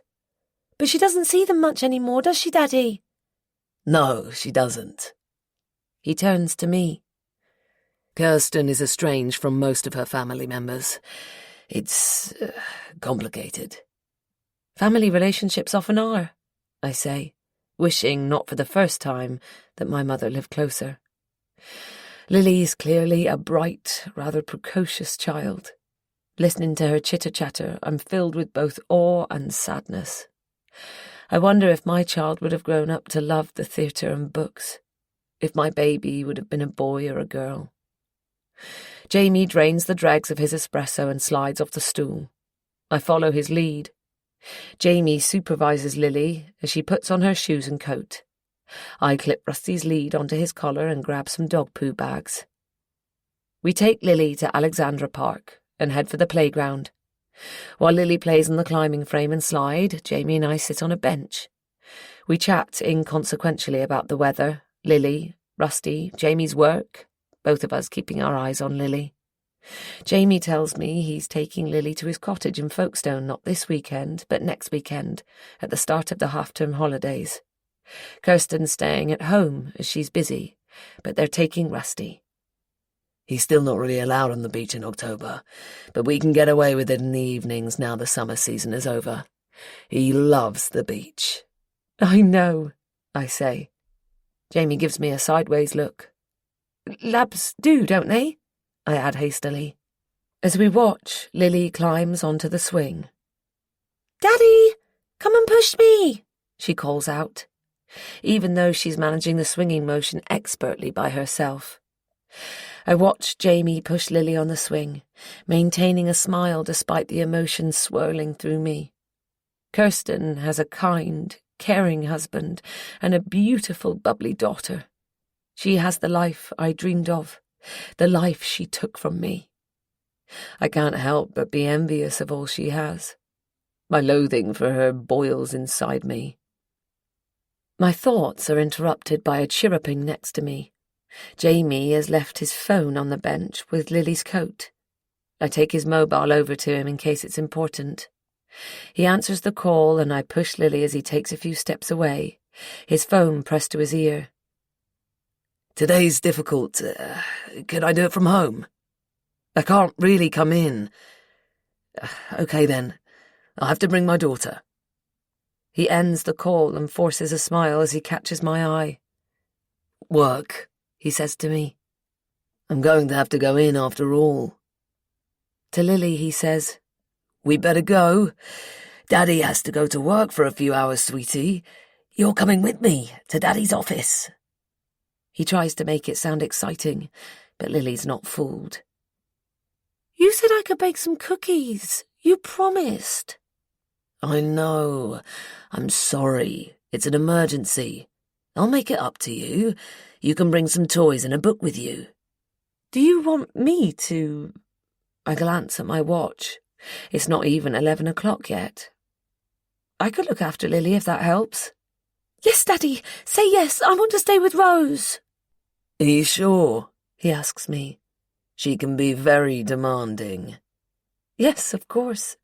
I used to teach kids around Lily's age. We'll be fine. Jamie holds out Lily's coat for her to put back on. She zips it up herself, and we head back to the house. Once Jamie has left for work, Lily and I make some cookies. Fortunately, all the ingredients we needed were in the cupboard, including the chocolate chips. We get all the equipment set out, and I help her read the recipe step by step. She's obviously done this before, carrying out each stage proficiently. "Would you like to watch a film?" I suggest when we've put the biscuits in the oven and cleared up the mess. Lily heads for the living room and picks up the remote control. Seconds later, she's lying on her side on the sofa, her head on a cushion, watching The Secret Life of Pets 2. Hearing the oven timer, I go to the kitchen to take the cookies out of the oven. I realise I should make some lunch for Lily and myself and go back to ask her what she'd like. But she has fallen asleep on the sofa, her thumb in her mouth. I turn the sound right down and watch the rise and fall of her chest. I'm trying not to like this kid. I want her mother dead or behind bars, and I won't be able to do that to Lily if I get too attached to her. But she's so adorable. Does Kirsten appreciate what she's got? She doesn't deserve a daughter like Lily, and Lily certainly doesn't deserve a mother like Kirsten. She deserves so much better. I stay for a minute or two to make absolutely sure Lily's out for the count. Then I seize my chance. I tiptoe out of the living room and head for Kirsten's study. Moments later, I'm sitting in her office chair, waiting for her laptop to boot up. I'll go through her calendar, text messages, phone log and emails.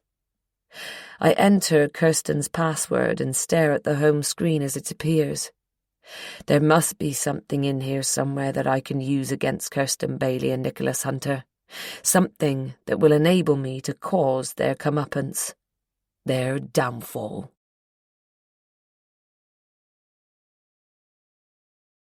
Chapter 34. Kirsten. Kirsten was supposed to look after Lily today. There's an inset day at the primary school, but she got her dates muddled up. Again. She's not sure why she's so scatterbrained at the moment. She hopes there's nothing seriously wrong with her. Surely she's too young for a brain tumour or dementia or the menopause. She has taken to writing down her work appointments on post-its as a backup. Already there are several stuck around her desk and on her wall at the agency. She looks at them now and swaps two of them over so they're in the right order, chronologically. She pulls another one off the wall and sticks it back on straighter. She has decided to buy a large wall calendar at some point. She'll put it up in the kitchen and use it as a backup for her personal diary. She looks at her watch. She has been looking at it all morning. It's nearly midday now. Her best hope of catching Nick is around lunchtime, but it's probably a bit too early. She can always leave a message, a voice message, seeing as they've decided to keep text to a minimum. She gets up from her desk and goes outside, away from the nosy Parkers who would gladly listen in if she phoned from the office. To her surprise, he answers her call straight away. "Can I see you?" She sounds like she's begging. She clears her throat and aims for a more forceful tone. "I need to see you. It's urgent." She's worried he'll say he has too much work to do, as has often been the case, or his excuse in the past. He likes to see her on his terms, call the shots, choose the time and place. But they've been having a sort of honeymoon period recently, since they've resumed their affair. Nick's still making an effort, still making amends for splitting up with her in the first place. He has even mooted the idea of them leaving their respective spouses. She always assumed it would take years before she felt Lily was old enough for her to leave Jamie without causing her too much damage, years before Nick got round to actually leaving his wife. But he seems to want them to be together sooner rather than later. She doesn't know how she feels about that. But Nick has only mentioned it once, in passing, so he may not mean it. She's trying not to think about it, because leaving Jamie would certainly mean leaving Lily, too. Nick's hardly stepfather material, and Kirsten couldn't possibly tear Lily away from Jamie. Let me see. I can spare half an hour this afternoon around 2ish if I reschedule an appointment and meet you near the Royal Courts of Justice. Is that any good? They arrange to meet at Ye Old Cock Tavern in Fleet Street. Kirsten arrives a few minutes before 2. She reads the inscription on the blackboard easel outside. Today's inspirational quote, "Don't be a dick." Apt, she supposes, given the name of the establishment. It doesn't elicit a smile. Her sense of humour seems to have abandoned her some time ago. She chooses a table for 2 as far away from the door as possible. Nick could bump into someone he knows so close to the courts. She orders a coffee while she waits. Her mind wanders to Lily, home today with Jamie instead of with her. She has messed up. Again. Kirsten should make much more of an effort with Lily. Jamie's right. But when she tries to spend quality time with her daughter, she ends up feeling like a total failure. She has always avoided doing things she's not good at. Ball sports, singing, drawing, swimming, that sort of thing. But she can't avoid being a mother. So, subconsciously perhaps, she ends up avoiding her daughter instead. Kirsten envies the ease with which Jamie sails through parenthood. It's an effort for her. How long before Lily sees her mother for the fraud she is? She does love her daughter, but she can't seem to bond with her. Kirsten has a low boredom threshold, and she finds most of the activities Lily likes, colouring in, making sparkling slime or friendship bracelets, plaiting hair, utterly mind-numbing. But baking, that Kirsten can do. Well, Lily more or less does it by herself, really. Kirsten just has to supervise and handle the oven. She toys with the idea of heading straight home after seeing Nick. That way she'd have time to make some biscuits with little Lil as promised. It would be a nice surprise for Jamie, too, if she got home early for once. It might make up for forgetting that she was supposed to look after Lily today.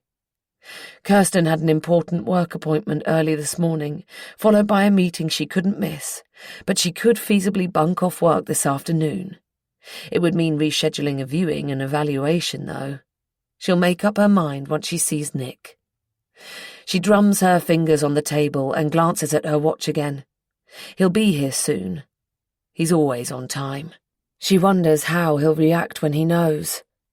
She'd decided against telling him she'd paid off her blackmailer, even when she'd recognised the bastard. She'd intended to keep it to herself. She was a little afraid of what Nick would do, or more accurately, what he might have his henchmen do. But this morning, before she set off for work, she found another typewritten letter addressed to Mrs. Taylor on her doormat. Nick was right. The blackmailer wants her to fork out more money. His presumptuousness, his insistence, after she paid up what he demanded, leaving her hard-earned cash in the garden of that ramshackle semi in Croydon, has made her livid. She no longer cares what Nick does, as long as he puts a stop to this. How dare this swine try to fleece her out of more money? What Kirsten did, running over Gregory Wood, was an accident. But blackmail is different. It's malicious, manipulative, premeditated. This guy's a criminal, and Nick knows how to deal with criminals. Nick arrives before her coffee does. She waits until they're served to tell him that she coughed up the amount for the payoff, and now she has received another demand. To his credit, he doesn't say, "I told you so." How much this time? He asks. "Another 10 grand, she says. Nick strokes his chin, apparently deep in thought. "Nick, I know who it is." Kirsten, for the last time, it's not Edie. No, I know, you were right. It was a man. I saw him. I waited in a cafe near the train station at Thornton Heath, where the drop-off was. He entered the station carrying a tote bag. My money was inside it. I bet on it. Nick straightens and leans across the table towards her. Who was it? He whispers. I don't know his name. You remember that half-wit who almost drove into the back of your car? It comes out sounding indignant, as if the other driver was the reckless one, and Kirsten winces as she catches herself. Nick furrows his brow. When? Where? In Devon, just after we ran into the hedge. He was driving a battered old VW. Nick's eyes widen. Him? Really? She nods. The conniving little prick. But how on earth did he find you? I've been thinking about that, Kirsten says. I was also wondering why he came after me but not you. I reckon he must have recognised you that day. He'd seen you on TV and he knew enough about you not to mess with you. But he found me and I led him to you, Nick finishes. And you were an easier target. Kirsten nods. Something like that, I think. Yes. There's a voice in Kirsten's head that she's doing her best to ignore. She can see the envelope when she closes her eyes. It was addressed to Mrs. Kirsten Taylor. How did the blackmailer know we went by the name of Taylor? She refuses to think that one through, unable to handle what that might mean. She chooses not to remember they haven't used that name since the accident. She can't tell Nick, even though he would certainly come up with the answer. But then she comes up with one herself. Perhaps her blackmailer asked questions when he came to London and followed Nick around. Waiters, staff in their day hotel. They might have known them by that name before they changed it to Baker. Yes, that must be it.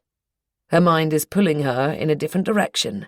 There's a more plausible explanation somewhere, but she doesn't want to go there. Nick's silent for a few seconds too, then he says, "Okay, leave it with me. He shouldn't be too hard to find. I'll sort him out." "How? I don't want you to take any risks." "I won't. I'll send some contacts to scout around and find the owner of the rusty Volkswagen in or near Croyd."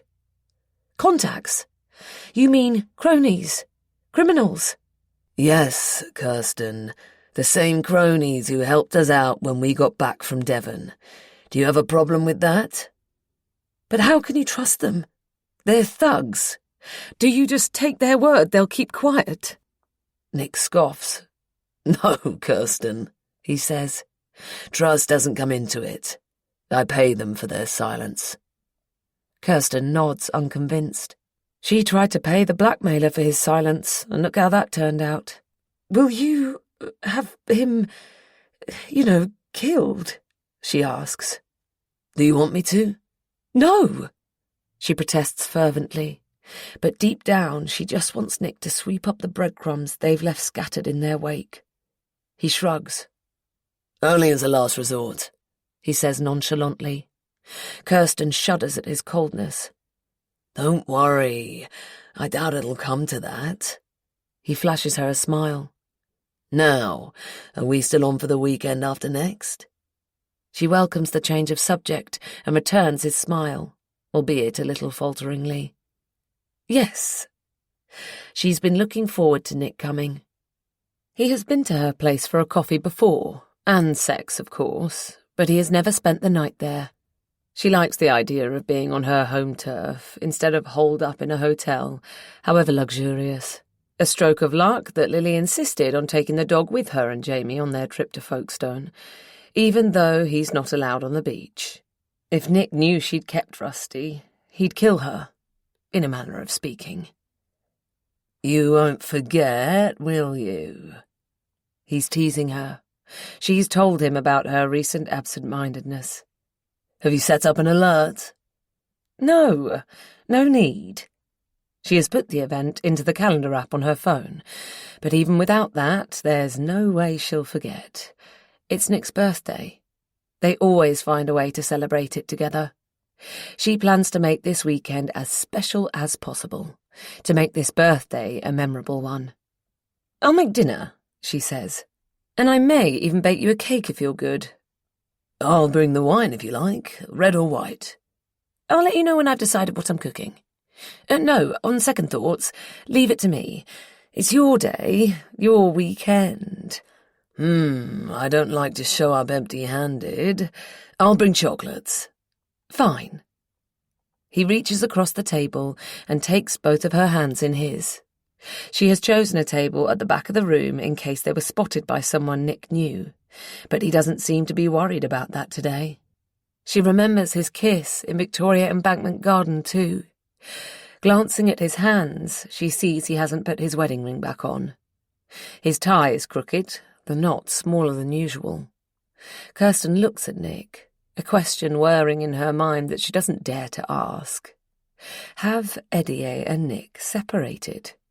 Maybe Nick's wife walked out when she found out about the affair, but she can't probe into his marriage. It's off limits. "Listen, I've got to get going, Kirsten," he says, pulling an apologetic face. "Speak soon. I'll see you before our weekend together anyway." They haven't spent the whole weekend together since the Maybank holiday weekend they went to North Devon. Kirsten wonders if that has crossed Nick's mind too. She gets up and follows him out, the sun blinding her for a moment as she steps out of the dimly lit tavern and into the street. She watches Nick as he crosses the road and walks away from her. Then she heads in the other direction for the nearest tube station.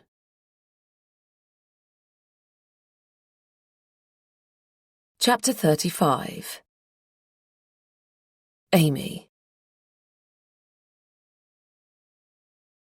Before I can start trawling through Kirsten's laptop, my mobile buzzes in my pocket.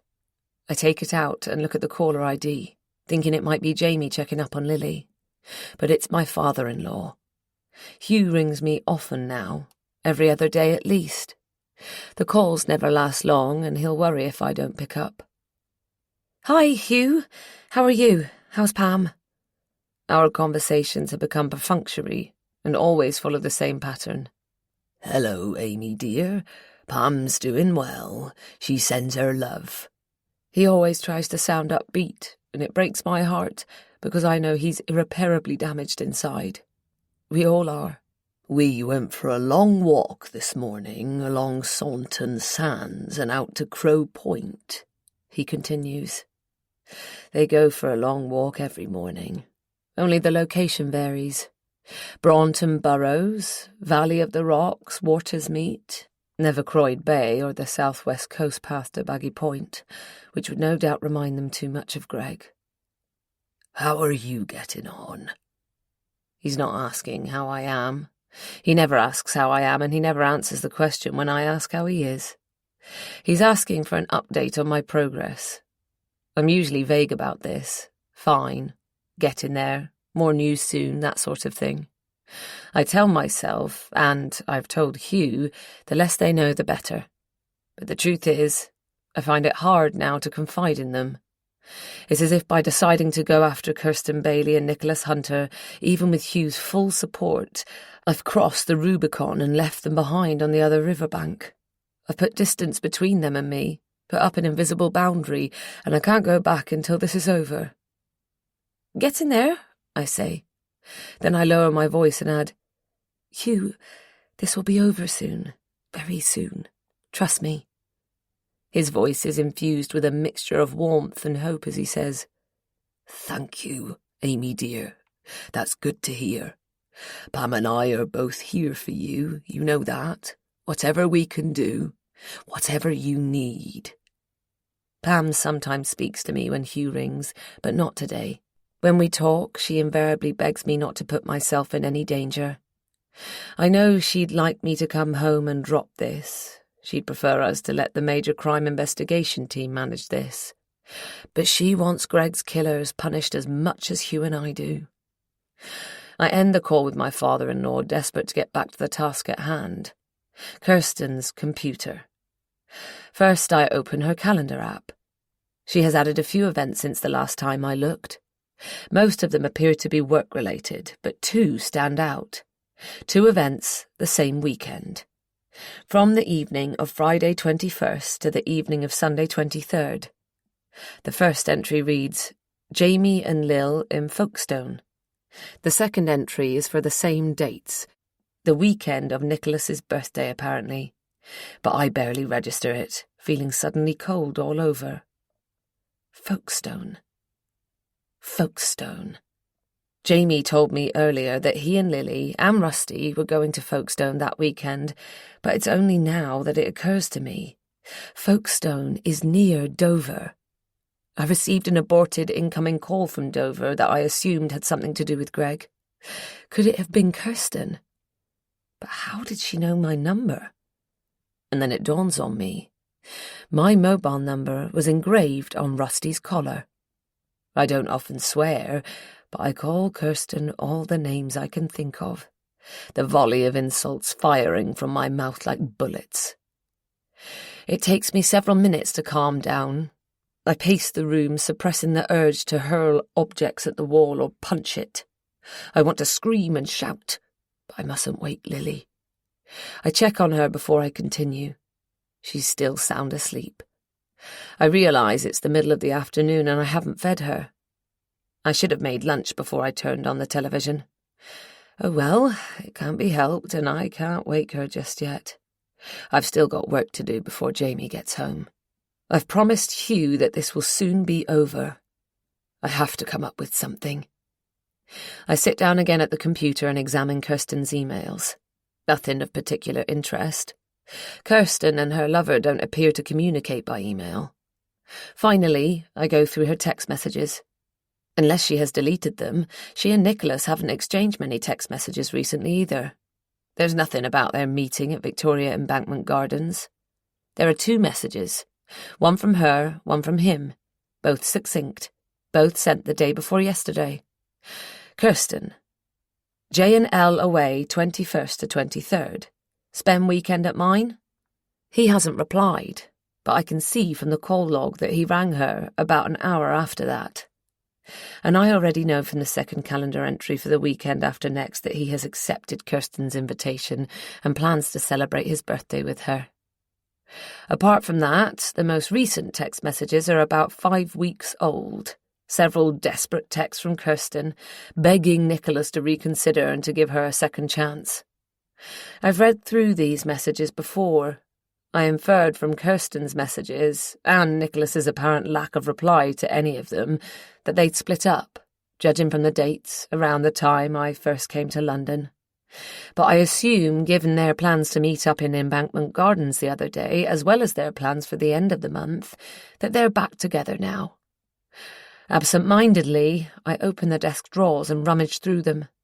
Everything's pretty much the same as always until I get to the bottom drawer, where I find a large, square white envelope. The flap of the envelope is tucked in rather than sealed, so I open it. It's a birthday card, with a sexual pun on it. I know where Kirsten bought this card. I was following her when she went into the stationer's the other day. She has already written it, and the words she has written inside confirm that she and Nicholas are definitely very much together. I look again at both calendar entries and both text messages and commit everything to memory. So, Nicholas is going to spend the Friday and Saturday nights the weekend after next here, in this house with Kirsten, while her husband is at their cottage in Kent with their daughter. My thoughts wander. People have affairs for all sorts of reasons, and usually I don't judge, even though I couldn't imagine ever cheating on Greg. But I feel so sorry and sad for Jamie. He's a good husband and a good father.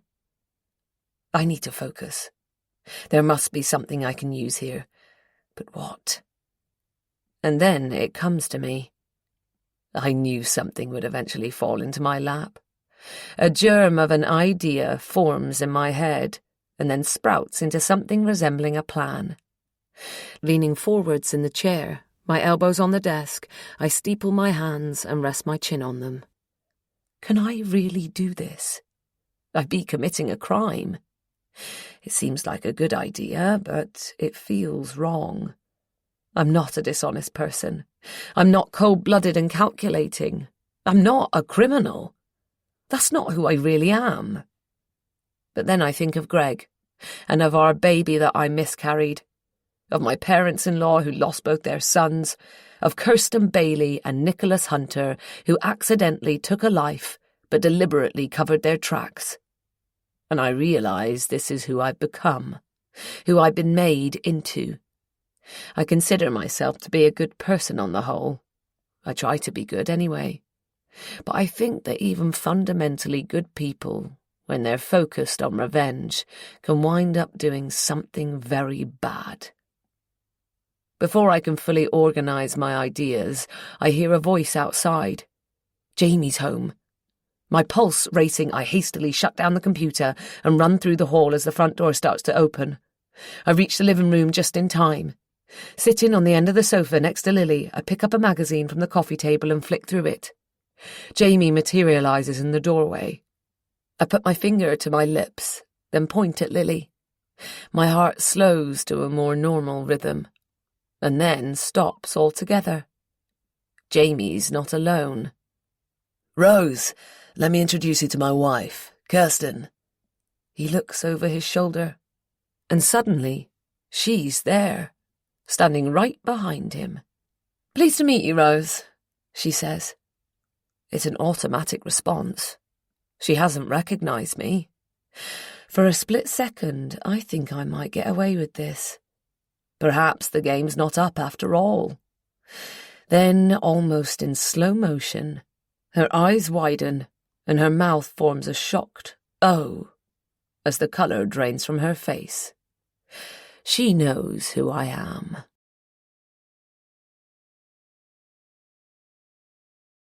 Chapter 36. Kirsten. It only takes Kirsten a split second. Rose. She's not usually good at situating people out of context, and she has only met her once for a minute or two at most. But Kirsten has scrolled through this woman's posts on social media and looked at her photo in online newspapers so many times over the past few months that she'd know her anywhere. Amy Wood. Kirsten gapes at her. She can feel her mouth opening and closing like a goldfish. She can't register the fact that she's staring at the widow of the man she ran over and killed. She can't believe this woman is in her home. She wants to scream at Amy Wood to get the fuck out of her house. But she can't do that in front of Jamie and Lily, who has woken up and is running towards Kirsten with outstretched arms. "Mummy's come home early," Jamie says. It sounds to Kirsten as if he's underwater, or as if she is. "Isn't that a lovely surprise?" "I better get going," Kirsten hears Amy mumble. "I'm running late." Kirsten bends down to Lily, but turns her head, glaring at Amy, who darts past her into the hall. Through the doorway, Kirsten sees Amy shove her feet into her trainers and make a hasty exit. Jamie closes the front door behind her, then kicks off his own shoes. He comes back into the living room. Kirsten struggles to regain her composure, and her voice sounds strangled as she says, "It was good of Rose to look after Lily, wasn't it?"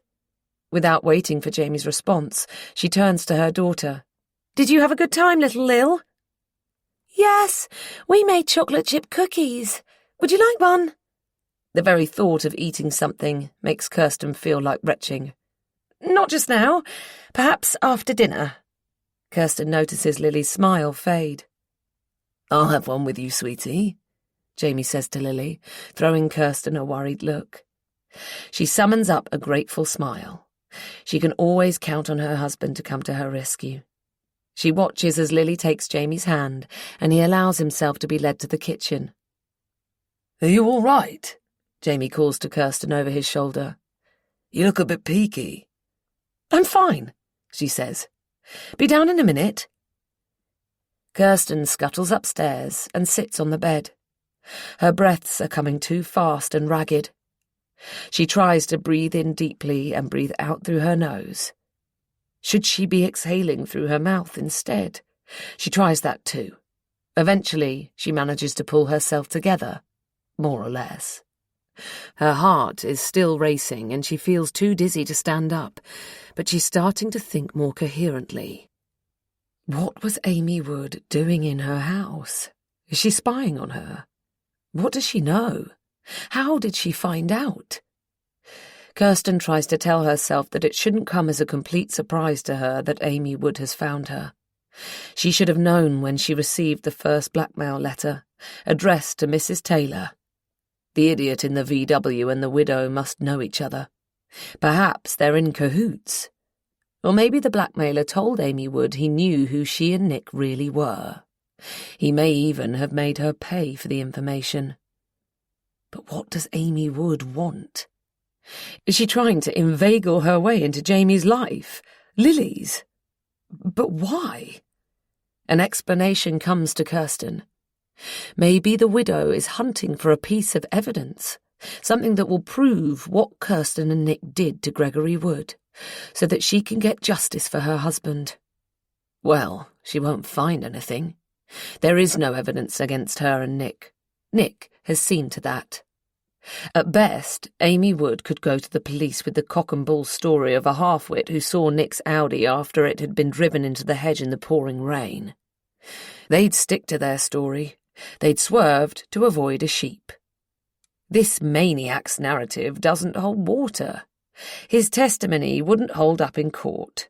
Even Kirsten realizes that. He saw nothing. His eyewitness account would prove nothing. She wants to text Nick, even though he has warned her to avoid sending text messages. She'll ring him instead. She wants him to reassure her some more. But she has left her phone downstairs. She's about to go and fetch it, but she thinks better of it. Kirsten doesn't expect Amy will be back straight away. She imagines Amy must have been just as shocked by their encounter as she was herself, so she's confident she has a little time. She will bring Nick up to speed, but not yet. No need to ruin his birthday. For him, or for her. She needs to know what Nick has done about that wanker in the Volkswagen. If he has had him beaten up, or, worse, bumped him off, then she absolutely can't tell him about Amy Wood using false pretenses to get inside the house. Kirsten doesn't like the woman. She didn't think much of her before with her laid-back lifestyle, questionable sense of fashion and unsightly tattoo, and she hates her now. But she and Nick have caused Amy Wood enough trouble and pain. She does have to come up with a way of making sure that woman doesn't come anywhere near her, or her husband, or her daughter ever again, though. She mulls it over for a few minutes, then gets to her feet and walks over on slightly shaky legs to her dressing table. She takes one of the most expensive necklaces she owns out of her jewellery box and hides it in her wash bag in the ensuite bathroom. Then she pastes on a bright smile and heads downstairs to join Jamie and Lily in the kitchen. Lily tries again to persuade Kirsten to eat a choc chip cookie, holding it out to Kirsten in one of her grubby hands. This time, Kirsten accepts the biscuit and takes a small bite. That's delicious, little Lil, she says. As soon as Lily looks the other way, Kirsten discreetly slips the rest of the biscuit to the dog. He'll appreciate it far more than she will. She waits until bedtime before she brings it up. "Darling, have you seen my diamond necklace?" she asks Jamie as she takes off her earrings and tidies them into the jewellery box. "You know, the one on the gold chain you bought me from Cartier when Lily was born." "No, I haven't. Have you mislaid it?" Jamie's already in bed, sitting up with an open book in front of him. But Kirsten knows he hasn't read so much as a paragraph. She can sense his eyes riveted on her as she parades around the bedroom, wearing only skimpy underwear. "Yes, it's strange. I haven't worn it recently. It's not in my jewellery box. I can't think where it can have got to." "I'm sure it will turn up." "You're probably right. I'm getting scatterbrained lately, what with mixing up dates and things," Kirsten says. "I thought the emergency cash I keep in my desk drawer had gone missing too the other day. I must have spent it on something. I just can't remember when or on what. Most unlike me." She turns to him and catches him furrow his brow and glance downwards as if in thought. She smiles, knowing she has planted a seed of doubt in his mind. She's confident she has done enough. She's confident he'll make sure that bloody woman is evicted from their lives and home. After all, it's Jamie's role to protect his family, and he takes that task seriously. But Jamie doesn't like to upset the apple cart, as he admits himself, his words. Kirsten calls it weak-balled, although not to Jamie's face, obviously. So, in case he needs a nudge, she has a treat in store for him. Jamie is always more malleable for a day or two after he has had good sex. She slinks towards him, wiggling her hips, all her movements exaggerated for Jamie's benefit. They haven't made love for weeks. He knows better than to pressure her after a long day at work. But it's about time, really. She pulls back the covers, closes Jamie's book and puts it on the nightstand, then straddles him, unhooking her bra and pressing her body against his. She can sense he won't need much encouragement. She spends the weekend with Jamie and Lily, striving to play the part of loving wife and mother, a role she finds exhausting, but that she pulls off quite well for a change. She even walks the dog with them. She'll have to walk Rusty more often if, as she hopes, Jamie fires the dog walker. She'd better show willing. Rose has had to go back home for a while, Jamie says on the Sunday evening. She sent me a text message. They were talking about Lily's violin. 2 of the strings have snapped, which is strange. So they need to take her instrument to a luthier, and Kirsten is momentarily thrown by the abrupt change of subject. Oh, is she okay? Where does she live? Kirsten has several more questions on the tip of her tongue. What do you know about her? Did you even ask her for ID? Has she got a key to our home? Why did you let her in? But she holds them back. She hasn't been well. Some time ago she mentioned her mother-in-law wasn't well either. So maybe that's why she's gone home. I don't know. She lives somewhere in the West Country, I believe. Just as Kirsten suspected. Jamie knows very little about Amy Wood. It's just as well, really, but she can't believe her husband let a complete stranger into their home and left their daughter in her care without doing some sort of preliminary background check. She's a widow, Jamie says. She's sitting on the bar stool and Jamie has his back to her as he washes up the saucepans and utensils, so he doesn't see her stiffen. What? Kirsten splutters. How much did Amy Wood tell Jamie? Her husband was killed in a car accident. Not long ago. I mean, she didn't go into any detail, but I think she feels a bit lost.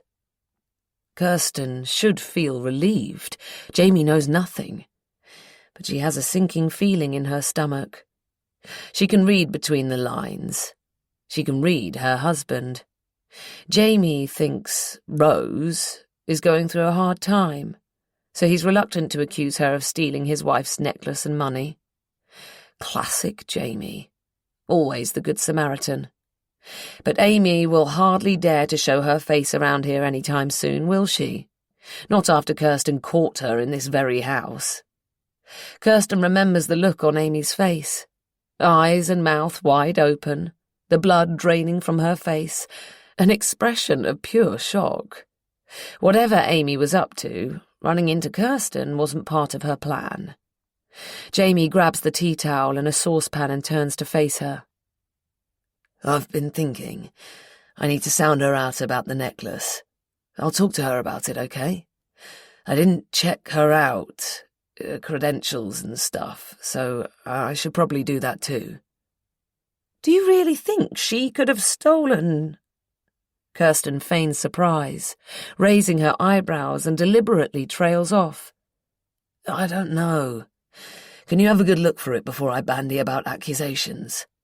Of course. I can't imagine I'd have put it anywhere else, but I'll definitely double-check. Do you know when she intends to come back? No. Well, keep me posted. These past few days since the afternoon she came home and saw that woman in her house with her daughter, Kirsten has been looking over her shoulder, feeling jumpy and anxious. But if Amy has gone back to Devon to look after her late husband's mother, then that's her out of the picture for a while. And when she gets back, Jamie can make sure she stays well away from them. Depending on what Nick has done to the fool who made the mistake of blackmailing her, Kirsten will probably have told Nick about Amy Wood by then too. He won't think twice about sending in the cavalry if that turns out to be necessary. So she needn't worry. She mustn't allow herself to get too smug, but she can breathe. She's safe. For now.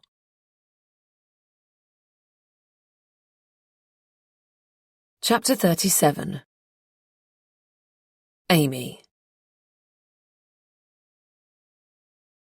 My plan has been foiled before it was even fully formed. I can't believe my bad luck. But I suppose it had to happen. I've had so many near misses I was bound to find myself face to face with Kirsten Bailey at some point. The rest of our encounter is a daze. It was over in a matter of minutes, maybe even seconds. I got out of that house as quickly as possible. I don't know what I said to Jamie. I don't think I said anything to Kirsten. She eyeballed me, clearly as shocked to see me as I was to see her. I texted Jamie the next day to say I wasn't feeling well. He texted me back immediately, thanking me again for looking after Lily and telling me to get well soon. I sent another text the day after that, saying that I was needed at home for a while, and he wrote back, saying he hoped everything was all right, to let him know if there was anything he could do, and that he was looking forward to seeing me again soon. I hope he'll relay my message to Kirsten so that she believes I'm in Croyd and not in London. Hopefully she'll lower her guard if she doesn't perceive me as an immediate threat. I feel terrible about lying to Jamie again, but I find his replies to my text messages reassuring. Kirsten can't have said anything to him about me if he's still expecting me back at some point. What would she say? What would I do if I were in her shoes? She certainly can't tell him the truth. She could make something up, though. She has no qualms about lying to him when it comes to her affair with Nicholas. She could just as easily concoct a story about me and insist that Jamie put an end to our arrangement. I realise this would make me sad. I've come to think of Jamie as a friend, and although I tried not to become attached to her, I adore Lily. Kirsten may not have said anything to Jamie about me, but she has probably told Nicholas she has seen me, that I have infiltrated her home. Why wouldn't she tell him? Unlike Jamie, Nicholas knows who I really am, and he knows who Kirsten really is. He was there, with her, when she ran over Greg. If they share that secret, she can tell him anything.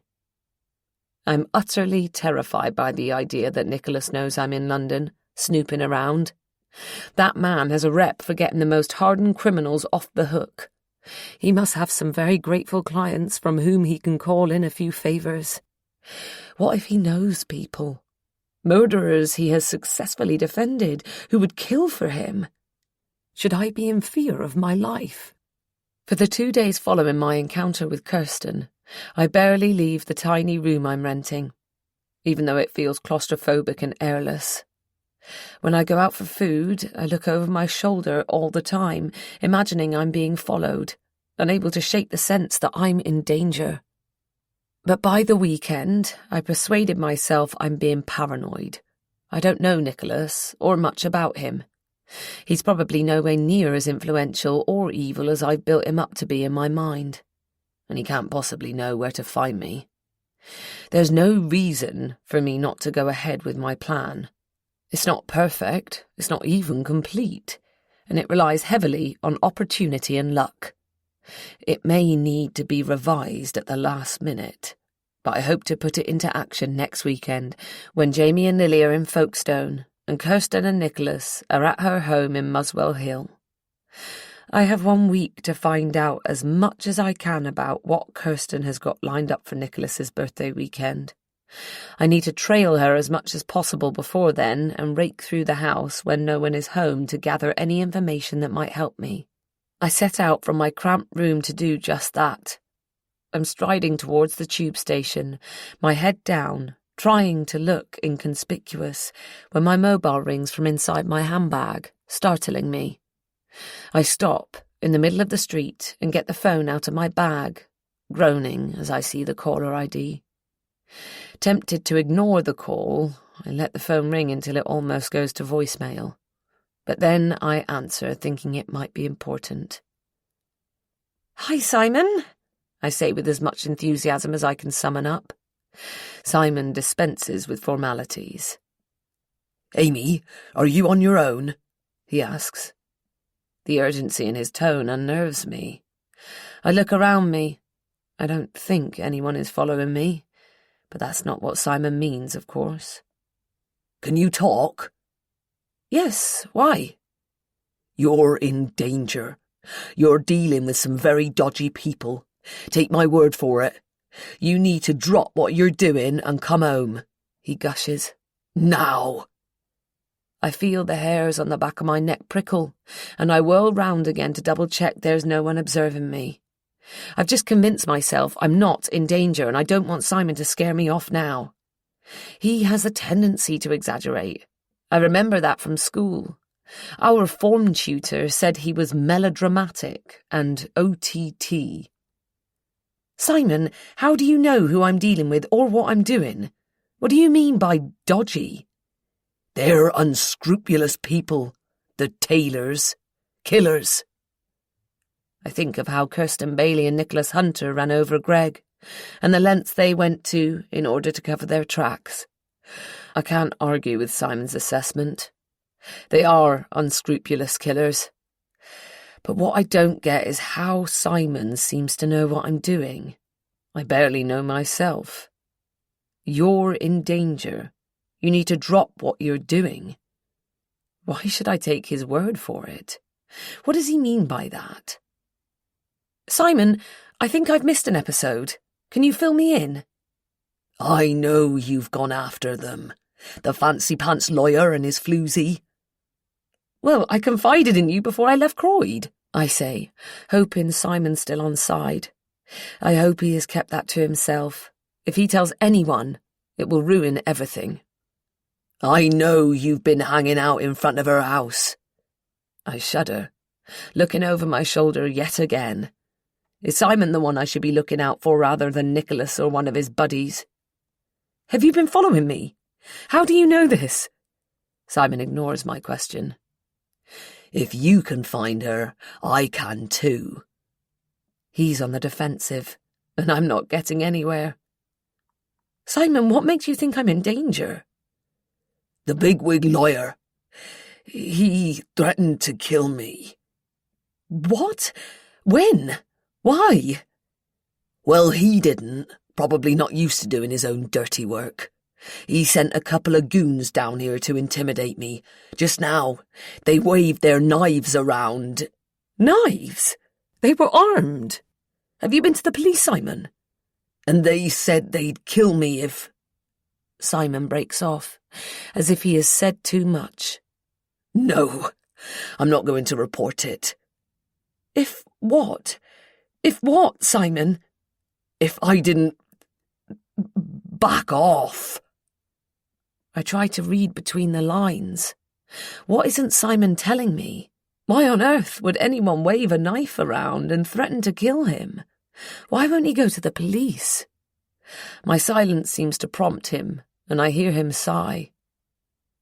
Amy, I wasn't going to tell you this, but like you said, you confided in me, so I'll share this with you in confidence. It's my turn to sigh at his long-winded preamble. I sent a letter to Kirsten Bailey asking for a donation, a small amount of money to, in exchange. You blackmailed her? Simon doesn't answer. I picture him nodding, but when he stays silent, I pull the phone away from my ear to make sure we haven't been cut off. Let me get this straight. You asked Bailey for money to keep quiet, and Hunter sends in his pals to warn you off. Is that about the gist of it?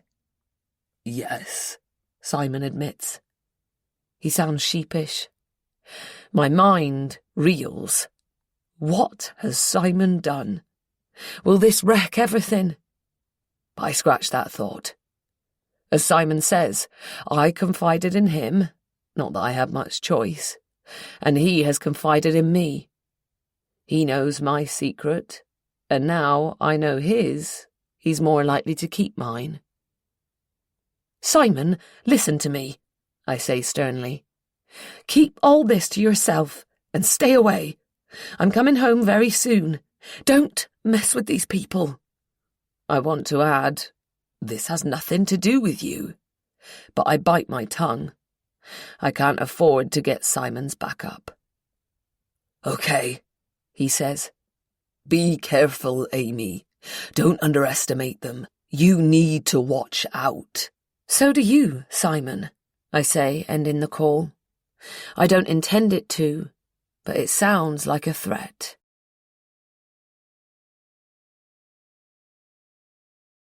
Chapter 38. Amy. The countdown has begun. Time is flying by. Only one day to go. Tomorrow evening, Jamie and Lily leave for Folkestone, taking Rusty with them, and Nicholas arrives to spend the weekend with Kirsten in her home in Muswell Hill. I've spent my time this week following Kirsten around outside, or else inside her house, going through her things. She and Nicholas don't appear to be texting each other much. I can't find any emails between them either. Perhaps they're worried about someone sifting through their stuff. Someone like me. Or Simon. I can see they've FaceTimed and called each other quite a lot recently, but I've no way of knowing what they discussed. Kirsten's at work, and I'm in her house, sitting in her office chair, when I notice I have a missed call from Jamie.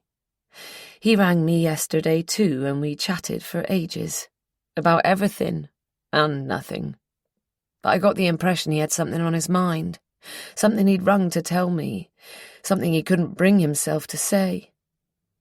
I decide to finish what I'm doing before calling him back. I found a baby monitor in its box in Lily's room, and I want to read through the instructions carefully and try it out.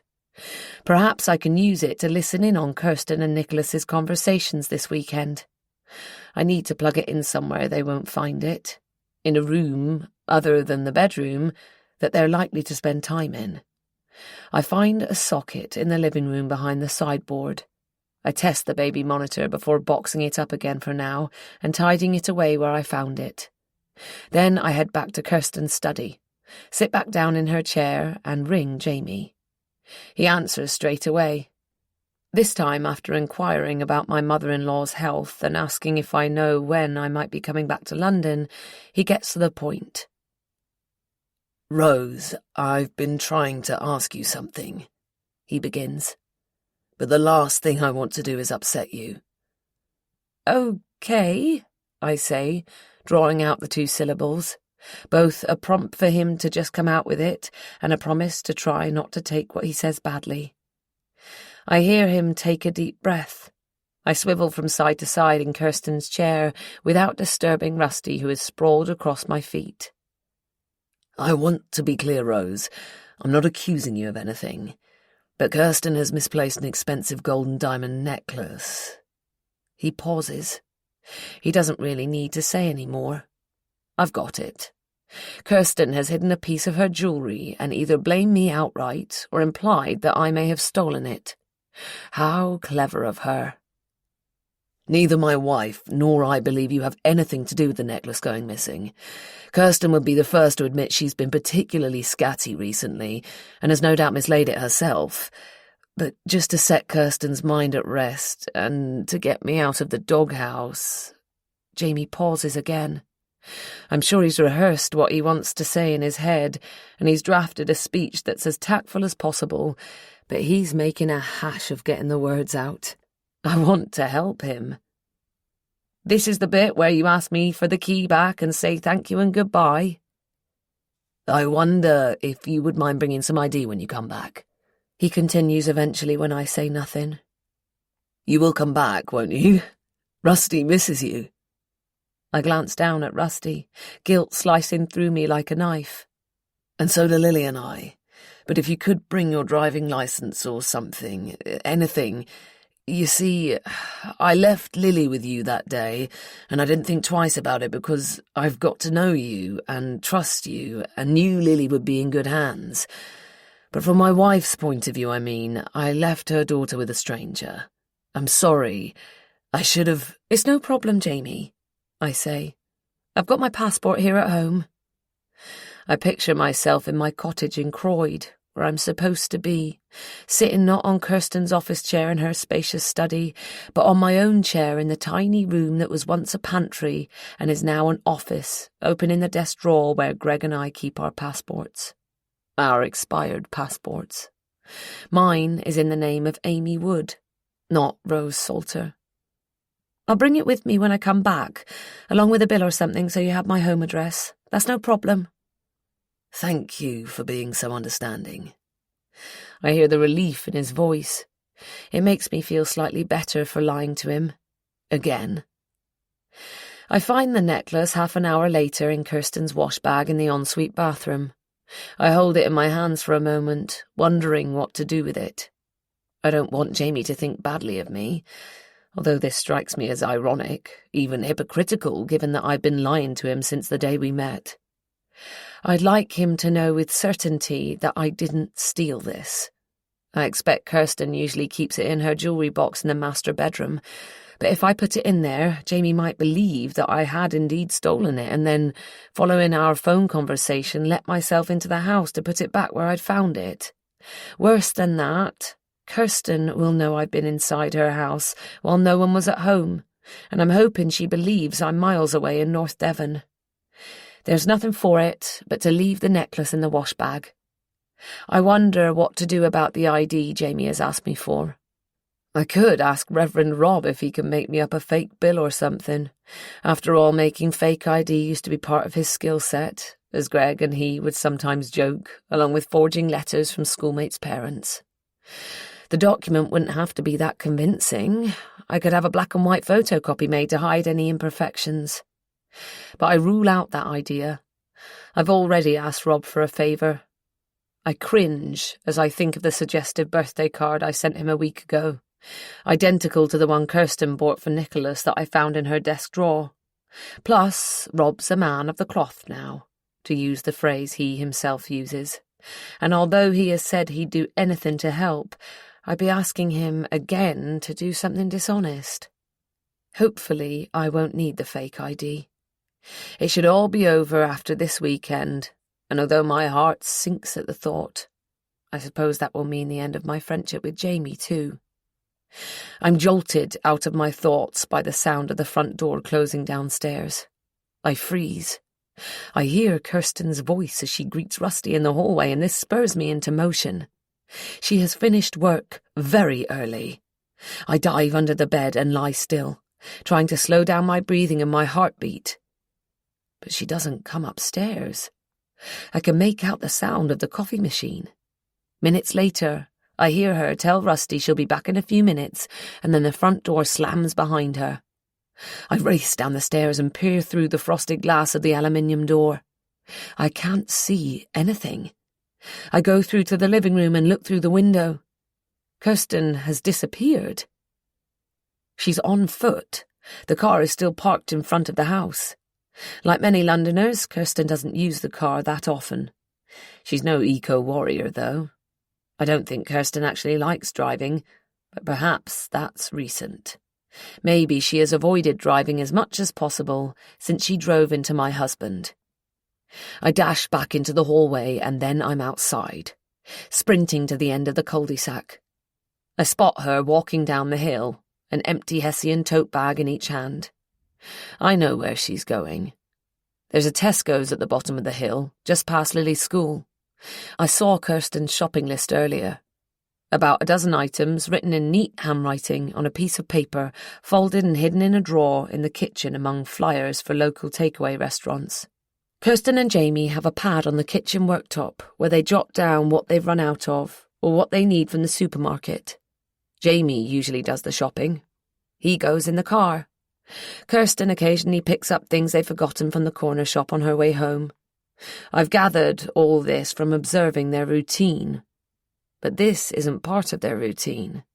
This isn't the weekly shop for the family. This is for Kirsten's weekend with Nicholas. I know exactly what she plans to buy, and more or less what I have to do. Keeping a safe distance behind her, I follow her. I remember her glancing over her shoulder when I followed her a few times before, much as I've been doing lately, as if sensing someone was behind her. But today she doesn't check once. Outside the supermarket, I hesitate. This will be tricky. If she sees me, it's game over. There's something I need to buy, but I don't have to go into the supermarket at the same time as her. I can come back later, or go elsewhere. But it would be better if I could pull this off now. I've had my hair cut short, apart from some strands around my face to hide behind. But it's not much of a disguise. Taking a deep breath, I walk towards the automatic doors. I grab a basket and put a few random things and the one item I actually need into it. I remember Greg telling me about the supermarket game he and his brother Will used to play when they were little, and Pam took them shopping with her while Hugh was at work. To begin with, when Pam wasn't looking, they'd add things to her trolley, sweets and cakes mainly. She found it funny when she discovered the items at checkout and always went ahead and bought them anyway. Then Will and Greg progressed to the next level of their game and discreetly put groceries into other shoppers' trolleys. Greg told me this story once when we discovered a packet of cuttlefish bones for budgies and a packet of incontinence pads in our trolley one day. I assumed someone had put their shopping in the wrong trolley, but Greg thought it might have been kids messing around, as he and his brother had done. I have a backup plan. If it comes to it, I can buy what I need myself, but ideally, it would be perfect if Kirsten could buy it for me.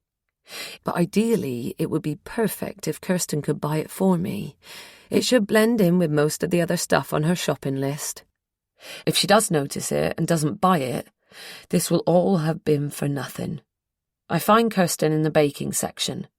I walked down this aisle just a few seconds ago. This is very risky indeed. Perhaps I should abort this mission and play it safe. I remind myself there's a much easier way. But I decide to continue now I've come this far. I keep an eye on her, keeping well away from her at the same time. My heart skips a beat as I notice she doesn't have a trolley. She has a basket. That makes sense. She walked here and will have to carry home everything she buys. But it will be harder to slip the packet into the basket than a trolley without her noticing me. Or it. Then I get lucky. She sets down her basket. She's scanning the shelves looking for something. She turns and scours the shelves opposite. Now! I walk briskly down the aisle, holding my basket like a shield. Bending as I pass Kirsten, I put the item inside her shopping basket. I manage to push it down the side so it's hidden by her groceries. I smell her perfume as I straighten up. I'm close, too close. I could reach across the aisle and tap her on the shoulder, or she could turn around and... I've done it. I've reached the end of the aisle. I exhale. I don't dare look back. As I head up the next aisle, I abandon my own basket. I resist the overwhelming urge to run towards the exit. Just before I step outside, I see them. Volunteers all wearing pink t-shirts, putting people's groceries into shopping bags. I can hardly believe my good luck. My heart does a little somersault. Outside the supermarket, I'm accosted by a woman about my age, dressed in the same pink t-shirt as the baggers, waving a money collection box in my face. "For breast cancer research," she says. I keep a few coins in my pocket for buskers at tube stations, so I pull out what I've got and with shaking hands I feed the coins through the slot of the money box. It's not much. 50 pence in total. I probably got more change in my purse, but I need to get out of here. My heart plummets as the realization hits me. I don't have my purse on me. It's in my handbag, which I've left at Kirsten's house. How can I have been so stupid? I'm usually so careful. I sprint up the hill. Unlike Kirsten, I haven't been wearing any perfume or using scented toiletries, and I've been careful to leave everything in its place so she can't tell I've been in her house. I can't believe I forgot my bag. But I left in such a hurry. I try to calm myself down. Kirsten hasn't seen it. It's in her study and she didn't go in there. She went into the kitchen to make herself an espresso. Rusty greets me as if he hasn't seen me for several weeks instead of just a few minutes. I jump as the front door slams behind me. I deliberately left it open for a quick getaway, but it has swung closed. I go into the office and grab my bag from the floor by the desk. As I straighten up, I happen to glance out of the window. A car has pulled up, and Kirsten is unfolding herself from it, a shopping bag over each arm. For a second or two, I'm rooted to the spot, terrified I'm about to be caught. I watch as she lifts a hand and one of the bags in an awkward wave goodbye or thanks to the neighbour who has apparently given her a lift home. I look around me frantically, but there's nowhere to run. Out, Rusty! The dog has followed me into the study, and I'm scared he'll give me away.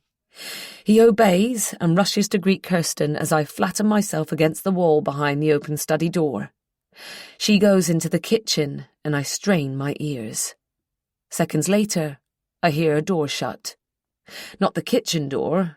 It was closer, louder. I think it must have been the toilet door in the hallway. I peep out. Rusty is sitting in front of the closed toilet door. I'm about to dash out of the front door, but then I have an idea.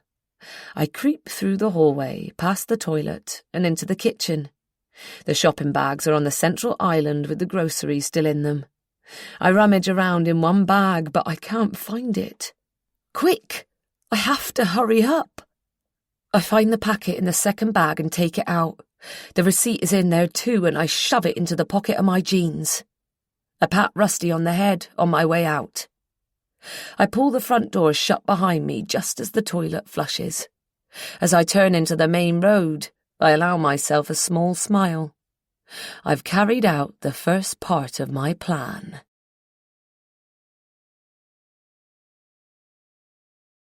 Chapter 39. Kirsten. Kirsten has skived off work quite a bit at the agency lately, and she has overheard her colleagues bitching behind her back about having to take up the slack. She'll have to start pulling her weight again soon, but she so badly wants everything to be perfect for this weekend. This evening in particular, as it's Nick's birthday today. So, in the end, she takes the day off. Kirsten has told Jamie that she has viewings on the Saturday, her excuse to get out of the Folkestone trip, and that she's taking the Friday off in lieu. She hoovers downstairs, as usual, picking up enough dog hairs to make a rug, and cleans the kitchen. She did the upstairs yesterday, cleaned the loos and bathrooms, dusted and hoovered the bedrooms. Ideally, Kirsten would prefer to pay someone else to do this sort of work. Dirty work. She has got through a string of cleaning ladies, or whatever the politically correct term for them is, but she can't seem to find one who will do the job properly. The first cleaner she employed drank their scotch, vodka and Pernod. The second knocked over a full bucket of water on the beige carpet in the hall. They had a cleaner who never did the toilets, and one who cleaned the toilets with the dishcloth. Since Kirsten let the last cleaner go, Jamie has done the housework. He'll be impressed that she has cleaned the place for once. Everything is looking spick and span. She'll make up the bed in the guest room later.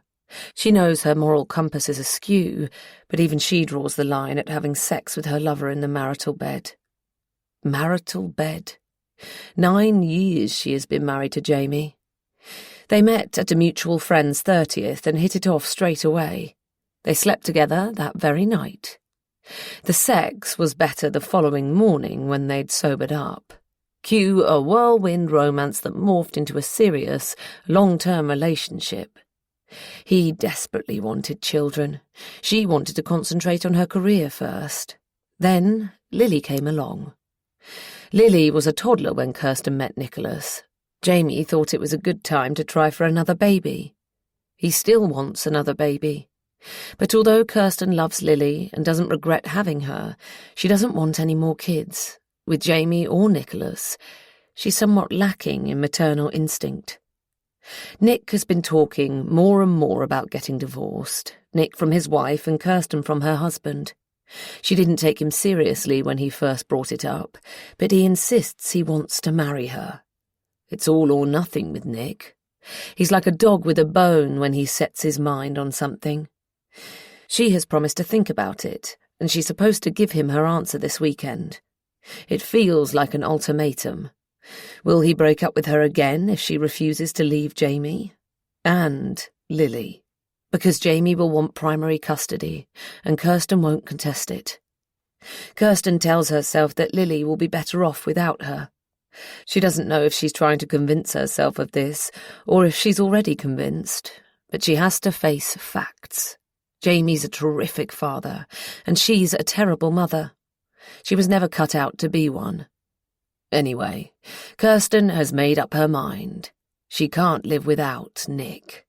Their breakup made her realise this. She smiles to herself as she thinks about the birthday card she has bought him. It has a rude joke on the front, but inside, she's serious. She has written, "For better, for worse, for richer, for poorer." Her answer. Kirsten's thoughts are disturbed by a dull noise. It came from upstairs. How strange. The dog is here, in the kitchen, by her side. He doesn't go upstairs anyway. There are no windows open in the bedrooms. Then 2 familiar voices call out, and Kirsten realises the thud must have been Jamie opening the front door. Lily rushes into the kitchen and nearly bowls her over, wrapping her little arms around Kirsten's waist and squeezing her tight. "Hello, little Lil," Kirsten says, smiling at Jamie, as Rusty pounces on him. She winces, noticing neither of them have taken off their shoes. She has just done the housework. She's about to scold Jamie as he walks into the kitchen to fetch some snacks for the drive, but she refrains from comment. "Got time for a coffee?" she asks him instead. No, he replies, to her relief. got to get going if we're going to beat the traffic. He turns to Lily. Upstairs, sweetie. Quickly, get changed out of your uniform and back down here fast. "Take your shoes off first," Kirsten adds. Kirsten follows Jamie and Lily into the hall, where Lily takes off her shoes and scampers up the stairs on all fours, and Jamie picks up the suitcase he left by the front door this morning. Kirsten watches her husband walk away from her down the driveway to load the case and the dog into the car. A minute later, she's locked into a hug with both Jamie and Lily. She wants to hold on to this moment. She wants to press pause while she and her husband and her daughter are all here, still together. At the same time, she can't wait for Jamie and Lily to leave and Nick to arrive. "Drive carefully," she says to Jamie. Advice she should have taken herself a few months ago, she thinks darkly. She stands on the doorstep and waves them off, then steps back inside and closes the door. After making up the bed in the guest room upstairs, she comes down to the kitchen to make Nick's cake. She turns on the oven to preheat. It seems strangely quiet all of a sudden now that Jamie, Lily and Rusty have gone. So she streams a playlist from her phone through the Bluetooth speaker. Singing along to the Kooks' Forgive and Forget, she opens her recipe book and gets out all the ingredients and equipment. Kirsten is good at baking, and it doesn't take her long. She has made this cake before. It's a simple sponge cake with the zest of half a lemon in the cake and lemon icing on top. Nick loves citrus fruit. She divides the mixture between the 2 tins and puts them in the oven. She sets the timer and looks at the clock on the oven door. She has got about an hour before Nick arrives. She told him she'd take care of the wine, but she had enough shopping to lug back up the hill the other day, so she didn't buy any. If she'd known that, in the end, the busybody from next door would give her a lift, she'd have bought the wine there and then. She needs to pop out to Tesco and get some now. It won't do to down the best bottles from her husband's wine rack with her lover. She wouldn't really have any scruples about doing that, but Jamie wasn't impressed when he noticed how many of his bottles she'd managed to work her way through the week she was at home on sick leave. She can't pilfer any more of them. If she leaves now, she'll be back before the cake is ready. She'll clear up in the kitchen when she gets home. The supermarket is quite busy. She supposes that's only to be expected on a Friday evening. Not that she would know. She hardly ever does the shopping, other than picking up bits and pieces from the local convenience shop. She waits impatiently at the checkout, clutching a bottle of red in one hand and a bottle of white in the other, hoping someone will offer to let her jump the queue. But no one does. The baggers in their oversized candy floss pink T-shirts aren't here today, so at least she won't have to cough up her loose change. The timer is bleeping when she steps inside the house. She kicks off her shoes in the hall and rushes into the kitchen to take the cake out of the oven. She selects a sharp knife from the wooden block on the worktop and inserts it into the centre of the cake, first in one tin, then the other. It comes out clean both times. so she turns the two halves out onto the cooling rack and switches off the oven. She'll have to wait until the cake cools before she can ice it and put candles on top. She pops the bottle of white wine she has just bought into the fridge and opens the bottle of red, which she leaves on the worktop. She made a huge jambalaya last weekend. Jamie was pleasantly surprised that she'd made dinner for them all. It didn't occur to him that the trouble she'd gone to was really for someone else. She takes the other half of that meal out of the freezer now. All she has to do is heat it up and make some saffron rice. She's just finishing the washing up when Nick arrives. Perfect timing.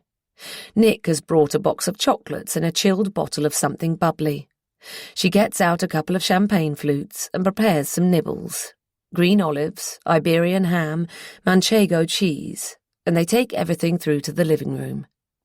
Once she has taken a seat next to Nick on the sofa, she feels a draft on the back of her neck. She must have left the window open while she aired the room earlier. She should probably pull the curtains too. She doubts there will be anyone around, but you never know. She knows Nick will be trying to work out how to press her for an answer to his marriage proposal, if you can call it that when they're both already married, to other people. So she hands him his birthday card straight away. "Thank you so much for the present, by the way," he says, opening the envelope. "I received the email today. What a thoughtful gift." Nick's always saying he'd like to know more about wine, so she has signed him up for an online masterclass with some renowned wine buff she'd never heard of. She's a little worried that she might be encouraging him to drink more than he already does, but she couldn't think of a better present. She observes him as he reads the card. He chuckles at the crude joke, then reads the message inside. Is it her imagination, or does he tear up? "For better, for worse. For richer, for poorer," he reads aloud. "Is this a yes?" "Yes," she whispers. She's about to take a sip, or a gulp, of her Prosecco or champagne or whatever it is, but he wraps her in his arms and smothers her with kisses. "So we're really doing this? Getting divorced and getting married?" "Yes," Kirsten says again. Kirsten is doing her best not to pay attention to the nagging suspicion that has corkscrewed its way into her mind, that if Edier has left Nick, this might have been the catalyst to his proposal. She doesn't want to go there. She doesn't want to know. "When will you tell your husband?" Nick never refers to Jamie by name. "Soon," she says. "I've decided to give Jamie primary custody of Lily." "That might be for the best," he remarks into her ear. She stiffens briefly, wondering what he means by that, but she lets it go. She doesn't want anything to spoil this evening, this weekend. She unwinds herself from his embrace, gets to her feet. Nick follows her into the kitchen, bottle of bubbly in one hand and flutes in the other with the birthday card between his fingers. "I'll just put this in my bag so I don't forget it or leave it lying around," he says, setting down the champagne and glasses and waving the card at her. He makes the rice while she ices the cake. They eat the meal in the kitchen, sitting on the bar stools. They've finished the bottle of fizz, and Nick has poured them each a glass of red from the bottle she'd left breathing on the worktop. She knows far less about wine than Nick, not that he knows a lot, but she does know you're supposed to uncork the red half an hour or so before you drink it. That's what Jamie does when they have guests anyway. Other than that, she hasn't got a clue.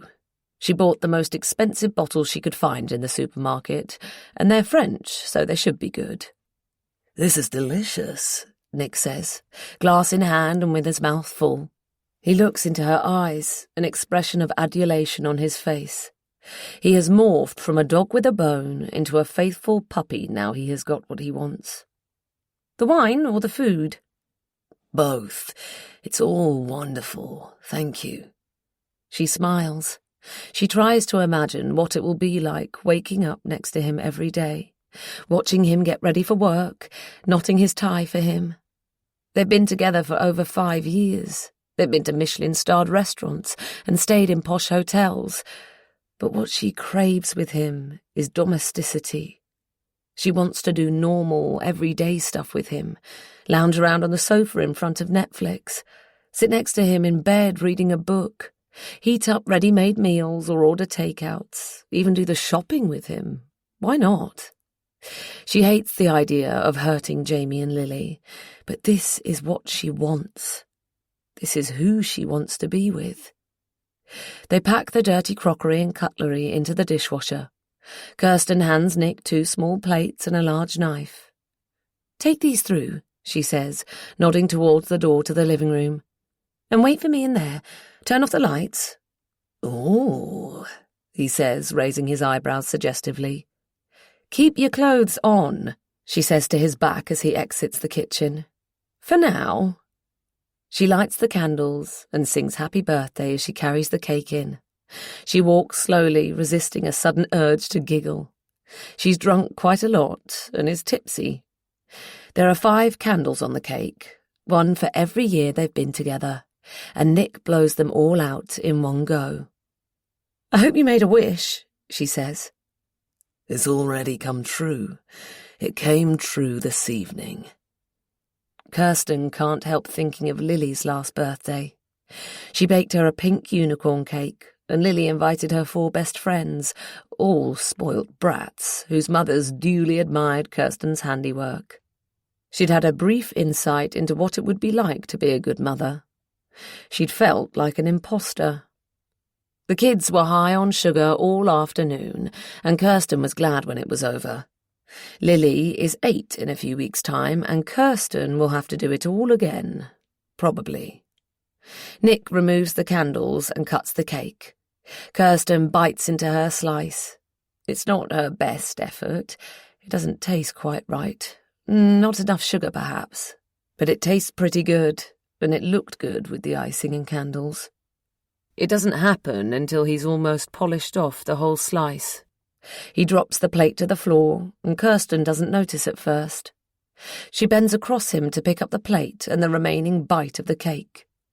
It's only as she sets down the plate on the coffee table that she realizes he's choking. He must have swallowed it down the wrong way. She leaps to her feet to help him up, the Heimlich maneuver. She knows what it's called, although her only notion of how to actually do it comes from a vaguely recalled first aid course and films. But Nick can't stand up, not even with her help. He clutches his throat, wheezing. His eyes, wide open in panic, fix on hers. His face has gone puce, and it looks like it has swollen up. He manages. She gets it from his mime as he injects himself in the thigh with an imaginary needle. She knows what's happening now. Suddenly, she is stone-cold sober. He's having a severe allergic reaction. Anaphylaxis. Kirsten knows what to do because Nick has told her. She leaves him gasping for air on the sofa and dashes into the hallway. She opens his duffel bag and tips out the contents onto the floor. She rummages through his clothes, but she can't find his EpiPen. She picks up the bag again. It must be in an inside pocket. There are no inside pockets. His coat is hanging in the cupboard under the stairs. She checks for the injection in his jacket. Then she runs back to Nick. "Where is it? Your EpiPen, it's not in your bag," she shouts. He just about manages to nod. "No, Nick, I promise you, it's not in the bag." She needs to call an ambulance. Where's her phone? She must have left it in the kitchen, or in her handbag. Where the fuck's her handbag? She races from room to room, then remembers it's in the living room next to the sofa. Nick's crazed eyes fill with tears. He reaches out one arm to her as she snatches her phone from her bag. She rushes to sit next to him, holding him, cradling his head in her lap in one hand, fumbling with her mobile with the other. He convulses once, then he's still. He's no longer gasping for breath. He's no longer breathing. Nick, stay with me, Nick."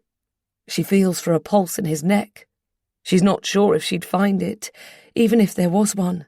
Still, she tries, desperate to feel evidence of his heartbeat in his neck. "No! Please, no! Nick, don't leave me!" Carotid, This word also came to her last time she fumbled around in vain for a pulse. But Gregory Wood was dead. And Nick's dead now, too.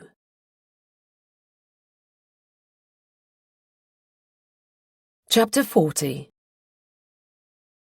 Amy.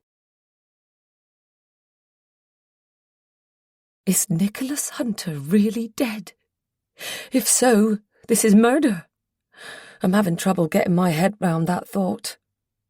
I need to get out of here, but I can't move. My nerves are shot to pieces and my legs have gone to sleep and I can't seem to get the message from my brain to my limbs. I've been lying under Lily's bed, or sitting on the floor behind it, for hours. It was the safest hiding place I could think of. Kirsten was in when I got here this morning. She had clearly taken the day off work, probably to get things ready for her weekend with Nicholas. And I had to slip into the house when I was fairly sure she was in the shower and the coast was clear. I'm surprised I haven't been discovered. There have been a few narrow escapes. I thought I'd had it when I reached into the cupboard to take out Lily's baby monitor and knocked several toys to the floor at the same time. The carpet dulled the noise, but still. If Kirsten did hear anything from downstairs, she was distracted by Jamie and Lily arriving home. I'd just finished replacing the toys on the shelf one by one when Lily thundered up the stairs. I managed to dive back under her bed only a second or two before she erupted into her bedroom to change out of her uniform. Her skirt and blouse are still lying on the floor. I could see her small feet as she came towards the bed. I was terrified she would look under it and find me. I'm still clenching the receiver to the baby monitor. I turned down the volume when Kirsten started wailing. It was as if she was screaming in my ears. I've eavesdropped on Kirsten and Nicholas's conversation all evening, at least when they were in the living room, where I plugged in the transmitter. I heard every word as clearly as if I was sitting on the sofa between them. It was just as I thought. Kirsten intended to leave Jamie, and Nicholas was going to leave his wife. Knowing this has eased my conscience a little. There have been times when I felt so guilt-ridden thinking about Lily that I didn't know if I could go through with my plan. But after listening to them discuss this so callously, I'm more convinced than ever that Lily deserves so much better. Everything is calmer now. The noise of Kirsten's sobbing drifts to me from downstairs. I can barely hear her over the noise of the blood rushing through my ears. I turn off the baby monitor and put it back inside its box. I've known since I saw it in the calendar entry that day that Kirsten planned to make a birthday cake this evening. Under Jamie and Lil and Folkestone, she'd noted for the Friday, today, Nick's birthday, weekend at mine, make cake. There was also a cake emoji. I also knew which recipe she'd chosen. She'd used the flap of the recipe book to mark the page, so that was her plan. And mine sprang from hers. I thought about what I knew about Nicholas Hunter QC. Not much, really. Most of what I did know I'd gleaned from his Instagram posts. He was married. He cheated on his wife with Kirsten, who sold him his house about 5 years ago. He liked expensive restaurants and tropical holidays, wine and champagne. He had a reputation for getting his clients off, against all odds, even when they'd allegedly committed the most heinous crimes. He got driven around in a Mercedes by his chauffeur, and he had, or at least used to have, an Audi A8. None of this was very helpful, but there was one detail I knew about Hunter that was useful. He was allergic to tree nuts. Given the fuss Hunter made in the thatch, making David write down a list of tree nuts to check with the chef that the food couldn't possibly have been contaminated, I'd have said he was deathly allergic. And judging from the sobbing, now rising from downstairs in a crescendo, that has turned out to be the case. So my plan was simple. All I had to do was sprinkle ground almonds over Kirsten's finished cake. I thought I'd only get a short window to do this, when Kirsten was distracted or in another room or something. But when Kirsten popped out earlier, I raced downstairs, clutching in one hand the packet of ground almonds. The one I'd slipped into Kirsten's basket at the supermarket and taken out of her shopping bag together with the receipt, and in the other hand, the transmitter of the baby monitor. In the kitchen, I took the cake out of the oven and divided the ground almonds between the 2 tins, mixing the ingredients in carefully with a wooden spoon that I then washed up and put back in the pot. A slightly amended and better version of my plan.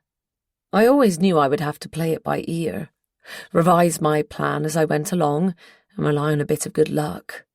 I put the cake tins back in the oven. In the living room, I plugged the transmitter of the baby monitor into the socket behind the sideboard. I had no idea how long Kirsten would be gone, so when I'd finished, I ran back upstairs and took up my hiding place again. I can hardly believe my plan has worked. But my work here isn't done. Not yet. I must get out of this room. Now. What I have left to do is tricky, dangerous. This is make or break. I could easily blow my cover, even if I'm very careful. I get to my feet.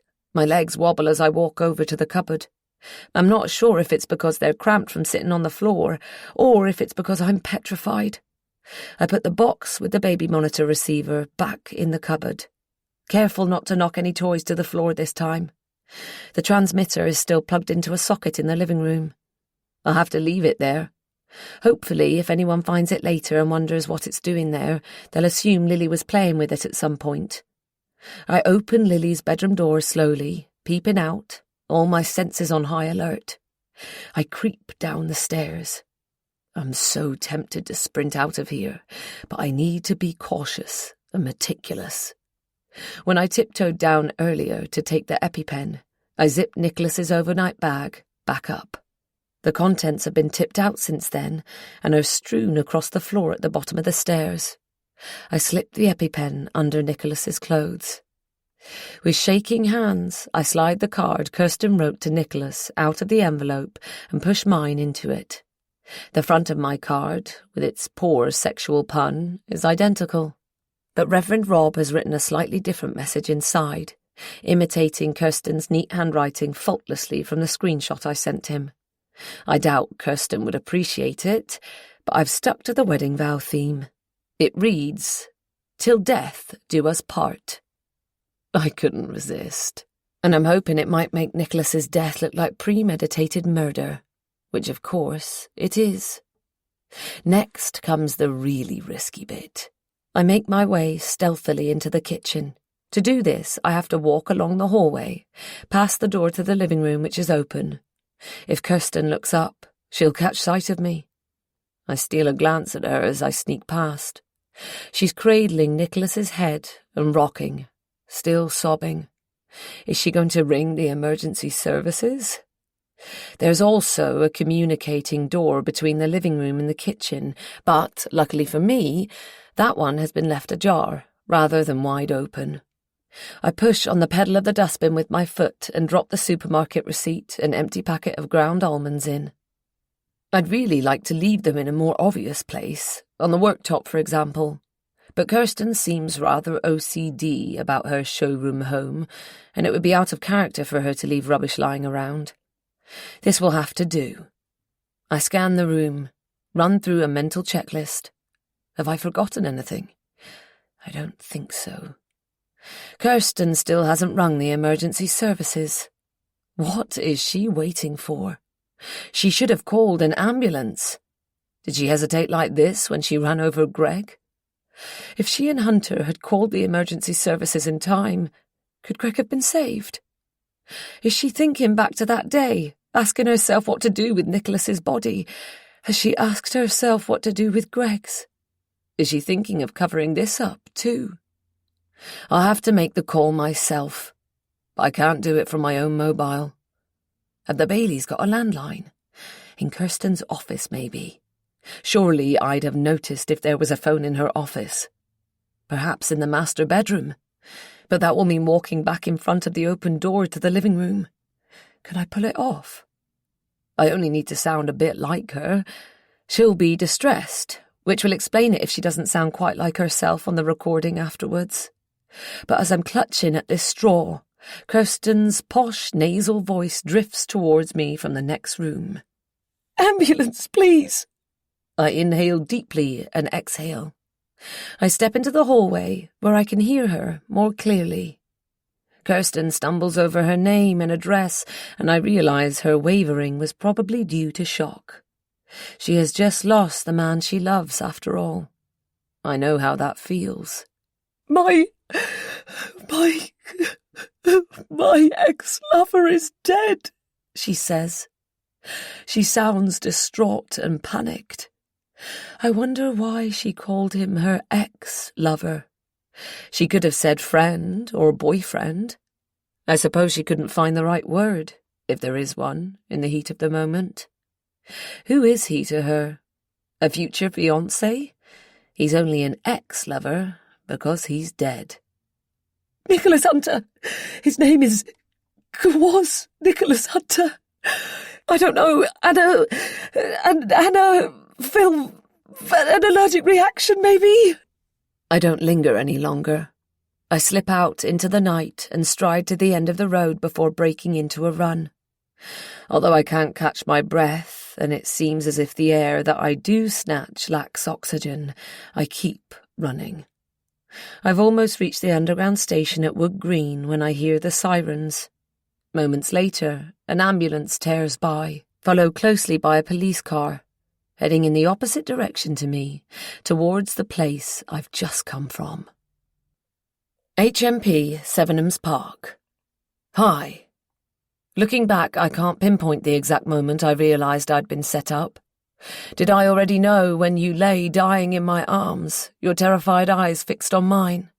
Or did it only hit me later, when the police found the evidence she'd planted? What tortures me is whether you knew I'd been framed. Did it cross your mind, as you fought to take your last breath, that I might be responsible for your death? Did you doubt me, even for a fleeting instant? Would you have believed me capable of murder? Of your murder? If you were still alive, I would have left Jamie, and you would have left Eddie A., and we'd be living our dream by now, spending the rest of our lives together in my childhood home, my forever home, in coveted Muswell Hill. Instead, I'll be spending the rest of my life, or at least a sizable chunk of it, languishing in a 6-by-9-foot cell in His Majesty's Prison, Sevenham's Park. Condemned for a crime I didn't commit. Ingenious when you think about it. Devious. Amy Wood executed her plan, executed being the operative word, to perfection. I've gone down, not for accidentally causing the death of her husband, but for deliberately taking my lover's life. Your life. Oh, the irony. She got us, both of us. One of us dead, the other jailed for life. I hate her, with a vengeance. Not that I'll ever be able to wreak revenge now I'm cooped up in here. But sometimes, and you're the only person I'd ever admit this to, I find myself thinking about her with grudging admiration. I underestimated her, and she outwitted me. I used to think she and I had absolutely nothing in common, but I understand her better now. I get where she was coming from. You see, like her, because of her, I've lost the man I plan to grow old with, the man I love. I know better than anyone exactly how she feels.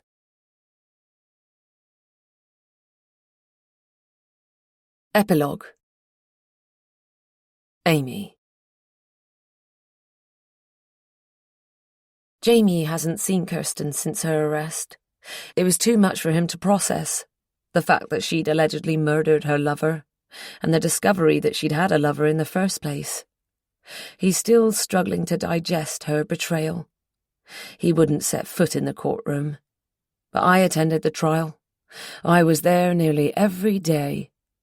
Jamie doesn't know I went, but Kirsten spotted me sitting in the public gallery. If looks could kill. I'm sure she knew even before she saw me that I was behind this, that I was the one who murdered Nicholas and framed her. The only way she could have pointed the finger at me for killing her lover would have been to admit that she was responsible for killing my husband. How else would she have explained my motive? But she had no proof against me for my crime, just as I'd had no proof against her for hers. The jury reached a unanimous verdict this morning after deliberating for only 2 hours. Guilty. I'm not sure who was more shocked when the foreperson read it out, Kirsten or me. The evidence against her seemed largely circumstantial. The empty packet of ground nuts and the supermarket receipt. The old text messages with Kirsten pleading with Nicholas not to break up with her.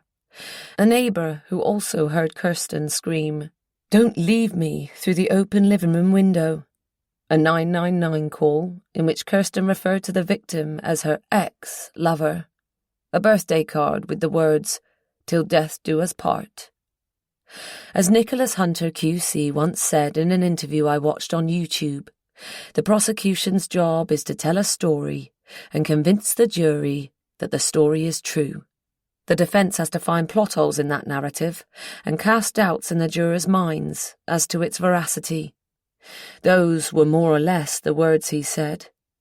The tale the prosecution spun was about a woman who killed her lover after he discarded her, luring him to her marital home on his birthday for old time's sake, and deliberately and cold-bloodedly feeding him something she knew he was lethally allergic to.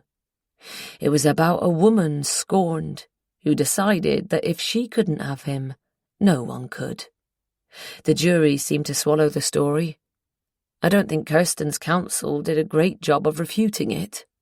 Her barrister had a great reputation, apparently, but I didn't find him very convincing.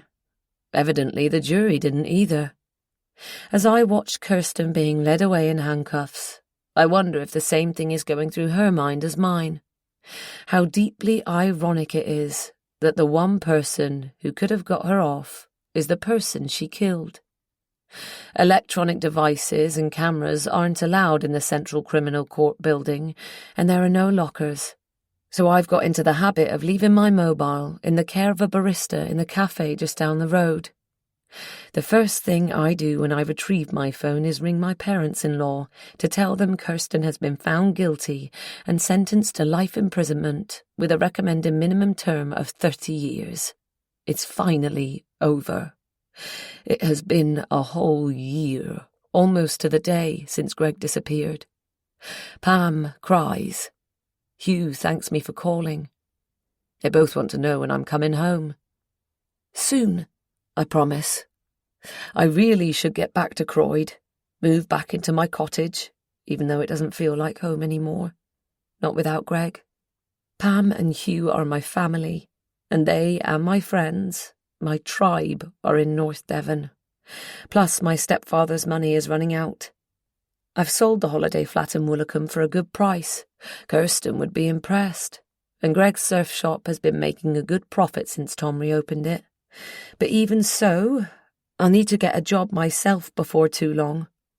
I'm planning to teach again from September. With Liz's help and support, I know I can do it. I can rebuild my life, reconstruct myself. I head for St Paul's tube station and take the Central line to Holborn, then the Piccadilly line to Wood Green. From there it's a short walk. Door to door it takes me just over half an hour. From the Old Baileys to the Baileys. If the birthday card is anything to go by, Kirsten liked puns and wordplay. I wonder if she'd like that one. For the past few months, I've been living here, in Kirsten's house in Muswell Hill with Jamie, Lily and Rusty. Jamie persuaded me that there was no point in me paying rent for a cramped place in Pimlico when he had an empty guest room. I wasn't sure it was a good idea. But I felt awful about what I'd done to Jamie and Lily, and wanted to make up for that by keeping Jamie company and helping out with Lily. The arrangement has worked well for us. I volunteer for a few hours a day at Lily's school, assisting the pupils with their reading and that sort of thing. I look after Lily while Jamie's at work, and of course, I still get to walk Rusty every day. And I think Jamie and I both feel less lonely. Initially, I decided to stay on in London until the trial was over. But although I feel homesick and a little displaced, I've become attached to Jamie and Lily, and I can't bear the thought of leaving them. And Rusty. I'm also not up to facing Greg's ghost just yet. So I think I'll stay here, just a little longer, in Kirsten's house with her husband and daughter. Sometimes it feels as if Kirsten took my life as I knew it away from me, and now I'm living hers. But I don't intend to live her life the way she did, and one day soon I'll get on with my own. I know it's time to move on, but I'm not quite ready to go home just yet.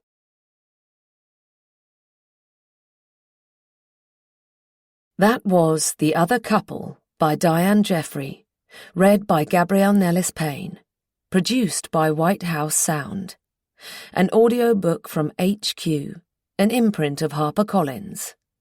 Text copyright 2023. Production copyright 2023 by HarperCollins Publishers. All rights reserved. Diane Jeffrey asserts the moral right to be identified as the author of this work. Thank you for listening.